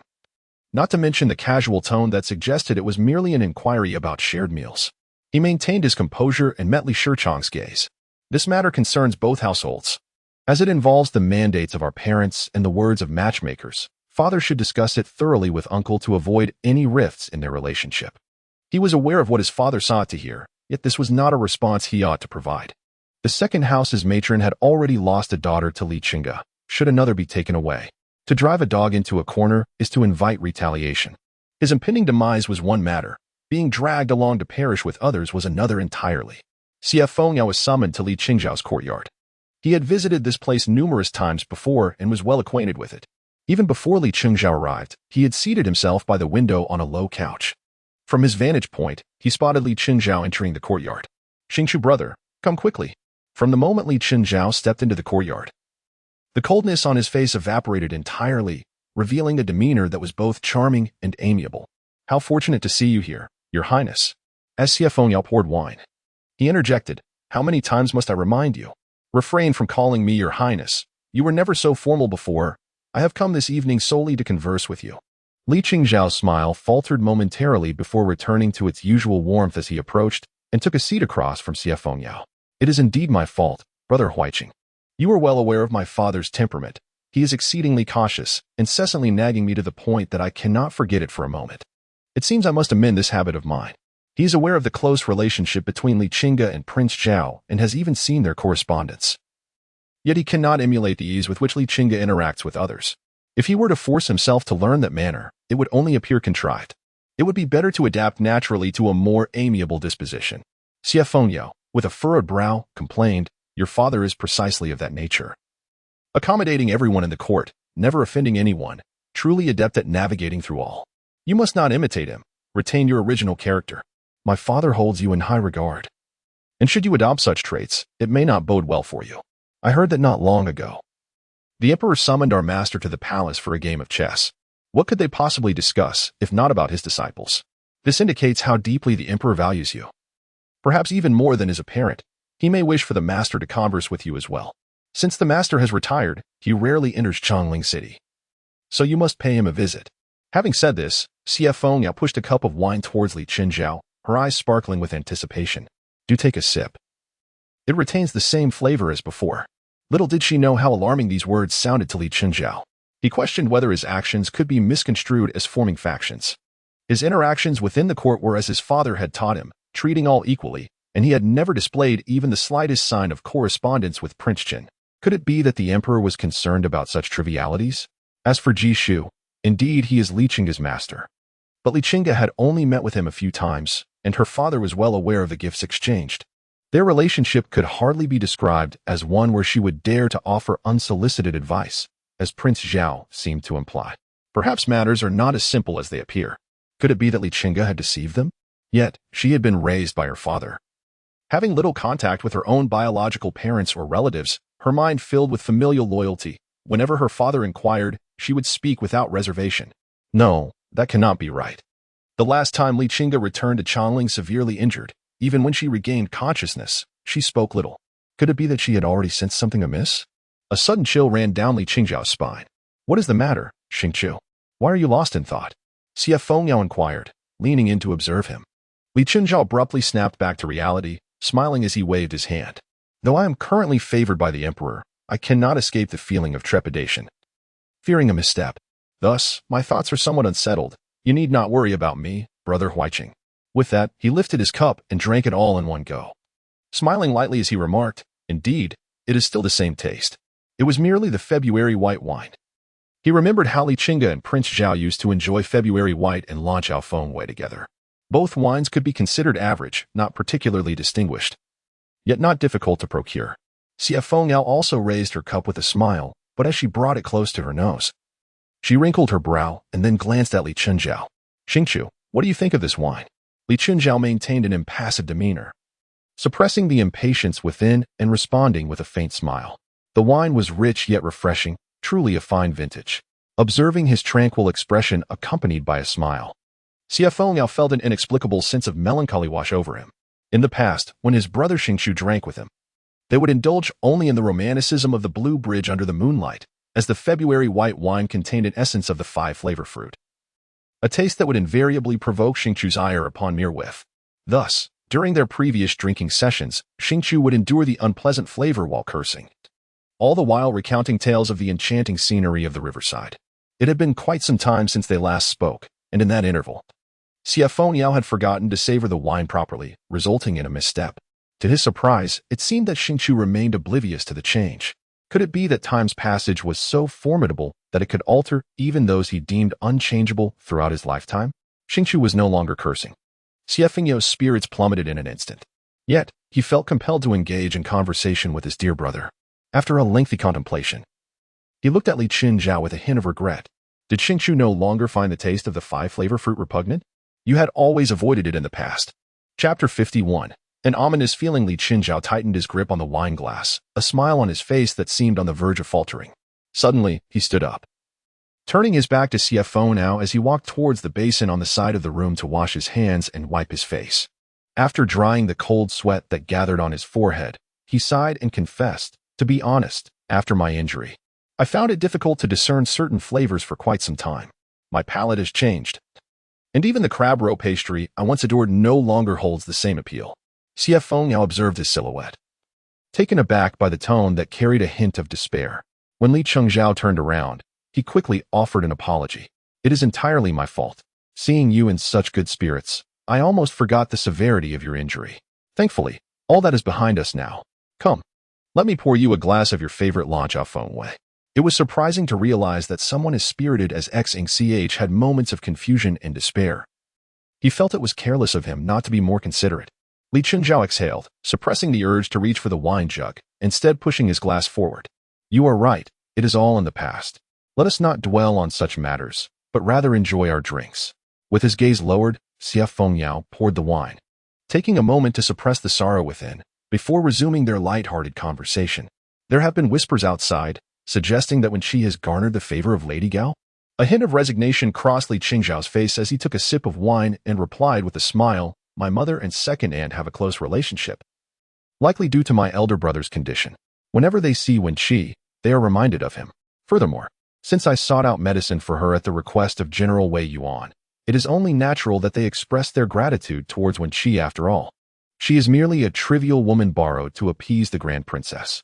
The actions of the second and third households of the Wei Yuan general's residence concerning Wen Chi and Princess you have already been exposed.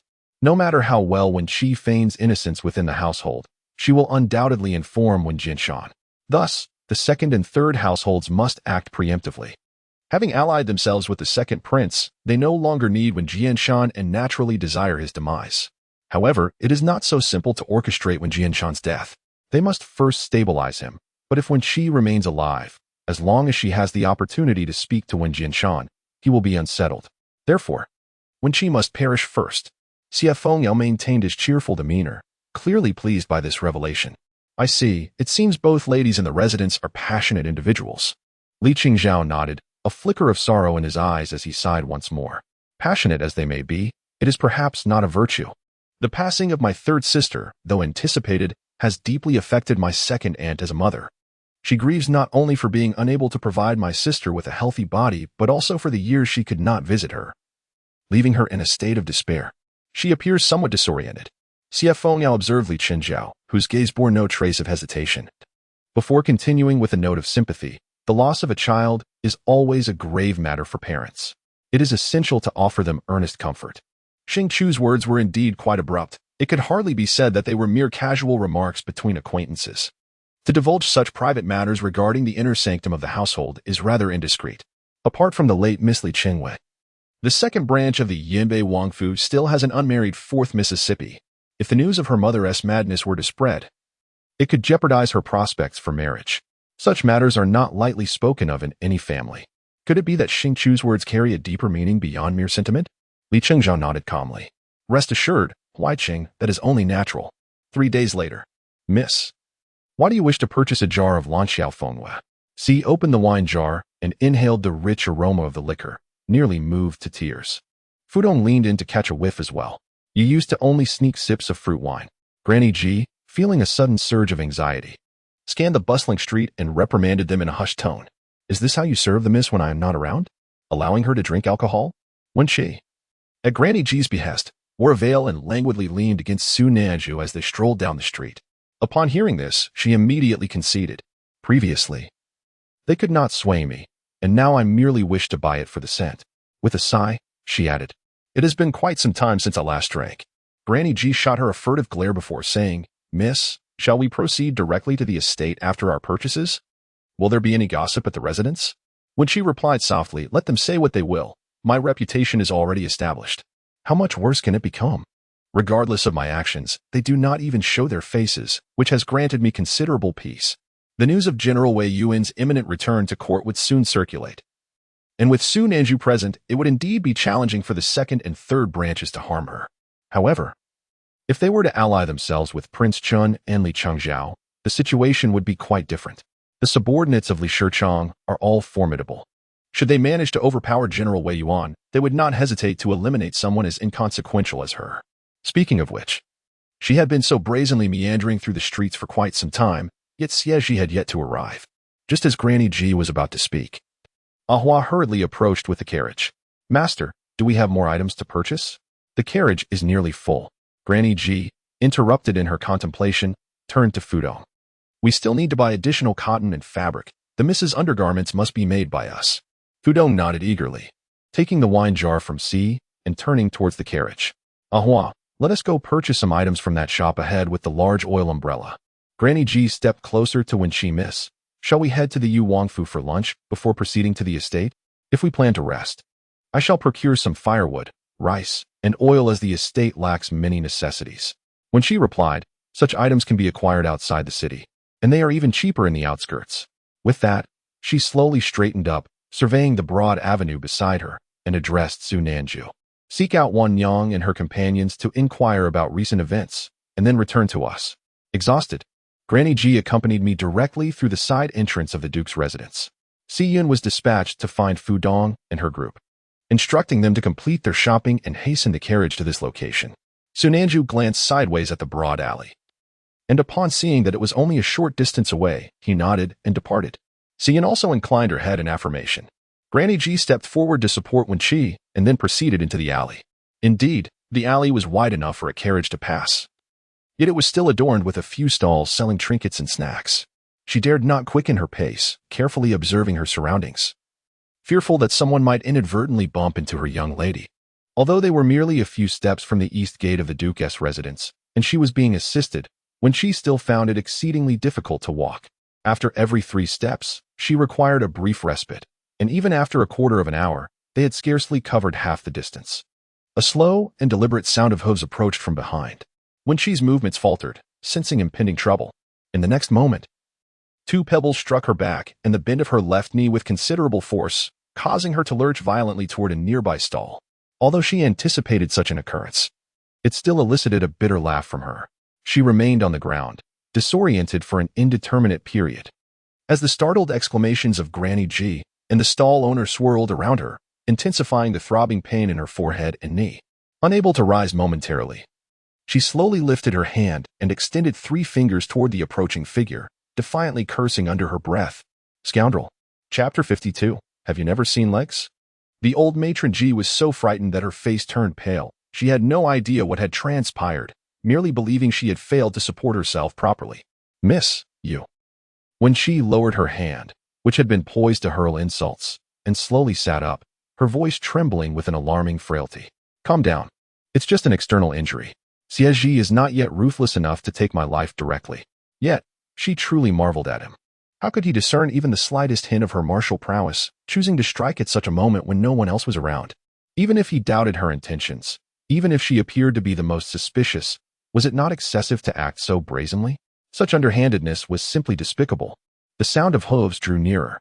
When she expressionlessly raised her gaze. Xie Zhi, you truly are remarkable.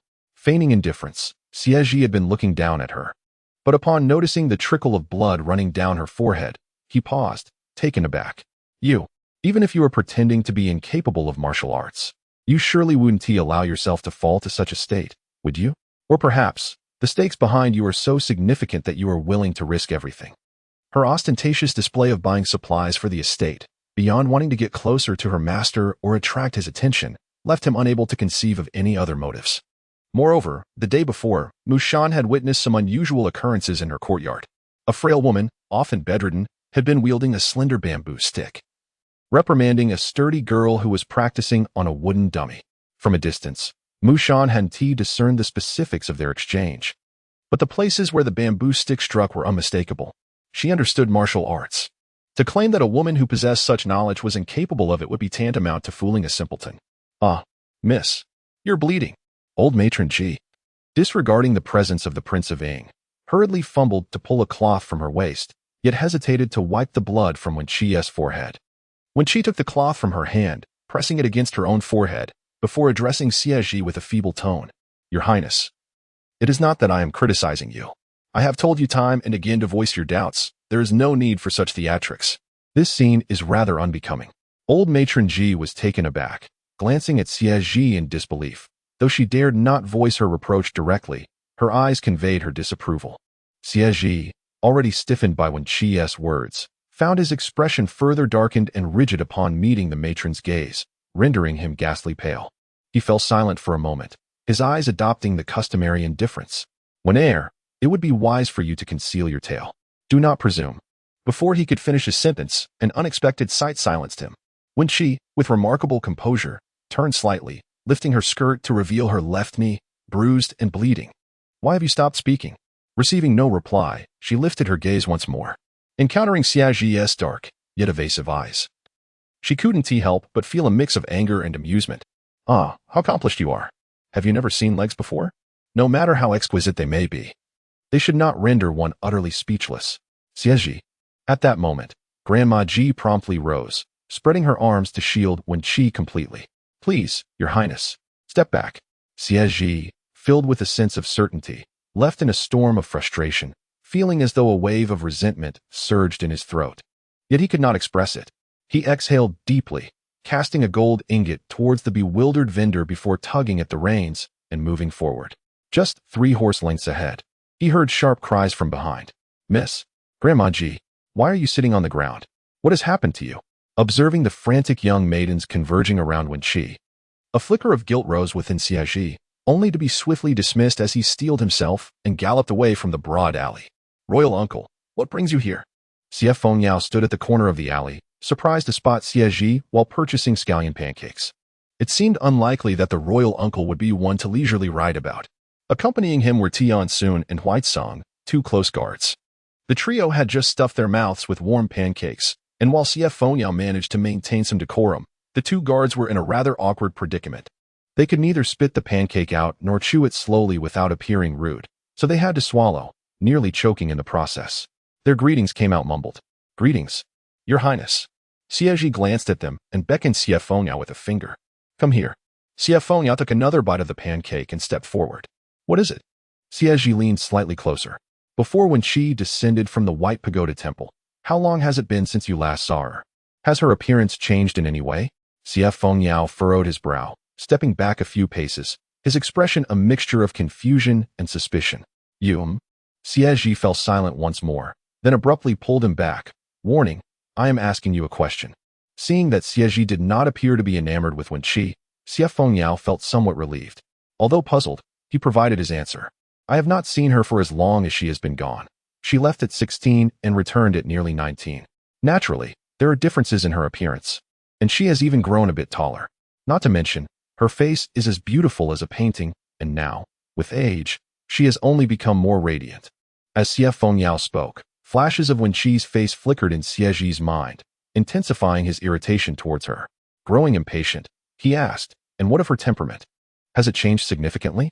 Xie Fengyao pondered for a moment, nodding before shaking his head. She is indeed bolder in expressing her feelings now, more audacious than before, and her speech seems to carry more weight. Yet, in essence, she has not progressed much.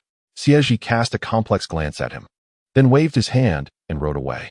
The temperament of Wen Er extends far beyond the mere subtle changes perceived by Xie Fengyao.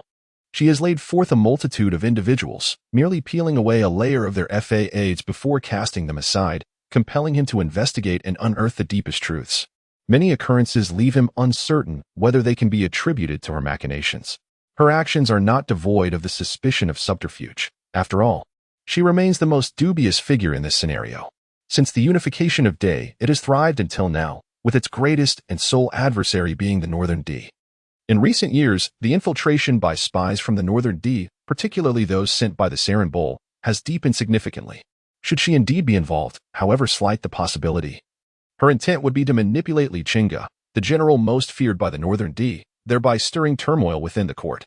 Her intentions are deserving of condemnation.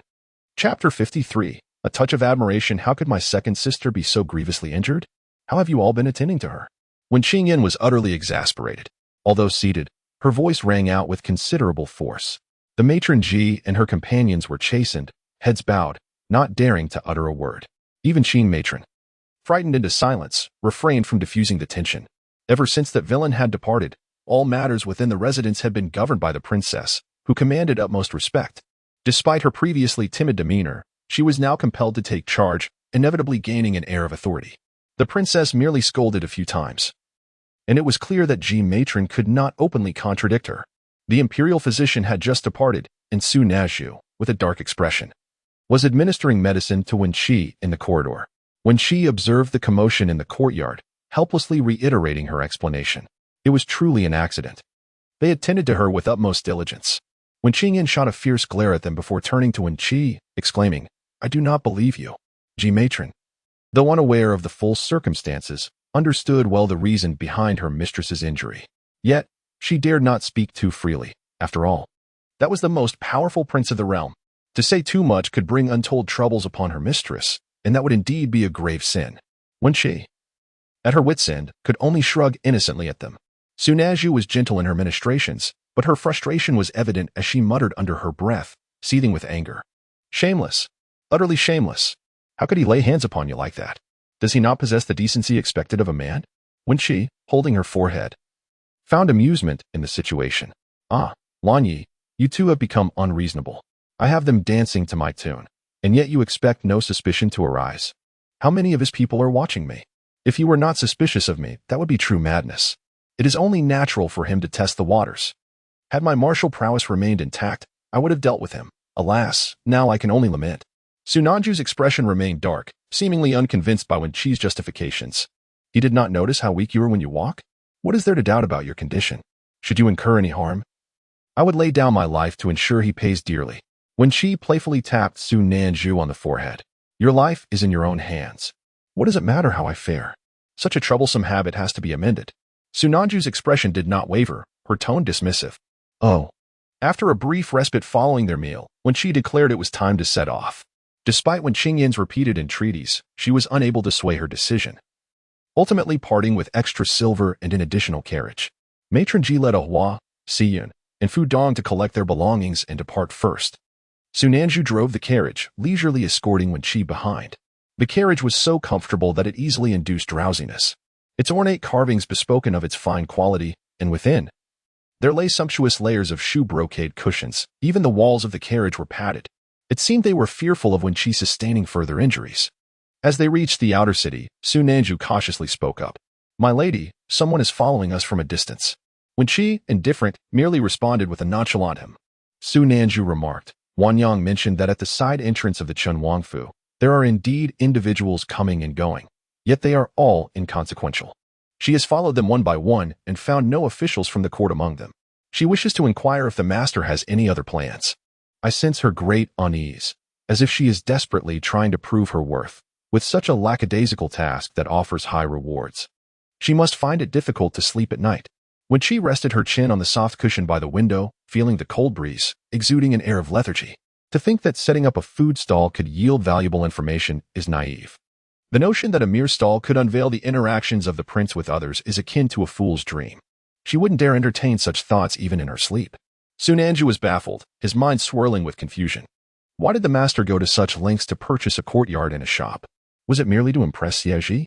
When she couldn't help but chuckle. There was indeed an element of that, but it was not entirely so. Su Nanju pondered for a long time. No wonder the master was incensed. It's no surprise that the master was struck by Xie Zhi. If one intends to employ someone, that is one thing, but to do so discreetly without raising suspicion is another. Yet, the master, in her boldness, might as well have written it across her face, "Come here. Let me use you." Such audacity, as if flaunting her intentions, only to be met with a blow. Wen Chi withdrew her chilled face, leaning back against the pillow. Her tone remarkably languid as she spoke. "The house is what I desired.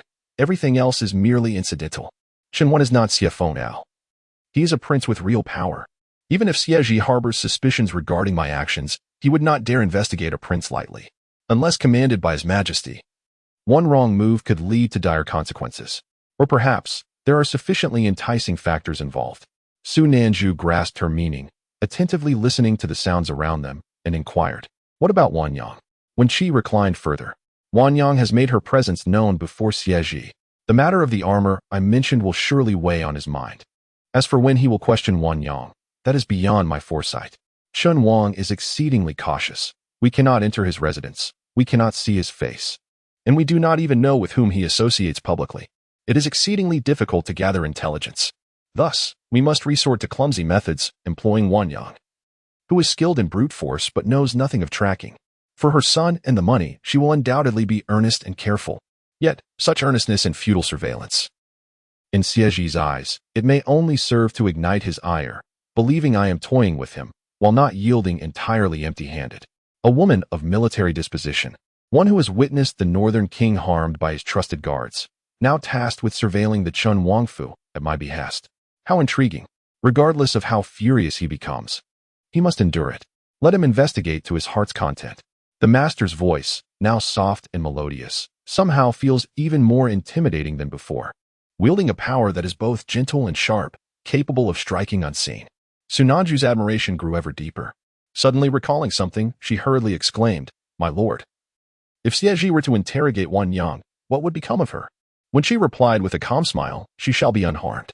Should Xie Zhi choose to question her, it is likely he would assign someone to protect her. After all, it concerns Li Chenge. He holds a certain degree of admiration for Li Chenge, does he not?" Su Nanju was so astonished that she nearly bit her tongue, curiously peering through the carriage curtain. "What?" The coachman seems to be a headless man driving the carriage. A voice filled with mirth came from the roadside. When she immediately leaned out, his face contorted in sorrow, revealing a grievous wound on his forehead. "Old man, you must stand up for me. The Prince of Ing has struck me." Chapter 54. Attracting the young lady's attention. What is the matter? Upon hearing these words, Jishu hastily discarded the fish he had just caught and trotted towards the carriage. Su Nanju quickly halted the carriage, his face filled with an undeniable sense of guilt and anguish, his eyes reddening in response. When Chi rested his chin on the window ledge, his expression exuding nothing but pity. "Look." Changshan hurriedly picked up the fish and quickly followed, standing alongside Jishu at a respectful distance, both craning their necks to see. Jishu's brow furrowed, alternating between tension and disbelief. Could it be? Was he struck with the hilt of a knife? Given Zian's strength, a blow from the hilt would surely have shattered the young lady's skull. If that were indeed the case, the scene would be rather unsightly. When she scoffed coldly, recalling how he had thrown stones from behind as concealed weapons. One struck his left leg, another hit his back. With his current condition, how could he possibly withstand such an assault? Jishu appeared to understand, placing one hand behind his back while the other covered his mouth as he coughed lightly. Could there be some misunderstanding in this matter? He had always thought that Zian was not the type to recklessly strike a lady. It turned out to be stones thrown in jest, and judging by the injury, it seemed that Zian had not exerted much force. Perhaps he was merely attempting to catch the young lady's attention, but miscalculated his strength, resulting in this unfortunate incident. When Chi shot him a glare. "You may protect him all you want. Lan Yi, return to the manor." The carriage curtains were unceremoniously dropped. Su Nanju tugged at the reins, responding, "Understood." The pounding of hooves stirred up a considerable cloud of dust, prompting Changshan to raise his sleeve to shield Jishu. Miss Wen, with her fiery temperament, was accompanied by a maid equally prone to anger. Jishu lightly nudged him, for the young lady's injury to her face was indeed a serious matter. Who would not be upset? Afterward, he called out to the retreating carriage, "Come to Gwar Manor for dinner tonight, and I shall prepare fish for you." Su Nanju curled his lip, turning to engage in light banter with Wen Chi. Lord Ji seems intent on appeasing you with a meal of fish, rather than addressing the matter concerning Prince Ing. Wen Chi crossed his arms, feigning annoyance. Though it was not excessive, he was fiercely protective and likely concocted 1,000 excuses in his mind for his disciple, despite Li Chenge's prolonged absence. Wen Chi would never openly criticize Li Chenge, even if he felt deeply frustrated. As the elder grew older, his heart softened even more. It would be quite difficult for him to confirm any anomalies regarding Li Chenge before communicating with Xie Zhi. Su Nanju chuckled, acknowledging that although the situation had become troublesome, it was precisely because the elder held the general in such high regard and was fiercely protective of him. Thus, he believed that his disciple's prolonged absence was merely due to other pressing matters, rather than a lack of willingness to mention Prince Ing. A smile crept onto Wen Chi's lips as he slightly lifted his chin. Indeed, I am his most cherished disciple. Shokan Palace. Grandmother, are you once again selecting items to send to the Prince of Yu's residence? Yongin casually handed her cloak to the maid stationed at the palace door and stepped inside. Bowing respectfully, greetings to you, grandmother. The Empress Dowager, reclining on a soft couch, cast a sidelong glance at her and playfully scolded. Why do you not refrain from such trifling chatter? Madame Yin, standing to the side, offered a respectful bow, then dismissed the palace maids and summoned hot tea. Standing by to serve, Yongin nodded to Madame Yin before approaching and seating herself beside the Empress Dowager. My meager possessions could never match your generous offerings. The Empress Dowager gestured towards a pile of fabric in a box at her feet, instructing her to select some elegant patterns to be sent along with the previously chosen adornments to the Prince of Yu's residence, thus sparing the need for gratitude. After a moment, she sighed deeply and addressed Madame Yin. Ensure that the imperial physician is thoroughly informed. If that leg cannot be treated, then so be it. But we must not allow the pain to rob someone of sleep. The palace does not sustain them for naught. Madame Yin nodded with a smile. Your instructions are taken to heart. The imperial physician has already reported that the pain in the prince's consort's leg has significantly eased. I also heard that Miss Wen is to visit the consort today. She is quite pleased. Yongin raised an eyebrow, lifting her teacup towards the Empress Dowager with a charming smile. This Wen seems to share a deep sisterly bond with the third imperial aunt. Grandmother, have you ever met her? The Empress Dowager shot her a glance and replied coolly, do not presume that I am unaware of the incident you caused at Gore Village. When Jian Shan has 3 legitimate daughters, and one is already, that Miss Wen is frail, perhaps barely clinging to life, why must you fixate on her? As the esteemed princess of the realm, she possesses her own dignity. It is quite unseemly to trouble others in private. The mere thought of this made Yongin feel that her grievances could cause snow to fall in June. Grandmother, you are discerning, or perhaps heaven bears witness. I merely spoke a few words with her, and who knew she would bleed? I was frightened. The Empress Dowager couldn't help but chuckle. She understood her granddaughter's nature well enough, knowing she would not engage in excessive behavior. Let us set aside others for a moment and turn to you. A few years ago, you were eager to marry, yet now, at nearly 23, you seem to avoid the topic of marriage. You are. Wait a moment. Yongin's face was one of disbelief. Grandmother, I am just approaching 23. How can you say I am nearing 30? Your sense of soon is rather exaggerated. At this rate, in just a couple of years, I shall be of an age to become a grandmother myself. How utterly alarming. The Empress Dowager laughed heartily, unable to contain herself for some time before finally tapping Yongin lightly on the forehead. Your thoughts are known to your grandmother. Do not conceal them. Yongin scratched her head and leaned against the Empress Dowager's shoulder, playfully saying, what thoughts could I possibly have? The Empress Dowager let out a soft hum. You might believe you are concealing them well, but not only is your grandmother aware, even your father and mother are in the know. No one has spoken up first. And perhaps you want to ponder the reason behind this. There are certain matters that require clarity and a decisive resolution. Yanin's gaze faltered. She was certainly aware. However, comprehending the situation was proving to be a challenge. The Prince of Yanbei is currently in high demand, with a promising future ahead, which is why she has refrained from making her thoughts too conspicuous, not wishing to place anyone in an uncomfortable position. Thus, she merely allowed a few whispers to circulate.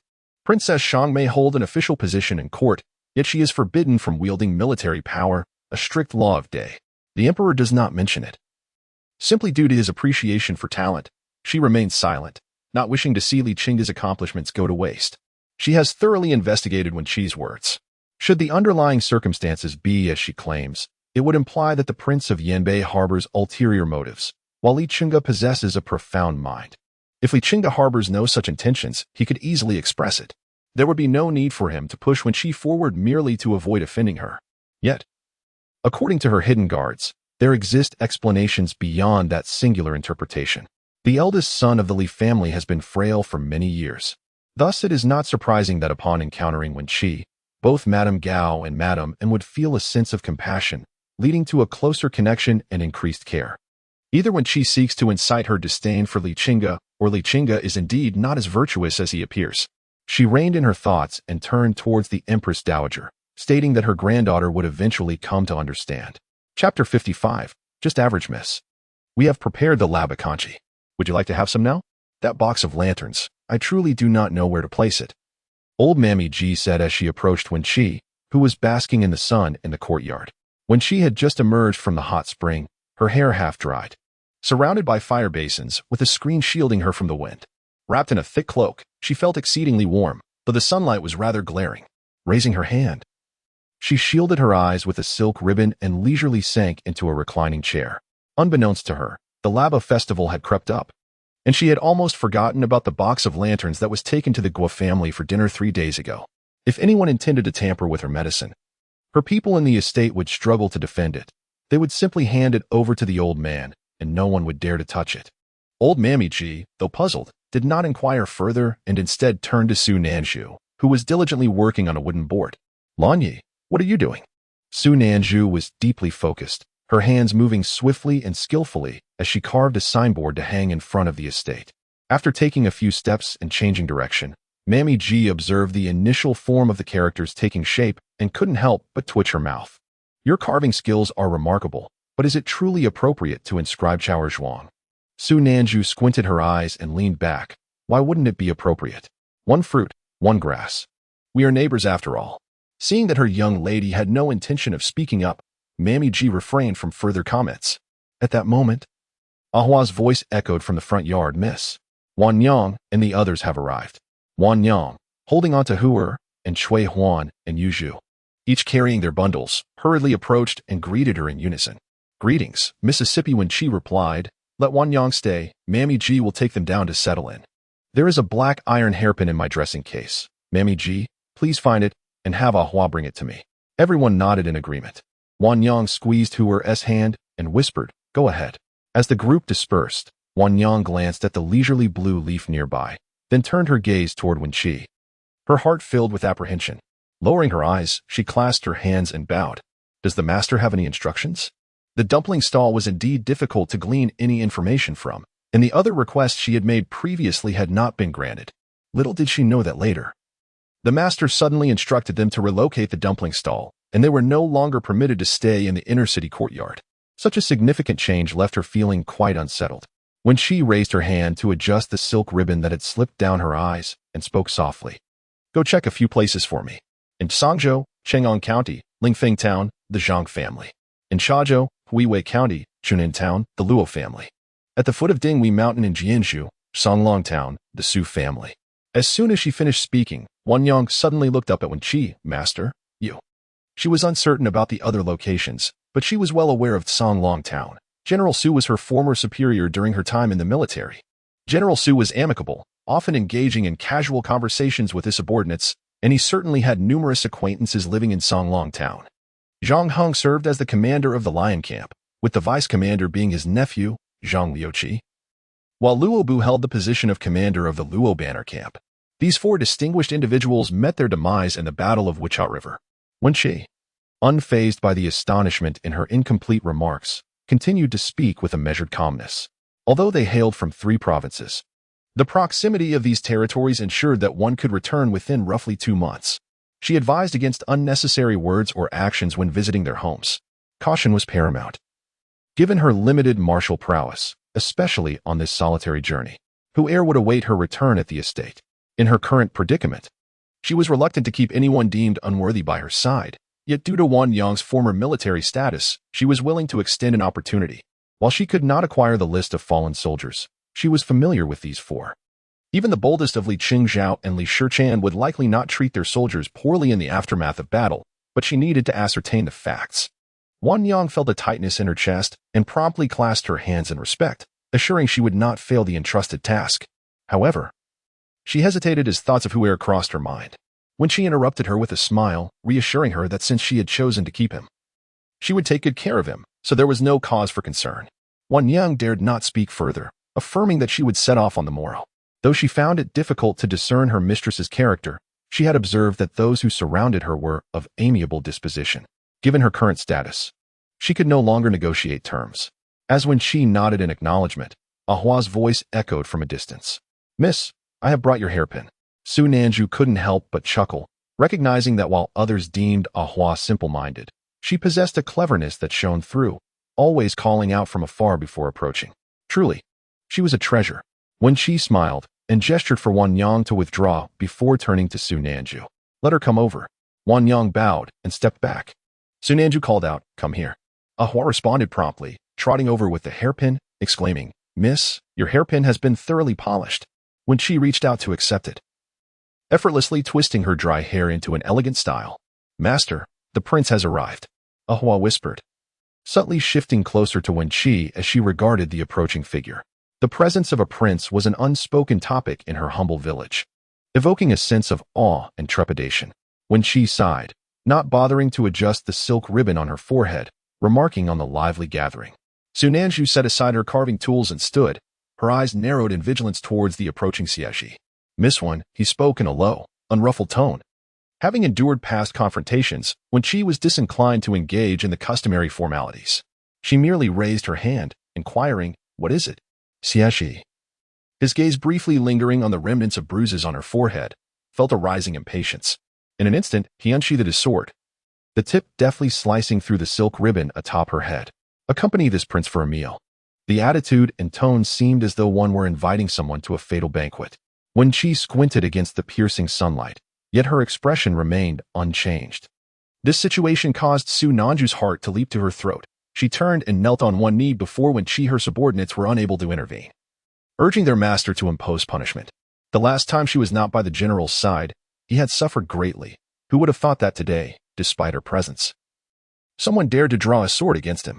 When she leisurely sat up, raising her hand to shield her eyes from the sun as she regarded Su Nanju. "Ah, do you imply that he was too swift?"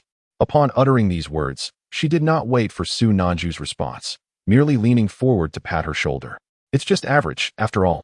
He still cannot compare to Li Chenge." Su Nanju.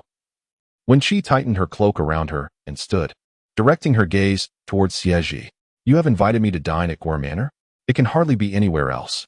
Xie Zhi said nothing, merely took 2 steps back and nodded towards the manor's exit. "Let us depart." When she shrugged and walked towards the exit, instructing, "Come back to Guar Manor for me later. Do not disturb me during my meal with the prince." Su Nanju, with a solemn expression, halted her steps. "Yes, I shall obey." Once outside the manor, when she glanced back at the slightly lagging Xie Zhi and smiled. "You arrived in such haste, let me guess. Lord Ji should not be in the manor at this moment, right? Otherwise, he wouldn't be so careless in his duties so close to Guar Manor, even drawing his sword. Truly, he has made progress." Xie Zhi chuckled softly. "You are quite astute." However, as he spoke, a stray strand of hair that had fallen from her neck caught his eye. Either secure it all up or half up. How can a single strand be left loose? Such disorder is unacceptable. He suddenly halted, his voice unusually stern. "Stop, and gather that lock of hair up." When she raised her hand to touch the nape of her neck, a mischievous smile playing on her lips. Then, she casually pulled another strand from her forehead. "Does it discomfort you?" Chapter 56 encapsulates a moment of reflection as Xie Zhi's expression darkens increasingly. When she resolves that a wise man does not suffer immediate losses. Who could have foretold his sudden impulse to act? Repeatedly, she reminds herself that in the past, she could easily subdue him, but now she finds herself utterly powerless. Not only is she incapable of prevailing alone, but even with the entire estate at her side, they would all succumb to Xie Zhi's might. Thus, when invited to dine, she complied without hesitation. With a compliant smile gracing her face, she discreetly removed her hairpin, meticulously redoing her hair with precision. Upon seeing her neatness, Xie Zhi felt a slight easing of his tension and closed his eyes, massaging his brow. However, Wen Chi's smile faded, leaving her expression devoid of emotion. This man, oblivious to the source of his peculiarities, had always been finicky since childhood, unable to tolerate odd numbers, disorder, or any form of dirt. Any slight irregularity would provoke his displeasure.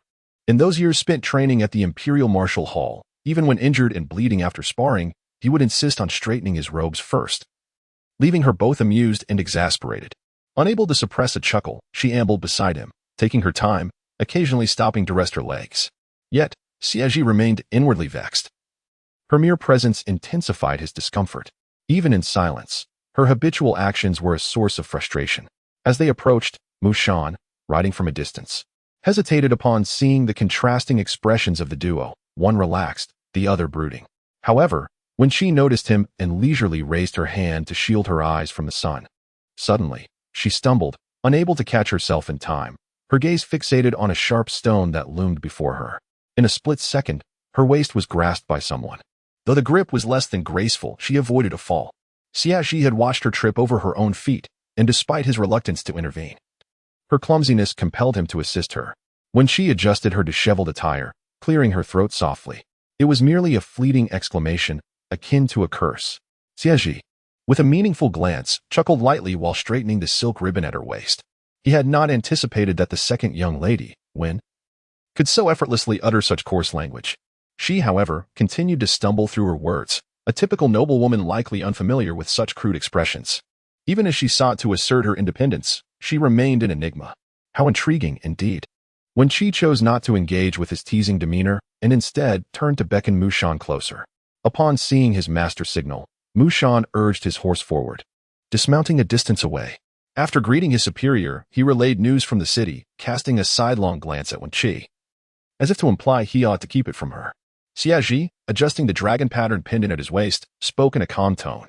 To speak plainly, Miss Wen likely possesses knowledge that surpasses even that of us, her servant. Concealing the truth only renders it rather tedious. Mushan nodded in agreement. Our people have been keeping a watchful eye on the Wang residence of Yanbei, where penetration is nearly impossible. However, the brothers outside have focused their attention on a farmer who delivers meat and vegetables to their estate. After 4 days of observation, that man, while drinking and conversing, mentioned, the Zhang family is set to ally with the Li family again. In an instant, Wen Chi's complexion turned ghostly pale, as if an invisible hand had tightened around her throat, making it difficult for her to breathe. What did you say? Xie Zhi paid no heed to her incredulity, casting her a detached glance before turning back to Mushan. Aside from the late Li Chenge, who was the other daughter of the Li family, Mushan nodded again. It is Li Chenge. Wen Chi's voice trembled as she interjected, it is Li Chenge. She spoke of her own 16-year-old younger sister, Li Chenge. As the words left her lips, a trickle of blood suddenly appeared at the corner of her mouth. The drop fell onto her pale garment, spreading and clouding her vision. Indeed, Miss Wen's words held truth. You. Mushan was so taken aback that he could not finish his sentence, his forehead twitching in shock. The master beside her could not see in time, but he witnessed everything unfold. Xie Zhi turned his gaze towards her, following Wen Chi's lowered head to the bloodstain on her collar, momentarily stunned. He then grasped her arm, steadying her faltering form. Such trivial matters could cause you to bleed? Wen Chi closed her eyes to regain her composure. With her arm held firmly, she managed not to collapse immediately and used her other sleeve to wipe the blood from her lips. Let us go. Are we not headed to Guozhuang? The connection between the Zhang and Li families was more profound than she had realized. After her demise, she had not witnessed any further alliances between the two families. Yet it seemed discussions had long been underway in secrecy. Both families were lacking in offspring. Elder Zhang had retired due to illness after years of navigating the treacherous waters of politics, and in such a world, one party's exit merely paved the way for another's entrance. Though Elder Zhang had numerous old pupils, few remained willing to acknowledge this connection. No wonder Zhang Xingchen was able to secure a position in the Ministry of Revenue. With the backing of the Wang residents of Yanbei and the favor of Prince Chun, Xie Qinghuai, he was destined to succeed. Li Chenge held military power, while Zhang Xingchen controlled the military provisions within the ministry. Naturally, Xie Qinghuai would relish the mutual restraint between the two parties. Cough, as this thought crossed her mind. When she doubled over in a fit of coughs, Xie Zhi observed the unmistakable coldness in her gaze and had no intention of probing further. Questioning her would merely be a waste of words. He exerted a bit of her strength, guiding her towards Guozhuang. You certainly do look as if you were on the brink of death, which is quite the performance. Those unversed in martial prowess could never comprehend it, let alone teach it. Yet, this so-called Miss Wen, who had never lifted a weight in her life, was said to possess martial skills. Such a claim would be met with disbelief no matter how it was presented. regardless of how convincingly she feigned it, even if she stumbled in her step. Today he would expose the tale she had so carefully concealed. I would like to believe I am merely acting. Wen Chi collected her thoughts with a serene composure, showing no trace of indignation from the slander directed at her. Rather, her voice emerged with a palpable weariness. Xie Zhi offered a faint smile, disinterested in engaging with her remarks. When she found herself unable to quicken her pace, while Xie Zhi displayed a lamentable lack of patience. Even though her steps were sluggish and the possibility of falling was diminished by being constrained, she was still dragged along, her footing faltering. Teetering on the brink of a fall that was both infuriating and distressing, she let out a silent sigh, expressing her frustration. Please, slow down. This scene indeed bore a striking resemblance to the abduction of a respectable woman. Chapter 57. Unattached pulse taking in the courtyard of Guar Manor. The usual attendants were absent. Standing there was a gentle maid named Xie Zhi, who seemed vaguely familiar to Wen Chi. I have seen you before at the Imperial City office. Wen Chi mused after a moment's contemplation. Upon hearing this, Xie Zhi smiled and nodded, saying, Yes, I served you for a few days under the command of the prince. Xie Zhi stepped closer, casually offering Wen Chi to Xie Zhi. Seeing that Wen Chi could hardly stand, Xie Zhi hurriedly rushed forward to catch her, her heart racing even as she managed to support her. Xie Zhi took a seat on the porch, raising his hand. Take her inside and clean her up, he instructed. Noticing the bloodstains on Wen Chi's collar, Xie Zhi quickly responded and supported Wen Chi up the wooden steps, her grip firm and unwavering. Miss, lean on me and walk slowly, she urged. Wen Chi smiled gratefully. Thank you. You are indeed more considerate than your mistress. Xie Zhi dared not respond further. She couldn't even glance at her own mistress. Her eyes lowered as she hurried them inside. Upon entering the side room, Wen Chi noticed a long table adorned with trays holding several sets of garments and hairpins, all common styles found throughout Chongling City. Though ordinary in design, the quality of the fabric suggested it was not inexpensive. Your mistress seems determined to strip me of my clothing, preparing so thoroughly, she remarked, leaning against the table and raising her voice slightly.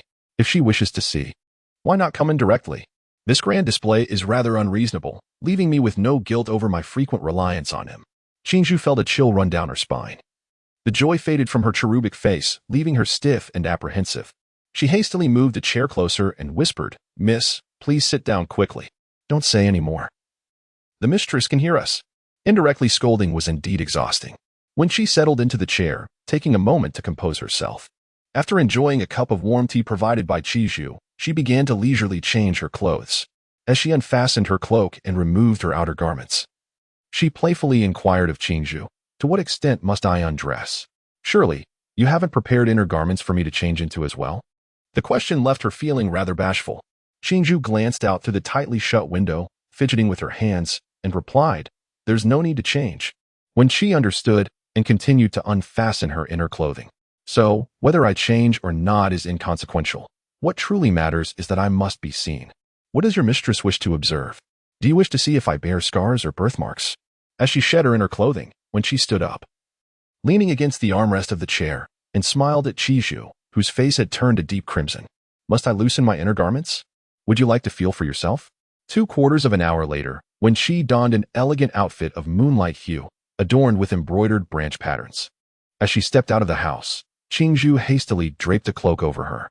When she turned to glance at Xie Zhi in the corridor, and Xie Zhi looked back at her. Yet, for a fleeting moment, neither spoke a word. When she observed him for a while before letting out a gentle laugh, slowly diverting her gaze as she remarked, Truly, such is the bond between a master and servant. Xie Zhi, though not particularly astute among the maidservants of the Wangfu, understood the implication behind Miss Wen's words all too well. Her cheeks flushed, and she thought, even the prince outside must be blushing. It seemed the prince remained oblivious to it all. Xie Zhi, with a lingering impatience in his eyes, glanced at the two of them with a look of perplexity before instructing Mu Shan, Go to the back and ask Yubai if Wu Ji is ready. Mu Shan bowed from a distance and replied affirmatively.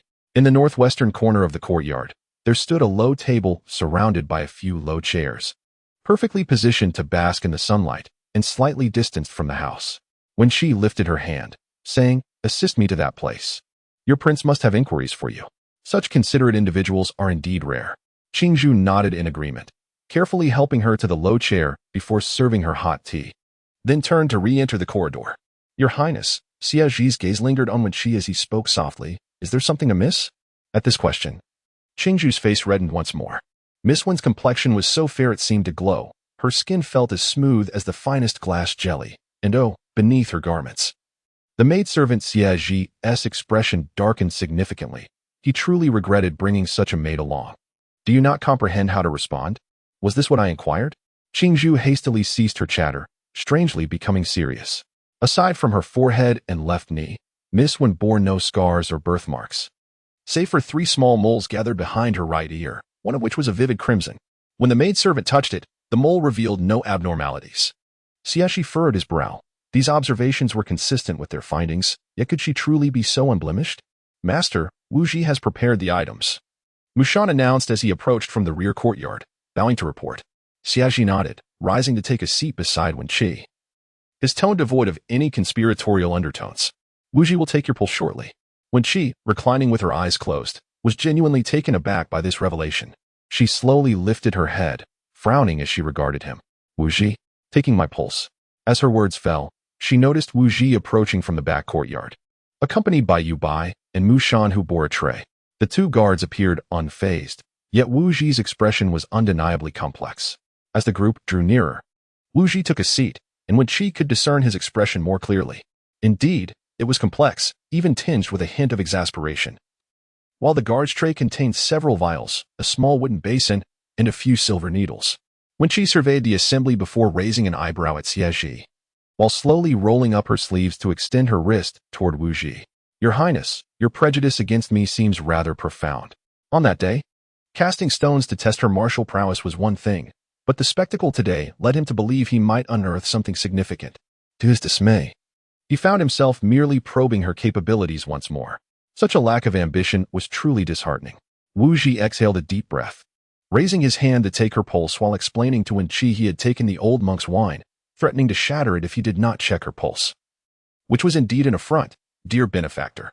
Xie Zhi, with arms casually crossed over his chest, paid no heed to their mockery, replying in a calm tone. This matter is indeed brought forth by the king. Your efforts are appreciated, master. Wu Ji withdrew his hand, turning his gaze earnestly towards Xie Zhi. Miss Wen truly lacks martial skills. Those who possess such skills are not she. Xie Zhi appeared unfazed, merely lifting his chin slightly. Administer the needle. I am aware of methods to alter the pulse using silver needles, as well as techniques to seal internal strength. The master undoubtedly possesses the ability to discern this. Wu Ji then glanced at Wen Chi, recognizing that his actions today also served to assist her. Why, then, did she exhibit such confidence? And how could Xie Zhi discover the truth? Sighing, Wen Chi produced a silver needle and handed it to Wu Ji, extending her hand. Proceed swiftly. Wu Ji. The needle entered at the joint of her middle finger, yet Wen Chi's expression remained unchanged. Xie Zhi, however, could not mask his displeasure any longer. Regardless of his suspicions, there existed but one method in the world to conceal martial prowess. And indeed, Wen Chi possessed none. A person's temperament may transform drastically. Yet he found himself inexplicably compelled to investigate the high-ranking officials of the court, while all the suspicions surrounding her now seemed utterly invalid. He pointed towards the wooden basin, his tone growing increasingly somber. Prepare the medicinal concoction. I shall personally apply it for her. Chapter 58, treating her as a sword sheath. Upon hearing this, Wu Ji clasped his hands together and uttered a soft ba, then turned his gaze towards Wen Chi, exuding an air of decision-making. When he was summoned by that young lad, Xie Zhi, from the White Tower Temple, he had presumed it to be another case involving the royal city guard, especially since this boy had previously received plenty of wine from him in secrecy. To his surprise, upon arriving at Guire Manor, he discovered that the person under investigation was none other than the young lady. When she hints, he found himself compelled to linger, coerced by the liquor he had concealed. This girl was already frail, and with his incessant probing, her life was at great risk. Surely, the young benefactor's request would amount to naught. When she smiled as she drew forth the silver needle from her knuckles and casually tossed it into the tray. Thank you for your efforts, master. Wu Ji cast a sidelong glance at Xie Zhi before rising to roll up his sleeves, sighing as he poured the medicinal concoction into a wooden basin. A human skin mask may alter one's appearance, yet it cannot change the essence within, no matter how similar one looks. It is difficult to deceive those close to them. What blindness has befallen the prince, who refuses to trust his own eyes and has reached such a state? Xie Zhi observed Wen Chi, casually resting one hand on the low table, his deep-set eyes filled with unyielding scrutiny. Perhaps it was due to the fact that this prince had witnessed too much, having discerned what others could not see in her. He naturally could not regard her without suspicion as others did. Wu Ji sighed once more, then stood to finish pouring the last bottle of medicine, again joining his hands in prayer. The princess' request has been fulfilled. Xie Zhi nodded slightly, expressing his gratitude for the master's assistance. Wu Ji turned to leave but paused, glancing back at Xie Zhi, stating, "The essence lies in." Wen Chi also turned to him, good-naturedly reminding, "Longevity." Wu Ji. He had never anticipated that as an enlightened monk and the abbot of a renowned temple, he would one day be tempted to roll his eyes. With such thoughts, he acted accordingly. He directed a grand eye roll at everyone present, then, with a flourish of his sleeves, turned on his heel and departed without a backward glance. Xie Zhi reached for a silver spoon, leisurely stirring the medicinal water in the basin. "Come here." Yu Bai nodded and extended his arm. When she rested her elbow on the low table, supporting her chin as she watched, she observed Xie Zhi set down the silver spoon, replacing it with a cloth soaked in the medicinal solution, which he then used to wipe Yu Bai's hand.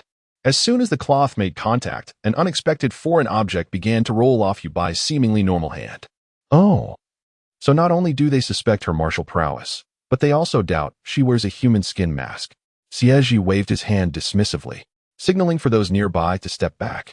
With one hand holding the cloth and the other reaching out towards Wen Chi, his eyes, akin to a frigid pool, were filled with a stubborn determination.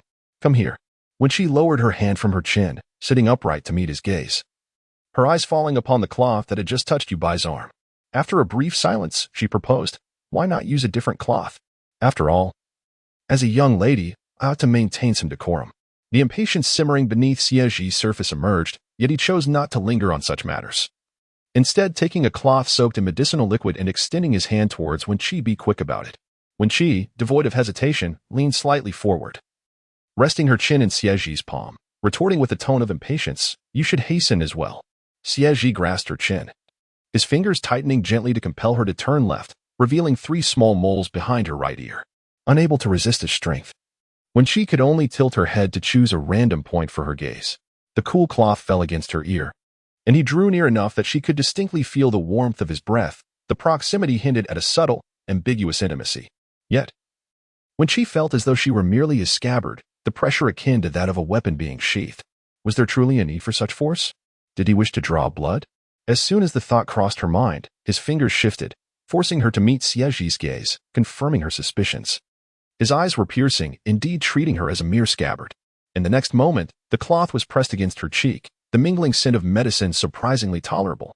Her chin was gently elevated as the cloth swept past her hairline, glided beneath her brow, and even traversed her eye sockets, nostrils, and lips. Unable to contain herself, when she laughed softly, "Your Highness, I am not just anyone. I am indeed frail, incapable of martial prowess, and I certainly do not possess a human skin mask.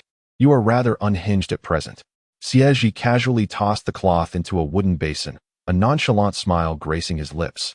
Yet his grip on her chin showed no sign of loosening. "Is that so?" he mused, his fingers now unrestricted as they traced her face.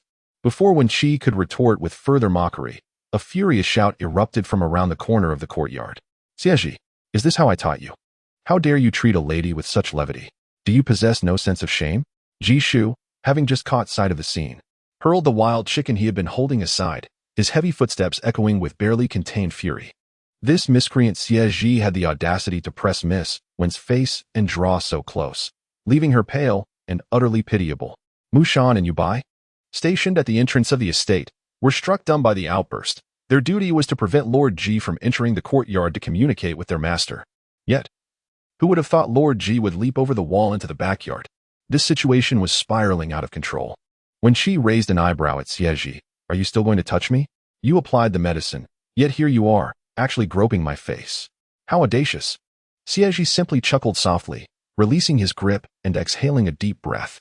Ji Shu had now stormed to their side, his imposing figure resembling a mountain as he towered over Xie Zhi, glaring down at him with simmering rage. "Explain yourself." Yu Bai and Mu Shan hurriedly stepped forward to intervene. "Lord Ji, you misunderstand. Master is not." Ji Shu raised his hand, pushing the two aside, and scolded. "What do you mean not? Am I blind?" Xie Zhi cast a glance at Ji Shu's face, which was filled with fury, then leaned back against the chair, gazing helplessly at the sky. "Huh, Truly an unassailable argument, he murmured. Seeing Xie Zhi's unwillingness to engage in further discourse, Ji Shu's anger surged to a peak. You can no longer speak? How could one so brazenly insult another? Look at their pale face. Do you wish to scare them to death? Xie Zhi raised a hand to rub his forehead, still refraining from responding, instead leisurely turning his gaze towards Wen Chi, who was struggling to suppress a smile. Since there were so many matters to investigate, it was imperative for her to navigate some of the troubles. Wen Chi furrowed her brows. Well, this is rather difficult to explain. She pondered for a moment before deciding to reveal only half the truth. Old man, it is like this. The prince suspects that my identity is dubious, that I may pose a threat to you. Hence, he was just testing whether I was concealing a human skin mask. Ji Shu's gaze flitted back and forth between the two. Upon hearing this, his anger dissipated in an instant, leaving him somewhat awkward. He cleared his throat a few times before turning to head towards the back courtyard, disinterested in further interaction with them. Truly youthful, he thought. Such reasoning was akin to treating him as a fool. Even Xie Zhi, no matter how dim-witted, could not doubt Wen Chi's capability in martial matters. These two were simply extraordinary. Even amidst affection, one ought not to act so brazenly in broad daylight. That young rascal truly behaved like a mere child despite his age. Watching Ji Shu's retreating figure, Wen Chi's brow furrowed even tighter. Do you think he has misunderstood something? Xie Zhi, with an expressionless face, gestured for Mu Shan to withdraw once more. He leaned in to pour 2 cups of cold tea, then extended one towards Wen Chi with a somewhat mischievous smile. What do you reckon? Chapter 59. Safeguard your lethal blade. Wen Chi accepted the teacup, taking a sip, yet her brow remained unyieldingly furrowed. This misunderstanding, it seemed, was rather unfortunate. The elder, having aged, placed great importance on the lifelong affairs of his disciples, and now he could easily misinterpret a few casual remarks. In the past, when they met, he would at least caution her against being overly ambitious on the battlefield. However, upon hearing her mention Su Nanzhu, he would only repeat the exhortation for her to marry Su Nanzhu, urging her not to forsake him. It was indeed preposterous to think she could marry him. Xie Zhi set down his teacup and leaned back against his chair, his expression inscrutable, making it difficult to discern his thoughts. After a considerable pause, he turned to Wen Chi, setting aside the misunderstanding for the moment. He deemed it devoid of substantial foundation and therefore futile. He smiled softly, his gaze lowered, a hint of amusement dancing in his eyes. Let us discuss other matters. Wen Chi nodded in agreement, turning to face him, momentarily taken aback by his disheveled appearance. He allowed his hair tie to cascade over his shoulders, his collar askew, and the hook of his belt misaligned, rendering him an unexpectedly perilous figure. Wen Chi gathered her thoughts and met his gaze directly. You may proceed. Xie Zhi did not respond immediately. Instead, he leisurely surveyed her from head to toe, then suddenly tugged on her hand, drawing her closer. In the next instant, a black iron hairpin appeared in his grasp, a toy for his fingers. I shall clarify what Miss Wen has accomplished. When she let her hair fall loosely at the back of her head, fixated on his hand. After a brief moment, the one with the dark demeanor became Wen Chi herself. That rascal Xie Zhi could indeed manipulate mechanisms. The mechanism of the iron hairpin clicked in his hand, open, then closed. Xie Zhi glanced at her, his smile deepening. Miss Wen, you seem to possess considerable insight into me. However, I find myself rather unfamiliar with you. The death of the Prince of Praise holds no significance for me. Yet, you skillfully extricated yourself from the aftermath of his demise using my assistance, retrieving your precious silk without expending the slightest effort. Is it to your liking? Ah, you must also intend to use my hand to navigate this matter towards clarity, compelling Li Chenge to seek remedies for you henceforth. Am I correct? When she continued to gaze at the hairpin in his hand, her expression neither overtly good nor ill. At his words, she merely nodded, her tone calm. It is indeed quite convenient. Xie Zhi chuckled again. You wish for me to scrutinize Li Chenge, to investigate the Prince of Morning Stars, for they are certainly suspect. However, you are not without your own blemishes. The midnight grave-digging incident certainly bears your signature. Does it not? You even knew that upon my departure from the city, I would be heading to Guer village. And you were well aware I would take note of Li Chenge's exit. Yet, no one near you could match my pace. You not only understand me, but you also comprehend Li Chenge, and perhaps even Li Chengyue and my master as well. Your actions are remarkably straightforward, each step taken with such precision that it piques my interest, compelling me to investigate as you desire. Today, your nonchalance in accompanying me suggests your intent to clear your own suspicions, allowing me to attend to serious matters. Xie Zhi, having concluded his words, stood up with a smile. He approached Wen Chi, positioning himself behind her, and leisurely gathered her hair in his hands. Your suspicion is indeed difficult to dispel. The news of the marriage between the Zhang and Li families today has caused you to bleed. What manner of identity do you possess that you toil so over their affairs? Which word among those spoken caused you to bleed? Marriage? His hand, which grasped her hair, casually rested upon the nape of her neck, feeling her slender frame stiffen momentarily. A rarese filled Xie Zhi's heart as he delicately twisted her hair, treating it as though it were an exquisite treasure. Yet, the concealed menace lurking beneath was not lost on either of them. Miss Wen, who exactly are you? This absurd inquiry seemed little more than a whisper, as he held no expectation of receiving an answer from her. He had no intention of allowing her to respond with perfunctory words. Gradually, he inserted a black iron hairpin into her coiffure. Conceal your lethal blade. When she exhibited no sign of being rattled by his discerning gaze, all of this was within her anticipation. She merely lifted her hand to touch the hair he had styled, speaking with a light-hearted tone. Your Highness is indeed well-versed in the art of arranging hair like clouds and moonlight. Xie Zhi had now grasped the nuances of conversing with her and dismissed her attempts at diversion. Leaning closer from behind her, he supported himself against the armchair. Today, you have indeed passed this trial. You are indeed frail, truly unskilled in combat, and your face could easily be crushed at will. Yet, a deeper malice flickered in his eyes, his hands gripping the armrest turning pale, his voice low and ominous. But your proximity to my master now renders me quite uneasy. Upon finishing, he stood upright and clapped his hands twice, summoning 2 shadow guards who promptly appeared. Greetings, master. Xie Zhi spoke in a calm tone. Go to her estate and retrieve that box of silk threads. Should there be any interference, execute them on the spot. The shadow guards responded in unison and swiftly departed. Xie Zhi chuckled softly as he moved to a low table beside Wen Chi, using the cloth meant for wiping her face to meticulously clean his hands. His tone softening slightly as he spoke. What do you think of this arrangement? When she lifted her gaze to discern the time, then, supporting herself with the armrest, she stood, albeit slowly. As anticipated, the 2 who had just left soon returned, carrying a box filled with silk threads. Master, a maid and a servant delivered the box just a quarter of an hour ago. The once dark expression on Xie Zhi's face had now transformed. When she looked at him with an expression of innocence, even offering a comforting pat on his shoulder. Take good care of it. And remember to bring me medicine every day. Xie Zhi responded with a soft laugh. Oh, Chapter 60. Tonight is New Year's Eve. Come here, young man. Pray tell me how your esteemed lady has managed to vex my disciple, causing him to be absent for so many days. Jishu squatted in the corridor, observing the young tiger practicing his stances in the courtyard. Regardless of the child's sweating brow, his mind was consumed by the events of that day, feeling as if he were entangled in a myriad of disputes. I am well aware of my disciple's temperament. On the day of the Laba festival, despite his efforts to conceal it, it was evident that he was agitated. Did your lady not utter a word during their time at Chao Chao village? Given their previous rapport, how could such a sudden ire arise? Could it be that Miss Wen holds no affection for that lad? Yet, if she finds him unworthy, who else could possibly capture her gaze? With a long sigh, Tiger trembled and sank to the ground, taking a moment to regain his composure before responding feebly. Master Ji, I am but a child. My lady sister would not confide much in me. For these past few days, she has either been basking in the sun or resting indoors. And even if she had spoken, it seemed as though he did not hear. Even if he did, he would not dare to speak of it outside. My mother admonished him before her departure, instructing him to be obedient and refrain from speaking out of turn, especially regarding matters of the lady. He remembers all of this. Jishu turned to Ahua, who was chopping wood, beckoning her over. You there, come here. Ahua remained focused on her task, her eyes solely on the wood and the axe. I do not know, she replied. Jishu surveyed the group, exclaiming, You wretched children, day in and day out. You are sent by your mistress to consume my resources, yet when I inquire about a matter, none of you dare to speak.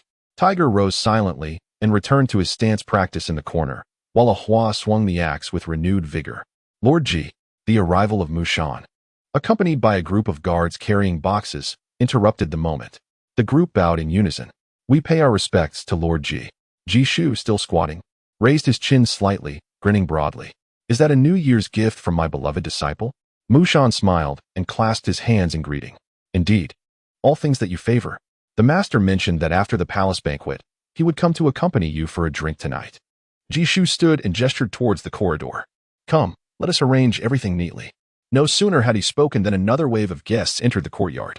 The newcomers included the personal guard of Prince Zhao, Song Huai, and the steward of the Chun Prince's residence, Eunuch Quan. We pay our respects to Lord Ji. Jishu's spirits lifted even further. Excellent, excellent. You all must be weary. Go quench your thirst in the back courtyard. The crowd eagerly acquiesced, sharing laughter and light banter before dispersing.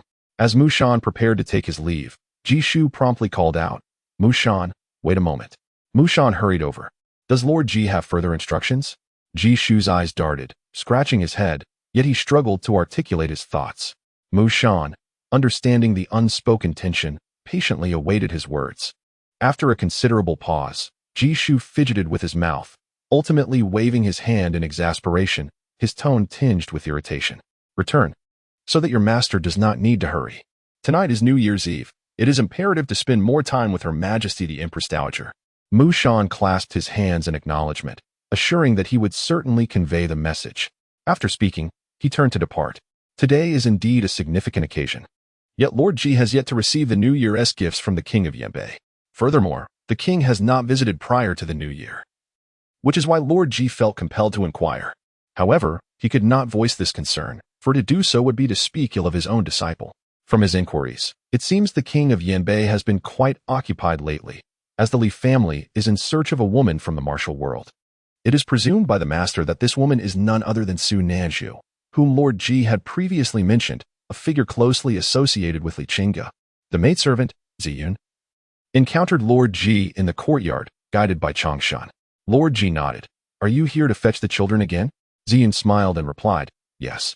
The young lady wishes to take them back to wash up. They must don new garments for the occasion. Lord Ji waved his hand, permitting her to take them. Ziyun then led Ahua and Hir to pay their respects to Lord Ji before taking their leave. Unable to restrain himself, Lord Ji inquired, when will your young lady return to the city? If she continues to quarrel with her family, she must partake in the reunion dinner on this New Year's Eve. Failing to return might earn her the label of unfilial. Ziyun turned back, her face alight with joy. The young lady has requested roasted goose and roasted chicken for dinner. Sister Lande has gone into the city to purchase the goose, while the chicken will rely on your efforts. Once Lande returns, the young lady will come to dine with us. Hearing this, Lord Ji could not disguise his delight, though he feigned annoyance. I shall be impoverished by her feasting. Ensure you bring the finest provisions from your estate. Let the children revel wherever they wish. How could one speak of unfilial conduct when they are not forsaking home entirely? Ziyun curtsied and smiled. Indeed, the young lady will not neglect to bring you something secretly. Once she departed, Lord Ji glanced at the midday sky. His expression slightly troubled as he looked towards Changshan. With so many guests dining, especially on such an important day as New Year's Eve, the variety of dishes should not be taken lightly. Can we rely solely on the estate's cooks? Changshan raised his hand and pointed towards a path in the backyard, chuckling. The Prince of Ing has already considered this for you, sending over the chefs from the prince's residence, along with all the necessary meat and vegetables. Lord Ji, satisfied, stroked his short beard and clasped his hands behind his back. Very well, I shall oversee the preparations. Meanwhile, at Cao Cao Manor, just as Ziyun had led Ahua and Hir into the courtyard, Su Nanju hurriedly returned with a horse-drawn cart. Following her was a young boy, tall and clad in tattered, filthy attire, his face obscured by dirt, yet his bright eyes betrayed a keen sense of vigilance. Ziyun, please take the roasted goose to Guer Manor. Where's the master? Ziyun, taken aback by the boy's appearance, did not inquire further, but pointed towards the inner courtyard. The master is having lunch on the veranda. Su Nanju nodded and softly instructed the boy behind her, hurry along.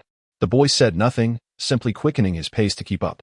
As if turning like a cloud, she addressed Ahua and Tiger. Ahua, assist Tiger in fetching water. You may proceed to cleanse yourselves without concern for anything else. The two responded affirmatively and made their way down the narrow path to the back courtyard. Su Nanju led the group into the inner courtyard, and upon reaching the center, he bowed respectfully to Wen Chi, his tone slightly urgent as he spoke. Master, I have brought someone back for your consideration. The news regarding General Wei Yuan's return to Changling to report on his duties has circulated recently, and it is likely that the second and third branches of the general's residence will soon take action. If it were merely the second and third branches, I would have no fear. However, they have allied with Li Chenge and Prince Chen. And to ensure the second and third branches can focus on dealing with General Wei Yuan, those individuals will undoubtedly lend their assistance. With Wan Yang's departure, She is the only one in the estate capable of inflicting harm, and I truly cannot rest easy. Upon hearing this, Wen Chi set down his silver chopsticks and accepted the teacup offered by Fu Dong, taking a sip. Where did you find him? Su Nanju turned to glance at the youth, who knelt and greeted his master. The young man paused momentarily before also kneeling. I have met the master. Only then did Su Nanju approach Wen Chi, speaking gently. The laborers are currently transporting people into the city. He attempted to escape but was administered a softening powder. Remarkably, he managed to withstand its effects to engage in combat, displaying deadly skills with each move, particularly ruthless in his strikes. I observed that his injuries were minimal, so there was no need for extensive medical care, thus I selected him. He has now taken the antidote for the softening powder and is ready for immediate use. Wen Chi chuckled softly in resignation. Rest assured, I have confidence in your judgment. Tonight is New Year's Eve. Even if he is capable, it is unlikely they would act on such a significant night. Chapter 61. How much silver I spend in the General Wei Yuan's residence. Madam, he entered the late Xiong Hall, holding the menu for the family banquet. Mother, please have a look at the menu. Do you find this arrangement suitable? Old Madam, he took the menu, scrutinizing it carefully, before responding in a calm tone. Add a serving of crab-stuffed orange and a bowl of Westlake silverfish soup. The rest is acceptable.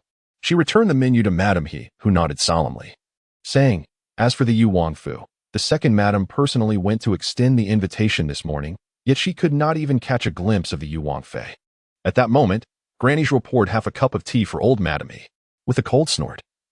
Old Madam He merely lifted her hand to adjust the cup holder, admiring her newly acquired bracelet. That little girl, despite her own disheveled state, still puts on airs. However, who can blame her for being a princess? If the Yuan were still alive, it would be improper to invite her. But since he has passed and she is unwell, unable to attend the palace banquet, it would seem callous of us to let her spend New Year's Eve with a house full of concubines. Let Lin bring the fifth young lady along to extend another invitation. Whether she comes or not is secondary, but we must adhere to proper etiquette. Madam He nodded. Yes, I understand. And what about that estate? Upon hearing this, old Madam He's expression grew more disdainful. Send some New Year gifts. It matters not whether she accepts them or not. Who knows how much she might obtain from the estate? Let her be. Before she dies, she must receive enough of the elders' concern. Hearing these words, Madam He breathed a sigh of relief, a smile gracing her face. Indeed, I shall send more. At present, when Chi's temperament had become peculiar, she had not allowed Madam He to speak more than a word. If she were to remain until the master returned, just a few words would jeopardize her standing with the two children in the main residence. As for Wen Qingyin, being of royal stature, she would not dare to cause a scene, hence there was no need for the household to take action against her. As for Wen Chi, it would be better if she were deceased. At the end of the afternoon, in the Chow Chow estate, the courtyard had been meticulously tidied, adorned with brand new red silk lanterns, and everyone donned new garments, embodying the festive spirit of the new year. The people in the courtyard had been sent by Su Nanju to assist at the Guo estate, as she accompanied Wen Chi down the underground passage. Master, should we dig a bit more? It seems rather narrow. Wen Chi examined the area with a torch. No need to dig further. It is merely for temporary refuge. And there is no intention to stay overnight. If we dig more, Ahua will surely grow thin. She was uncertain as to the methods those individuals might employ to kill her. In any case, poisoning would be challenging. The most logical approach would be to directly send someone to act as robbers. Xie Zhi had been forced into revealing his intentions, and the number of people he dispatched to monitor her would undoubtedly increase, as would the number of those protecting the Guo estate. Had it not been for this, she would not have come to this estate. Primarily, she sought to borrow some manpower. If those individuals truly sent someone to attack directly, it would depend on whether Xie Zhi's men were willing to assist first. If they were commanded to merely observe, she would have to flee to her master. Once her master took action, Xie Zhi's people would have no choice but to engage. Should they fail to evade, it would be difficult for these maidservants to survive. Thus, a temporary retreat is indeed necessary. Let us ascend. Su Nanju nodded affirmatively. As the two emerged from the concealed passage and stepped outside, they beheld a youth kneeling in the courtyard. Su Nanju presented a new cloak to Wen Chi master. This was ordered by Granny Ji from the tailor shop some time ago. It is crafted from fine crimson silk, layered with moonlit gauze, adorned at the hem with floral embroidery, and lined with pristine fox fur. Do you find it to your liking? Wen Chi winced at the thought. How long have you rehearsed this? And how much silver has it cost me? Su Nanju cleared her throat lightly. 300 taels. and I practiced for a quarter of an hour. After saying this, she draped the cloak over Wen Chi's shoulders and whispered, "We are not so impoverished. It is sufficient for our needs." Wen Chi sighed deeply, suppressing the pain of lost silver in his heart, and turned his gaze toward the youth in the courtyard. "Lift your head." The youth complied and raised his gaze. Wen Chi was somewhat astonished. The young man possessed an exquisite appearance, thick brows, phoenix-like eyes, a well-defined nose, and lashes like raven feathers. Even clad in coarse fabric, he would still exude an air of nobility once cleansed of grime. "What is your name? And how old are you?" The youth bowed his head, replying, "I am Song Ling, age 16. When she understood and spoke plainly, "I shall not keep you by my side for long. After this period, I will return your contract, allowing you the freedom to come and go within the boundaries of day. As I shall not linger, I care not for your background. I hope you will understand your duties during this time." Song Ling looked at her in surprise, momentarily stunned, then nodded deeply. "I will strive to protect you with all my might." When she could not help but smile, supported by Su Nanju as they made their way toward the estate gate. "There is no need to go to such extremes. Rise now, let us dine at another estate." Song Ling promptly got up to follow. "Yes." Upon entering Guer Manor, when she was met with a barrage of complaints from Ji Shu, who was seated in the corridor. "Did you come to feast? Yet you did not come to assist with the vegetable harvest." When she laughed, genuinely unperturbed. "Am I not treating this place as my own home? Why would I need assistance from someone as frail as myself to dine in my own abode?" Ji Shu huffed, his face reddening with indignation, pointing to two piles of boxes in the corner. "Your audacity is truly remarkable. Even your maid has grown increasingly bold like you. The New Year gifts you sent were intercepted on the way to my estate. Do you truly believe this is your manner?" He cast a disdainful glance in her direction. A group arrives for a meal, yet all come empty-handed. When she chuckled as she sat on a low chair in the courtyard. "Who says I have not prepared gifts for you? I simply forgot." With that, she beckoned to Song Ling. "There is a black sandalwood box in the corridor.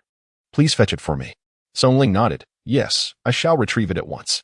Ji Shu's mood lifted slightly. "What have you prepared? If it is not something good, I shall not accept it." When she smiled warmly, "I have prepared a box of firecrackers for you. After the meal, I shall personally show them to you." Ji Shu felt a twitch at the corner of his mouth, raising his hand to pinch the bridge of his nose. "You truly know how to provoke me. Presenting firecrackers and insisting on setting them off yourself? Am I merely to be a spectator? Alas, you mischievous girl." Changshan approached swiftly from the entrance of the manor, his steps lively and his face alight with joy. "Master, the king of Yanbei has arrived." Chapter 62. Inescapable truth. Ji Shu paused, his momentary joy swiftly overshadowed by irritation. As he opened his mouth to speak, his tone was as rigid as iron. "What brings him here? After such a long time, he finally decides to show up. Let him return on his own, for I cannot be bothered to see him." Changshan quickly stepped forward, a smile on his face, and spoke in a low voice of consolation. "Surely it is due to the princess' overwhelming busyness. With both funerals and honors converging at once, you must be looking forward to seeing him, are you not?" Ji Shu shot him a glare, but remained silent. Changshan cleared his throat twice, raising his voice slightly. "Very well, I shall summon him at once." Without waiting for Ji Shu to retort, he hastened toward the entrance. When she leisurely poured herself a cup of cold water, showing no intention of moving, Ji Shu suppressed the urge to smile and waved his hand. "Move to another spot. I must entertain an esteemed guest. This troublesome lad has come all this way. We must have a good conversation." When she cast him a dissatisfied glance, rising to her feet and pointing to the corner, there stood a ginkgo tree, with a few wooden stools placed conveniently behind it, far enough from the current location. "That should suffice." Ji Shu craned his neck to inspect the spot, then reluctantly nodded. "It will do." Su Nanju stepped forward, casually lifting a teapot and stuffing a handful of melon seeds into his waist pouch before reaching out to assist Wen Chi toward the corner. She lowered her voice. "Master, are you not going to listen?" Wen Chi shook her head. "No need. There is nothing worth hearing. Today, I can roughly guess what they might discuss. It is New Year's Eve, just before dinner. Li Chenge chose this moment to come, clearly wishing to keep his visit brief and limited to pleasantries. However, today, his visit should serve as a wake-up call for the old man." As the two settled down, Song Ling entered the courtyard with a box in tow. Upon entering, he glanced around but did not see anyone, so he surveyed the area. Su Nanju emerged from behind the tree and gestured toward the back courtyard. Song Ling nodded and then paid his respects to Ji Shu before proceeding to the rear with the box. Shortly after, Changshan arrived, guiding Li Chenge. "Your Highness, please." Li Chenge nodded, his tone exuding familiarity. "The wooden bench over there was carved by your master, was it not?" and there is an additional room. The path to the training ground has also been relocated. It has been over 3 years since my last visit, and so much has changed. Hearing this, Chang Shun felt a peculiar sensation bubbling within him but disregarded it, hastily responding. Indeed, that newly added room was designated by His Royal Highness. He often visits and stays for a few days, and the furnishings within were transferred from the prince's residence. Li Chenge chuckled lightly. Huai Cheng's disposition is indeed like this. Upon noticing Ji Shu standing in the corridor, he quickly approached, performing a deep bow. Greetings, master. Taken aback by such a grand gesture, Ji Shu paused momentarily before nodding, his tone dry and tinged with annoyance, almost as if to counter. King Yanbei. No need for such formalities. Li Chenge's expression faltered for a moment, but he quickly regained his composure, standing upright and smiling as he approached. Master, are you upset with your disciple? Please do not be angry. It is all my fault. I shall certainly visit you often in the future. In that fleeting moment, he became acutely aware that the relationship between Li Chenge and Ji Shu was far more strange than what was known within the manor. Before his retirement, Ji Shu held the esteemed position of Grand Commander, never forming factions, solely devoted to the emperor. This trait served him well, though it proved of little use to him personally. Nevertheless, Ji Shu was held in high regard by several princes, including the king of Ying, who, despite having been at sea for many years, returned and visited almost every month. Regardless of the futility of his connections with Ji Shu, he would need to carefully consider such ties in the future. Ji Shu's expression softened slightly as he grunted and turned to take a seat on a low chair in the corridor. Please sit. Li Chenge nodded in acknowledgement. Moving alongside Ji Shu, as they approached the guards at Wushan and Qinsha, accompanied by 4 or 5 attendants who carried boxes into the courtyard. I have come to pay my respects to Master Ji. Ji Shu raised a hand, and Changshun promptly stepped forward to gesture for everyone to follow him. Changshun himself was unsure why he was being so courteous. Upon reflection, it might be due to the unusual politeness exhibited by the king of Yanbei today. It was his first time leading the king of Yanbei to Guara Manor after so many years, though the king was not unfamiliar with the manor. Today, he did not enter directly but waited at the entrance for Changshun to inform the master before entering together.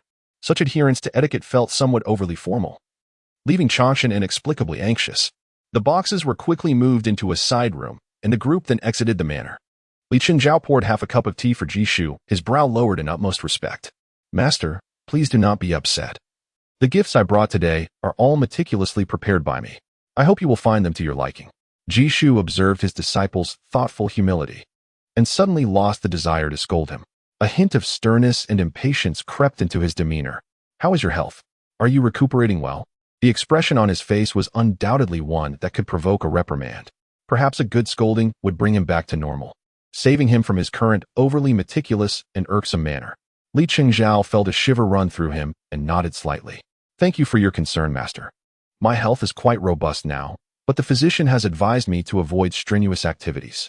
If I am to return to the battlefield, I must take care not to exhaust myself to the point of injury.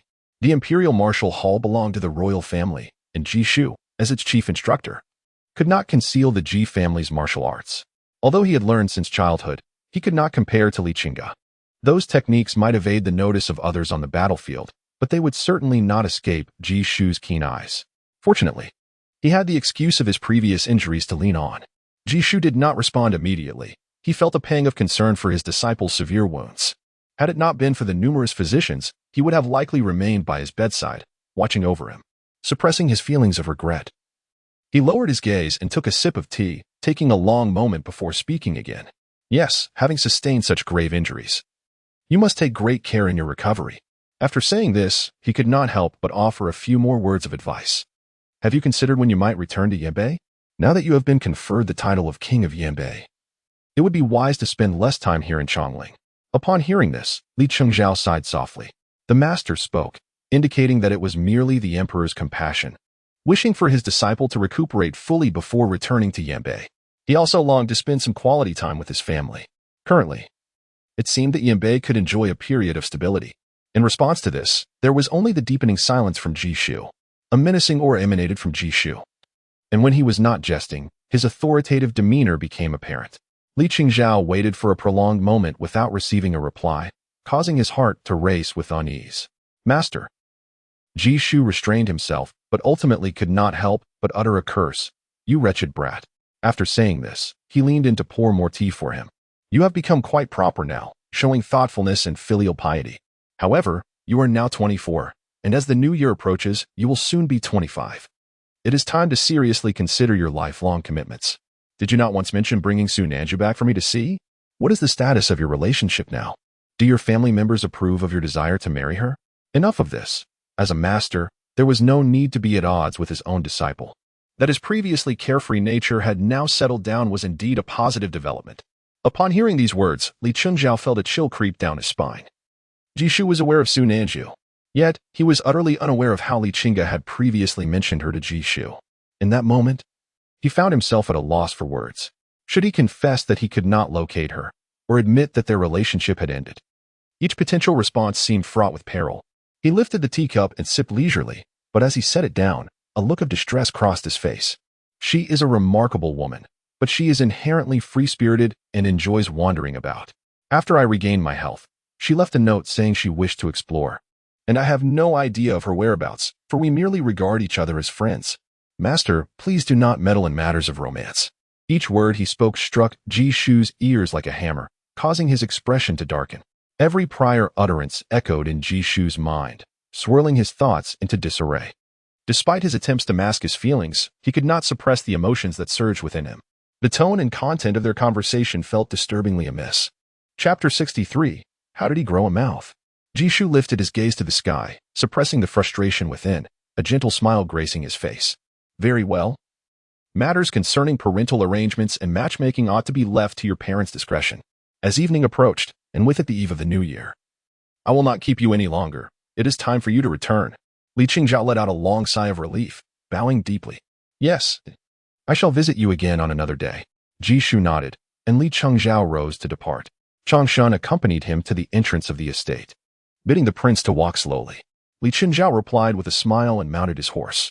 After riding for a while, Wushan and Qinsha, having received a signal, approached. Your Highness. In an instant, the malevolence that flickered in Li Chenge's eyes was difficult to restrain. What discussions had Li Chenge previously held with Jishu? Why had you never mentioned them before? You have been shadowing Li Chenge daily, yet you failed to record such significant conversations. The two men turned pale, nodding in unison. Your Highness, forgive us. Wushan hastily interjected. We have not visited often, and our time here has been brief. Each time, we were either waiting at the gate or in the courtyard, utterly unaware of their discussions. Li Chenge suppressed his anger, glancing back at the location of Guire Manor. For the time being, Jishu appeared to be stabilized. Should he prove troublesome in the future, there would be no need to spare him. The two men nodded in agreement. Su Nanju gazed intently at Jishu seated in the corridor, popping a sunflower seed into his mouth. He whispered to Wen Chi, Master, Ji is acting strangely. Wen Chi, brushing the seed shells off his hand, took a sip from the teapot, his tone laced with a hint of exasperation. The old man has simply grown accustomed to idleness over the years. With age, his heart is softened. Yet he is not truly oblivious. The commander of the Imperial Guards is not a position for ordinary individuals. Otherwise, His Majesty would not have allowed someone to temporarily take on the role after the old man's retirement. Su Nanju peered out again. Should you not go and offer some comfort? Wen Chi promptly declined. At this moment, it would merely serve as a punching bag for him. Do you wish to be scolded? Su Nanju shook his head without hesitation. G's skill in reprimanding is on par with yours. He is quite formidable. Wen Chi sighed deeply. Let him sort it out himself. After all, arriving at the conclusion that Li Chenge is not something one can easily deduce. It requires thousands of pieces of evidence for validation, and one must mentally overturn countless reasons to convince oneself. Much like Xie Zhi, I do not conceal my changes. And he does not disguise his suspicions toward me. It was only through relentless probing that he compelled me to undergo such scrutiny. However, my reasons for confidence are indeed peculiar, and Xie Zhi still has room for speculation, hence I harbor no fear. In contrast, Li Chenge is consumed by worry and fear daily. Dinner was served slightly later than usual.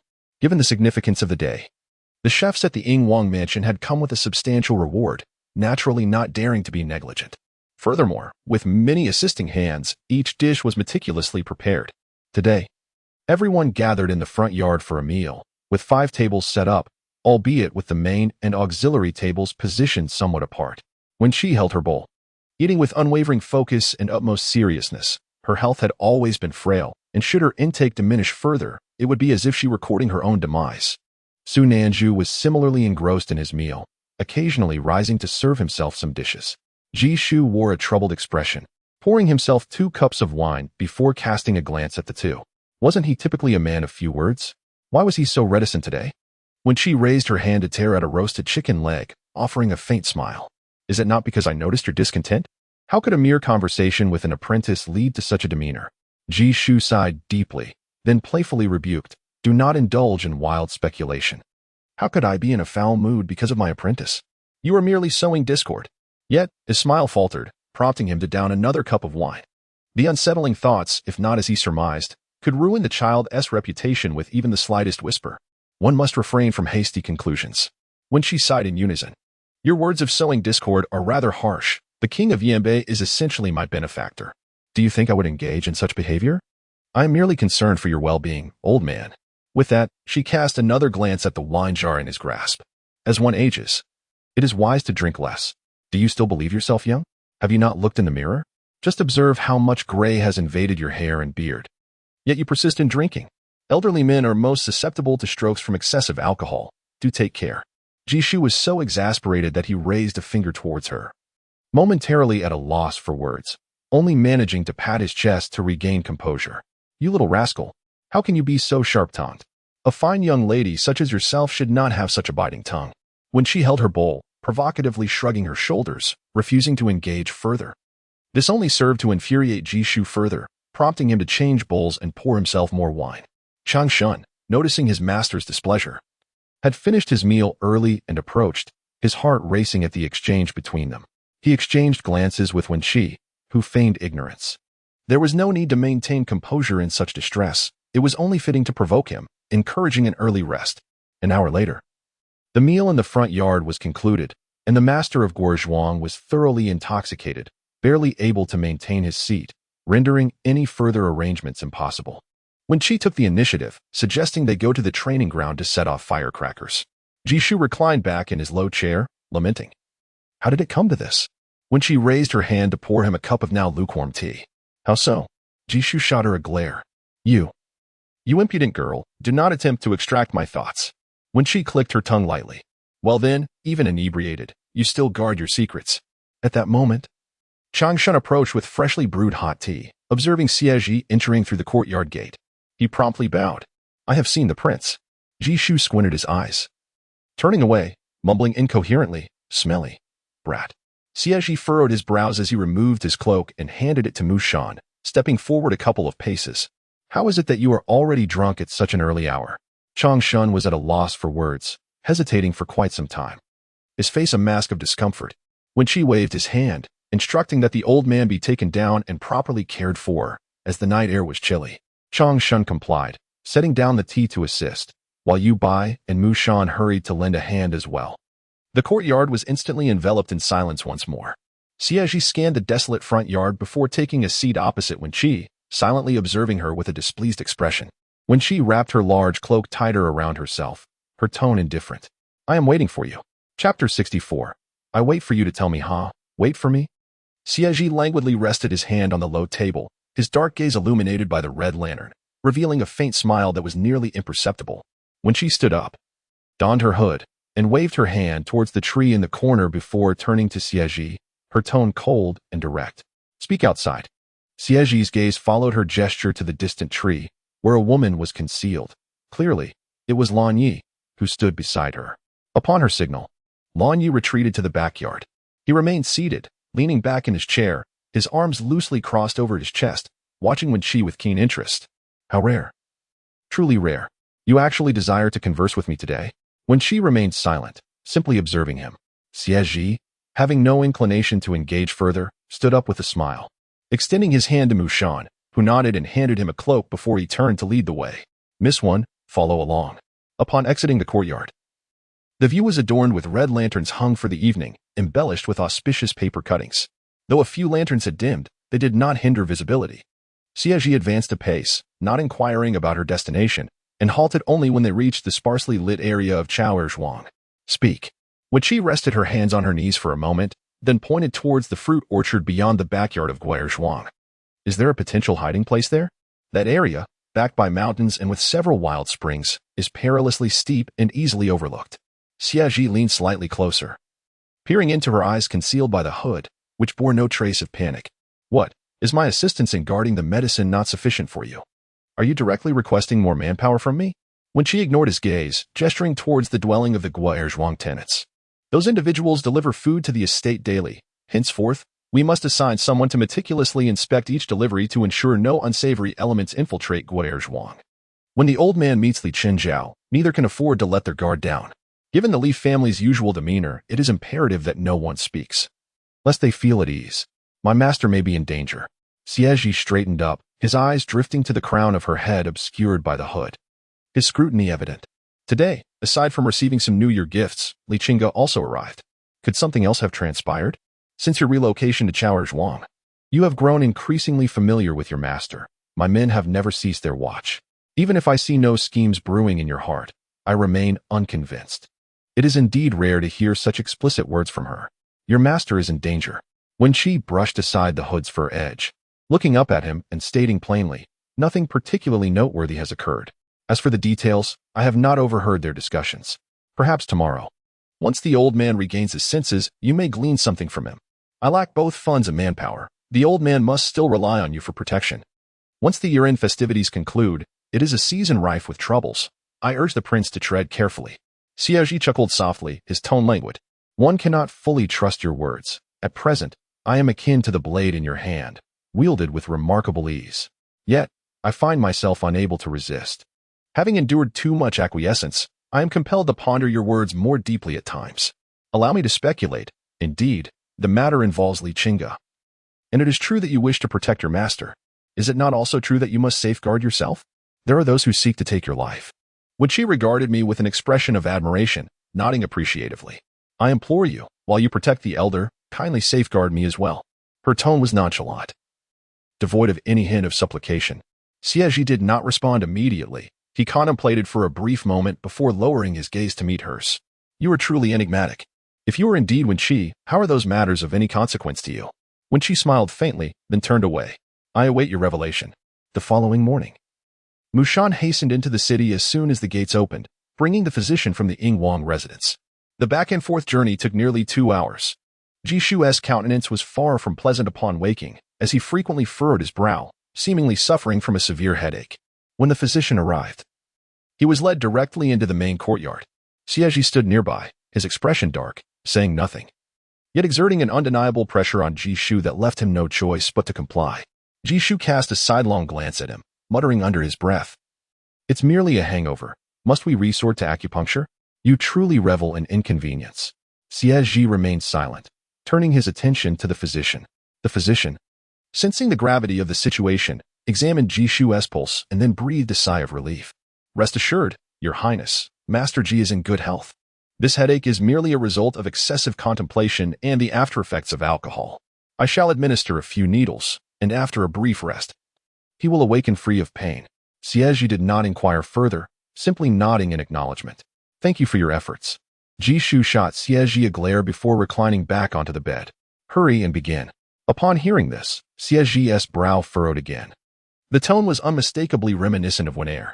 Suddenly, he recalled something, a hint of confusion crossing his face as he addressed Jishu. Master. He then raised his right hand, folding 3 fingers together. What does this mean? Jishu turned his head, his mouth twitching. It signifies vile terms such as dog or worthless wretch. Why do you ask? Who dared to make such a gesture towards you? Who would have the audacity to insult you in such a veiled manner? Xie Zhi withdrew his fingers, snorting coldly. No one, except for Wen. Indeed. After the acupuncture was completed, Jishu swiftly fell into a deep slumber, with someone standing guard inside. Changshun entered the side chamber to organize the gifts received the previous day. Mushan followed him inside. Move the items sent by Li Chenge to the courtyard. The master wishes to see them. Changshun was momentarily taken aback, but then nodded in agreement. In the courtyard, seated beside the wall, Xie Zhi sat with the Wangfu physician. As the boxes were moved out, the physician approached to inspect them. Just as Changshun was beginning to grasp the situation, Mushan called him over to Xie Zhi. Does the master have any instructions? Xie Zhi rapped lightly on the low table. Sit down and enjoy some tea. Changshun hesitated for a moment, then nodded in gratitude before hastily taking a seat and pouring tea. Xie Zhi's gaze fell upon the box that the physician had examined, and he spoke in a casual tone. Has there been any difference in the gifts sent by Li Chenge this year? Changshan set down the teacup without a trace of hesitation. Replying to your highness, there is no difference. These gifts for the new year must be prepared within the royal residence. The items delivered by the king of Yanbei in previous years were also similar, ordinary, yet valuable. However, in the past, the king of Yanbei would come discreetly at night, and if he visited at night, he would bring nothing more than a roasted chicken and a jar of wine. I have heard him lament on numerous occasions about his poverty, claiming he has little savings. Xie Zhi, too, was perplexed. He is poor? According to Li Chenge's monthly allowances and rewards, it seemed implausible for him to be destitute. Speaking of this matter, Changshan began to feel somewhat embarrassed. He scratched his head and stammered for a while before tentatively continuing. Well, it seems so. The least amount of reward I have ever received was from the king of Yanbei. It consisted of several small fragments of silver, along with some copper coins, barely amounting to a couple of taels. Having spoken, he felt even more sheepish but could not restrain himself. He even rummages through the old master's silver chest, taking what he can and running off, claiming it is for buying meat for his soldiers. Whenever he comes at night, he certainly takes something. The master has not been stingy in supporting him. Chapter 65. The master may be in danger. These matters are trivial. And Xie Zhi harbored doubts within his heart without further inquiry. His expression remained devoid of excessive emotion as he spoke in a calm tone. Yesterday, Li Chenge visited, and you were beside him attending. Surely, you must know why the master resorted to drinking alone. Upon hearing this, Changshan immediately rose. His head bowed as he dared only to glance at Xie Zhi from time to time, remaining silent for a long while. This seems inappropriate. Although he hailed from the Wang family of Ing, he was now considered a confidant of Lord Ji, thus it felt improper to indiscriminately discuss the elder's private affairs. Xie Zhi cast a faint glance at him before taking a seat. Changshan quietly resumed his place. Noticing that the physician had completed his examination, Xie Zhi nodded slightly and turned his attention back to Changshan. Let us not speak of the master, but rather of Li Chenge. I wish to know every word he uttered yesterday. Changshan felt a shiver run down his spine, as if he had suddenly grasped something profound. He cautiously raised his gaze to Xie Zhi and tentatively inquired, Does your highness also feel? In the depths of Xie Zhi's gaze, he found his answer. And exhaling a long breath, he ceased to conceal the truth. The king of Yanbei is indeed rather peculiar. Yesterday, he arrived at the Guower Manor and waited outside until his subordinate reported back before entering. Upon meeting, he offered a profound bow, which even the elder found astonishing. In the past, he would have called out old man while barging in without ceremony, never one to bow, even when challenging the elder to a duel. He often bested the elder in combat, all while mocking him with remarks about how a starving disciple would bring ruin to his master, yet the elder remained unfazed, always concerned for him. Having said this, he fell silent once more, his expression tinged with sorrow. Yesterday, the elder inquired about the king of Yanbei's health, asking whether his injuries were healing well. His response was, quite strangely, rather formal. Regardless of how his wounds were faring, his answer was decidedly odd, imbued with a serious tone that was distinctly unusual. In the past, he would have instantly demonstrated his prowess with his weaponry to reassure the elder, who always worried for him, and he could not bear to see the elder troubled. Aside from those oddly distant remarks, they did not discuss any pressing matters. However, when the elder inquired about a certain individual, referring to a young lady named Su Nanju, whom he had often mentioned as a close friend, his demeanor shifted abruptly. He halted mid-sentence, his gaze fixated on the teacup in his hands. Xie Zhi regarded him and asked, What did he inquire? Changshan's face contorted in distress, and after a prolonged silence, he finally spoke, first attempting to distance himself from any implication of instigation. I speculate, merely speculate. Yesterday, the elder asked the king of Yanbei whether his parents would consent to his marrying Su Nanju. It is conceivable that the elder sensed something amiss at that moment, which prompted such a question. Previously, the elder had brought up Su Nanju's name, only to be rebuffed by the king of Yanbei, who had asserted time and again that he could not marry her, declaring that even if the elder implored him endlessly, it would be futile. Though the reasons were not explicitly stated, it was evident that he spoke with profound vexation and unwavering determination. Yet, yesterday, the master inquired just the same. Xie Zhi turned slightly to glance at the main house, his heart filled with an overwhelming sense of dread, as if something was on the verge of being uncovered. However, it felt too ethereal, merely a few speculative phrases. What followed? Changshan, chosen for Guoya village, was certainly not lacking in intelligence. Although he did not fully grasp the intricacies, he understood the gravity of the situation. He nodded in acknowledgement. Subsequently, the master issued an order for the guests to leave, instructing the king of Yanbei to return to the city for dinner with his family. During the evening meal, the master consumed alcohol in silence, and as he drank, he was provoked by Miss Wen a few times, which only led him to drink even more. According to his subordinates, the master harbored feelings for Miss Wen, perhaps due to her sharp tongue, reminiscent of the former king of Yanbei. Xie Zhi deliberately shifted the conversation away from Wen Chi. Fully aware of how infuriating her words could be, he waved his hand, signaling for them to attend to their duties. Chang Shun nodded in compliance and then took his leave. Mu Shan approached from outside the courtyard and reached Xie Zhi's side. Master, Yu Bai has just returned. I allowed Chang Shun to rest as you were conversing with him. Xie Zhi's expression darkened as he replied. Mu Shan was startled by his suddenly cold tone and hurriedly continued. Last night, I had the opportunity to break into Li Cheng's tomb. There were no signs of disturbance on the corpse, but the level of decomposition was rather severe, making it difficult to discern anything. Logically, since Li Chenge was buried just over 2 months ago, during this winter season, it should not have decayed to such an extent. It seems the body must have been tampered with. Xie Zhi fell silent for a moment before responding. You may leave. Mu Shan bowed and withdrew. In an instant, the courtyard was left with only Xie Zhi, who felt an inexplicable solitude, yet he did not remain lonely for long. Ahua stealthily entered the courtyard, feeling a chill run down her spine upon learning of the task at hand. When she met Xie Zhi's gaze, she trembled and nearly dropped the tray she was carrying. With a forced smile, she cautiously approached and performed a proper bow. Your servant pays her respects to the prince. Without waiting for Xie Zhi's reply, she hurriedly placed the tray before him, pointing to a jug of wine and a plate of sunflower seeds, then began reciting her master's instructions.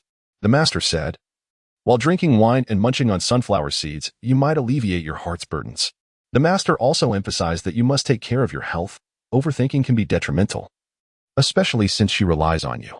With that, she turned and fled, leaving no chance for Xie Zhi to respond. Xie Zhi felt a sharp pain in his temples, causing him to furrow his brows and close his eyes. His master had been intoxicated by the time he arrived on New Year's Eve, and the only person capable of affecting him so was none other than Li Chenge. For several days, his men had been closely monitoring Li Chenge. Aside from ordering the excavation of a grave and the multitude of hidden guards from the Wang residents of Yanbei, there was little additional information of significance. Last night, Wen Chi candidly cautioned him to engage in conversation with his master and to protect him diligently. Her implication was clear: the master was in peril. Yet, the words of Chang Shun today corroborated another unsettling truth. The source of danger was none other than Li Chenge. How Wen Chi came to this knowledge was now of little consequence. What truly mattered was Li Chenge himself. Jishu stood at the door, gazing intently at Xie Zhi seated in the courtyard, who appeared lost in thought, oblivious even to Jishu's entrance. His eyes then drifted to the scattered and disordered boxes in the yard. The unspoken understanding between master and disciple remained intact. He needed not inquire further, for he was aware that his disciple had sensed something amiss. He stepped forward a few paces, his expression grave. Xian, I fear something has transpired. Chapter 66. If he is not himself, Xie Zhi rose and approached Jishu. As he observed his master's countenance after uttering those words, he felt a fleeting sense of age reflected on his face, and he could not help but extend a hand to support him. Jishu, leaning into his strength, turned and took a seat beside the low table in the corridor, his expression betraying a palpable anxiety. Xian, do you harbor doubts as well? Jishu inquired. Xie Zhi remained silent, directing his serious gaze towards Jishu. Master, I shall investigate. I need to know every detail regarding your interactions with Li Chenge. Jishu nodded thoughtfully, a flicker of concern crossing his face. If, regardless of the truth, until a conclusion is reached, we must not allow others to know. If these uncertainties are merely the result of his severe injuries, some matters, if leaked, could utterly ruin him.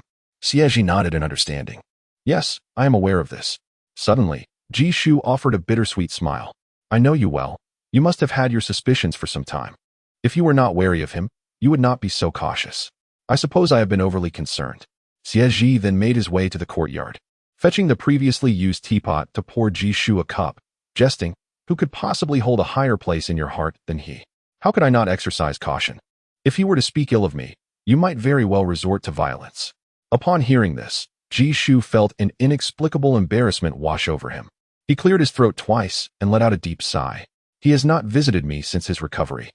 and I had thought my disciple had grown estranged from me due to his dealings in the court, never considering the matter more deeply. Yet yesterday he came. His voice and demeanor remarkably unchanged, but it felt as though— Xie Zhi interjected. It felt as though he had become a different person.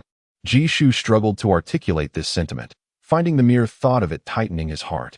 He closed his eyes for a moment, then nodded gravely. Indeed. Xie Zhi pushed the teacup closer to Jishu. Please, take your time.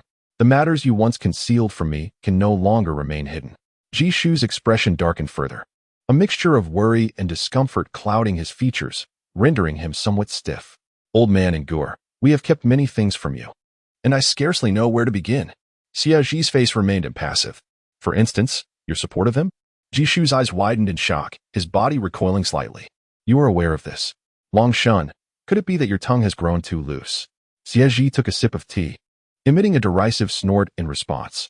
Jishu scratched his head, his embarrassment evident as he spoke. I did not intend to use the silver you provided to assist Gur. It was not my fault he was destitute. You cannot imagine how impoverished he is. The esteemed general of the Northern Campaign can scarcely produce 5 taels of silver. His military salary is nearly all invested in the Yanbei army, and even the rewards he receives are minimal. As his master, I naturally feel for my disciple. Having said this, he quietly tucked his hands into his sleeves, slightly turning away and avoiding Xie Zhi's gaze. Who would have thought that among my disciples you possess the most wealth and filial piety? It seems quite convenient. Xie Zhi closed his eyes and sighed silently. All right, we may speak of other matters now. Once the matter of embarrassment was concluded, Jishu's expression grew somber again. Since he stepped onto the battlefield, I have only seen him every few years. Each time he returns, he always sneaks a glance at me. He assumed that the presence of others constrained him from speaking with me, so he would come alone. He rarely mentioned affairs at home, only discussing the Yanbei army. If I occasionally inquired about his household, he would deftly evade the topic. His connection to home seemed strained. He once mentioned Su Nanju, referring to her as a girl from the rivers and lakes, claiming she was the one he trusted the most. Yet, this most trusted girl vanished during his time of grave injury. At that moment, he was severely wounded, and I visited him several times while he remained in a coma. Since his household was preoccupied with hosting me, I feared disturbing his recovery and thus sent Chang Shun to inquire instead. According to what Zhao Gu had previously said, it was improbable that Su Nanju was absent during such a time. By the way, he possesses a medical order from Yawang Valley, although Xie Zhi had no evidence.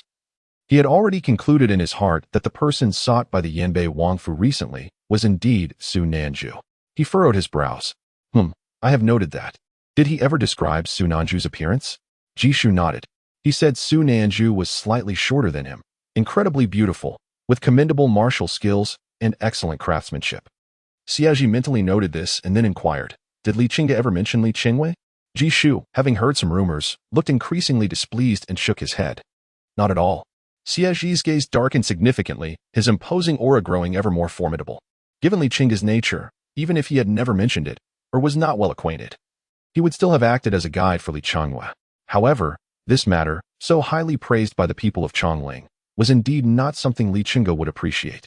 Although I have not seen him for many years, my understanding of him from our time at the Yuwutang is not insignificant. In the past, Jishu quietly turned to look at him intently. In the past, you were fond of him, Xie Zhi. Jishu swallowed hard and began searching the sky for a way to amend his words. Perhaps it was not quite as I said. Perhaps you. Alas. He could not find the right words and gave up. Never mind, you simply liked him. Xie Zhi's expression darkened significantly, as if he were too furious to even smile. He is a man. How could I possibly like him? Jishu raised an eyebrow slightly, leisurely sipping his cold tea, wearing an expression of having seen through everything. So what you mean is like, not admire. If he were a woman, you would surely go to great lengths to marry him. It could be a deeper admiration, but not to the extent of infatuation. Although you are a year older than him, you cannot best him in combat. Even in the Yuwutang, no one could surpass him. Yet you are the one who enjoys seeking out fights. If you don't fight, you are unhappy. If you fight too hard, you sulk. The small wooden sword he gifted you still resides within your fragrant pouch. His silence in response to your letters has caused you years of vexation. Had it not been for my guidance, you might still be harboring that resentment. Whenever I mention him, you become agitated. When I refrain from doing so, your anger persists. I have never encountered a more perplexing child than you. His regard for him transcends mere appreciation. True admiration ought to be as untroubled as that of Feng Yao. who exhibits none of your propensity for ire. Zhi sighed heavily. It is because of him that you are compelled to investigate. It is because of him that you have long harbored your concerns. As Zhi spoke, a whirlwind of memories surged through Xie Zhi's mind, chaotic and intertwined, leaving him with a throbbing headache. His heart raced, compelling him to regain his composure and clarify his thoughts.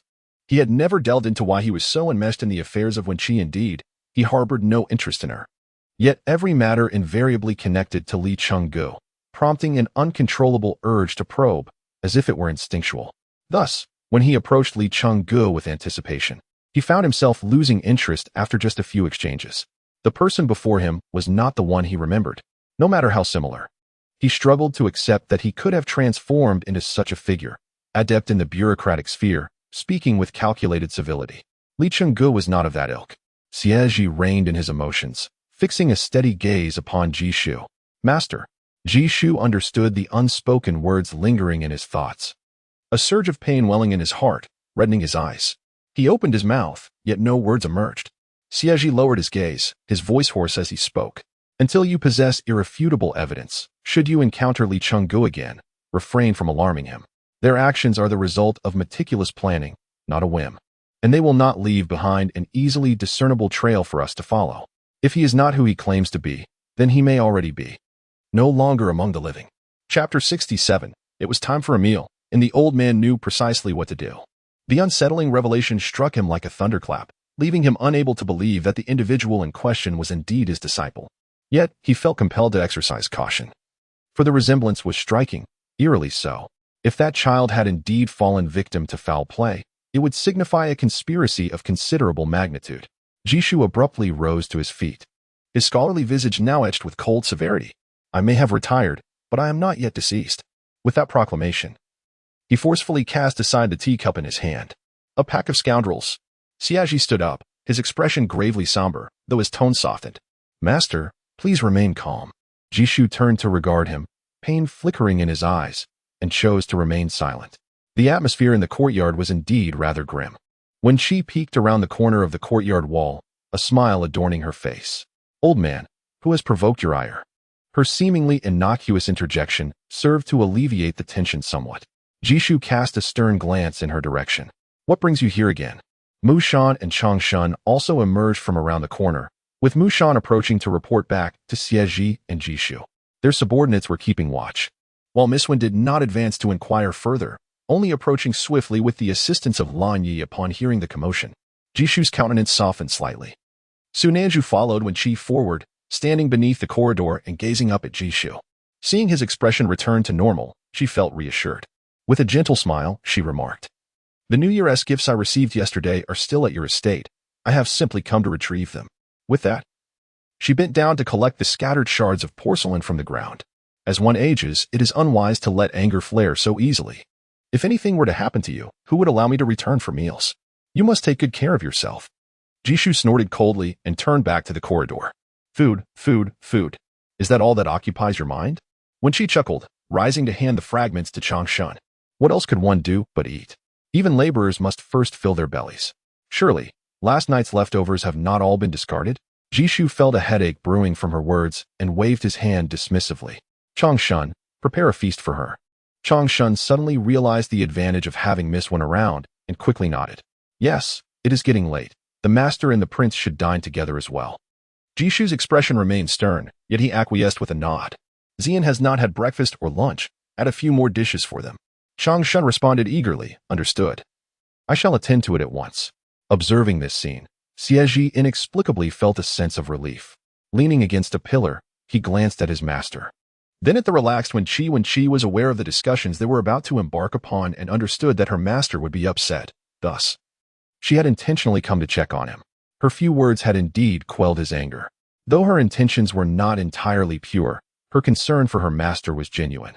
Su Nanju assisted Wen Chi as they approached the wall, where various boxes and crates were stacked. She began to shift them aside and open them one by one, meticulously inspecting their contents. The two individuals here exude a sense of tranquil years. Zhi gazed from a distance, exhaling a long breath, and turned his attention to Xie Zhi. Xian, what do you propose we do about this matter? Wen Chi, still fixated on the box, interjected without lifting his head, raising his voice. Old man, do you find these materials to your liking? This fabric is both aged and heavy, truly unworthy of me. Xie Zhi closed his eyes, suppressing a surge of anger that had initially dissipated, only to be reignited. He retorted loudly, what is unworthy of you, yet suitable for me? If you disdain it, take it to the kitchen and use it for kindling. Wen Chi chuckled, coughing for quite some time before raising his voice in rebuttal. With your stove, you think it worthy of burning satin? You must be dreaming. Xie Zhi pinched the bridge of his nose, feeling exasperated. Do be quiet for a moment. Wen Chi turned to give him a glance. Oh. Sunanju murmured, Master, why do you interrupt? Wouldn't it be better for them to discuss this in detail? Wen Chi rummaged through several pieces of fabric. You only observed the physician this morning. How could you allow them to continue conversing? We must proceed cautiously. We cannot truly let the old man become agitated to the point of harm. I must soothe him well. She could imagine the extent of the old man's frustration. Even in the absence of concrete evidence, any lingering doubt in his mind would certainly provoke his ire. It was likely he would even shed tears in secret. Sunanju did not find any fault in his master's method of placating the old man and merely nodded in understanding. Very well, since they have reached some agreement. Li Chenge should not be able to hold them off for long. When she remarked, in our own precarious situation, we can also delay their actions against General Wei Yuan. There is no rush. Let us observe for now. Sunanju nodded in agreement. Indeed, Xie Zhi, having been interrupted twice, could no longer contemplate the affairs of his beloved disciple. His expression shifted repeatedly. Xie Zhi quickly spoke up. Master, there is no need to rush. I will inform you of any news. Pondering now would be futile. Xie Zhi was certainly aware of this truth. He took a moment to calm himself, suppressing his impatience, and reluctantly nodded. Yet, another wave of anger surged within him as he pointed at Wen Chi and scolded. You little girl, could you not arrive a bit later? Wen Chi feigned innocence, turning around to reluctantly exclaim, It is mealtime. Even with her voice raised, it retained a delicate lilt, making it difficult for Xie Zhi to maintain his anger. Thus, he rose once more, sweeping his robe aside as he headed to the corner of the courtyard to chop firewood. Xie Zhi finally understood why Wen Chi was favored so generously by the master. Her thick skin rendered her impervious to scolding. He stepped closer to Wen Chi. How long will you be staying at Cao Cao village? Sunanju bowed slightly and stepped back. Wen Chi bent down, rummaging through a small wooden box to retrieve a white jade chessboard, but upon grasping it, she immediately abandoned the idea of removing it. I will return when my parents come to fetch me. Xie Zhi's expression remained indifferent. So that would be a month from now. By then, the one young you dispatched should also return, correct? When she squatted down to count the silver notes in the small box, replying without a trace of hesitation, Indeed. The prince must ensure that all avenues leading to Chongling are securely blocked. It would be far better for those who wish to interrogate me to do so in secret. Chapter 68 It is of no consequence. I often hear that the news I gather from her lips must surely be extraordinary. Xie Zhi leaned down to close the box beside him and awkwardly took a seat atop it. When she meticulously counted the silver notes, withdrew a wooden box, secured the lid, and sat opposite him. Regarding your inquiries, they are indeed remarkable. Xie Zhi chuckled lightly, lowering his gaze as he fiddled with the ring on his finger. His tone languid, as if engaged in casual banter. Some time ago, individuals from Yong'an approached the royal residence to inquire about certain matters. In the marketplace, 30,000 taels. At that moment, I did not take it to heart, but now I realize there are issues lurking everywhere. Yong'an, at 23, remains unmarried. And there are already rumors surrounding her intentions towards Li Chenge, yet the Li family has precisely chosen this moment to present you with a bracelet. Yong'an is not foolish. Those years of political marriage were tumultuous, and once the conflict in Yanbei subsided, she began her search for a spouse, alternating between selecting and dismissing candidates, all to delay, leaving no time for tranquility. The Li family cannot be oblivious to her intentions, yet they chose you to take the brunt of it. And the reasons for selecting you are not difficult to surmise. You have indeed managed to persuade her. Yong'an has somewhat heeded your counsel. You harbor no ill will towards her. You were already aware of Li Chenge's true nature. When she smiled, her expression brightening, knowing beforehand is of little use. It is essential that you are aware as well. Xie Zhi furrowed his brow, casting a surprised glance at her, the astonishment almost overwhelming him, mingled with anger at her audacity. She did not conceal this in the slightest, as if to say, Indeed, I have known for quite some time. It is merely a matter of whether you choose to investigate. Wen Chi. Bold Wen Chi. How dare you draw so near to my imperial uncle? Xie Fengyao arrived cheerfully, only to be taken aback by the scene before her, nearly losing her temper on the spot. As the two turned to gaze in her direction, Xie Fengyao darted forward like the wind. So, you have moved to the estate to reside there for this reason. News of General Wei Yuan's visit to the Prince of Yu's residence during New Year's Eve has already spread. Not to mention the uproar surrounding the disobedience of Wen Chi at the Wei Yuan residence. They say she disregarded her elders' objections and insisted on staying at the estate, even spending New Year's Eve away from home, leaving her family helplessly delivering New Year gifts to her. Who would have thought she would celebrate the holiday at her master's estate, and so intimately converse with the Imperial Uncle? Truly, it reveals her intentions. Sunanju, upon witnessing her rush forward, swiftly maneuvered back to Wen Chi's side. She raised her hand, her expression cold. Prince Jiawanan, I must insist that you step back. Xie Fengyao shot her a glance, yet genuinely took a step back, only to glare at Wen Chi afterward. You truly are. Ji Shu approached with a cleaver in hand, his face displaying a hint of disdain. Why must the prince remain so reckless? Do calm down. Your noise is giving me a headache. Xie Fengyao instantly forgot about Wen Chi, turning with delight to trot over to Ji Shu. Master, you seem to be in quite good spirits. I have brought you some wine. Tian Sun and Song Hui promptly carried the wine forward to pay their respects. Greetings, Lord Ji. Ji Shu stealthily glanced at the wine in their hands, and upon raising his eyes, he encountered the almost identical warning gazes of Xie Zhi and Wen Chi. Was it merely the consequence of drinking and boasting last night, followed by a headache treated with acupuncture? These two were truly making a mountain out of a molehill. Xian was one thing. That little girl truly did not regard herself as an outsider. He coughed lightly, suggesting they let it go, intending to indulge in a couple of drinks during dinner. To think they would intimidate their elder. Such audacity was truly a reversal of propriety. Just a few drinks. Xie Fengyao hurriedly waved her hand, instructing someone to fetch the wine vessels from her room, ensuring they were thoroughly cleaned for dinner. Tian Sun and Song Hui nodded with smiles, acknowledging her request. As they turned to leave, Xie Fengyao leaned closer to Ji Shu. Have you been thinking of me? I heard that Xing Chu visited yesterday and brought you something delightful. Could it possibly surpass my gift? What is that woman Wen Chi doing at your estate? Is she making an effort to curry favor with you? You still possess a degree of naivety, to be cautious not to fall for her tricks. Each of your disciples is a dragon among men. Do not part with them so easily. Stay vigilant. Moreover, she has been. Upon hearing the name Xing Chu, Ji Shu sighed deeply. Little did he know he would soon be overwhelmed by a torrent of words, causing him to close his eyes in exhaustion. Rubbing his temples with one hand while extending the other, pointing towards the training ground in the backyard. Go. Fetch a long spear. I wish to observe your spear technique. Understood. With Xie Fengyao's departure, the front courtyard fell into a sudden silence. Ji Shu felt a twinge of embarrassment as his disciple spoke so freely in front of others. He could not bear to meet Wen Chi's gaze. Stealing a glance before quickly averting his eyes, he could not help his tongue. He meant no harm, so dear girl, do not take it to heart. Xie Zhi raised an eyebrow at Wen Chi, who remained expressionless. It's nothing. I hear it often. Ji Shu coughed lightly and gave a thumbs up. Ah, how magnanimous. Wen Chi let out a cold laugh from her growling stomach. Ji Shu became increasingly embarrassed, turning away awkwardly. Just then, someone approached the courtyard gate. Sunanju looked over and then turned back to Wen Chi. My lord, Xian has brought the medicine.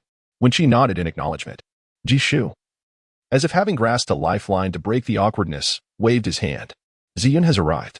Where are the others from your estate? Why haven't they come for dinner? Xian smiled and bowed. Esteemed Lord Ji, all is well. We have recently hired a new chef at the estate, and my lord instructed the maids to stay behind to sample the dishes. They will not join us today, but once the chef is selected, we shall invite you to dine at the estate. Ji Shu quickly followed up with a smile. Excellent, excellent. When the time comes, I shall bring you all pairs to enjoy.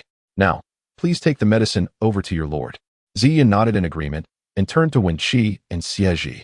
Your servant greets the prince. Xie Zhi replied with a casual hum. Reaching for the medicine bowl from the tray and bringing it close to his nose before handing it to Wen Chi, you truly fear for your life. While Si Huan can indeed prolong her existence amidst her ailments, should a healthy person consume it for an extended period, it may lead to a fatal stagnation of blood. Wen Chi cast a fleeting glance at him, followed by a cold chuckle as she reached out to accept the offering. Do take it easy. Even the medicine requires a probe, as if you have nothing else to occupy your time. She raised her head and drank it all in one go. Her brow furrowed as she placed the medicine bowl onto the tray. It's time to return. Upon hearing Wen Chi's words, which showed no regard for the other person's status, Xie Yin couldn't help but glance at Su Nanju with a hint of admiration. You do have a certain composure in such circumstances. No wonder the young lady always brings you along. Xie Fengyao finally selected her favored spear and made her way from the training grounds. Master, is this your new creation? It fits my hand splendidly. Jishu glanced over at Wen Chi and Xie Zhi before brandishing his cleaver and approaching with purpose. Old man is here to see if you have made any progress. Xie Fengyao readied her spear to engage. The old man wielded his cleaver with the vigor of his youth. The gust of wind he generated as fierce as ever. While Xie Fengyao's speed with the spear was astonishingly swift, even surpassing the pace of embroidery. When she observed for a few moments, feeling a tightness in her chest, she raised her hand to shield her eyes, unable to bear the sight any longer. Xie Zhi quietly turned away, choosing not to watch further. As the sounds of combat ceased, Jishu eagerly resumed his woodcutting, while Xie Fengyao scampered over to Xie Zhi, chattering excitedly. Uncle, what do you think of me now? She gasped for breath. Have I improved greatly? Xie Zhi looked at her, his expression difficult to decipher. Well, in the past, you could manage 5 exchanges with your master wielding the spear. Now, with him using the cleaver, you have managed 10. When she turned to Xie Zhi, admiration evident on her face. The prince truly knows how to articulate his thoughts. Your criticisms are so eloquent that one would hardly perceive them as reproaches. Xie Fengyao huffed in indignation, spinning around to seek her master's support, only to find no trace of Jishu. Her spear tip dug into the ground halfway. I am not Xing Chu. What of it if I cannot best my master? When she nodded in agreement. There is still much to strive for. Xie Fengyao, in a fit of anger, retorted, must you always be so talkative? Chapter 69. No more standing as dinner had yet to arrive, when she remained perched atop a crate. Engaged in aimless conversation with Xie Zhi, he showed no intention of departing. Although their discourse yielded little of substance and required occasional navigation around Xie Fengyao's interjections from the corridor, it nonetheless served to pass the time. However, after a mere quarter of an hour, a commotion could be heard by the courtyard gate. Changshan entered, leading Granny Qin, who was pushing Wen Qingyan in a wheelchair, the latter's expression darkening further upon observing the scene within the courtyard. Xie Zhi rose, addressing her, Your Highness. Though Xie Fengyao had seldom encountered Wen Qingyan, she recognized her and promptly stood as well. I have seen Your Highness. Despite her grim demeanor, Wen Qingyan's grip on the wheelchair's handles turned white with tension. No need for formalities, when she remarked, stifling a chuckle at her anxious appearance, though she ultimately cleared her throat to suppress it. Granny, please push me before the Prince of Ing. Upon hearing this, Xie Fengyao's interest piqued. She discreetly concealed herself behind a pillar, peeking out curiously. Granny Qin, apprehensive yet resolute, complied and pushed Wen Qingyan forward. Wen Qingyan looked up at Xie Zhi with an unsightly expression. If the prince has any inquiries regarding past matters, he may address them to me directly. There is no need to trouble my second sister. Upon entering Chaorzhuang, she had learned from Xie Yun that her second sister was conversing with the Prince of Ing, prompting her to rush over without pause. The only topics the two could discuss, aside from the matter of Yuang, eluded her. Should the Imperial Guard uncover evidence, her second sister might come under scrutiny. In such a case, she would willingly step forth to confess her own guilt. Xie Zhi cast a questioning glance at Wen Chi, who mirrored his confusion. Turning to Wen Qingyan, is it possible that you have misunderstood? Wen Qingyan shot a wary look at Xie Zhi before leaning closer to Wen Chi. Whispering in a hushed tone, he did not coerce you or frighten you, did he? When she narrowed her eyes in contemplation, shaking her head repeatedly. You have indeed misunderstood. I often dine at Chaorzhuang and merely exchanged pleasantries with the prince during a chance encounter. That matter has long since been laid to rest. When Qingyan stiffened momentarily, her expression shifting from dark to pale, and she coughed lightly into her hand. Oh, then, sister, let us return to Chaorzhuang together. It is a relief to hear that. However, it is ill-advised to dine with a group of men. Especially those of royal descent, one must exercise caution. Without hesitation, when she smiled and stood. Very well, let us return for dinner. She turned to Changshan, instructing. Please find a few people to assist in moving these crates back to Chaorzhuang. Changshan nodded. Yes, Miss Wen. When Qingyan gave a slight nod to Xie Zhi before being turned around by Granny Qin. She tugged at Wen Chi's sleeve. The fourth miss of the Yinbei Wangfu has also come. She is waiting at Chaorzhuang. Are you acquainted with her? Why would she come to see you on the first day? When she shook her head, glancing towards Su Nanju. You accompany third sister to the entrance of the manor and await my return. How? Before Wen Qingyan could finish her inquiry, she was hastily propelled away by Su Nanju, nearly leaving Mama Qin behind. When she followed a few paces behind Xie Zhi, surely the prince has heard? Yong'an must have disseminated some news again. They are no longer troubling her, yet the Li family is impatient and ready to resort to their old tricks. Summoning a younger member, inconspicuous, the implications within are already evident. Xie Zhi nodded, responding obliquely, indeed, the union between the Zhang and Li families cannot come to fruition. Not only must it be thwarted, but they must also be incited to quarrel. As for Yong'an, they are far more astute than that young rascal Xie Fengniao. It is feared that upon learning of Miss Li's arrival at the estate, they are already well aware of the Li family's intentions. Wen Chi comprehended his unspoken words and could not help but exhale in relief, sincerely expressing, "Thank you." In the Yanbei prince's residence on the eve of the new year, the household managed to dine together, albeit with reluctance. However, after the new year, the estate seemed to be shrouded in a thick fog, suppressing even the most fearful from uttering a word. Within the Mingwei pavilion, and Shu gazed at the slanting shadows of the trees outside, her pallid complexion revealing a sense of desolation. You wish for Linger to go, but she has already departed. When Linger returns, we can head to Tongzhou, correct? Upon hearing such a tone, Li Wangqiu struggled to conceal his anger. Why must you be so aggressive? He took 2 swift steps towards Shushua, raising his hand as if to point at her nose. If you want me to inquire, I shall do so. Do you know that I just spoke to elder brother regarding Lingo going to Tongzhou? He did not hesitate for a moment and readily agreed. He even instructed me to bring more provisions to prevent her maternal family from looking down on her. But you? Your mind is filled with suspicion. And no matter what anyone does, it fails to please you. How many times have you asked that one question? Hearing these words, and Shushua felt as though her heart had plummeted into an icy abyss. She faltered for a moment, then managed to speak. He actually agreed without reservation? Linger is the only daughter in the family.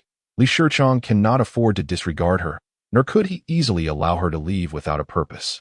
Yet he agreed so readily. What other schemes does he harbor? Li Wangqiu abruptly tossed his sleeves, his face marred with confusion and irritation. Do not project your feminine sentiments onto elder brother. He is still concerned about your unstable emotions and has asked me to be more accommodating towards you. Yet here you are, either erecting a sign for Gur or clamoring to send Lingo away. You disturb the peace of the entire household. And Shushue leaned against the table, laughing until her whole being shook. Once more, she lifted her gaze, filled with clarity, her tone gentle. No more signs, I shall erect no more. What use is it to establish a sign when you tear it down? Sending Lingo to Tongzhou, I shall remain composed, regardless of Li Shichong's schemes. As long as Linger departs Chongling, as long as she escapes this place of strife, I can surely find her a suitable refuge. As long as Lingo is free from entanglement, my life can still serve a purpose for Gur. Chapter 70. The embroidery workshop in Tongzhou. Madame Fong awaited in the courtyard of the Yingwei pavilion. Listening to the sounds emanating from within, a lingering sorrow shadowed her countenance. However, this melancholy dissipated significantly upon catching sight of the little maid by the entrance. She turned her gaze back to the house and raised her voice. Madam, the 4th miss has returned.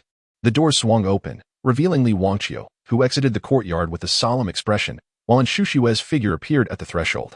Call Linger over and instruct them to load the cart. We must hasten to deliver her beyond the city gates today. Madame Fong quickly interjected. Madam, it is nearing dusk. Might this be too hasty?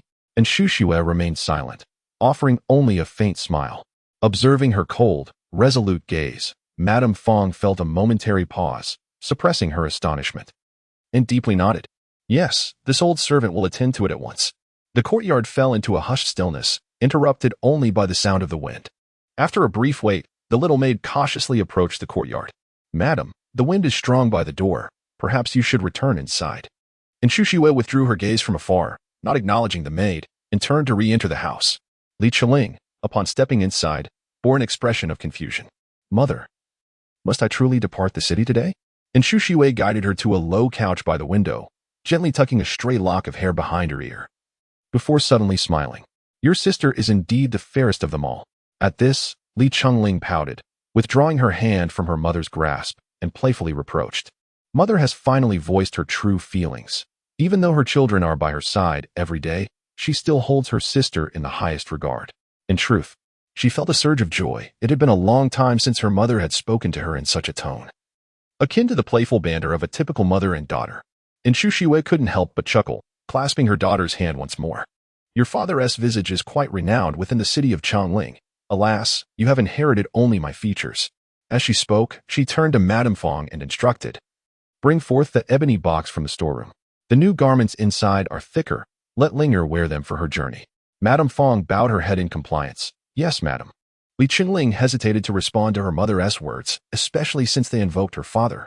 For some time, any mention of him had soured her mother's mood. Ever since the passing of her third sister, it seemed their parents could hardly return to their former selves. And Xu Xue was unaware of how many unseen eyes were observing in the courtyard. Yet, after her actions of erecting a tablet for Gur and burning paper offerings had been noticed, even a fool would understand the implications. Indeed, what use was there in making a fuss?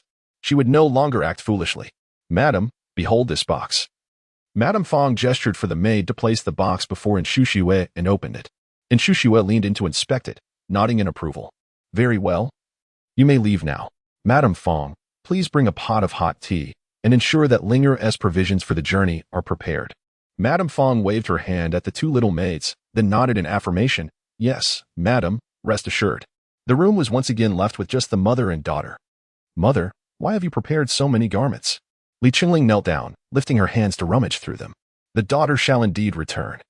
There is no need for such an excessive array of garments, as the carriage continues to ascend." And Xu Xue retrieved an entire set of attire from within and urged her to change, for winter has not yet departed, and even the most securely sealed carriage remains cold.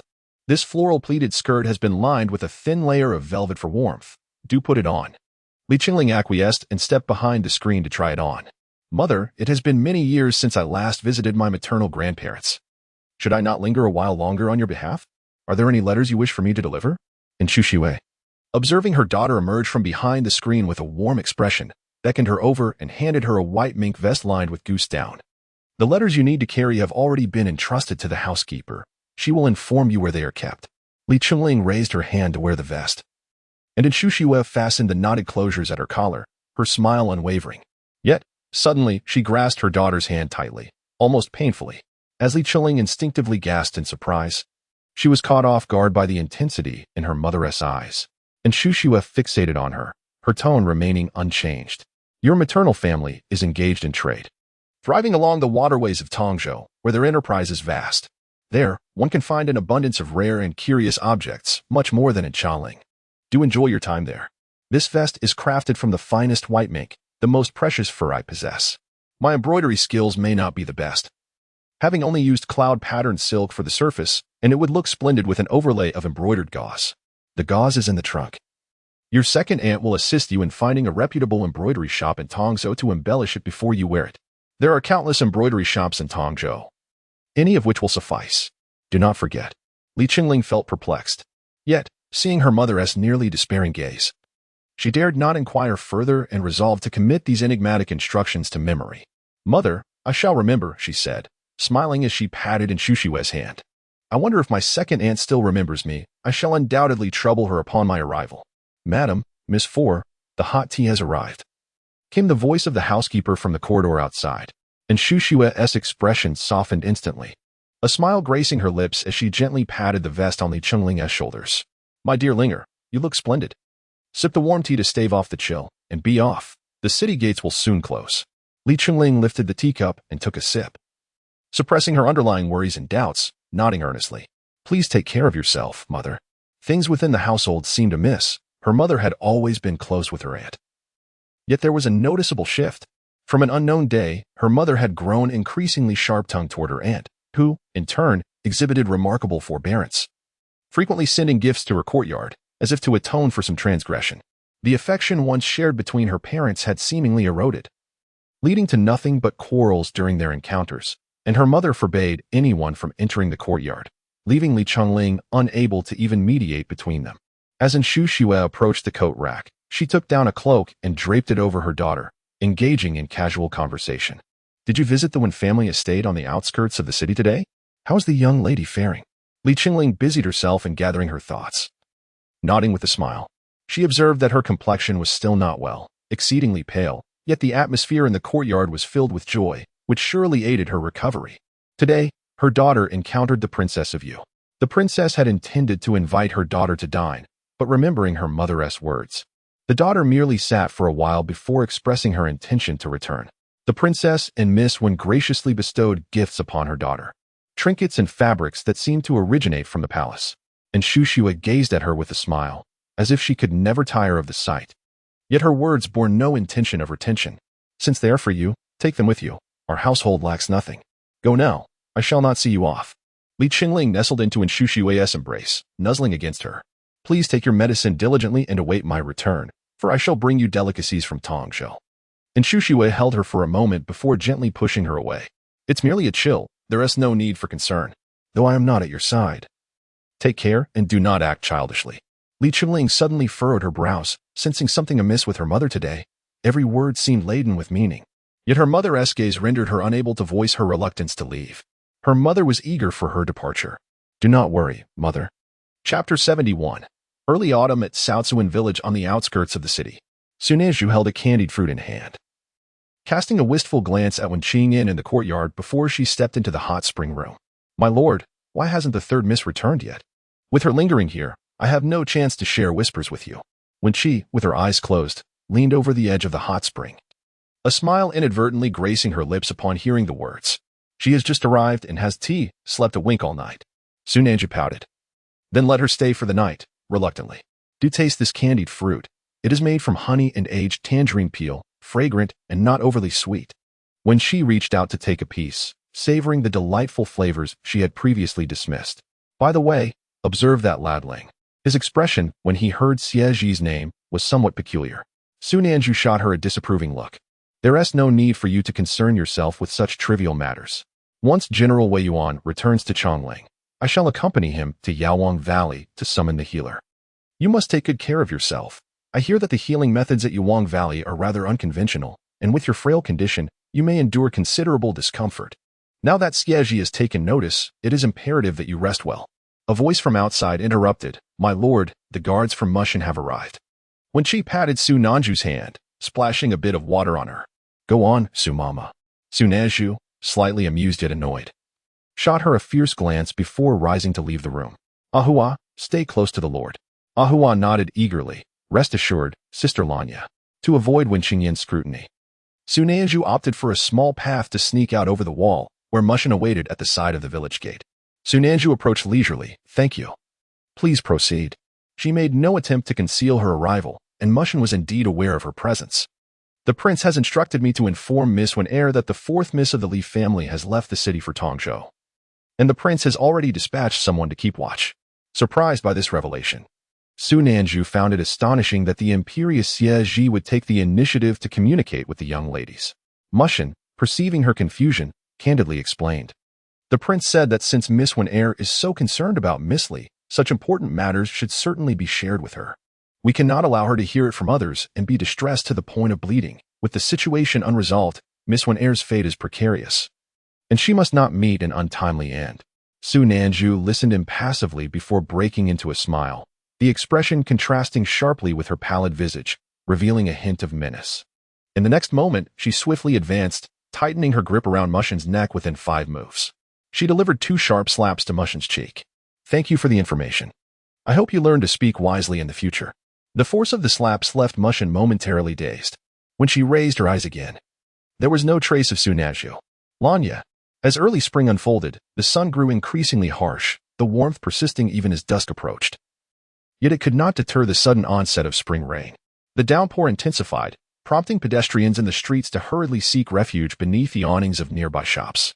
The outer city of Chongling is constructed adjacent to the inner city, with a bustling marketplace filled with various shops, offering items at significantly lower prices than those found within the inner city, yet its liveliness rivals that of its counterpart. Madam, please do enter the shop. Be wary of the rain as the wind picks up, the shopkeeper greeted with a warm smile as he welcomed her at the door, displaying utmost courtesy. Hearing this, Wan Young adjusted her conical hat and glanced at her already damp cotton boots, feeling somewhat troubled. The shopkeeper, noticing her discomfort, maintained his amiable demeanor and gestured towards the richly colored carpet inside the threshold. It won't be an issue. Stepping over it will leave no trace of water. As a gust of wind accompanied by rain approached from afar, Wan Yang hesitated no longer, removing her hat and placing it under the porch before stepping over the threshold. Thank you, she expressed gratefully. The shopkeeper's smile remained intact as he turned to pour her a cup of hot water from behind the long counter. If you find it dull here, feel free to browse. Our shop does not engage in coercive sales, and it's perfectly fine if you find nothing to your liking. During this season, clothing stores had already stored away thick cloaks in favor of lighter, sheer garments. Yet, this particular shop still displayed children's jackets and cotton trousers, presumably at a reasonable price given the fabric's fine cotton quality. Wan Yang pinched the pouch at her waist and pointed to a short jacket. "May I see that one?" The shopkeeper responded with enthusiasm, deftly using a long bamboo pole to retrieve the jacket. This little coat is filled with substantial cotton, but as the season has passed, it is now 300 when less than before.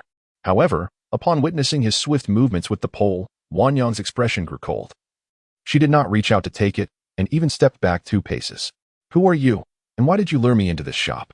The shopkeeper offered no reply. Instead, a small door on one side of the shop creaked open, and he bowed his head in deference.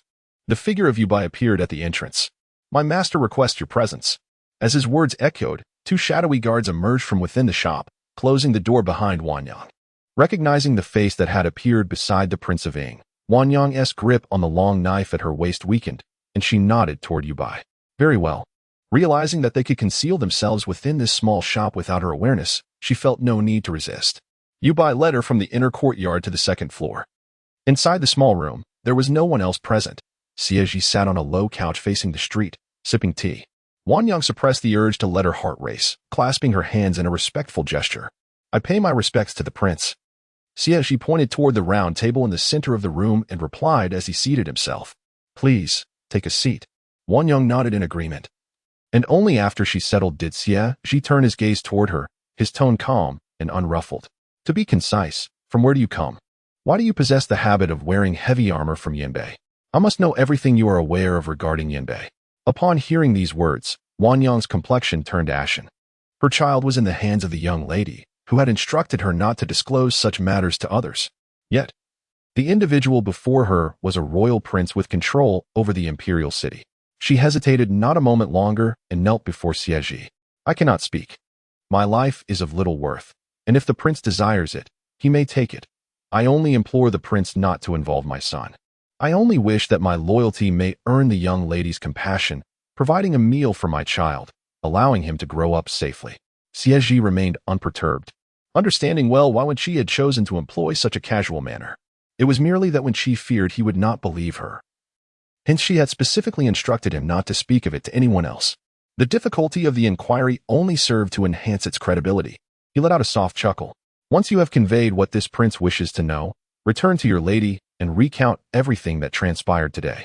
She will not harm you." Wan Yang's heart was filled with uncertainty. To remain silent was akin to death. Yet, if what he said held any truth, perhaps there was still a glimmer of hope, compelling her to place her faith in his words. After a lengthy pause, she acquiesced. "Very well." Inside the room, the sound of jade and stone hitting against the low table echoed. It was neither too forceful nor too gentle, yet it bore down upon Wan's chest, making it difficult to breathe. Amidst this oppressive noise, Wan Yang recounted her previous words to Wen Chi, without omission or embellishment. It was not until she reached the point of stating, "The northern general was struck by an arrow shot by his own guard, Wu Shan," that the weighty sounds abruptly ceased. Footsteps approached swiftly from the wooden stairs, and a voice called out, "Your Highness, there are assassins drawing near to Cao Cao village." Chapter 72.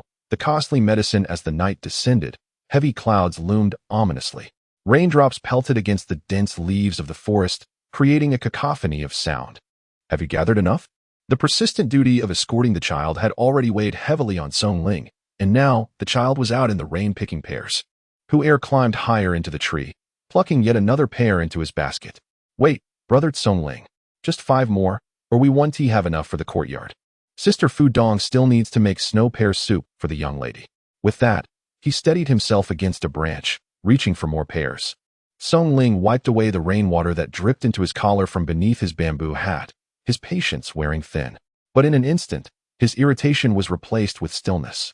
He had heard the sound of clashing blades in the distance, concealed by the curtain of rain, almost imperceptible. "Come down. Quickly."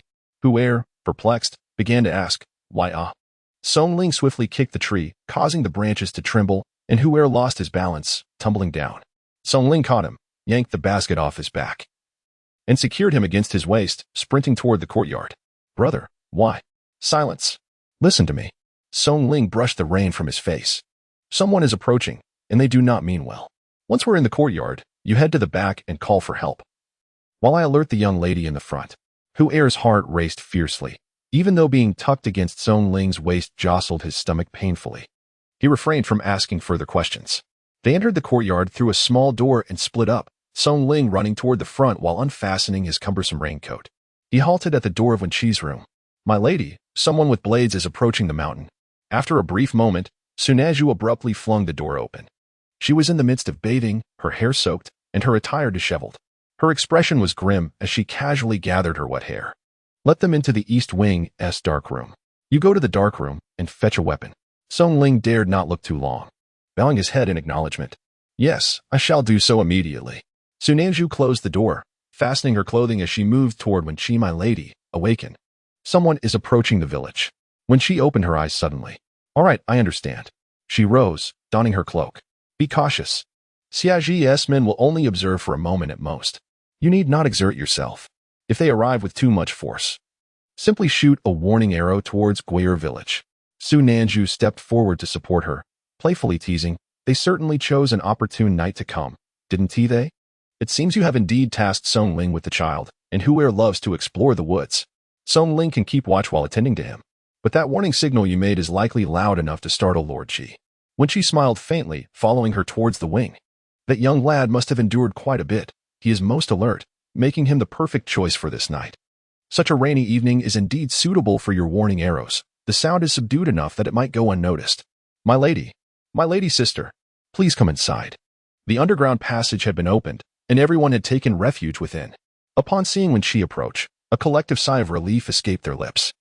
Wen Chi squinted at the crates beside them, amused by their resourcefulness in hiding away not only from danger but also their silver. With that, she descended into the passage herself. Just as Xie Zhi was about to close the wooden board, Ahua raised a hand to stop her. "Sister Lanya, allow me to assist you. I have trained in martial arts for 3 months. TSK. When she grasped the back of her collar with an iron grip. "Get back. You are truly of no use at the moment. It would be absurd if she were to be defeated in just a few exchanges." Xie Zhi nodded in agreement and mercilessly shut the wooden board, pushing a cabinet against it for added weight. The passage, which Wen Chi had previously inspected and Ahua had further excavated, was now sufficiently spacious, though 2 large water jars occupied a significant amount of space. Granny Ji opened one of the jars and, upon confirming it contained only water, felt a twinge of confusion and her heart raced. "Miss, why are there water jars in the passage? Do the second and third houses dare to commit murder right outside Chongling?" When she settled down on a crate, "The jars are there to prevent them from setting the house ablaze. If that happens, the water will buy us some time." "Indeed, they would dare, if they did not. Others certainly would. Just wait patiently." After saying this, her face displayed signs of fatigue, and she seemed disinclined to speak further. It was her first experience of danger where she could not take action herself, a feeling that was undeniably strange. There was a sense of grievance mixed with frustration. She had always been at the forefront, and she wondered if she would ever wield a spear again in this lifetime. "Miss." Xian rushed to Wen Chi's side, her complexion pale. She had heard the distinct sounds of clashing swords from outside. When she heard it too, they all could, as the commotion was alarmingly close. The corridors outside had been illuminated by torches lit by Xie Zhi. Despite the heavy rain, the flames in the courtyard pierced through the downpour. The assailants approached with ferocity, their numbers overwhelming, more than Xie Zhi had anticipated. She wielded her twin blades with agility, facing them once more. "Be careful not to get too hurt. The medicine for wounds is quite costly." The master had prepared gold wound ointment, which was priced at 10 taels of silver per bottle, a fortune indeed. Ling, watching her dart around, already wore a grim expression, which deepened upon hearing her words. "Take care of yourself." He did not possess the martial skills they spoke of. His only instinct was to attack. He had learned no formal combat training over the years spent in different locales, only the ruthlessness of survival. A moment's hesitation could lead to death, thus he had to act swiftly and remain alert to every slight movement around him. Yet, the individuals before him seemed devoid of any desire to live, their brutality chilling, their strikes alarmingly rapid, as blades sliced through the air from behind. Xie Zhi did not look back but swiftly raised her curved blade to parry the attack, while the other blade slashed through the throat of the assailant before her. Without a moment's hesitation, she pivoted and thrust her blade into the chest of the person behind her. Vivid, thick blood stained her twin blades. and the throng of attackers continued to converge, numbering in the hundreds. She could escape, but Song Ling could not. However, she too was unable to flee. The sound of the rain was indeed deafening, and the distance between Chao Er Zhuang and Gua Er Zhuang meant that no commotion could be heard from within Gua Er Zhuang. Only Xie Zhi's hidden guards were aware of any disturbances. At present, she could not act against those who were merely spectators. She needed to shake off these individuals and ascend to the rooftop to shoot her signal arrows. Song Ling, come here. Yes. Song Ling kicked aside 2 men and charged towards her with a drawn blade. Yet those individuals closed in once more. He had already sustained 2 wounds on his arm, making it increasingly difficult for him to move. The arrows whistled through the air, and he furrowed his brow, preparing himself for an impending hit. Unexpectedly, a broad blade suddenly crashed into the 2 men beside him, causing them to stagger and effectively shield him from the incoming arrows. Kid, where are my master and my son? Chapter 73. Do not throw away, though Song Ling had never laid eyes on her. She had already discerned her identity through her words. He nodded, indicating that all was well. Wan Yang felt a sense of relief and drew a broad blade from the corpse of a dead soldier, rushing towards Su Naju, with one side of his restraint lifted. Song Ling was now capable of defending himself. As Su Naju observed Wan Yang's approach, there was no time for conversation. He merely nodded at her before leaping onto the rooftop. From her waist, she retrieved 3 signal arrows, replacing the arrowheads, and drew her bowstring taut, aiming directly at the direction of Guar village. The sharp sound reverberated through the heavens, startling Ji Shu from his stupor. Which fool is shooting signal arrows at this hour? He fumed. When I catch him, I shall break his legs. Chang Shun entered the room, his face filled with suspicion. Master. It seems the direction of Cao Cao village is in turmoil. Ji Shu pondered for a moment, realizing that Cao Cao village would not engage in such antics without cause. His expression darkened as he unsheathed his sword from the wall. Gather the men. Follow me to investigate. Chang Shun nodded in agreement, and as they reached the corridor, he blew his whistle 3 times. At the sound, dozens of men appeared from the shadows, silently following Ji Shu towards Guire village. As they approached the courtyard, they were halted by the chaos within. Ji Shu leaped into the yard while cursing. What trouble has that girl caused to warrant such an assassination attempt? To gather this many people in Chongling, all skilled assassins, it cannot be the doing of an ordinary family. It must involve a noble. This girl is no simpleton. Ordinary individuals do not attract such calamities. Hearing his voice, Su Nanju felt reassured and called out, My lord, intervene with that rascal. He appears to be on the verge of being killed. Ji Shu squinted, surveying the scene, and pointed towards Song Ling, commanding, Go. The men responded in unison, leaping into action. As Ji Shu charged towards her, Su Nanju relaxed her grip on her twin blades, taking a couple of steps back. Old Ji was once the foremost expert in Day. Even though age had caught up with him, he was still beyond her capabilities. It was a welcome opportunity to catch her breath. Heaven above, having slain over 20, she was utterly exhausted. Moreover, the general had declared that as soon as Ji Shu made a move, Xie Zhi's covert guards would no longer dare to linger. Ji Shu would be unharmed. Ji Shu's swordplay was swift, the edge gleaming with a chilling light. Su Nanju could even glimpse the exhilaration on his face as he maneuvered effortlessly. Truly, they were akin in their lethal artistry, master and disciple alike. Are you merely spectating? You little rascal, do you take me for your lackey? Ji Shu, accustomed to her disguised appearance, found it somewhat disconcerting to see her true form, nearly stifling a curse. Su Nanju, rebuked, let out a cry and once more charged forward with her sword.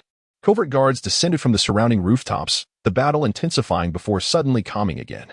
From the direction of the courtyard gate, Xie Zhi rode in, drawing his sword and hurling it towards Ji Shu's side with great force. The sound of the blade piercing flesh and embedding itself into the wall accompanied Ji Shu's curses. Leave not a single one for me. Yubai cheerfully stepped forward to draw his sword, not forgetting to explain for his master. It was an accident, truly unintended. Xie Zhi surveyed the chaotic scene in the courtyard and sighed. What a lively gathering. My subordinates are indeed quite generous. Ji Shu, puzzled, remarked. But weren't you dispatched to Tangyi 3 days ago? Why are you still in Chanling? Xie Zhi, observing the disarray of bloodstains, attempted to dismount but resolutely restrained himself, pulling the reins closer to Ji Shu. I sent someone else in my stead, as there were matters to attend to. Those individuals are well aware of my master's prowess and know that Wen Chi often visits Guer's manor, so they would naturally choose to act when he is absent. I cannot let them have their way. Ji Shu did not press further and merely gestured to Chang Shan, instructing him to clean up the courtyard to avoid alarming anyone. Turning to Su Nanju, he inquired, "Where's your young lady? Who caused that commotion, and why was it so loud?" Su Nanju leaned against the wall to catch her breath and pointed towards the east wing. "In the secret passage. It was indeed my doing. My skills are quite remarkable." She raised an eyebrow at Ji Shu, a hint of pride in her expression. "So did I startle you?" Ji Shu lightly tapped her with his sword, chuckling. "You nearly made a racket enough to wake the dead." Su Nanju waved her hand dismissively. All right. I will go free my master." Hearing their exchange, Xie Zhi's gaze remained fixed on her, his expression inscrutable. Wan Yang took a moment to catch her breath before joining Su Nanju towards the east wing. They encountered Song Ling, who was grimacing against a post. Both women exchanged glances of disdain yet continued without pause. Inside the wing, the hidden wooden boards were moved aside. And Wen Chi, upon seeing Su Nanju, let out a long sigh of relief. Su Nanju reached out her hand, smiling, "Master, your predictions were entirely accurate." Wan Yang bowed respectfully. "I have seen the master." Noticing Wen Chi's pensive demeanor, she simply nodded. "We can discuss matters later." Wan Yang opened her mouth to speak, but, upon seeing Wen Chi exit the room, reverted to a smile directed at the passage. "Tiger, mother has returned." With more hands on deck, the cleanup in the courtyard progressed swiftly. By the time Wen Chi reached Ji Shu's side, most of the mess had been addressed. Changshan returned, having disposed of 10 cartloads of bodies, and approached quickly. "My lord, tonight there are no survivors. The corpses bear no distinctive marks. How should we proceed?" When she seated herself beside Ji Shu and replied softly, "Do not discard them. Bury them in my orchard. The pears will be sweeter next year." Ji Shu gazed at her, speechless. You truly are. Share half with Guer's manor for burial." Changshan complied. "Understood."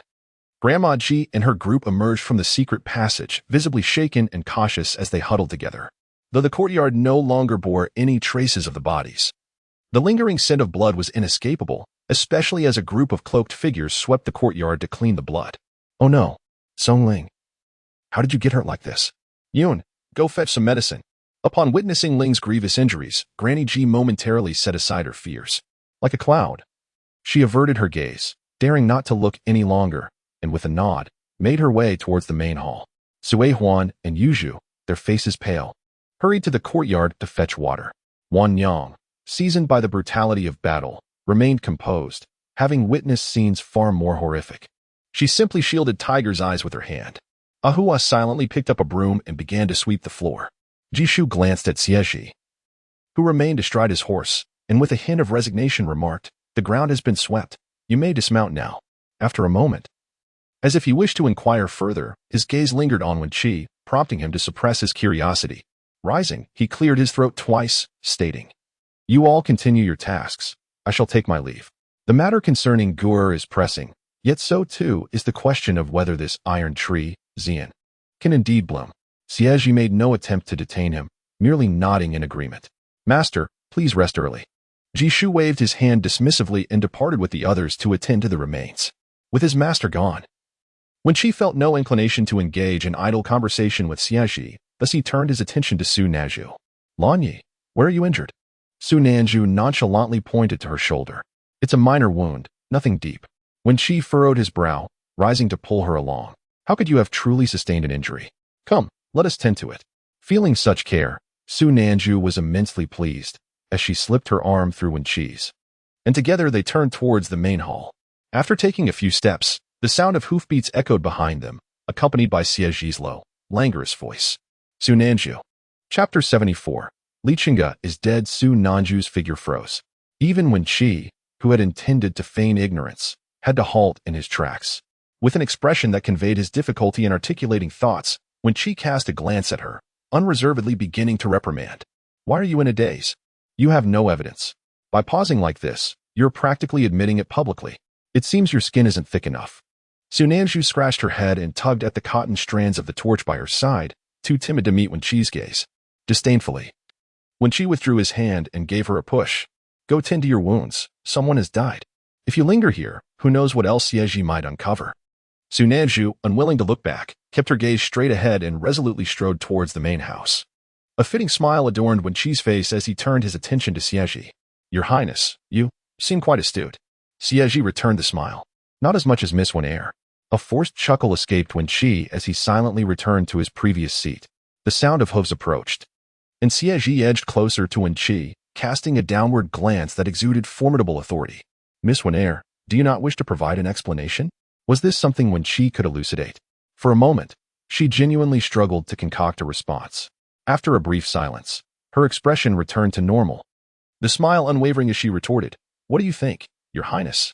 Perhaps you should weave the tale yourself. Royalty possesses unparalleled skill in storytelling." Xie Zhi furrowed his brow, glancing at the wooden steps leading into the corridor. As he dismounted from his horse, he leaned forward, landing precisely on the wooden steps. He stepped into the corridor. His hands casually crossed before him, leaning against a pillar while observing her, his expression devoid of emotion. Li Chenge had once confided in his master that Su Nanju was the person he trusted most, radiant in beauty, tall in stature, formidable in martial arts, an adept in her craft. If it weren't for the piercing sound of arrows today and her own admission of guilt, this prince would have truly failed to recognize her as the blue leaf by your side. Miss Wen has a knack for subversion. To allow this prince and his master to witness her true form, while unabashedly parading before us, indeed serves to obscure the truth. To forge an alliance with her necessitates cautious steps. When she nodded earnestly, "Your Highness, you flatter me. This is precisely the tactic I employed." Xie Zhi closed his eyes, suppressing the discontent within. "You reside together in the White Tower Temple, and now you are so closely acquainted.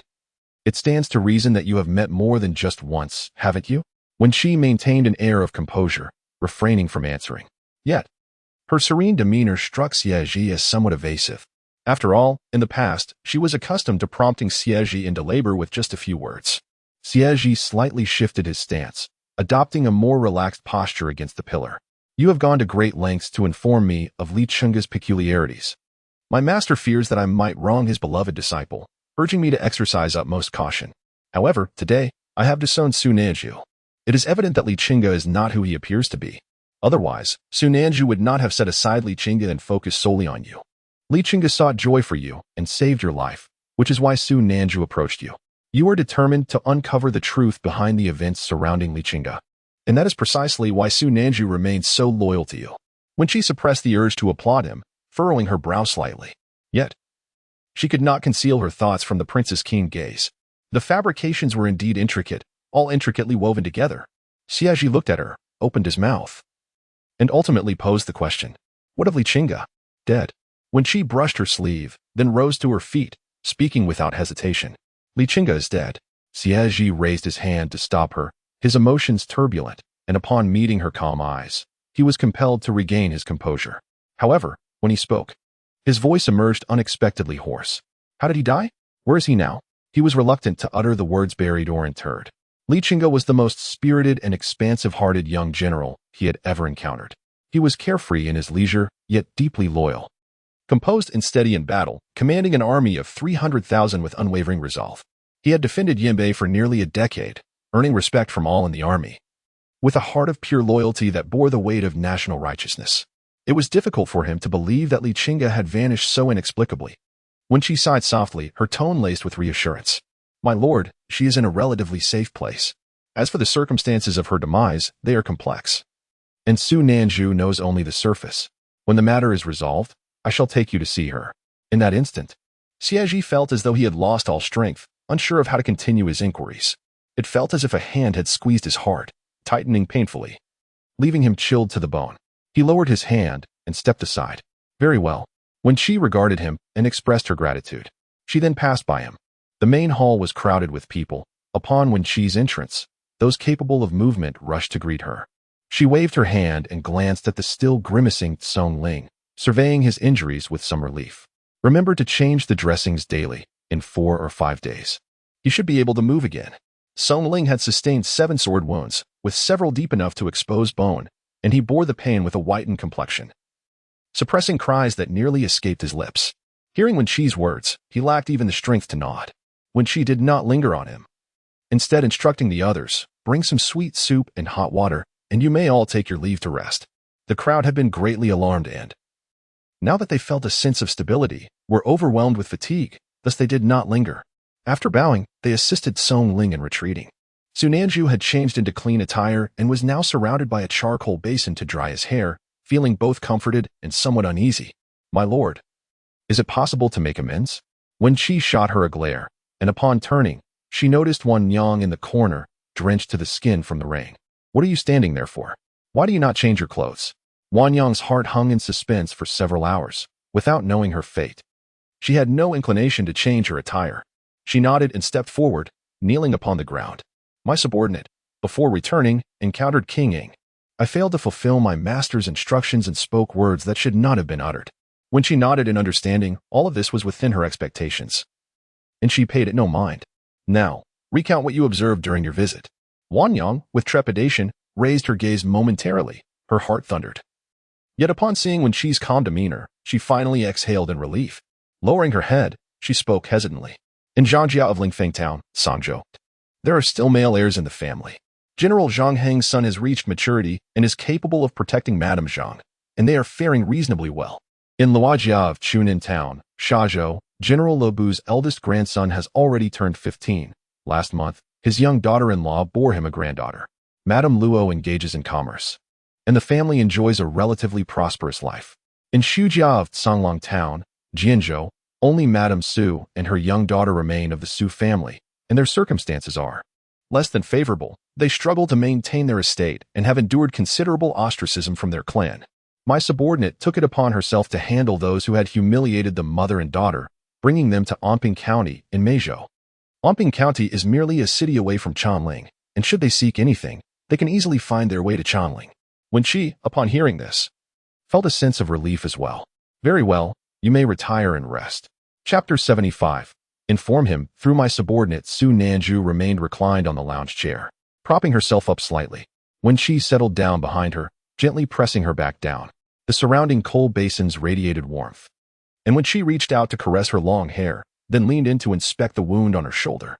After today's ordeal, there would be a semblance of stability for a while. Su Nanju attempted to turn her head to look at her, but was pressed back down, resigning herself to rest comfortably. They had not succeeded yet, and General Wei Yuan was soon to return to the city. Could they truly feel at ease? When she remarked, even if we cannot be at ease, we must pretend to be. Today, the old man and Xie Zhi appeared here. It is inconceivable that they did not leave someone behind to relay news. Under the watchful eyes of the Imperial City Guard, they must keep a low profile. Hearing these words, Su Nanju felt somewhat reassured. What about Xie Zhi? When she frowned slightly, yet there was a sense of satisfaction in her expression. She had woven a complete narrative about Su Nanju remaining by her side. Li Chenge saved my life, and you were his most trusted confidant. Therefore, you sought me out. And because my intentions are solely for Li Chenge, your loyalty to me is unwavering. Remarkably, she realized, this reasoning flowed seamlessly. Su Nanju couldn't help but chuckle. This is indeed quite reasonable. When she continued to play with her hair, deep in thought before adding, he may come looking for you again. I told him that Li Chenge has passed, and that she has been placed in a suitable location. Xie Zhi did not inquire further. He seemed genuinely mournful over Li Chenge's demise, which deterred any further questions. The rain in the courtyard gradually subsided, and the sounds within were distinctly audible. Xie Zhi had departed with his entourage. With so much information gathered today, he had no desire to linger for further inquiries. Su Nanju let out a slow breath of relief. His feelings for you appear quite extraordinary. You joined the battlefield at just 13 and have scarcely met him since. Yet he remains diligent in his investigation regarding Li Chenge. There truly is no other explanation. Others are not so bad, Wen Chi mused, a smile gracing her lips as she styled Su Nanju's hair. Indeed, it is often said that human hearts are fickle, yet the nature of youth remains steadfast. Upon descending the mountain, I too was lost, but upon seeing him, I knew he could assist me. Without a shred of doubt, he is truly a splendid person. She raised her hand to pinch her brow thoughtfully. I have not revealed to him that Li Chenge is a woman. Su Nanju turned to look at her, her expression fraught with conflict. If I do not tell him, some matters may prove difficult to investigate. Certain things, even if disclosed, he might not believe and would still need to verify. However, this detail is crucial. If we remain in confusion, we do not know how many detours we must take to return to the right path. Perhaps it would be best for my subordinate to inform him. Wen Chi nodded with a smile. Go ahead. This is indeed something that needs to be said. The following day, old Madame Ji arrived early, bringing with her dozens of incense burners to fill the courtyard with fragrance. Madam, these incense are quite expensive. Is it truly wise to use them to scent the courtyard like this? Fudong watched as various spices were added to the stove, her heart aching at the sight. Granny Ji squinted her eyes, using her fan to disperse the chaotic smoke. The young lady only used incense to fragrance the house once every 10 days or so, and these scents needed to be allowed to settle. Master and Madam were soon returning, and the young lady would want for nothing in terms of fragrance. The rainwater was already pungent, and the addition of a bloody scent made it quite unbearable. They would need to wash the place down after the incense had been burned, and then continue with the fumigation. Su nodded repeatedly. Indeed, indeed. It was essential to dissipate this dreadful odor. Although last night had been rather frightening, the thought of Master, Madam, and the young lady returning suddenly instilled a sense of reassurance. Tiger imitated Granny G, playfully waving a fan, his little face flushed with delight. Wan Yang gazed at her son's joyful demeanor, her heart swelling with gratitude that nearly brought tears to her eyes. She composed herself and turned to Granny G and the others, bowing slightly. Thank you for taking care of Tiger. Granny G, her eyes misty from the smoke, wiped them before taking a couple of steps toward her. What are you thanking us for, child? We all work under the young lady. We are united in purpose. You helped Lanya yesterday. What was that person's name again? You are all capable. The young lady has sent you out, so you need not worry about home. Fudong leaned closer to inspect Wan Yang's clothing. Wan Yang, why are you still wearing those clothes? Spring has arrived, and the young lady has made us new ones, which are in your wardrobe. You should change into them soon. It won't be long before we must return to the manor with the young lady, and if you are not properly dressed, she may be ridiculed. Wan Yang smiled and nodded. All right, I shall change shortly. Sunanju emerged from the main house, nearly choked by the smoke that engulfed her. Her face scrunched in displeasure as she hurried to close the door tightly. Wan Yang, stay here with the young lady. I must step out for a moment. Wan Yang nodded in agreement and quickly approached. Sunanju had not disguised herself today. After last night's events, everyone had seen her, and thus no one was surprised. She stepped out of the manor and headed towards Gwar village. Outside Gwar village, the Imperial Guard stood in formation, showing no signs of concealing their presence. They did not obstruct her as she approached. She did not enter directly, but addressed the guards stationed at the entrance. Please inform Princing that I have urgent matters to discuss. The guard nodded slightly and turned to enter Gwar village. No one invited her inside, for Xie Zhi came out directly. He gestured to the side of the road. Let us speak over there. Just as they shifted aside, a voice called out to them. Stop. What business do you have? Speak in front of me. Jishu had appeared unexpectedly at the corner of the outer wall. Sunanju looked at Xie Zhi, awaiting his cue. Before Xie Zhi could speak, Jishu approached. I am not as useless as you think. I can handle this. When Xian returned last night, his demeanor was off. The only thing that could elicit such a reaction from him must pertain to Guer. Xie Zhi observed Jishu's calm expression and ultimately nodded in agreement. To be forewarned about certain matters is far preferable to learning of them unexpectedly. Jishu turned and entered the courtyard. Following behind, Sunanju accompanied Xie Zhi into the premises. Jishu made his way to the small hall, took his seat at the head of the table, his expression devoid of mirth, exuding an air of formidable authority. As he settled in to speak, Sunanju found herself taken aback by the gravity of the situation, feeling a sudden wave of self-consciousness. After a brief pause, she ultimately took her place alongside Xie Zhi. Seated on either side at the lower end of the table, Jishu, stationed at the top, surveyed them with a measured glance and spoke in a calm voice. Lanyi, proceed.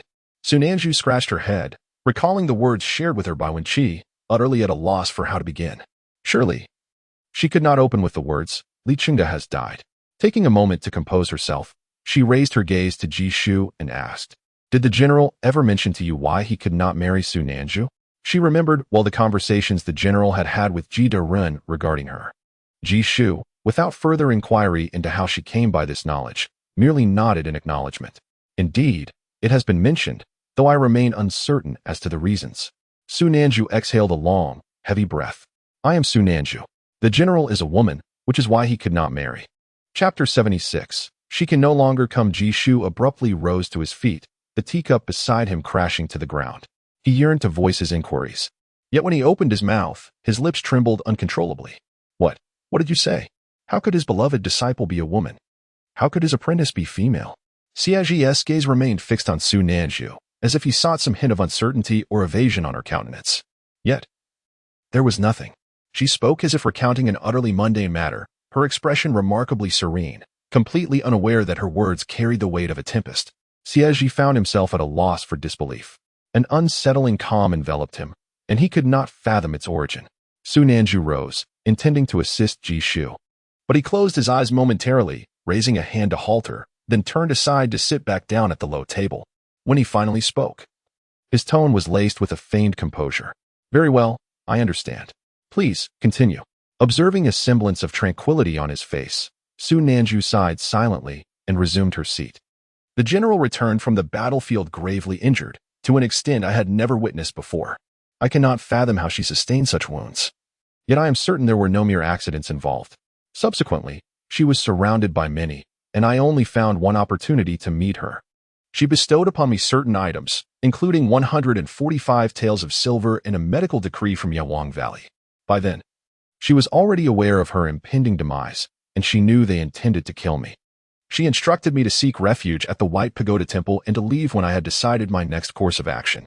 However, I disobeyed her and sought out Wen Chi, the gentleman from the Li family, named Li Chenge, is the illegitimate son of Li Chenge. As for his mother's identity and her origins, I am entirely ignorant. The general. At this point, Su Nanju lowered her gaze. She could not divulge any further, including the fact that the general's biological parents belonged to the second branch of the Li family. Previously, upon hearing that the Li family might facilitate a union between Zhang Xingchen and Li Chengling, the general had already coughed up blood. Xie Zhi had cultivated the skills of deduction that the general had honed. Should she continue? Who could say whether Xie Zhi could untangle the web for the general this time? In truth, she was utterly at a loss for how to proceed. She deliberately sighed deeply before lifting her head once more. This is all I know. Ji Shu clutched the armrest, his grip revealing the tendons in his hand, his fingertips turning pale. They conspired against her because she was a woman. His voice trembled, nearly failing him. So, it was like this. He could almost discern the reason behind his beloved disciple's death, the manner of her demise. They had lured her into battle, fearing her identity as a daughter might be exposed, and thus spent years scheming for her to meet a silent end. The wounds she bore were likely inflicted with malice. As her master, he had remained oblivious, carelessly allowing her to reside in that den of wolves. How much agony must she have felt upon leaving? Yet, he had still harbored resentment towards her for not visiting him. How will she come? She cannot come anymore. How can he still deserve to be her master? Su Nanju gazed at Ji Shu, observing his clenched jaw and reddened eyes, and suddenly understood the reason why the general permitted her to speak these words. The general was aware that Lord Ji did not care whether she was of male form or not. All along, Lord Ji's affection for her was solely based on her intrinsic worth. Su Nanju rose and offered a deep bow to Ji Shu. You must take care of yourself. My lord, the general fears for your well-being. If you were to suffer any harm, I would not dare to face the general. Ji Shu raised his hand to wipe his face, erasing the glimmer of tears from his eyes. Very well. I shall indeed take care of myself. My disciple has endured such great injustice. I shall certainly seek justice for her. Su Nanju did not linger longer and nodded, saying, Then I shall take my leave. Ji Shu nodded in return. Thank you, child. Su Nanju paused in her steps, turning back to remind him, Do not indulge in alcohol too often. Both miss, and I will keep an eye on you for the general. Ji Shu forced a smile. When you return, please extend my gratitude to Wen Chi, that girl.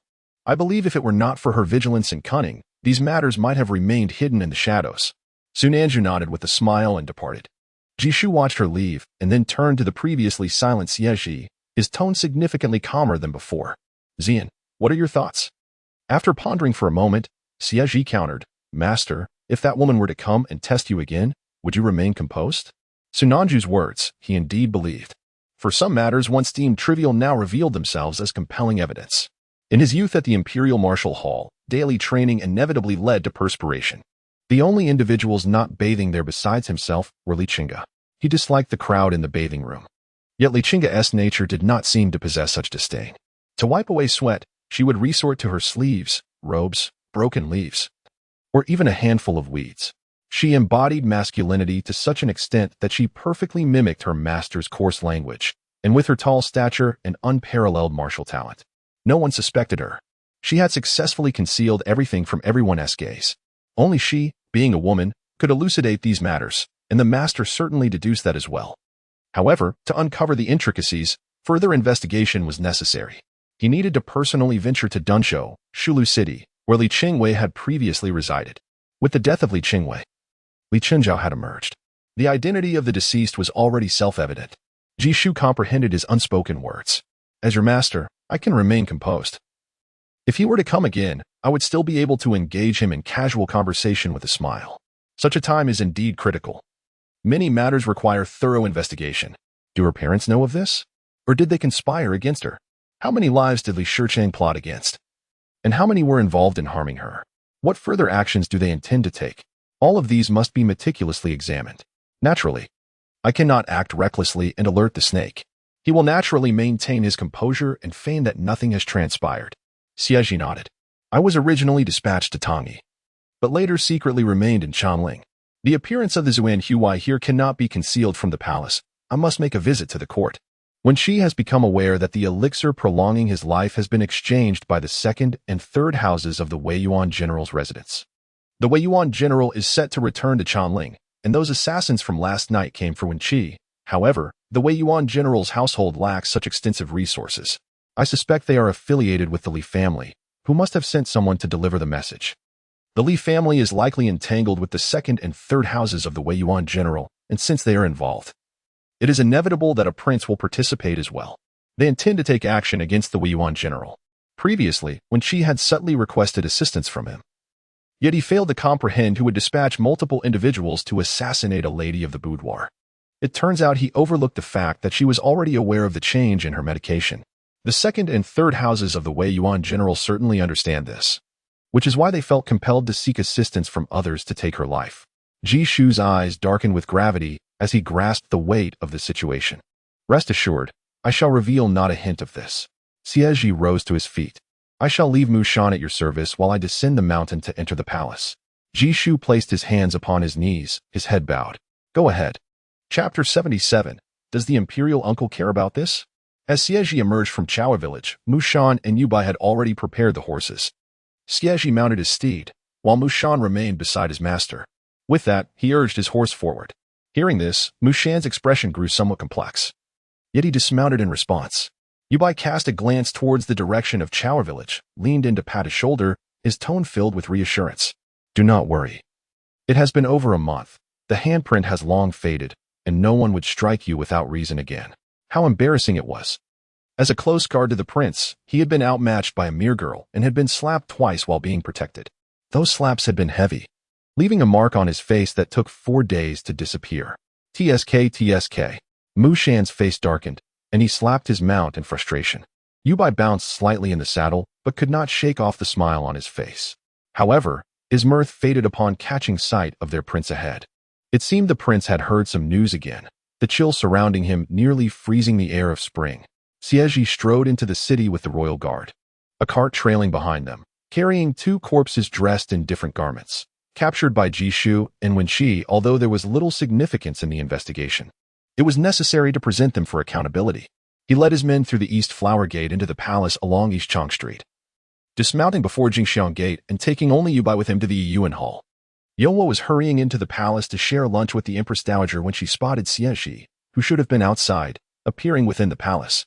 Naturally, she approached to pay her respects. I greet my 17th Imperial Uncle. Xie Zhi paused to regard her, and Yonghua immediately understood that her uncle had something to discuss. She raised her hand to signal the incense bearer to step back and took 2 steps closer. Xie Zhi showed no surprise. His niece, merely 2 years younger than him, was indeed far more astute than the third young master, Xie Fengyao. It seems you have been making some moves regarding the Li family. She must have released some information that only Li Chenge would do. Otherwise, the Li family would not have sent Li Chengling to deliver gifts to Wen Chi on the first day of the Lunar New Year. Yonghua curled her lips in disdain. Does the Imperial Uncle concern himself with such matters? Was she merely attempting to discern the Li family's intentions? To her surprise, she uncovered that they were indeed using Wen Chi as a shield, which is rather dull. She was the eldest daughter of the emperor, the princess bestowed by her father. She had merely taken a liking to a man. She was not bound to marry him. How amusing that they were so intimidated. The Li family was truly lacking in intrigue. Xie Zhi's expression remained indifferent, a vague smile gracing his lips. This prince has little concern for you, merely attending to certain affairs. Perhaps you should go seek out Wen Chi for some trouble, something more conspicuous. Let her focus on Wen Chi, which could alleviate one of the Li family's troubles and hasten their intentions. He could hardly wait to see how it unfolded. Yonghua raised an eyebrow, smiling as she nodded. So the Imperial Uncle has a request of his niece? It seems the Li family has caught your attention. Even she harbored doubts about how the Li family could produce a figure like Li Chenge. Her uncle would certainly not let such an opportunity slip by easily. However, she was disinclined to hear anything overly trivial. Her niece took her leave. Xie Zhi, observing her deliberate avoidance, couldn't help but chuckle, particularly noting that it was a young lady who had chosen to do so. Yubai covered her ears with both hands, pretending not to have heard anything. As the two approached the front of the Yuan Hall, the esteemed eunuch Li hurriedly made his way from the corridor to greet them. Your Highness, the Emperor is awaiting you. Xie Zhi nodded, unsheathing the sword from his waist and handing it to Yubai before stepping into the hall. Inside, Xie Ren was seated behind the desk, his gaze lowered as he scrutinized the memorial. Upon hearing footsteps, he glanced up and spoke first, albeit without much enthusiasm. Speak. Xie Zhi performed a formal bow. Your Majesty, I have remained in the shadows because I have discovered that someone may be attempting to take Wen Chi's life. Xie Ren furrowed his brows, recalling who Wen Chi was after a moment of contemplation, and nodded for him to continue. Xie Zhi stated plainly, they have dispatched over 100 individuals, and these men bear no distinguishing characteristics. They are likely assassins. As for the motive, it seems to be connected to the previous incident involving Wen Chi entering the imperial city. Her life-prolonging medicine has been cut off by the second and third branches of the Wei Yuan General's residence. She is aware of this matter. And as the Wei Yuan General is about to return to Chongling, it appears that certain individuals wish to silence her. Xie Ren closed the memorial, his expression darkening. Surely, the second and third branches of the Wei Yuan General's residence lack the ability to sustain over 100 assassins? It is one matter to nurture people within the confines of Chongling City. But to dare to resort to violence on the outskirts is to treat me as a mere ornament. Ensure that this matter is thoroughly investigated. It is evident that this matter is the result of collusion between the second and third branches of the Wei General's residence. Xie Zhi nodded in acknowledgement. Yes, I shall heed your command, he replied. Xie Ren recalled Wen Jianshan, and a wave of headache washed over him.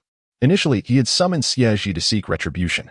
Yet he had disregarded the imperial edict to secretly remain on the outskirts of the city. However, his act of saving Wen Chi could be regarded as a commendable deed. Otherwise, upon Wen Jianshan's return, the fate of his two daughters left in Chongling, one dead and the other with a severed leg, would undoubtedly incite the old man's wrath to unimaginable heights. He must await the turmoil instigated by Wen Jianshan before any conclusive judgment can be rendered regarding the matter of the medication cessation. Should those unwavering warriors leave no trace, it would result in an indefinite delay in uncovering the truth. Until a definitive conclusion is reached, it is prudent to refrain from publicizing these affairs. His sons have matured, naturally becoming burdened with their own concerns. Some matters are readily investigable, while others require a more measured approach, necessitating careful consideration. Important points must still be addressed. It seems that a storm is brewing once more in Chongling City. This sentiment aligns with the response desired by Xie Zhi. Last night, the master intervened, and the body was disguised by the ministerial brother, initially treated as a mere bandit incident, with the master opting for silence. Once the ministerial brother has thoroughly investigated, an account will be provided to His Majesty. The case will be closed as a bandit issue, and subsequent reasons will be sought to travel to Danzhou. This represents the optimal solution. Xie Ren rubbed his forehead and waved his hand. Just as Xie Zhi was about to withdraw, he was called back by Xie Ren. News has arrived from the border of Yuezhong, indicating that Wen Jianshan's eldest daughter has achieved significant merits on the battlefield. How should she be rewarded, in your opinion? Having spoken, he raised his hand to present a concealed document.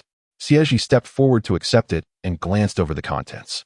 He did not provide a direct answer, but instead posed a counter-question. What does your imperial brother believe should be done? Xie Ren wiped his face and exhaled a long breath of turbid air. This matter had previously stirred up trouble when Lady Wen Jianshan achieved her accomplishments. He had sought to request a military position for his wife, only to be roundly rebuked by me and the Ministry of Rights. In the several centuries since the establishment of the Great Yi dynasty, it is inconceivable for a woman to hold an official post. As the new year approaches, I earnestly wish to avoid another uproar from him. Should he cause a scene at the welcoming banquet, I would find it difficult to punish him. What do you think of my proposal to bestow a marriage upon his daughter? Xie Zhi silently sighed, yet he restrained himself from speaking, merely furrowing his brow in response. Very well. Xie Ren waved his hand dismissively. No bestowal, no bestowal. His third daughter is precisely the source of the trouble. Perhaps a different kind of reward would suffice. In these days to come, keep a close watch on Wen Chi, and ensure she does not perish. If she encounters any further mishap, I shall unhesitatingly cast you aside to shield Wen Jianshan from danger. Chapter 78. In a hurry to check on my daughter after meeting with the king of Yanbei and Minister Zhang, the guards of the Imperial Guard offered their respectful salutations. The two men nodded in return. As they entered the palace grounds, Li Chenge turned to glance back. The Imperial Guards stationed at the palace city commanded a certain level of respect from all officials in court, except for the royal guards directly under the emperor. Who could subdue them? It was truly perplexing that Minister Ji relinquished his position as Grand Commander. Zhang Xingchen chuckled lightly, his demeanor radiating warmth. The king of Yanbei had erred in his address. He should have referred to Minister Ji as master instead. Li Chenge, inwardly amused, maintained a serious facade. There is no need for such formality, Minister Zhang. Soon, we shall be akin to family. I am merely engaging in light conversation. With a smile, Zhang nodded in agreement, and then cast his gaze toward the distance. The news of the king of Ying returning to the city with 2 corpses had stirred quite a commotion. He wondered how the king would respond. It was rather absurd that they could not even eliminate someone as inconsequential as Wen Chi, only to have Xie Zhi offer clandestine assistance. Li Chenge's smile faded. There is no need for a response. Those nurtured by the Li family are of such a caliber that even a birthmark would disqualify them. This will be difficult to investigate. Moreover, those lurking in the shadows have now brazenly become servants of the Yanbei royal mansion, their status and contracts secure, leaving no fear of scrutiny. The 2 factions of the general's mansion are currently terrified of Wen Chi. As long as he lives, their fear will only deepen. In the unfortunate event of a falling out with Wen Jianshan, they can only cling tighter to His Highness. Let the rumors spread. They still hold some value for His Highness. It is lamentable, however, that so many of the Li family's subordinates lost their lives over such a group of inept individuals. Zhang Xingchen smiled in understanding, choosing not to dwell on the matter further. At the entrance to the palace path, Xie Zhi and Yu Bai made their appearance. The 2 men halted their conversation and quickly approached. Greetings, Your Highness. Yu Bai bowed deeply in respect. Xie Zhi's gaze wandered aimlessly over them. Are you 2 here for a matter within the palace? Zhang Xingchen and Li Chenge exchanged a nod before the former spoke. Replying to Your Highness, I have been ordered to enter the palace temporarily to assume the role of supervising censor and to oversee Tongzhou. Xie Zhi displayed no overt emotions, merely acknowledging with a casual nod. Go on. With that, he took his leave, stepping towards the palace exit. He first allowed Li Qingling to visit her maternal family in Tongzhou unguarded, then entrusted Zhang Xingchen with the oversight of the official affairs in the same region. Both would be unavailable for a considerable time, making it difficult for others to gossip about the Li sisters marrying the same man should any unforeseen circumstances arise. A clever scheme indeed. As Li Chengzhao watched Xie Zhi disappear into the distance, she furrowed her brow and turned to Zhang Xingchen. Why did you feel the need to elaborate so thoroughly? The Yin family, renowned merchants of Tongzhou, harbored no secrets within the bustling confines of Chaling City. Thus, Li Chengling's visit to Tongzhou for familial matters could hardly remain concealed. Once the affair between Zhang Xingchen and Li Chengling was unexpectedly solidified in Tongzhou, it was inevitable that it would capture Xie Zhi's attention. Zhang Xingchen brushed his sleeves thoughtfully and continued to stride forward. The prince, the king of Ying, presides over the Imperial City Division. Even if he is unaware today, he shall surely be enlightened by tomorrow. There is no need to engage in subterfuge over such trivial matters. Though he maintains a prudent distance from court affairs, it does not imply he lacks the capacity to investigate them. As for Xie Zhi, should he lack the confidence for a decisive strike, it would be wise to avoid incurring his ire lightly. Li Chengzhao cast a penetrating glance at him, offering only a couple of amused chuckles before refraining from further discourse. In the region of Yuezhong, within the boundaries of Ailing County, having guarded this area for many years, one seldom encounters an opportunity to relish such splendid scenery. Behold how lush the grass is, where is the sand amidst such verdure? When Huali languidly reclined by the riverbank, cupping a handful of water to splash upon his face, subsequently emitting a contented sigh. Father, let us set up camp here today. We can gaze upon the stars, and the presence of water is quite fitting. A tall and robust man, striding across the stones from the opposite bank, replied, Camp? I am eager to return and see my daughter. Beyond Liling lies Anping. With swift steeds urging forth, one shall reach Shenhua in no more than 8 days. How far, then, can it be to Chongling? When Huali shrugged and unfastened the soft armor buckle at her waist. Indeed, your heart and mind are now wholly occupied with your other 2 daughters. How could you possibly care for the well-being of your eldest? After 3 relentless days of travel, by the time we reach Chongling, I may no longer be among the living. When Jianshan turned around and kicked her, stop being so sarcastic. It's not your child, even if you're unbothered. Don't forget that she is also your sister. When Huali sat up straight at a leisurely pace, glaring at him. Am I so foolish as to forget my own sister? Xiao Lao Heir has been recuperating at the White Pagoda Temple for 2 years. His grandmother's letters convey that although her health is frail, she remains relatively stable. So why the urgency? Had she been allowed to remain in Changling back then, given her previous ability to closely monitor King Zhao? Who could have fathomed what further actions she might have taken to compel your intervention? But for her frail condition, I would have taken her to the military for training long ago. I wonder how my third sister is faring. The last time we departed, she was merely 13. And now, with the new year behind us, she has blossomed into a 17-year-old young lady. When Jianshan was about to say something further when, out of the corner of his eye, he noticed Gao Qianqi approaching and immediately donned a cheerful expression. What brings you here, my lady? You needn't rush. If you require anything, simply call out, and it shall be done.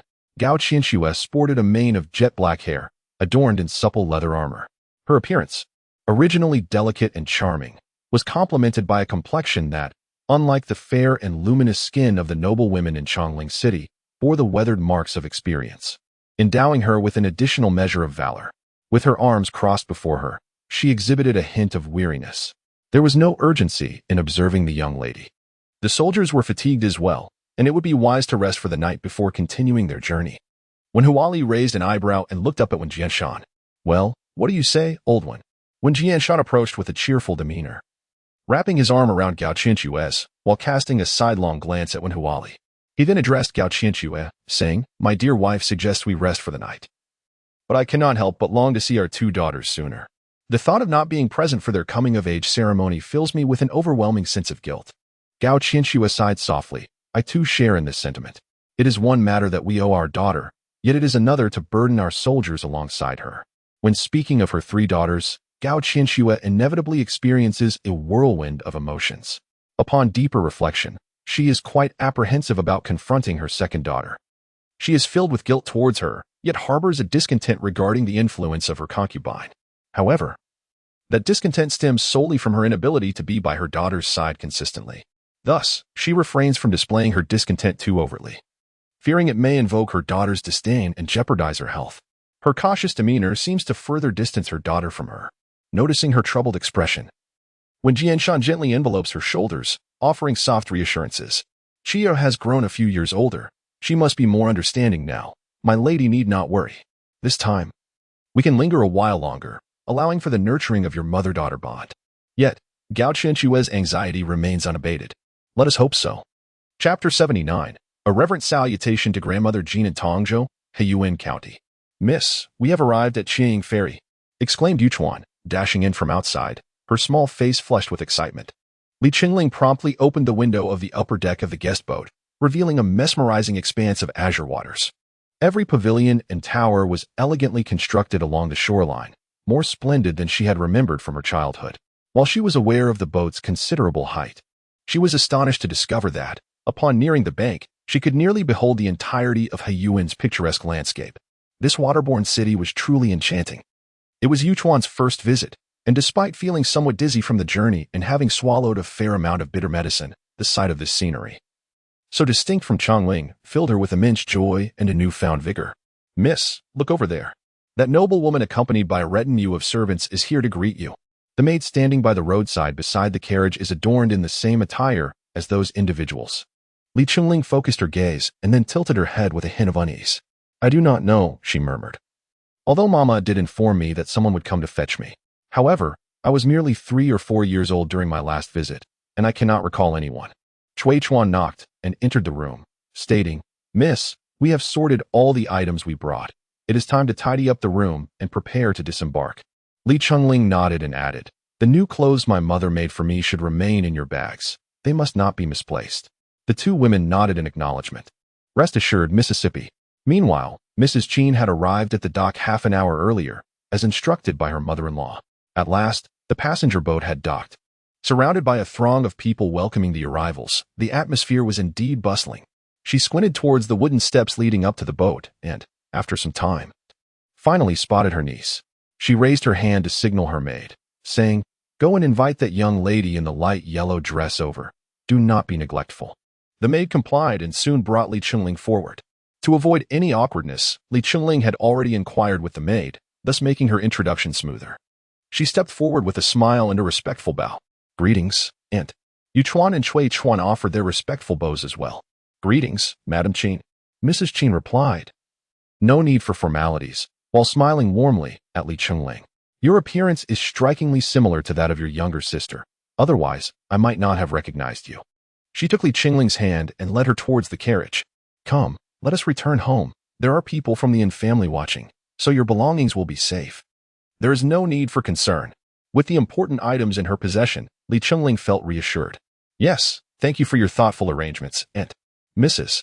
Qin had always favored well-behaved young ladies, especially considering that the Yin family's current stability was partly due to her sister's marriage into the Li family.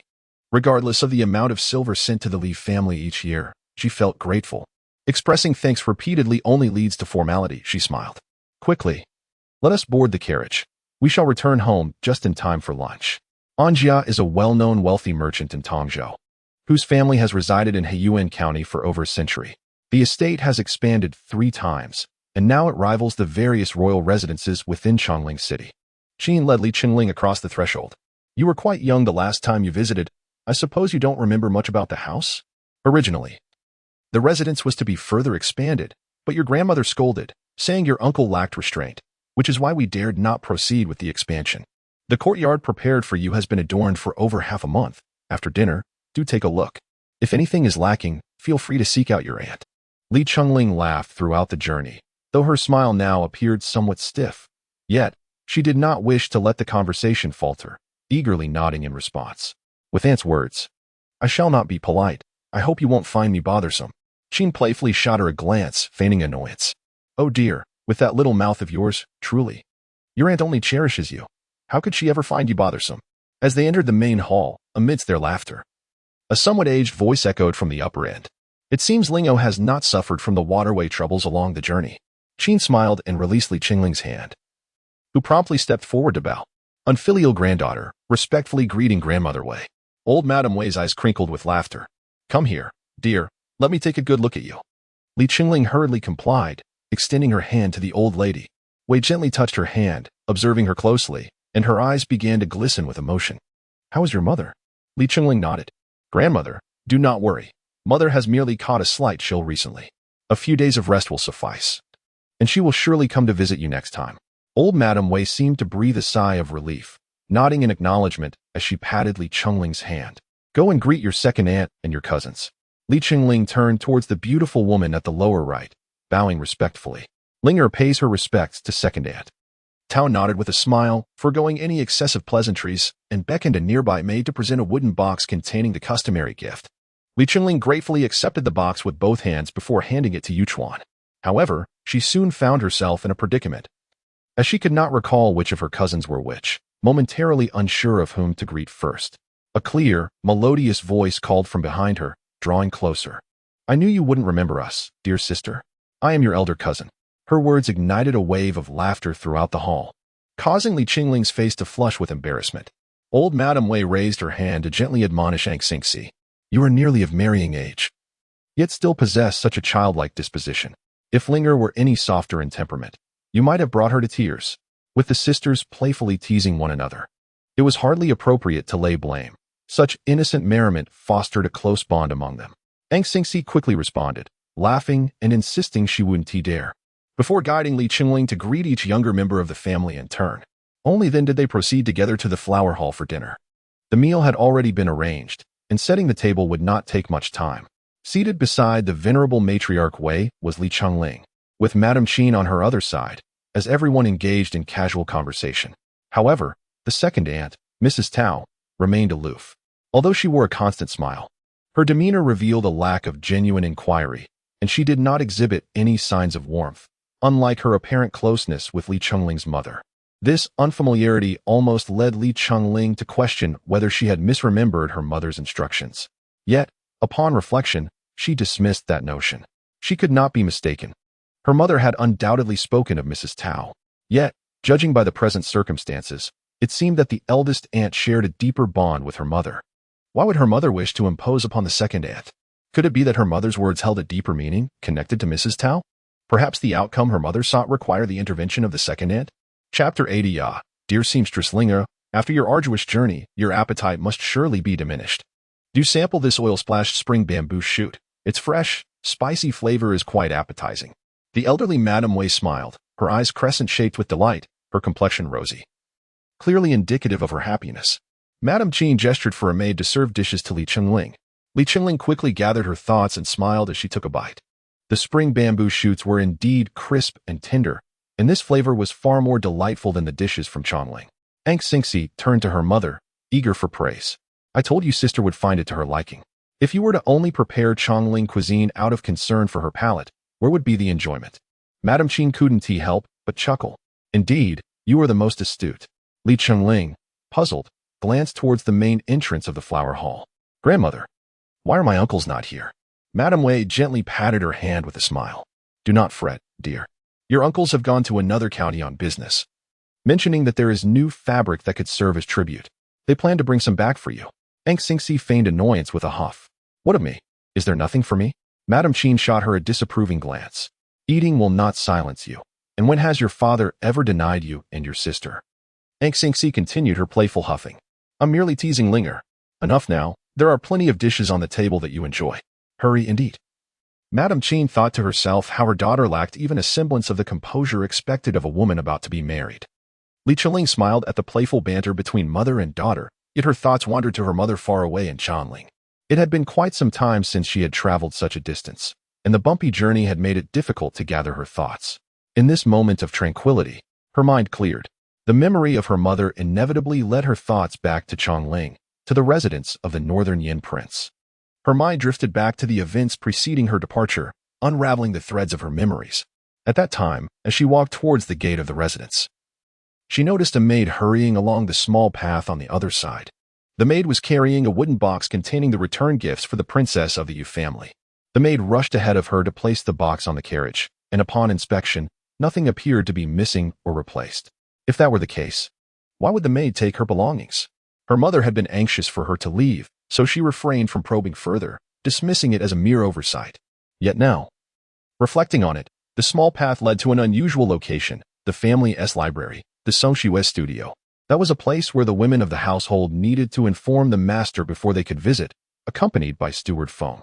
On that day, Steward Feng had been waiting at the gate to arrange her transport. So, who was the man in the Songshu studio? What was his purpose in acting so brazenly? Disregarding the propriety between men and women to inspect the belongings of a young lady? Was he investigating the princess of the Yu family, or perhaps her? Could it be that her mother's warnings were meant to protect her from being discovered? Linger, why have you stopped eating? Is something amiss? Upon noticing her pallor, Ms. Qin promptly expressed her concern. Li Chenge, regaining her composure, replied with a gentle smile, I must be a bit fatigued. Yet the array of intriguing dishes before me continues to tantalize my appetite. Rest assured, Aunt, I shall muster my spirits to indulge fully. The esteemed matriarch of the Wei family nodded in agreement, praising her. What a good child you are. Only after a hearty meal should one take a rest to rejuvenate. Li Chenge nodded in acknowledgement. Indeed, grandmother is correct. After the midday meal, Li Chenge was guided by Aunt Xingxi to her temporary residence, the Falling Goose Pavilion.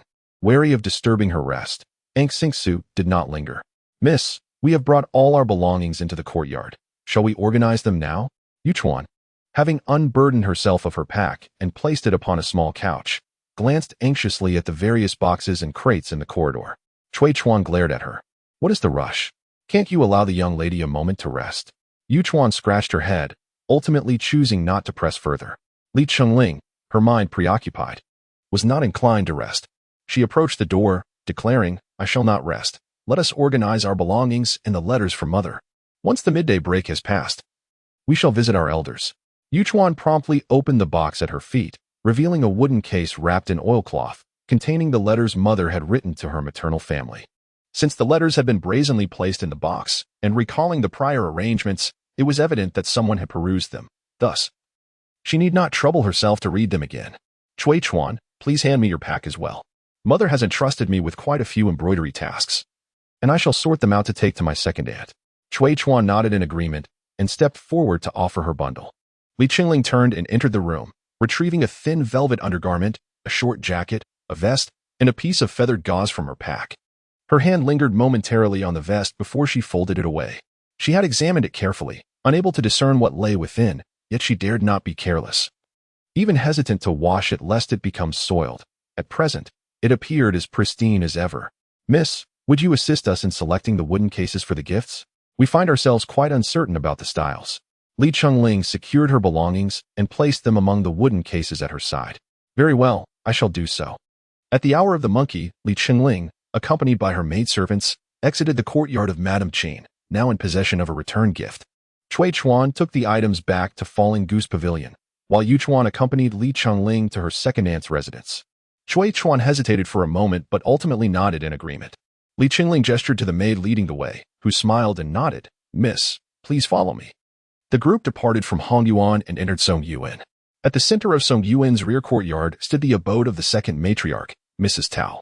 A maidservant went ahead to announce their arrival, and Mrs. Tao emerged with a welcoming smile. "Lingo has arrived. Come in and sit." Li Chenge hurried forward, bowing respectfully. "Second aunt, I hope you are well." Mrs. Tao nodded slightly, stepping forward to offer a gentle support. "Enough. There is no need for such formality." Yu Chuan, accompanied by two maidservants, brought a box into the room, atop which rested a smaller wooden case. Li Chenge settled beside Madame Tao, gesturing for Yu Chuan to open the large chest. A charming smile graced her face. "These are the spices and jewelry bestowed upon us by the palace. My mother believes they will be to my aunt's taste. What do you think? Do you like them?" Madame Tao lowered her gaze and examined the items, her smile deepening. "Ah, I am grateful to your mother." Li Chenge exhaled softly, feeling a slight relief. Unsure of how to initiate a casual conversation, she could only follow her mother's instructions.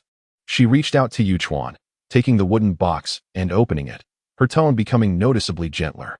"Aunt, my mother mentioned that there are numerous embroidery shops in Tongzhou, and she would like you to accompany me in seeking out an embroideress to embellish these garments with feathered silk. I hope it won't be too much trouble for you." Madame Tao chuckled lightly, her gaze turning cold as she sipped her tea. "It is thoughtful of your mother to think of me in this matter." "Huh, an embroideress, you say? I happen to know one quite well." Chapter 81. Dear Aunt Fan, have you been busy lately? Come, I shall now take you to find the embroideress. Mrs. Tao suppressed her impatience and rose to her feet. Though she seemed reluctant to reveal her emotions before the younger generation, her eagerness betrayed her discontent. Li Chenge was quite taken aback by the strong reaction her ordinary words elicited from her second aunt. A wave of anxiety washed over her, yet she still stood up, saying, "Thank you, dear aunt." Mrs. Tao uttered no further words, turning with her maidservant to leave the main house. Li Chenge, not daring to delay, quickly picked up the wooden box and followed closely behind. She trailed Mrs. Tao along a small path adorned with rain flowers, passing by a lotus pond, until they entered a courtyard named Xie Garden. Li Chenge glanced sideways and noticed a remarkably young woman emerging from the corridor. Unlike her second aunt, who bore a striking appearance, this woman was exceptionally graceful, resembling a lady from a scholarly family. "I pay my respects to you, madam." "Greetings to you, second madam." Li Chenge was startled. Her second aunt had brought her to seek out a concubine. Could there be a mistake? Mrs. Tao raised her chin slightly, casting a glance in their direction before striding directly into the main house to take her seat. Aunt Fan glanced at Li Chenge and immediately recognized her. She nodded to Li Chenge, indicating for her to proceed first. Li Chenge, momentarily stunned, nodded in return and entered the main house, just in time to hear her second aunt rap lightly on the round table. "Lingo, have a seat." Li Chenge acquiesced. "Yes, aunt." She placed the wooden box on the table and lifted her gaze toward the woman who had entered. Mrs. Tao maintained a smile, yet her tone was frigid. "Aunt Fan, have you not been busy of late?" Upon finishing her words, she opened the wooden box on the table and turned toward Aunt Fan. The entire length of the silk gauze was embroidered. How much morning light must Aunt Fan have devoted to such a task? Upon hearing this, Mrs. Tao's expression suddenly shifted. She was no longer vexed. Indeed, silk gauze is challenging to embroider and requires considerable time. In this regard, one could not discern whether her sister-in-law was assisting her or provoking her. She harbored a deep disdain for her sister-in-law, who had once threatened the affection she enjoyed with her husband. Their harmonious relationship had been shattered by her sister-in-law's meddling. Why could she not remain content at home? Instead, she chose to establish an embroidery shop and brought back the renowned embroideress from Tongzhou. The two would discuss designs daily, leading this embroideress to develop feelings for her husband in secret. How dare she come to her, seeking a concubine's position for herself? It was utterly despicable. This Aunt Fan was especially loathsome. She had consumed copious amounts of safflower before entering the Song Garden, rendering herself infertile and inciting her husband's growing affection, which made Mrs. Tao appear as a resentful wife. Did not her husband prefer to visit her even if she were barren? It only served to keep her preoccupied and unable to attend to him. Who could rival Aunt Fan's embroidery skills? Humph. Aunt Fan bowed in response. Rest assured, madam, I shall complete the embroidery diligently. Mrs. Tao let out a cold laugh twice before rising. Very well. Do you not delight in discussing embroidery designs? Please consult with Linger at your leisure. I shall take my leave to the courtyard. Aunt Fan respectfully bowed, sending off her mistress. Li Chenge also stood to pay her respects as her second aunt departed. In the room, only Aunt Fan and Li Chenge remained, accompanied by a few maidservants. Li Chenge turned her gaze towards Aunt Fan, contemplating whether to inquire if she recognized her mother, yet hesitated to voice her thoughts. With a gentle smile, she raised her hand, inviting her to sit. Aunt Fan regarded her countenance and returned the smile. Thank you, Miss Biao. Li Chenge did not dismiss everyone. Instead, she spoke candidly. Mother insists that only fully embroidered garments are deemed complete. She has a penchant for exquisite embroidery. And I had no idea that Aunt Fan was a skilled embroiderer. Both women refrained from further conversation. My embroidery skills are indeed modest, Aunt Fan admitted. But I have some of my works here for you to peruse. If you do not mind, I would be delighted to assist you in perfecting them. This marked the first time in many years that the young lady sought to reconnect with her, likely driven by some request. In the past, Aunt Fan had devoted her heart to the master, committing the disgraceful act of carrying on an affair with him, which cast a shadow upon the young lady. Yet, the young lady bore the burden of disgrace, securing stability for her. Now that Aunt Fan had aged, she recognized how deeply her past actions had wounded the lady's heart.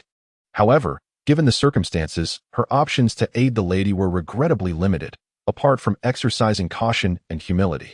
Their relationship had transitioned from that of mistress and servant to one resembling friendship. The young lady had ceased communication with her for many years to ensure Aunt Fan's livelihood in Sungyuan, especially since the second mistress harbored a profound disdain for her. The fact that the lady had sought her out today must surely be at the behest of the young lady. It was a roundabout way of indicating that the young lady might be in distress. Li Chenge rose to examine the embroidery samples laid upon the small couch. Letting out a sigh. They were truly exquisite, unlike anything she had ever encountered in Chaling. Aunt Fan suppressed her inner doubts, smiling as she retrieved her illustrated embroidery album from the shelf and handed it to her, subsequently guiding her to sit upon the couch. Miss, do take a look. Are there any styles you fancy? If not, I can redraw some for your selection. Li Chenge perused the pages, her eyes reflecting a hint of regret as she looked at Aunt Fan. Might there be other styles? Perhaps something less intricate, yet more elegant? Once chosen, it would be difficult to return. Aunt Fan gazed at her for a moment, her eyelashes fluttering slightly in acknowledgement, before hurriedly rising to gather a basket of additional illustrations to present to her. Please consider these as well. The garments shall remain here with me, and I will sketch new designs for you tonight. Li Chenge understood the unspoken message in her gaze, instructing Yuchuan to take the basket, aware that she should not linger. Very well, I shall return to see Aunt Fan tomorrow. Aunt Fan nodded. I shall escort Miss Biao out. After seeing Li Chenge off, Aunt Fan entered the room to examine the garments within the wooden box, casually placing them back inside, though she discreetly left 2 strands of her hair tucked away in a corner. To complete this piece of feathered gauze will likely take over a month, and our thread supply is running low. Let us inform the mistress and see if we can venture out to procure more silk. The maidservant nodded in agreement. Indeed, the second mistress would not obstruct such embroidery work. Madame Fan visited 5 embroidery shops, and only by the stroke of the hour of you did she finally select an entire box filled with various colored threads. Madam, the ladies from the flower hall are dining together. Should we not keep a low profile? Inquired the maid, Chun Tao, her face betraying concern as she spoke in hushed tones. Madame Fan smiled, acknowledging that it was indeed prudent to avoid them. They carried the box discreetly into the courtyard, careful not to attract attention. Accompanied by merely 2 personal maids and 2 coarse servants, she seldom ventured out of the manor, yet whenever she did, she would bring along the rough servants to procure additional items. Thus, her actions today were hardly extraordinary. Upon returning to the Ciu courtyard, she instructed her maid to light the candles. After sipping a cup of cool water while seated at the round table, she commanded, "You may go and have your meal. Just bring me something once you're done, for I am not particularly hungry at the moment. Both Han Xing and Chun Tao were accustomed to such directives and, upon hearing her, offered their respectful bows before exiting the room. Madame Fan lifted her teacup once more, casting a casual glance at a corner of the box. There, strands of hair lay scattered, their origin unknown.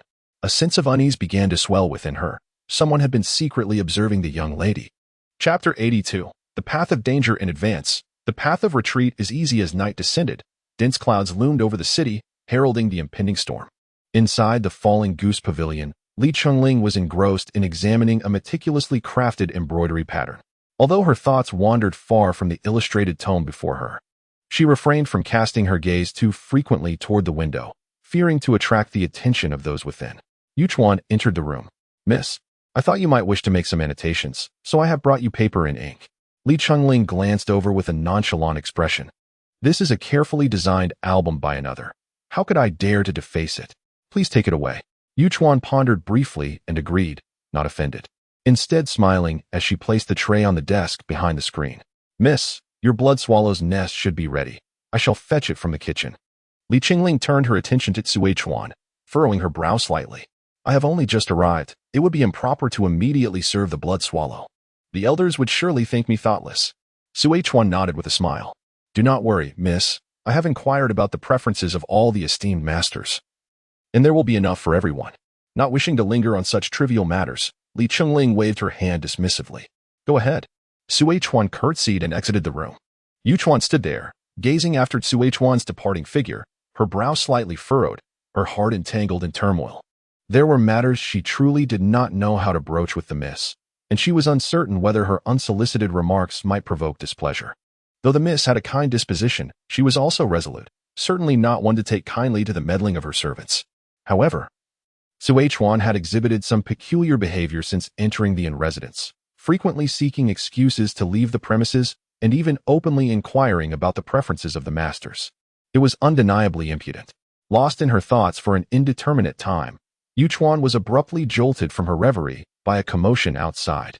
She lifted her head and was startled to see Xuechuan being carried back by 4 matrons. Yuchuan's eyes widened in shock. Heavens, what has happened? Without hesitation, she rushed out to meet them, and several matrons hurriedly expressed their apologies. Miss, this young lady was delivering the blood swallow to the song garden, but alas. At the arch bridge, some servant had carelessly spilled tongue oil without cleaning it up, causing her to fall and break her leg. She even fainted from the pain. It truly is. Li Chengling's face reflected her anxiety as she quickly made her way to the corridor. Do not worry. This is an accident and not your fault. Please, summon a physician to attend to her. The matrons breathed a sigh of relief and hastily beckoned for help. Thank you for your understanding. Miss, this is the house physician. Li Chenge nodded slightly toward the female physician. Thank you for your assistance. The physician bowed respectfully. Rest assured. Miss, this incident occurred in the song garden, and the second madam has instructed that this young lady will not be allowed to suffer any lasting harm. Suppressing the anger that threatened to surface, Li Chenge raised her hand to signal Yuchuan. Please take them to Xuechuan's room. Ah, Xuechuan.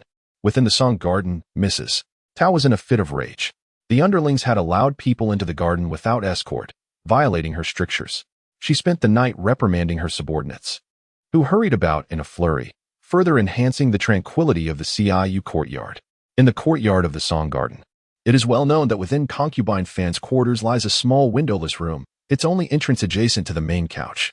The walls of this chamber are draped with moonlit gauze, behind which stand dense candle holders, their flames illuminating the space to a brightness rivaling that of day. This secluded area serves as Fan's embroidery workshop, a place where she can labor through the night, crafting intricate designs. The courtyard is shrouded in darkness, so silent that concubine Fan can almost hear the gentle breaths of the sleeping Chun Tao outside. She sits within the small room, wielding a diminutive bronze pair of scissors, carefully unfastening the vest sent by Li Chenge.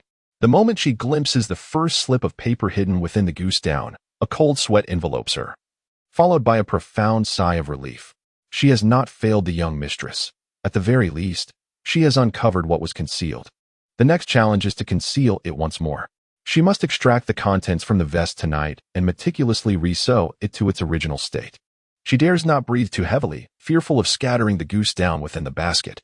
One by one, she gingerly extracts the coin-sized slips of paper, having no time to piece them together, merely able to glance at them briefly. It appears to be a book filled with annotations, though regrettably, she cannot comprehend its contents. The following morning, Li Chenge visits the awakened Cui Chuan. Her countenance betrays a hint of anger, yet she speaks with the usual irritation. Why did you venture to the Song Garden last night? Are you aware that today I must apologize to my second aunt for your actions there? Cui Chuan's face turns pale, and she speaks with trepidation. Mistress, forgive me. I merely thought that concubine Fan, being part of the second mistress's household, should be approached with caution. I intended to deliver the blood swallow directly to the second mistress, but who could have known Li Chenge shoots her a fierce glare. Take care of it yourself. With that, she pivots and strides away from the courtyard. Yu Chuan casts a reproachful glance at Cui Chuan. You truly ought to consult the mistress before undertaking such actions. Aware of her misstep and fearing repercussions should this reach Chongling, Cui Chuan lowers her gaze, remaining silent. Yu Chuan sighs before exiting the room. As Li Chenge steps outside, she spots concubine Fan approaching from a distance. Her pace falters, and she hastens to greet her. What brings you here, Aunt? Concubine Fan, her eyes red from fatigue, nonetheless forces a smile. My dwelling at Ciu Yuan is merely that of a concubine. I cannot continually burden you with such travels. Li Chenge had intended to apologize to her second aunt today, but now she can scarcely focus on that. Concubine Fan gestures toward a distant pavilion by the lake. It rained last night, and today the sky remains overcast. The candlelight within the room is dim. Let us go there to peruse the albums. The pavilion is accessible only via 2 stone pathways, with maidservants stationed by the lake to observe the entire structure, including its roof. Before her marriage, the mistress had summoned individuals from the rivers and lakes who could readily leap onto the rooftop. Thus, precautions must be taken. Li Chenge looked from afar, nodding with a smile. She then turned to Yu Chuan and instructed, go to the kitchen and fetch some light refreshments. I will accompany Annie first. Yu Chuan nodded in acknowledgement and bowed slightly to Annie Fan, expressing gratitude for her care over the young lady. Annie Fan nodded in response and stepped forward, taking the basket from Han Xing's hands to lead the way for Li Chenge. After you, Mississippi. As they walked, Li Chengling's heart raced, nearly leaping into her throat, yet she dared not let her smile falter even slightly. It was only upon entering the pavilion and settling down that she realized Annie Fan had not permitted the maidservants to enter. Without delay, Annie Fan maintained her cheerful demeanor, standing up to lift the brocade covering the basket. Miss, you must be cautious of those beside you. Li Chenge subtly nodded, her heart swelling with joy. Her mother had indeed chosen wisely. Then her gaze fell upon the intact short jacket within the basket, and she suddenly looked up at Annie Fan. With a reassuring pat on her hand, Annie Fan said, I have already retrieved it. There is no need for concern. As she spoke, she raised the short jacket, lowering her gaze to prompt Li Chenge to look down. Li Chenge glanced over but hesitated to reach for it. There lay a fragrant sachet. Annie Fan spread the short jacket on the table and pulled out a stack of single sheets from the bottom of the basket. There was no time to create new ones. These are from before. Your mother, in her effort to avoid detection, shredded all the papers and softened them. I do not know what was written in the book. However, piecing them together will require time. It is not safe for you here. And there are those who have entered my courtyard. We cannot act recklessly. In fact, one could say we lack the opportunity to assemble them. I now require you to share with me what your mother conveyed before your departure. Li Chengling's heart tightened to its utmost. She scanned her surroundings, cautiously retrieving the sachet and opening it to extract a fragment. The path forward is perilous, while retreat is easy. She murmured the latter half. But it was thin and fragile. This was a military treatise. Her mother had hidden a military book. Miss Li Si. A sudden feminine voice interrupted the taut atmosphere between them, sending a chill down their spines. A smiling maidservant entered the pavilion, carrying a tray with footsteps so light they were almost inaudible. If you do not know how to proceed, it is better to entrust it to me. Chapter 83. Dare to call my name directly. February 15th, Chongling. Come on, command the troops to advance towards the Baoda Temple. Gao Qianchue's expression darkened upon hearing this. Today is the flower festival, and the Baoda Temple is filled with citizens enjoying the spring outing. What do you intend for the army to do there? When Jieshan scratched his head, his face contorted in concern. I truly forgot about this matter. When Huali rode over leisurely, nibbling on a piece of flour cake. There are stalls selling flour cakes and flowers along the way, and you didn't notice a single one. I am truly at a loss for words. Please lead the troops at a slower pace. I shall first head to Baoda Temple to inquire. News of our return to Chongling has spread for quite some time. The innkeeper's daughter must have been picked up already. When Jianshan nodded and, glancing at her horse's rear, cautioned loudly, Be careful when speaking to your sister. Do not provoke her. Wen Huali responded helplessly and spurred her horse forward. Gao Qianque's gaze drifted from the direction of Baoda Temple to the gradually disappearing figure of her eldest daughter. Although her face bore worry, a smile involuntarily crept onto her lips. Do you think that if Chi'er were still at Baoda Temple and saw us coming to fetch her, she would? Before she could finish her sentence, she spotted her eldest daughter returning along the official road. Why has this child come back again? When Jianshan squinted and realized, indeed, this short time was insufficient to reach the mountain. When Huali's horse kicked up dust, and with a sudden pull of the reins, she raised an eyebrow. I encountered Prince Zhao, who said that the second sister has been residing at Kara village for nearly 3 months, which is near Guer village. Upon hearing this, both Wen Jianshan and Gao Qianque's expressions darkened. Why has their daughter stayed in the village for such an extended period?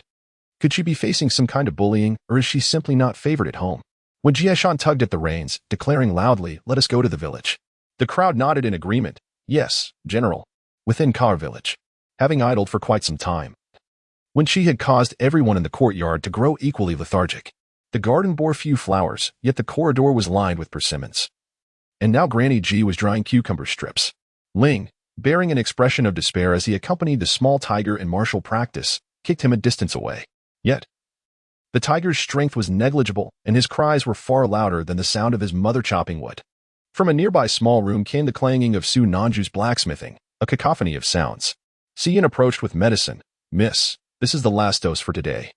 You should drink it while it's warm." Receiving no reply, she leaned closer and called out again, "Miss." Still, there was silence. Xian suddenly had a thought and couldn't help but chuckle. She squatted down and carefully lifted a corner of the cloth covering Wen Chi's eyes, gently extracting the cotton balls stuffed in her ears. "Miss, it's time to take your medicine." When she lifted the cloth, squinting as she sat up to accept the bowl of medicine, her bones ached from lying down for too long. Xian smiled as she moved to massage her shoulders from behind. "You have been quite relaxed these past few days, and your complexion has noticeably brightened. You ought to take more rest." Wen Chi, with a stoic expression, finished his medicine and had just popped a honey-glazed apricot into his mouth when a tremendous noise erupted from outside the courtyard. As if a heavy object had crashed to the ground, Xian swiftly stood up to shield Wen Chi, calling out to the courtyard, "Ahua, what is happening?" Wen Chi turned his head to glance in that direction. Ahua did not respond, but a tall woman with jet-black hair, dressed in soft armor, briskly entered the courtyard. Su Nanju emerged from the house, clutching a concealed weapon, standing on the corridor and observing the scene. When Huali approached with a furrowed brow, surveying the disarray in the courtyard, her gaze fixated on Wen Chi. "Why did you not summon anyone?" Wen Chi pushed aside Siyun to scrutinize the newcomer, recognizing her. When Huali's eyes widened slightly. "Hey, you dare to call me by my name?" Her younger sister was fearless, always opposing their parents. Yet there was an undeniable respect for her. In the past, addressing her directly often resulted in a scolding, yet here she was, bold enough to do so. The old guards of the general's residence finally snapped back to reality and quickly bowed in unison. "We greet the young lady." When she remained silent for a moment before reluctantly returning the greeting. "Eldest sister." When Huali waved her hand, dismissing the formality. Afterward, she moved aside Xian slightly, taking her place beside Wen Chi and looking down at her. "Who are these people around you? That sturdy girl does not even know my name and dares to throw my horse." Observing the young girl, full of energy, who had managed to throw the horse by wrapping her arms around its neck and kicking, Wen Chi couldn't help but chuckle at the thought of the scene. She promptly gestured to Su Nanju. "Go rescue Ahua." Su Nanju nodded. "Yes." When she scanned Wen Huali from head to toe, sighed silently, and then stood up. "Gather your things. We are returning home today." In her previous life, if this girl had seen her, she would have certainly performed a proper greeting and sought her guidance respectfully. It seemed that this time, she would have to address her as eldest sister. "Yes, miss." The others cheerfully busied themselves. When Huali had inquired about numerous matters along the way, such as why the girl did not return home on New Year's Eve, despite the elders' invitations, and why they had to send her New Year's gifts, she intended to ask her directly, however. The girl did not exhibit her usual sharp tongue upon seeing someone, making it difficult for her to pose her questions. When she summoned Wan Yang, saying, "The household is bustling. You should stay here with Huer. If there is anything, go to Guer Zhuang and call for help." This arrangement aligned perfectly with Wan Yang's thoughts, and she nodded in agreement. Zhongling, however, spoke up first. "I wish to accompany Miss into the residence." When she glanced at him, aware that he was still relying on her to get closer to Xie Zhi, and did not deter him. Zhong Ling sighed in relief. Thank you. Mississippi Wen Chi then turned to Wen Huali, inquiring, why are you the only one here? Where are our parents? No sooner had she spoken than two figures emerged from the corner of the courtyard. Father is here. Mother is also here. Chapter 84. Does Lord Ji hold you in high regard? Wen Chifu bowed slightly. Father, mother. Wen Jieshan chuckled, scratching his head in confusion. Utterly at a loss and unable to move even an inch. Gao Qianxue, disinterested in his antics, hastened towards Wen Chi, her eyes unwilling to stray from him, even glistening with unshed tears. Child. Wen Chi had gleaned some insights on how to interact with them through hints from Si Yun and Fu Dong. But when it came to actual engagement, he found it somewhat difficult to articulate. Pausing briefly, she coldly declared, I had almost forgotten I had parents. Since we are here, it would be a bother for father and mother to assist in moving some things. Wen Jinshan instantly breathed a sigh of relief, raising a hand and darting towards the corridor. Coming right away. Coming right away. Gao Qianxue also exhaled softly, yet did not rush to help with the moving. Instead, she tugged at Wen Huali's collar to nudge him towards the corridor, effortlessly grasping Wen Chi's hand in the process. The affection was overwhelming, nearly rendering Wen Chi motionless. Gao Qianxue reached out to gently stroke her head, her voice choked with emotion. Chi, how is your health? This child had been foretold by physicians to have a short lifespan. If well cared for, she might live past 25. Gao Qianxue had prepared herself for many years. But every time she looked at her, she dared not entertain such thoughts. Wen Chi, feeling somewhat uncomfortable, took half a step back. For now, it is manageable. Soon Anju stood in the corridor, raising her voice slightly. Miss, you should take a look at the items in this room. We ought to leave something behind. The general appeared rather pitiful, resembling a lost little bunny. As her words fell, Wen Chi silently withdrew her hand from Gao Qianxue's grasp. Though her pace quickened, she still endeavored to move swiftly towards Su Naju. I told you, your methods lack structure. I must make all the decisions. Suppressing a laugh, Su Nanju replied, Indeed. You speak the truth. After saying this, she bowed apologetically to Gao Qianxue, who was lost in her thoughts in the courtyard. 15 minutes later, 5 carriages came to a halt outside Chao Chao village, 3 of which had been brought from Guire village. Jishu had even arranged for a cart full of provisions. And after Wen Chi repeatedly assured him that she would return to visit, he reluctantly agreed to let them go. When Jianshan lifted the carriage curtain and climbed into the leading carriage, looking at Gao Qianxue with a puzzled expression. Is Brother Ji growing old? How could he not hear me speaking? He rubbed his eyes, bewildered, but I certainly saw him glaring at me, caught between Wen Huali and Gao Qianxue. Wen Chi rubbed her temples in annoyance. Her other hand was firmly held by Gao Qianxue. Gao Qianxue smiled warmly. Cheer. It seems you have a good relationship with Lord Qi. Do you know why he does not take a liking to your father? What does it mean to say he cannot hear her speak, when even her words seem to go ignored by Lord Qi? When Huali had suppressed her emotions for a long time, but now she could no longer contain them. With her arms crossed over her chest and her brows furrowed, she cast a sidelong glance at Wen Chi. What grievances do you harbor against the family? Why is it that, when the elders sent someone to invite you, you refused to return home for the new year, choosing instead to remain alone with your maid at the estate? As soon as these words were spoken, the remaining pairs of eyes in the carriage turned towards Wen Chi. She surveyed them with a nonchalant smile. If we were to delve deeper into this matter, it seems that Lord Ji's disdain for you is indeed related to my residing at the estate. When Huali's frown deepened. What do you mean by that? Are you insinuating that you have been speaking ill of us behind our backs?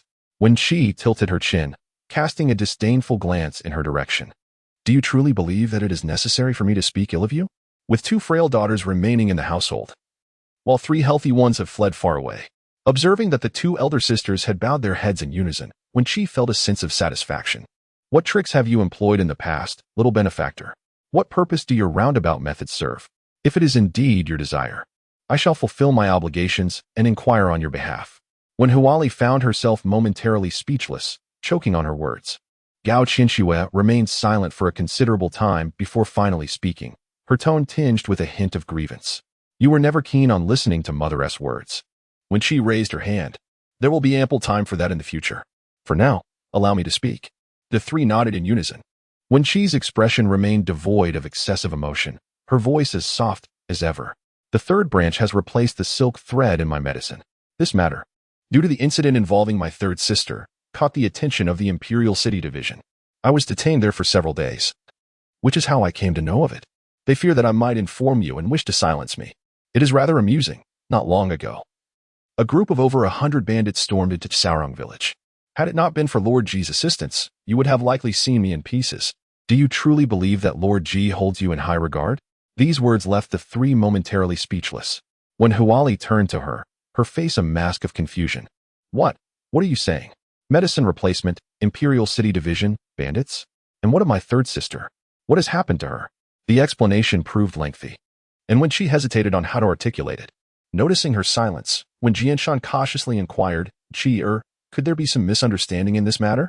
His words struck a nerve with Wen Chi, causing her gaze to turn icier. What do you mean? Do you think I would deceive you with such matters? When Jianshan quickly waved his hands, his tone frantic. No, that is not it. Father was merely considering. When she raised her hand to silence him, her expression decidedly unkind. Considering what?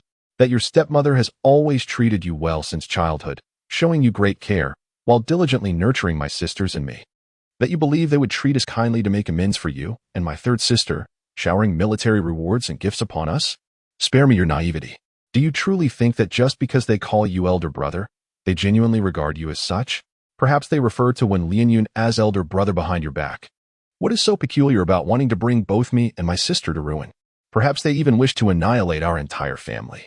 She cast a glance at Wen Jianshan and then instructed Su Nazhu, who was seated at the front of the carriage, to head directly to the Prince Yu's residence.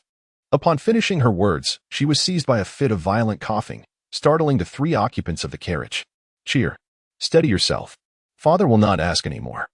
Just take your time. When Huali gently patted her back, a sudden wave of anxiety washing over him. What is going to the Prince Yu's residence signify? When she felt increasingly agitated after a prolonged pause. You all seem to be oblivious to the matters beyond these walls. You will not uncover the truth through mere inquiries. One must see for oneself. One must directly question the Royal City Office. Chapter 85. This is an exchange, as well as a moral obligation throughout the journey. The three individuals within the carriage were silenced by Wen Chi's frosty demeanor, too intimidated to utter another word. It was not until the carriage halted before the gates of the Prince of Yu's residence and Wen Chi was assisted down by Su Nazhu that they remained frozen in their seats. Look at what your esteemed brother and revered grandmother have been up to, said Wen Chi, the young servant at the door, upon seeing Wen Chi. Hurriedly approached with a smile and a bow. The second young lady has arrived. Quickly, to the residence. Just as he spoke, he caught sight of the troops following the carriage, and his smile widened. It appears that General Wei Yuan and his wife have entered the city. Please, to the residence. Wen Chi gestured towards the carriage. Go, summon General Wei Yuan, his wife, and the young lady to disembark. The servant's face was filled with respect. Yes, second young lady. In the Imperial Palace, at Wuying Hall, Xie Zhi was unsettled upon receiving news of Wen Jianshan's entry into Chongling. His grandfather had always feared that a military general might overshadow the sovereign, leading to the calamity of Chongwu that had left Day devoid of generals for many years. Embroiled in turmoil, learning from history, he could not afford to repeat his grandfather's mistakes. As an emperor, he would not allow the generals to wield excessive power that might destabilize the imperial authority, while at the same time, he would temper his suspicions and show respect towards the military, lest he dishearten his court officials. When Jianshan's return with military achievements was a cause for concern, particularly if he were to agitate matters for the sake of his daughter, which would place Xie Zhi in a precarious position. He hoped for prudence on Wen Jianshan's part. Your Majesty, Prince Ying has arrived, interrupted the eunuch Li. Xie Zhi nodded, permitting him entry. As Xie Zhi entered the hall, he was interrupted before he could pay his respects. Where is Wen Jianshan at present? Xie Zhi hesitated before delivering the unwelcome news. At the Prince of Yu's residence. Xie Zhi closed his eyes and rubbed his face. You go to the Prince of Yu's residence and wait. Ensure he does not utter any seditious words or commit any treasonous acts. Xie Zhi could not suppress a grin. Your brother truly values General Wei Yuan to take such precautions. Xie Zhi sighed in resignation, chuckling as he spoke. I have indeed grown wary of the schemes of those in the inner court. In the future, should such matters arise, you must investigate thoroughly. A slight misstep could lead to significant consequences. As he spoke, his expression darkened, and his imposing presence intensified. If this situation is the result of someone's deliberate machinations, aiming to create discord between Wen Jianshan and me, tell me, can I afford to provoke Wen Jianshan? Should I do so, who will guard the borders for me? Or do they wish to install another in his stead? Xie Zhi understood this all too well. Yet he remained unperturbed. Wen Chi, who had the audacity to confront the Prince of Yu and face her brother with composure, would not allow her father to create turmoil. Wen Chi's intelligence surpassed that of ordinary individuals. Were she not so frail, the Wen family would likely have one more warrior on the battlefield. I shall take my leave and investigate on behalf of your majesty, Xie Zhi declared. Xie Zhi exhaled deeply. Go. At the Prince of Yu's residence. At the entrance of Zhuoxie Garden, Granny Qin emerged with reddened eyes. Upon encountering others, one would immediately perform a deep bow. The old servant respectfully greets the general. The lady, and the young ladies, imploring the lady to mete out punishment, for the old servant failed to protect the third miss. Upon hearing the familiar exchange between Wen Chi and the doorman of the Yuwang mansion, Gao Qianxue's complexion turned deathly pale. She was acutely aware of the significance of the Yuwang. Why was the third daughter present here? She dared not contemplate further. When Huali felt a wave of anxiety. Yet she restrained herself from moving quickly, needing to lend support to her mother. Wen Jinshan gazed at the kneeling Qin Momo, his tone icy and severe. Rise and lead the way. Qin Momo complied, hastily getting to her feet to guide them. This way, please. In Zhuoxie courtyard. When Qin Yin had already received the news and was utterly at a loss, having rearranged the blanket on her lap countless times. It had been a long time since she last cried, yet upon seeing the tall figure appear at the courtyard entrance, her heart ached. And she felt an overwhelming sense of grievance. Father. When Jianshan looked down at the wheelchair beneath her, feeling an unexpected heaviness in his steps. He closed his eyes for a moment to gather himself before continuing to walk. Yinner, why must my daughter be confined to this contraption? Why can't she run to me? Why? As a cacophony of curses and cries erupted in the courtyard. Sunanzhu quietly assisted Wen Chi to the corridor of the east wing. Let us take a moment of respite. Wen Chi nodded and seated himself in the corridor.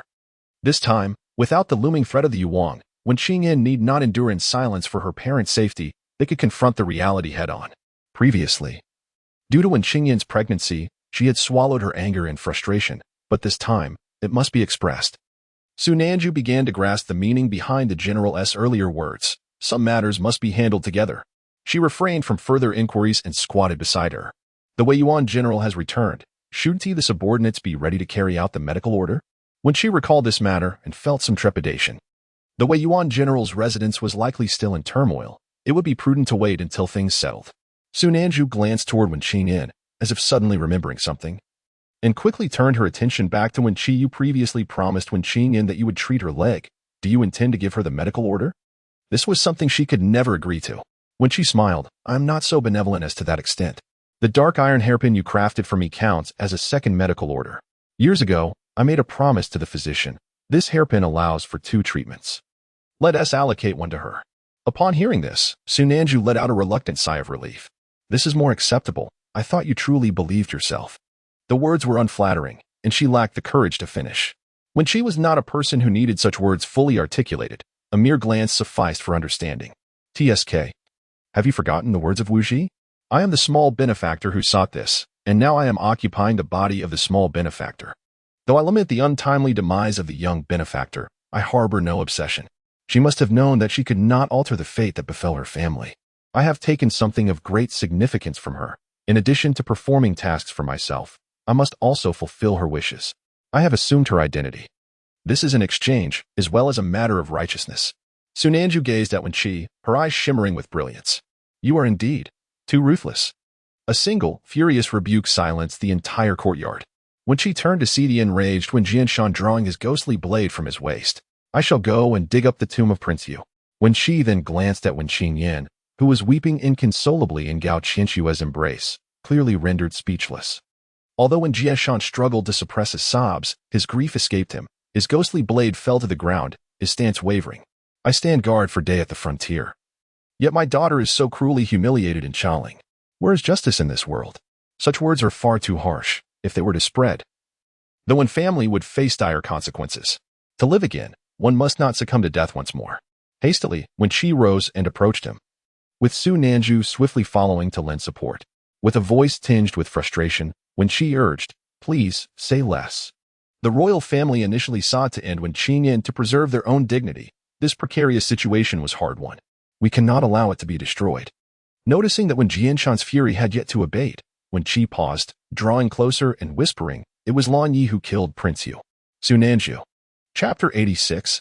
Thank you for protecting yourself, who is Lan Yi? When Jianshan was momentarily drawn back to reason by this inexplicable remark, Su Nanju bowed respectfully, silently accepting the blame. She is a subordinate. Upon hearing this, Wen Jianshan was genuinely astonished. The Prince of Yu was easy to kill, yet he was a royal prince. To slay him would be akin to provoking imperial authority.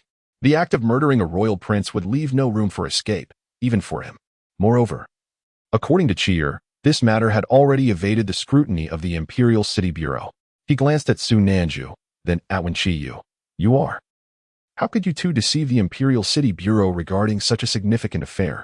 Wen Chi's face was filled with trepidation, yet her hand discreetly pinched Su Nanju behind her. Su Nanju remained silent for a few moments before quietly addressing Wen Jianshan, reporting to the general. My lightness of foot is commendable. At that time, only the second and third young ladies were present in the room. Thus the Imperial City Bureau had no evidence and could not apprehend anyone. However, she cast a glance at her master. Noticing that her master was still engrossed in her performance and unable to attend to her, she could only muster the courage to continue. However, later on, I revealed my skills at Chao Chao Village, which drew the attention of the King of Ing. He realized that the matter concerning the Prince of Yu was related to me. Yet he did not speak further. Wen Chi's hand affectionately patted Su Nanju's back in appreciation. You have made progress, Su Nanju. You understand the principle of diverting misfortune, right? Blame it on Xie Zhi. Wen Chi looked at Wen Jianshan, directly advising him. The King of Ing has already suppressed the matter, with imperial authority looming. Some matters cannot be probed too deeply. For officials, the greatest taboo is to overreach. This royal disgrace has indeed caused great injustice to my third sister. But what can be done? The royal family could have silenced her, and when General Wei Yuan returns, the truth would still be subjected to external narratives. Yet, the palace has relented, sparing my third sister's life. Having spent many years on the battlefield, she has become accustomed to life and death. For her, little else matters beyond survival. She can only act according to her heart, devoid of any pretentiousness, allowing her to guide her sister away from constant sorrow, thus enabling a more carefree existence. There is no need to harbor gratitude towards the palace, yet one must accept the grace offered. In her youth, she was valiant on the battlefield, but later, upon seizing power, commanding an army of 300,000 could not be achieved solely through bravery. It requires deft maneuvering and strategic planning. The outcomes cannot be entirely controlled, let alone the processes involved. Presently, the three masters of the palace have been sending gifts to the Prince of Yu daily. The royal family has acknowledged their mistake, and the King of Ing remains discreet. This is the optimal resolution to the situation. Should Wen Jianshan bring it up again, Xie Zhi could be either suppressed or disregarded. Wen Jianshan pondered for a long while, then placed his hand gently on Wen Chi's shoulder, speaking earnestly. Chio, I am sorry for you, and I also thank you. Thank you for protecting yourself, and for safeguarding your third sister. Regardless of where this young lady named Lan Yi hails from, I have witnessed her concern for you.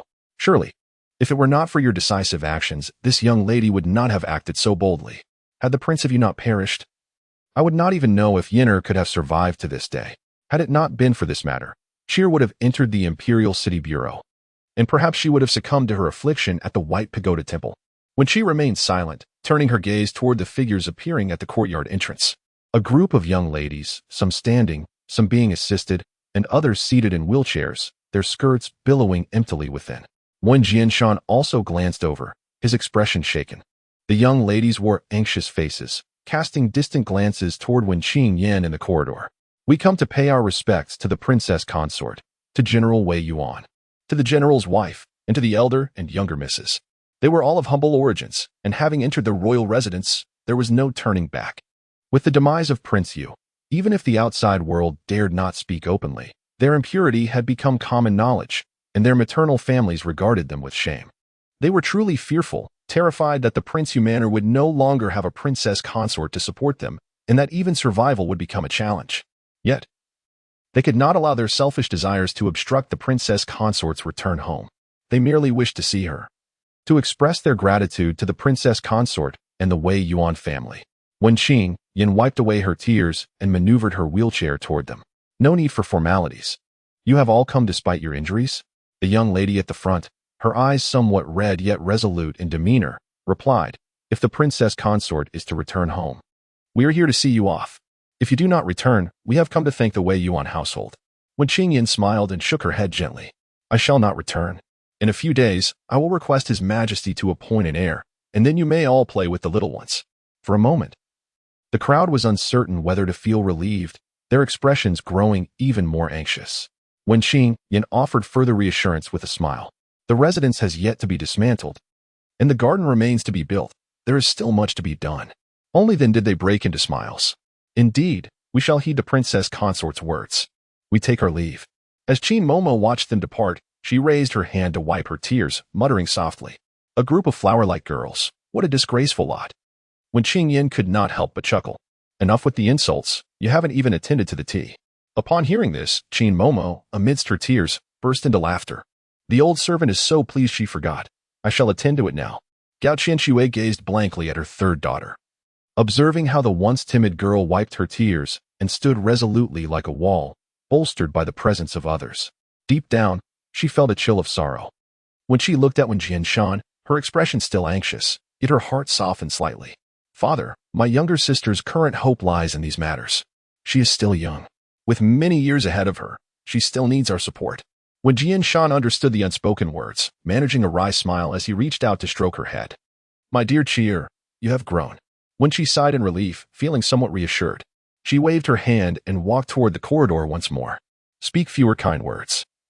Do not trouble me so." When Jianshan watched her retreating figure with softened eyes, then squatted before Wen Qing Yin.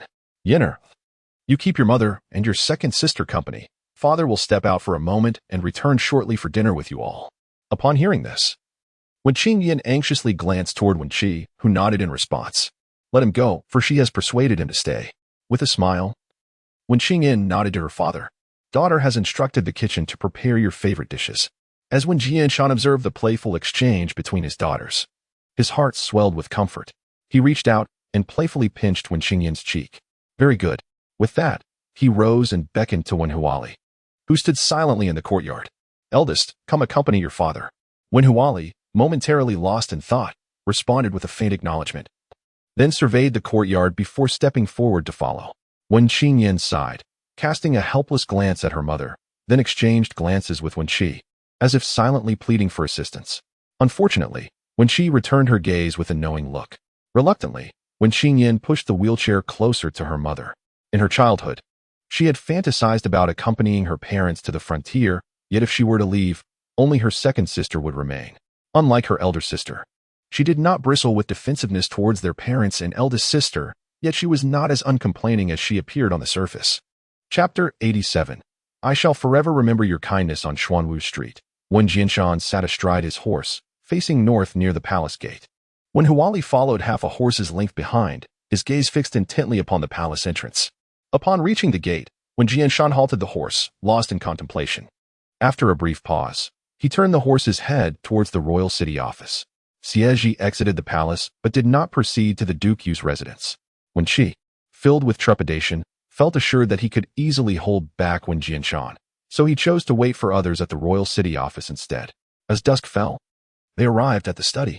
"Your Highness, General Wei Yuan requests an audience with his eldest daughter," Wen Huali announced Mushan. Xie Zhi nodded, instructing them to be brought to the main hall. Mushan acknowledged with a bow. Wen Jianshan had little familiarity with Xie Zhi, having only taught a few lessons at the Imperial Martial Hall during his youth. Beyond that, they had no significant interaction, let alone an understanding of each other's temperaments. Entering the royal city office, he was indeed filled with confusion. "You need only listen for now. Some matters may be approached casually, while others require restraint," he advised. When Huali's expression was grim, yet she understood the principle of interconnected consequences. "Understood, father."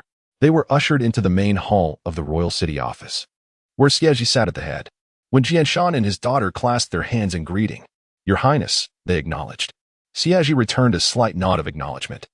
"General Wei Yuan, please take a seat." When Jianshan expressed his gratitude before sitting down, his gaze fixed on Xie Zhi, devoid of excessive emotion. "Your Highness must be aware of the reason for my visit. I wish to inquire about my second daughter's medication being cut off." Xie Zhi raised a hand to interrupt him. "General, please speak candidly." He was supposed to be somewhat informed, yet if it were through Wen Chi's words, his knowledge would be rather limited. When Jianshan paused, then sighed. "I wish to ask where His Highness found my second daughter, Si Huan." He did not doubt his daughter's words, but after years of treating those individuals as family, He sought to understand the depths of their depravity. Xie Zhi spoke in a calm tone. She was discovered in a storeroom of your estate. He continued, revealing that they had subsequently pushed someone out. Wen Jianshan closed his eyes for a moment. Thank you, Your Highness. I also wish to inquire about my third daughter, Qingyan. Xie Zhi nodded, providing no concealment. The marriage between the Empress and Duke Yu is rather unsavory. It is commonly said in Changling that the Empress orchestrated the union for personal gain. His Majesty, considering your merits, did not investigate the matter deeply at the time and sent someone to suppress the external rumors to protect the Empress's reputation, thus permitting the marriage. The details of this matter are known within the palace. With the Duke Yu's demise, the matter of his life was secondary. However, it pertained to the royal family's reputations, which was publicly said to be a sudden death. At that time, your second daughter left the royal city office and entered the palace to meet His Majesty. He praised her and the Empress, ensuring she would not be mistreated thereafter. Wen Jianshan suddenly let out a laugh. So this is how the matter unfolded. It appears that those I considered family delivered my daughter into the hands of Duke Yu. I cannot even fully blame the royal family for this. He rose and turned to Xie Zhi, offering a deep bow. Thank you, Your Highness, for your kindness and compassion. I shall forever remember your benevolence. In the future, should there be any instructions, I shall not hesitate to comply. When Huali also rose and bowed deeply. Thank you, Your Highness. Xie Zhi was momentarily puzzled, but soon understood how Wen Chi had spoken behind his back. She had accepted the truth behind the death of the esteemed Wang as the real culprit. Yet it was not necessary for him to pursue the matter further. Attributing many things to him would render explanations far simpler. He offered no further words, merely stating in a calm voice, the general is too courteous. Wen Jianshan did not linger any longer. I take my leave. Xie Zhi nodded once more. As Wen Jianshan turned to exit the hall, he glanced back at Xie Zhi just as he stepped onto the wooden stairs. Xie Zhi watched his disappearing figure. Her heart filled with confusion. If she had not misread, it seemed there was a hint of regret in Wen Jianshan's eyes. What could give rise to such regret?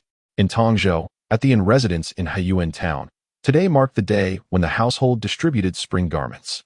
Servants bustled about, laughter resonating throughout the mansion, creating a particularly lively atmosphere. Yuchuan stepped forward to adjust the fragrant pouch tied around her young lady's waist, marveling at how her skirt shimmered like the glow of dawn as she moved. She felt as if the joy was hers to wear. Miss, the gentleman truly dote on you. Such exquisite new fabric is reserved for you alone. It is a pity, however, that this fabric remains nameless. Li Chenge, lost in thought, merely mumbled a distracted HM, her gaze appearing rather vacant. Yuchuan turned to her, gently inquiring. Ever since that day in the pavilion with concubine Fan, where they perused the album, the young lady had been in a daze. What could have transpired? Li Chenge suddenly snapped back to reality, her expression revealing deep-seated wariness as she met Yuchuan's gaze. What could have happened? I still visit concubine Fan daily to see how her embroidery progresses. With that, a hint of embarrassment and annoyance crossed her face. It was all due to that day when she had offered suggestions for new patterns, yet failed to respond, which had led to insinuations that she lacked embroidery skills, resulting in a few quarrels. Reflecting on it now, why had she even bothered to bicker with a concubine? Yuchuan found the situation amusing. Her young lady retained such a childish nature, sulking only to later become secretly upset. Now that the matter seemed to have been smoothed over, Li Chenge felt a slight sigh of relief. Upon entering the courtyard of Old Madame Wei, a compliant smile graced her face. Grandmother. Old Madame Wei squinted as she looked up, quickly waving her hand. Linger, come here. Li Chenge hurriedly approached and sat beside her, teasing. Why have you suddenly called for your granddaughter? Haven't I just accompanied you for lunch? Do you miss me already? Haha, you little rascal. Your tongue is becoming ever more eloquent. Old Madame Wei was thoroughly entertained, laughing until her eyes crinkled with deepening wrinkles. After a moment, she retrieved a letter from her sleeve. Your mother sent a letter for you. While it could have been delivered by a servant, I suddenly remembered there are a few headpieces in the storeroom, so I called you to help choose, hence you had to make another trip.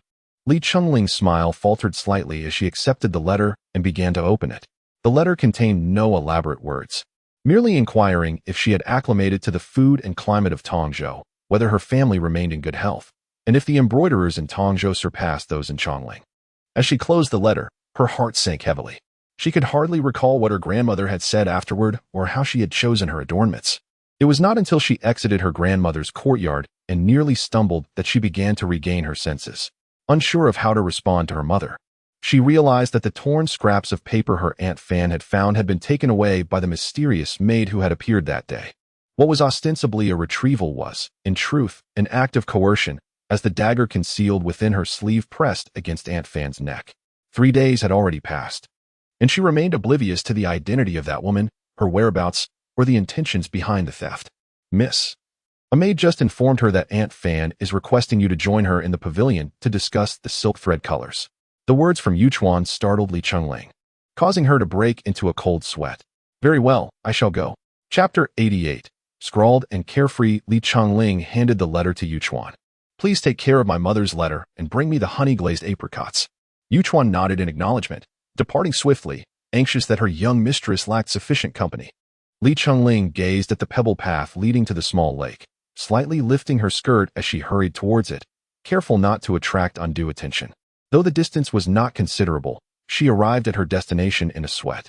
The narrow path by the lake saw few maids, and the pavilion within stood empty. A voice called from beside her. Miss Li Si.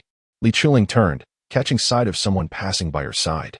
Yuxing-san, bearing a tray, interrupted her. Please follow me. Aunt Fan will arrive shortly, and it is safe here. Li Chenge asked no further questions and quickened her pace to keep up. Upon reaching the pavilion, Xing-san set the tray down and revealed the refreshments, gesturing for her to take a seat. Li Chenge fixed her gaze upon her, seemingly trying to discern something from her expression or commit her features to memory. Such earnest and fervent scrutiny drew a smile from Xing-san. She retrieved a token from her waist and placed it on the tray. This is the token of a first-class shadow guard from the Ingwang residence. My name is Xing-san. Li Chenge's eyes followed her words down to the token, whether from anxiety or unease. Her throat felt parched as she summoned the courage to pick it up for inspection. The token was heavy, devoid of inscriptions, adorned only with an intricate carved border, offering no further indication of its significance. Xing-san reclaimed the token from her grasp and produced a book with a blank cover, placing it on the table. Take a look at this book. I painstakingly reassembled it. Your mother is quite meticulous to ensure the pages remained silent while hidden within the goose down. She tore and softened each sheet. I feared damaging it, and spent 2 whole days to complete the task. Please return it after you've read it. Li Chenge had already opened it, having perused various books since childhood, her family never restraining her in this regard, allowing her to converse on any text she encountered. The book had been carefully reconstructed, and all annotations were clear and comprehensible. Her furrowed brow remained tense. She recognized the handwriting. It belonged to her second cousin, Li Chenge. Yet, what was so remarkable about this? Why had her mother gone to such lengths to conceal this military treatise for her to take from the residence? Noticing her confusion, Xing-san kindly closed the book, standing it upright and lightly tapping its top. Look here. Li Chenge hesitated, then tightened her grip on the book, finally noticing the words inscribed upon it. It was a remarkably simple phrase, gifted by daughter Li Chenge. The letters were small and scrawled with a carefree flair, as if written in secret, yet brimming with joy. However, how could she fail to comprehend such a straightforward statement? Daughter Li Chenge? Daughter Li Chenge. When did her cousin become a daughter? Whose daughter was she? If he were her mother's daughter, then why would her mother risk sending out this military text? What was her mother so fearful of? Xing-san, having collected the book, spoke softly. I am unable to elucidate these matters for you. It is perhaps best that you remain unaware for now, as impatience can only lead to misfortune.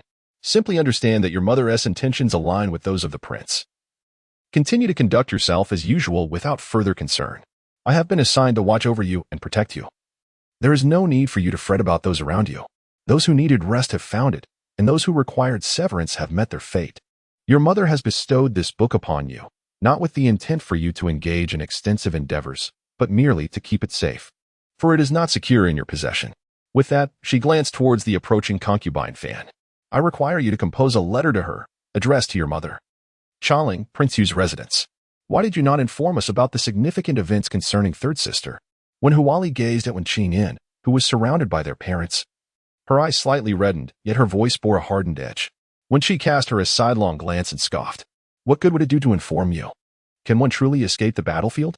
Next, will you blame me for not having detected this sooner, or for failing to protect her? Wen Huali. How dare you voice such inquiries when I find it difficult to bear listening to them? That was not my intent, merely. Wen Huali could hardly withstand her increasingly sharp tongue. She fell silent, apologetic. Wen Chi chuckled derisively.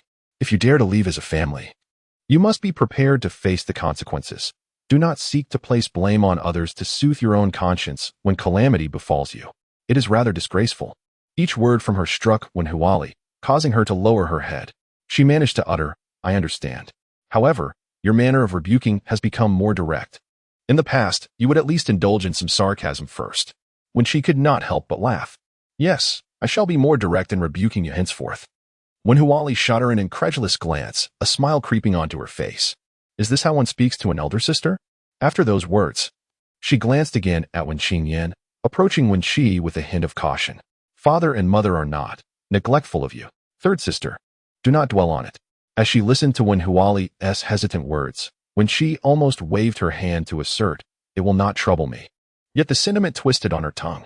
Of course, it will trouble me. Therefore, it would be prudent for you all to act fairly. Hearing her say this, Wen Huali felt an inexplicable sense of relief.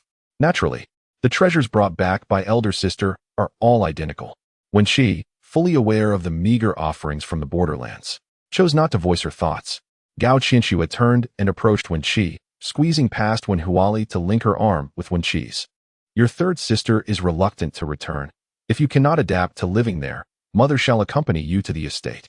She paused, then continued, her tone laced with menace. However, henceforth, our household shall consist solely of our family. When she raised an eyebrow slightly. Well, that may suffice.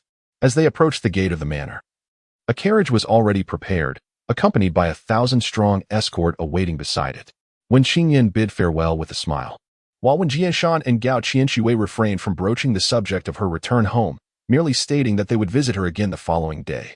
Sunanju, originally tasked with driving the carriage, was invited inside by Gao Qianxue, who then took her place at the front of the carriage, gripping a long spear. The carriage set off and traveled for quite some distance. Suddenly, when Huali shifted closer, sitting intimately beside Wen Chi, she crossed her arms. Meticulously scanning the girl before her, her complexion a sallow hue, marked by a dark mole, yet her stature remained upright. Was it you who instigated that matter? Sunanju inquired. Puzzled, folding her arms across her chest. What matter? When Huali's brows furrowed slightly. The affair concerning the Prince of Praise. Still unaccustomed to bearing the blame. Sunanju nodded in understanding upon hearing this. Indeed, it was I. When Huali acknowledged with a nod, then inclined her head in a respectful bow. I am deeply grateful to you. Should you have any requests, do not hesitate to command. Sunanju bent and rose, squeezing herself between Wen Huali and Wen Chi, offering a playful bow towards Wen Huali. What I seek is merely to protect my master. Wen Huali cast her an inscrutable glance before shifting slightly to create more space. No, in just a single day, I have been squeezed aside how many times. Before she could finish her sentence, the carriage abruptly halted. In the next moment, all three inside heard a thunderous sound as a massive stone crashed down. When she lifted the curtain to look outside, where he saw Gao Qianxue's spear now embedded in the shadow wall of the Wei Yuan general's residence. The stone's fall had indeed shattered the wall. All the attendants rushing toward the gate within the manor knelt to the ground. Madam, Gao Qianxue cast a calm glance at them before disembarking the carriage.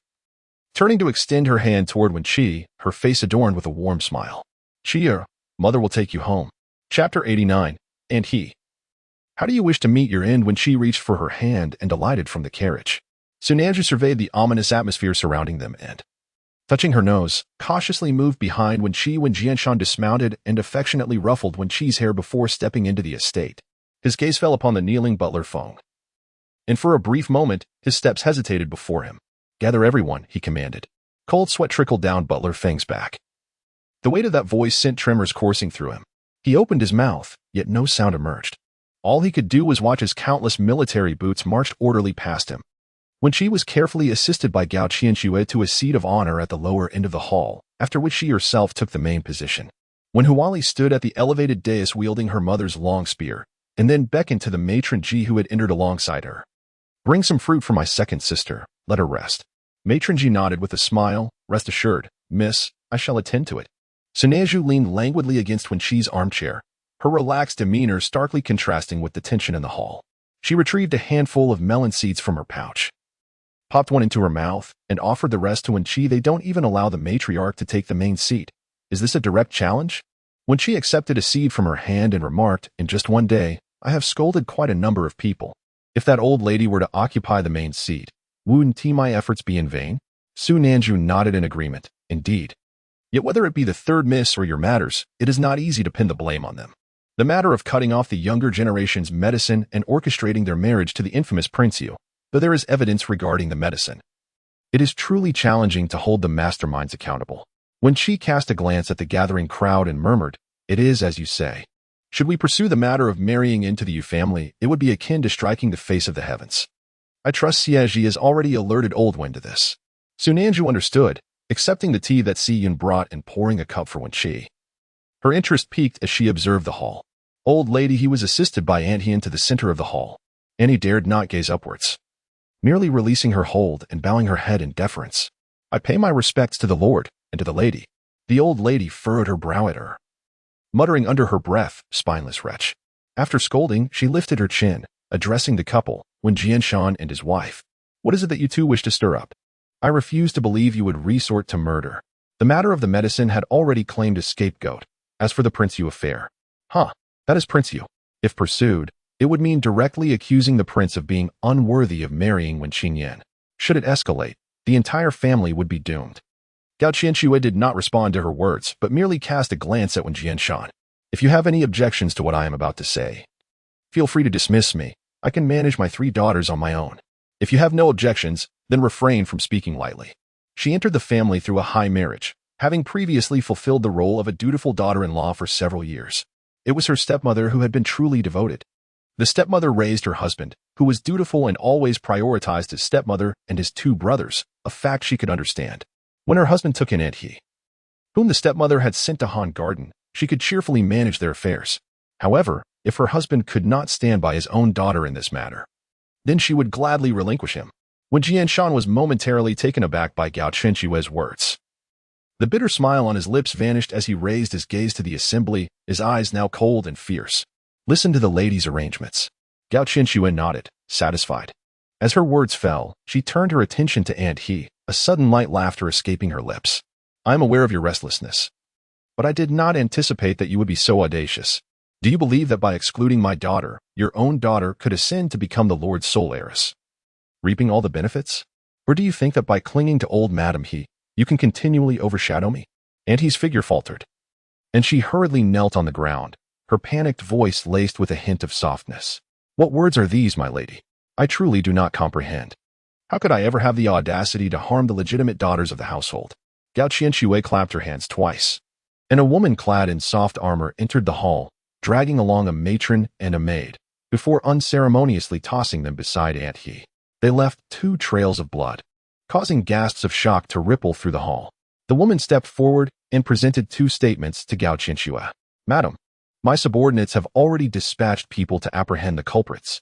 Gao Qianxue scrutinized the statements, her expression darkening as she observed the details within, before passing them to Wen Jianshan. Her voice remained calm and devoid of emotion as she spoke again. "Aunt He, how do you wish to meet your end?" There was no need for further entanglements with her. The truth lay in the mouths of those beside her, and asking one more question would be a waste of time. Old Madam He was taken aback by her words, nearly losing her balance, while when Lianyun and Lin supported her from behind, furrowing her brows. When Lianyun glared at the elder brother and demanded, "Elder brother, are you truly indifferent to your sister-in-law? How could they create such a bloody scene before their elders and dare to openly speak of murder in their presence? Why drag the entire family into this farce born of Han Garden's own turmoil?" When she fixed her gaze on him, a sense of alertness stirring within her. It seemed her second uncle was deliberately provoking Old Wen, as if seeking to suffer more wrongdoings in this affair. Clearly, someone had instructed him. Before Wen Jianshan could speak, when Huali erupted in fury, she hurled the long spear in her hand, which struck the ground mere inches from Old Madam He's toes, the resonant sound silencing even the breath of those present. Old Madam He leaned against Lin, trembling as she pointed a shaky finger at Wen Huali. You all, do you even remember how to write the character for filial piety?" Wen Jianshan had just returned from the royal city office, his mind echoing with the struggles of his daughter's survival. The reminder from King Ing lingered in his ears, as long as they continued to smile and live. He could not afford to turn a blind eye. The anger that ought to be swallowed, he shall indeed swallow. At this moment, a cacophony of voices emerged from outside the hall as the elders of the Wen family entered. When Jianshan and Gao Qianxue rose to pay their respects, yet promptly resumed their seats at the head of the table. The members of the clan took their places in succession, while the individuals from the second and third branches standing in the hall began to show signs of panic. With a pallid face, Wen Huairan hastily raised his hand to tug at Wen Lianyun's sleeve, whispering a reprimand. You may not fear a confrontation with him, but did you ever anticipate he would dare to stage such a spectacle? Chapter 90. Life and death cannot return to the clan when Lianyun remained silent. His gaze fixed firmly on Wen Jianshan at the head of the hall. Elder brother, what is your intention? Is the matter of the main lineage truly to be brought before the minor lineage? Summoning the clan elders, could it be that you intend to? Gao Qianxue, observing the members of the Wen family gathered in the hall, felt a slight sense of reassurance and chose not to speak further. Wen Jianshan's expression was grim as he clasped his hands in respect to the clan elders seated below. His voice rang out with clarity. Today, I summon the elders of the clan as witnesses. Wen Lianyun and Wen Huairan, sons of the main lineage, in collusion with outsiders, have conspired to harm their own kin. Employing despicable and underhanded methods, they disregard the clan rules and treat the familial precepts established by their late father as mere trifles. Their conduct is unfilial, ungracious, and unworthy of being called sons of the Wen family. As the chief scion of the Wen family, I, Wen Jianshan, hereby erase all traces of these two from the clan records, expelling them from the family lineage, and their lives and death shall not be associated with the clan. Furthermore, the matron he is cruel and unkind, deceitful in the shadows, committing every form of wickedness, devoid of any virtuous qualities. I, Wen Jianshan, hereby dissolve my father's marriage to her. This significant matter must be publicly announced, and all must be informed. As his words fell, silence enveloped the hall. The only sounds were the crisp cracking of melon seeds being bitten. Gao Qianxue, though astonished, felt a profound sense of relief, watching her daughter nibble on seeds, finding her utterly endearing. You, insolent wretch. The matron he felt as though she had been struck by a thunderbolt, leaving her dazed and pale. As a woman nearing 70 and now cast aside, where could she hide her aged visage? Even if she were to survive this disgrace, she would be drowned in a deluge of scorn, and her descendants would be shamed beyond measure. Ah, let there be chaos. Let there be chaos, Wang exclaimed sharply, pulling Wen Huairan towards her and thrusting her finger at his nose, vehemently scolding him. This is your own flesh and blood. How does he compare to our elder brother? You heed his every word, prioritizing fraternal duty while disregarding your true brother. Look at the state of us now. Our family has lost all dignity. She spun around to glare at the matron he, her eyes wide, as if to devour her whole. You wicked woman, with your petty demeanor.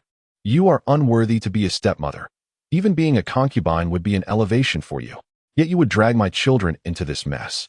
With a resounding slap, Wen Huairan struck Wang. Stop adding to the chaos. Wang, momentarily stunned, covered her face, then straightened up and smiled at Wen Huairan. Regardless, I shall be cast out of the family records, and your Wen surname will be changed. You may divorce me if you wish. Even if you do not, I shall return home with my children and change their surname to Wang. After a pause, she bowed to Gao Qianxue at the head of the hall. As the family records have yet to be altered, I shall still address you as sister-in-law for the time being. Sister-in-law, may I take my dowry when I leave? Gao Qianxue nodded and gestured to the woman who had entered earlier, clad in soft armor, to assist. Wu Rou, please help them take stock. The residence of General Wei Yuan must be returned to order by tonight. Wu Rou bowed in acknowledgement. Understood. Wang once again bowed deeply, turning away without a glance back as he exited the hall. Old lady, he raised her hand to pat her chest, her eyes still blazing with fury as she glared at Wen Jianshan. Never had she heard of anyone daring to divorce their father's wife. Eldest, do you truly dare to defy the world? If you commit such unfilial and unbrotherly acts, do you think the court would tolerate you? Do you imagine His Majesty would grant his approval? You have returned merely to stir unrest in the family, and without any concrete evidence. You dare to speak of divorcing your father's wife. Such actions, if they were to spread, would render any monumental achievements you might secure insignificant in the eyes of His Majesty. Wen Jianshan's dark eyes were filled with a murderous intent, which he struggled to suppress. Yet it still seeped through. On what grounds do you assume that His Majesty would not consent? Yenner has been wronged by others. Yet His Majesty still granted her a marriage despite her circumstances, for he seeks to protect her. This is not to be blamed on the Emperor. The conduct of Prince Yu is a failing of the royal family's oversight. The royal family recognizes its errors, and his refraining from causing a scene before the court honors the bond between ruler and subject. The other branches of the family hold positions in the court, and his restraint serves to preserve the Emperor's dignity. Therefore, Regardless of his actions against the other branches, His Majesty will not intervene. It is essential to strike at their most vulnerable points, for a decisive blow would resolve the matter once and for all. Expel them. With these words, the guards stationed outside the hall responded in unison, their shouts echoing like thunder throughout the residence. Military boots stamped into the hall, blades unsheathed, and in an instant, the cold gleam illuminated the room as if it were midday. The members of the second and third branches were silenced, their mouths covered and throats pressed as they were forcibly dragged out. With fewer people in the hall, a sense of tranquility returned. The elders of the Wen family had been informed in advance and thus remained reticent, yet apprehension lingered in their hearts. An elder spoke up first, respectfully, "My nephew, I understand your anger, but many of our kin still hold positions in the court. If inquiries arise from outside, how shall we respond? Is this handling truly appropriate?" When Jianshan gave a slight nod, "There is no need for elaborate explanations. Simply state that His Majesty is already aware and has not objected." The elder pondered for a moment before nodding in agreement. "You are a man of strategy. We, as elders, will help you manage family matters. But external affairs must be handled with caution." This nephew of his held deep respect for his elders and rarely acted against his stepmother. Yet if someone in the family committed a grave error, it would reveal his stubborn and tempestuous nature. Today's events were indeed significant. The actions of the second and third branches were excessive, but not to the point of expulsion from the family lineage. However, if he did not allow his nephew to vent his grievances through this matter, he feared it might lead to violence. The general stationed at the border, without just cause. Slaying court officials would certainly tarnish the family's reputation and jeopardize the prospects of the younger generation. Weighing the benefits and harms, we must choose the lesser evil. As an elder, he could only hope that his nephew would pass muster with His Majesty. Wen Jianshan closed his eyes and nodded. "Thank you, uncle. Father, why are those outside restraining the young lady?" The members of the clan turned to gaze at Wen Yuding and Wen Yuqing, who had rushed into the hall. And they instinctively rose to their feet. "Jingji, you may attend to your family matters first." Gao Qianxue did not spare the siblings a second glance. She merely inclined her head to Wen Jianshan as a gesture of farewell. At this moment, the hall was truly left with only the individuals from the Duke Wei Yuan's household. When Huali approached the siblings at a leisurely pace, her expression composed. Yet it was enough to cause them to huddle together and retreat several steps. She retrieved the long spear she had previously thrown, seated herself opposite Wen Chi, and exchanged a glance with Su Nanju, seemingly intent on flanking the two sisters. However, Su Nanju was oblivious to this, preoccupied with whispering to Wen Chi. "And what of the son?" Wen Chi mused quietly, his voice tinged with irritation. "I have yet to lay eyes on him myself." Chapter 91 today. Old Wen dared not meet my gaze. Wen Yuding steeled herself and took a few steps forward, her eyes timidly settling on the elevated seat.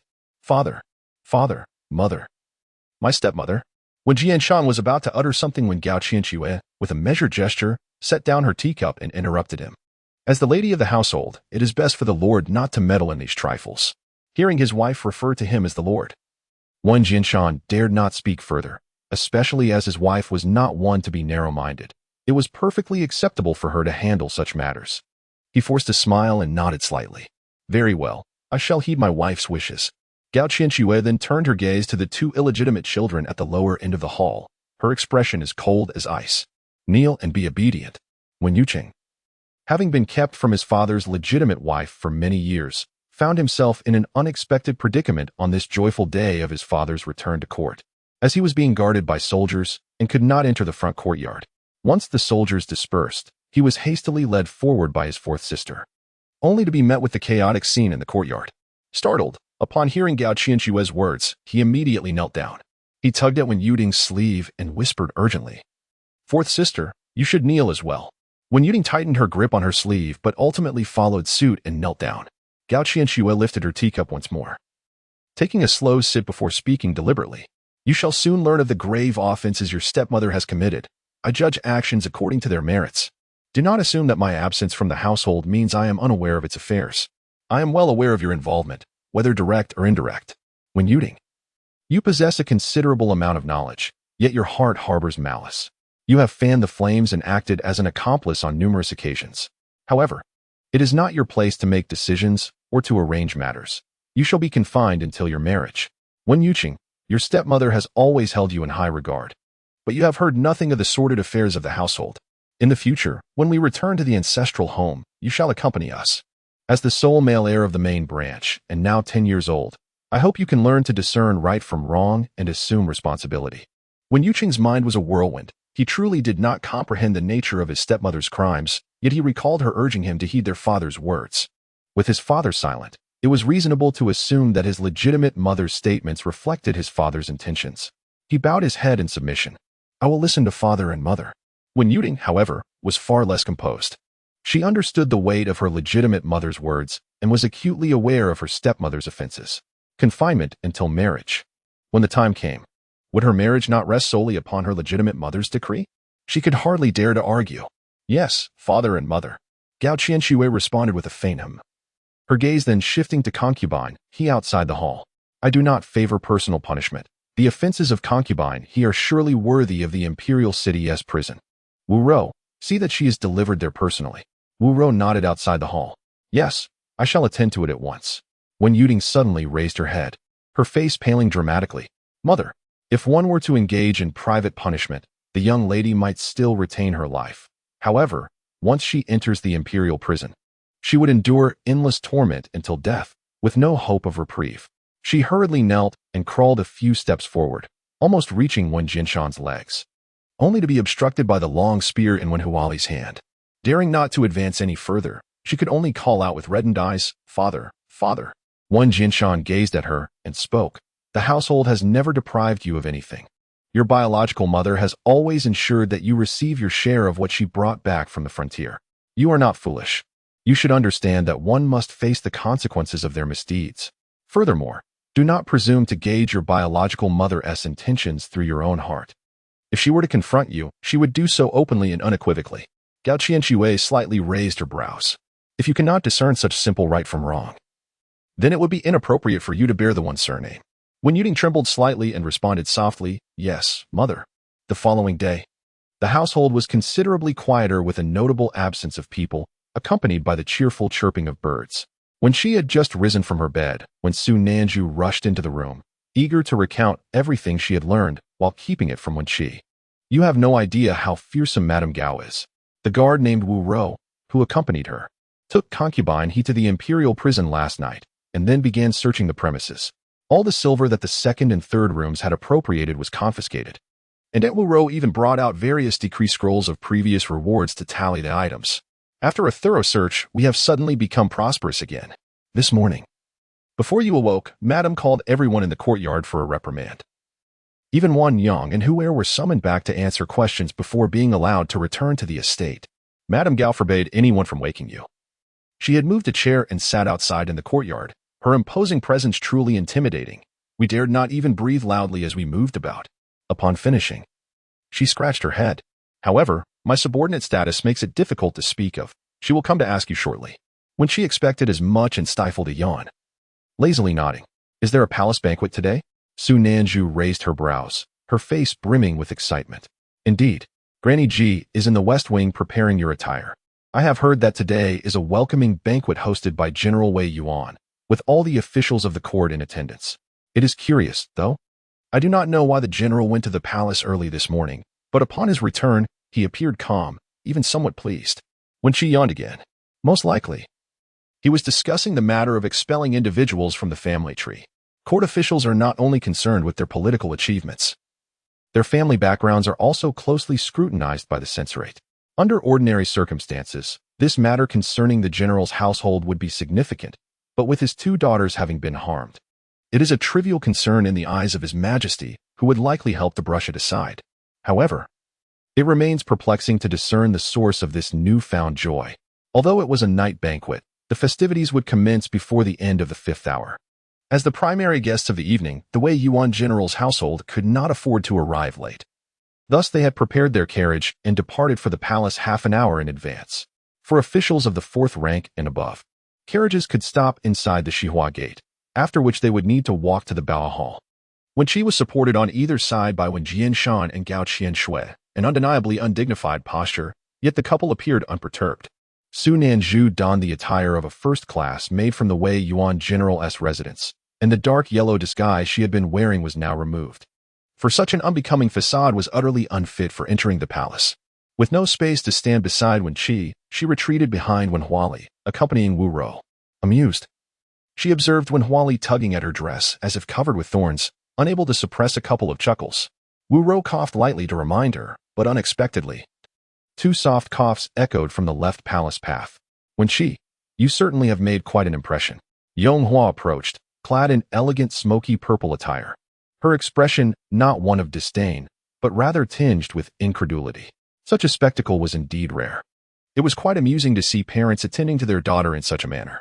Upon noticing Yonghua, Wen Jianshan and Gao Qianshui could not help but harbor some wariness. Greetings, Your Highness.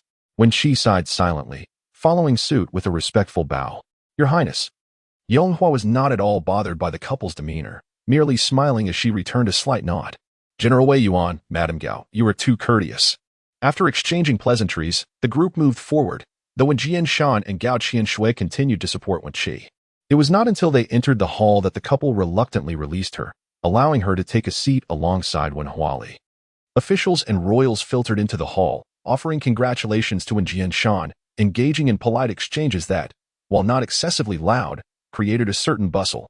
Many familiar faces were present, yet none managed to capture Wen Chi's attention even for a moment. Wen Huali sampled the various snacks and teas on the table, frequently turning to inquire about Wen Chi. This contains licorice. Can you eat it? This one is honey. Is it permissible for you? Will the tea pose a problem? What about this on your side? After enduring a quarter of an hour, Wen Chi felt a throbbing headache. Could you please be quiet for a moment? Wen Huali begrudgingly closed her mouth. Then, with a puzzled expression, followed Wen Chi's gaze towards her father. Why are you staring at father?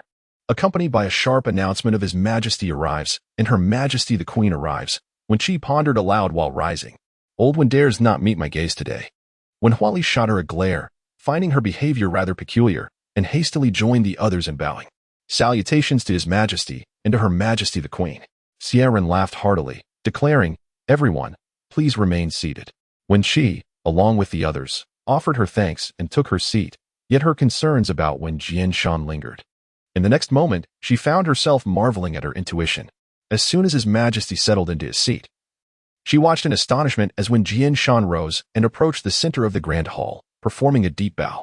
I am willing to exchange my lifetime of military merit for Your Majesty to grant marriage to my two daughters with the King of Ing. I beseech Your Majesty for your approval. Wen Chi. Xie Zhi's expression remained impassive. Ah, so this is where the apology originated. Chapter 92. The old curmudgeon truly deserves to die.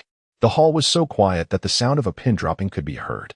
Not only was Wen Chi astonished, but even Gao Qianshui gazed wide-eyed at Wen Jianshan, nearly rising to shout at him. Wen Huali wore an expression of distress, his eyes flickering between Wen Chi, Wen Jianshan, and Xie Zhi. Had the situation been more suitable, Sun Anju might have already crouched down to whisper to Wen Chi when she surveyed the room, her gaze ultimately settling upon His Majesty at the high seat. At that moment, Xie Zhi, with a troubled expression, raised a hand to rub his forehead. His right hand, fingers slightly splayed, conveniently blocked the direction from which Xie Zhi's gaze was coming. She instantly understood. The old man dared not look at her. His Majesty refrained from gazing at Xie Zhi. Such an inexplicable situation must have been prearranged between the two. She sighed silently, pressing her fingers to her forehead, her toes curling tightly. Throughout her 2 lifetimes, she had never before encountered such a disgraceful moment. Xie Zhi's attention shifted away from Wen Chi undeniably. He harbored a considerable shadow cast by her. Ever since Wen Jianshan knelt in the hall, his gaze had remained fixed on Wen Chi, fearing she might concoct some insidious scheme. Yet, to his astonishment, he observed unabashed shock, helplessness, and even a hint of shame on her face. Xie Zhi chuckled softly, his hands languidly resting across his chest, yet he remained silent. Xie Zhi found himself increasingly flustered by Xie Zhi's laughter, nearly losing his composure. He cleared his throat, attempting to speak. This matter. Wen Jianshan was indeed an old curmudgeon. He entered the palace early in the morning, presuming he had come to explain the ruckus from the previous night at his residence. However, upon entering the hall, he immediately began to wail and lament. He lamented about the plight of his 2 daughters, one gravely ill and the other seemingly devoid of hope for mobility in this lifetime. To his audacity, he dared to weep openly on the floor of the Yuan Hall, his tears flowing freely, almost rolling about like a common street woman. Such disgraceful behavior. After much effort to pacify him, He had the audacity to declare that he wished for Xie Zhi to marry his second daughter. Who was Xie Zhi? Aside from being the prince and the emperor's brother, he was a high-ranking official, wielding authority over the royal city, responsible for palace security, intelligence gathering, and monitoring officials. How could Wen Chi, a general commanding 200,000 troops at the border, dare to suggest such a union? Who on earth granted him such audacity? Anyone with a modicum of sense would never utter such words in his presence. They would avoid him at all costs. Yet, when Jianshan, in his folly, brought this matter before him, and after a scolding, he demanded military tokens to propose for his daughter. He even indirectly invoked the name of the esteemed Wang to make his case. Were it not for the absence of anyone in court capable of immediately shouldering the responsibility of defending the borders, he would have thrown that old curmudgeon out of the palace. Had he done so, they would not have found themselves in such a vulnerable position. Once spoken, words are indeed difficult to retract. Were it not for the fact that when Jianshan's second daughter had little time left, would he have acquiesced? Would he have agreed under such duress? The old curmudgeon truly deserves to die. Xie Zhi exhaled a deep breath. And then his eyes suddenly brightened as he fixed his gaze on Wen Chi, though he addressed Wen Jianshan, saying, "Cough, cough.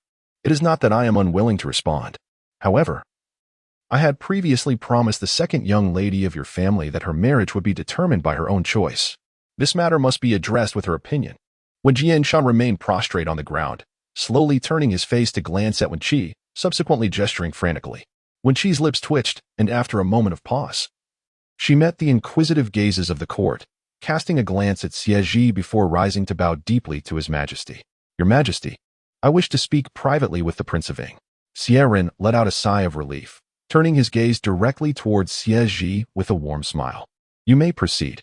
Xie Zhi said nothing further, merely nodding slightly to Xie Zhi before standing up and gesturing for Wen Chi. "Miss Wen, please." Wen Chi smiled as she bowed. "Thank you, Your Highness." The two of them retreated outside the hall, with no one following, and they silently crossed the platform and descended the stone steps, stopping in the center of the Imperial Road before the Golden Water Bridge.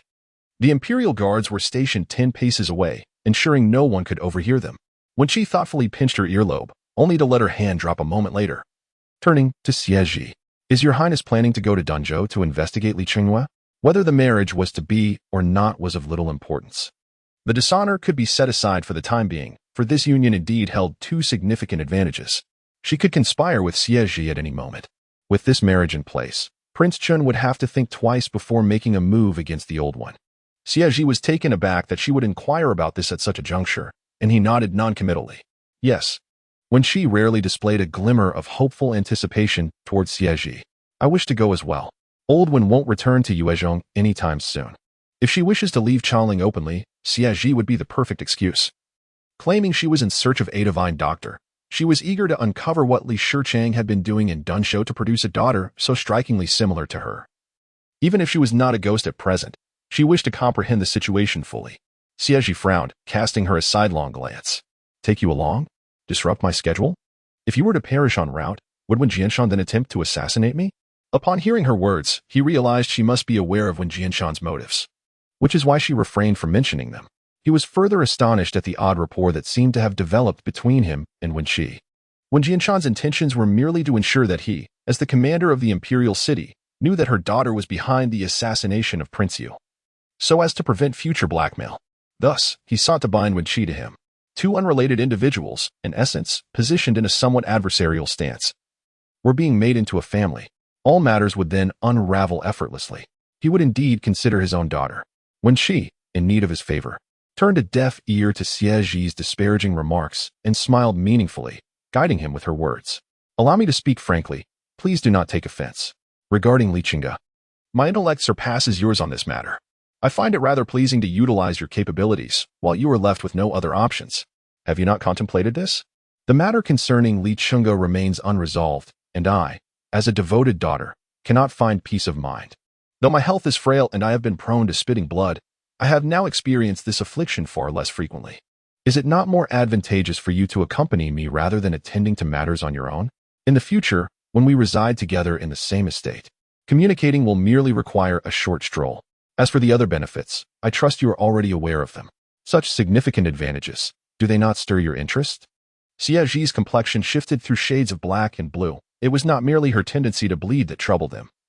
but the prospect of her continued frankness would surely push him to the brink as well. Yet, one cannot deny the substantial benefits she speaks of. Those who wish to act against Wen Jianshan would hesitate to proceed recklessly with this marriage as a safeguard, thereby granting them more time to investigate Li Chenge's victory. As long as the matter of Li Chenge remains unsettled, he cannot find peace throughout the day. His gaze darkened, and his tone remained flat. It is settled. Wen Chi smiled as if basking in the spring breeze. In the future, I hope the prince will generously impart his wisdom. Chapter 93. A surge of compassion. The gaze of the entire assembly once again converged upon the two individuals. Xie Zhi stepped forward, lifting his robe as he knelt before Wen Jianshan. I, a humble servant, wish to wed the second daughter of Wen. Wen Jianshan exhaled a sigh of relief. His face nestled in the crook of his arms, breaking into a multitude of creases as he smiled. Unlike Xie Zhi, who found it difficult to articulate his intentions, Wen Chi knelt beside Wen Jianshan and responded with remarkable composure. This humble daughter consents. Xie Zhi perceived a lingering darkness before his eyes. He paused momentarily before managing to muster a smile. Excellent. Truly excellent. If Xian can secure such a commendable union, it alleviates one of my greatest worries. Everyone, rise. Following Wen Jianshan's lead, when she expressed her gratitude before returning to her seat, Xie Zhi cast a glance at the seated Xie Zhi, noting his lack of any discernible emotion, and hurriedly turned his gaze toward Wen Chi. It is indeed impressive that someone capable of pursuing the young third has now been granted a marriage to the old 17th, displaying not a shred of bashfulness. Such carefree audacity is remarkable.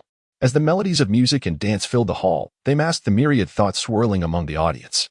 Almost instantaneously with the onset of the music, Su Nanzhu knelt beside Wen Chi, bowing her head to pour tea for her. Such haste. You were truly to be wed. Upon hearing her nearly breathless exclamation, Wen Chi could not help but chuckle lightly. Indeed, it serves a purpose. What purpose? When Huali leaned in, her expression still a complex tapestry of emotions, gazing at Wen Chi and Su Nanzhu as though they were specters. What are you discussing? Su Nanzhu cast a disdainful glance her way and continued to fixate on Wen Chi in that moment, when she momentarily forgot her presence and, upon contemplating the words she was about to utter, felt her toes clenched tightly. It serves a significant purpose. He possesses power, wealth, and a vast fortune. He is also quite presentable. Presentable? When Huali could not suppress a scoff, her voice low yet emphatic. Though I fail to grasp why our father has orchestrated this affair, I must have a serious discussion with you regarding your remarks.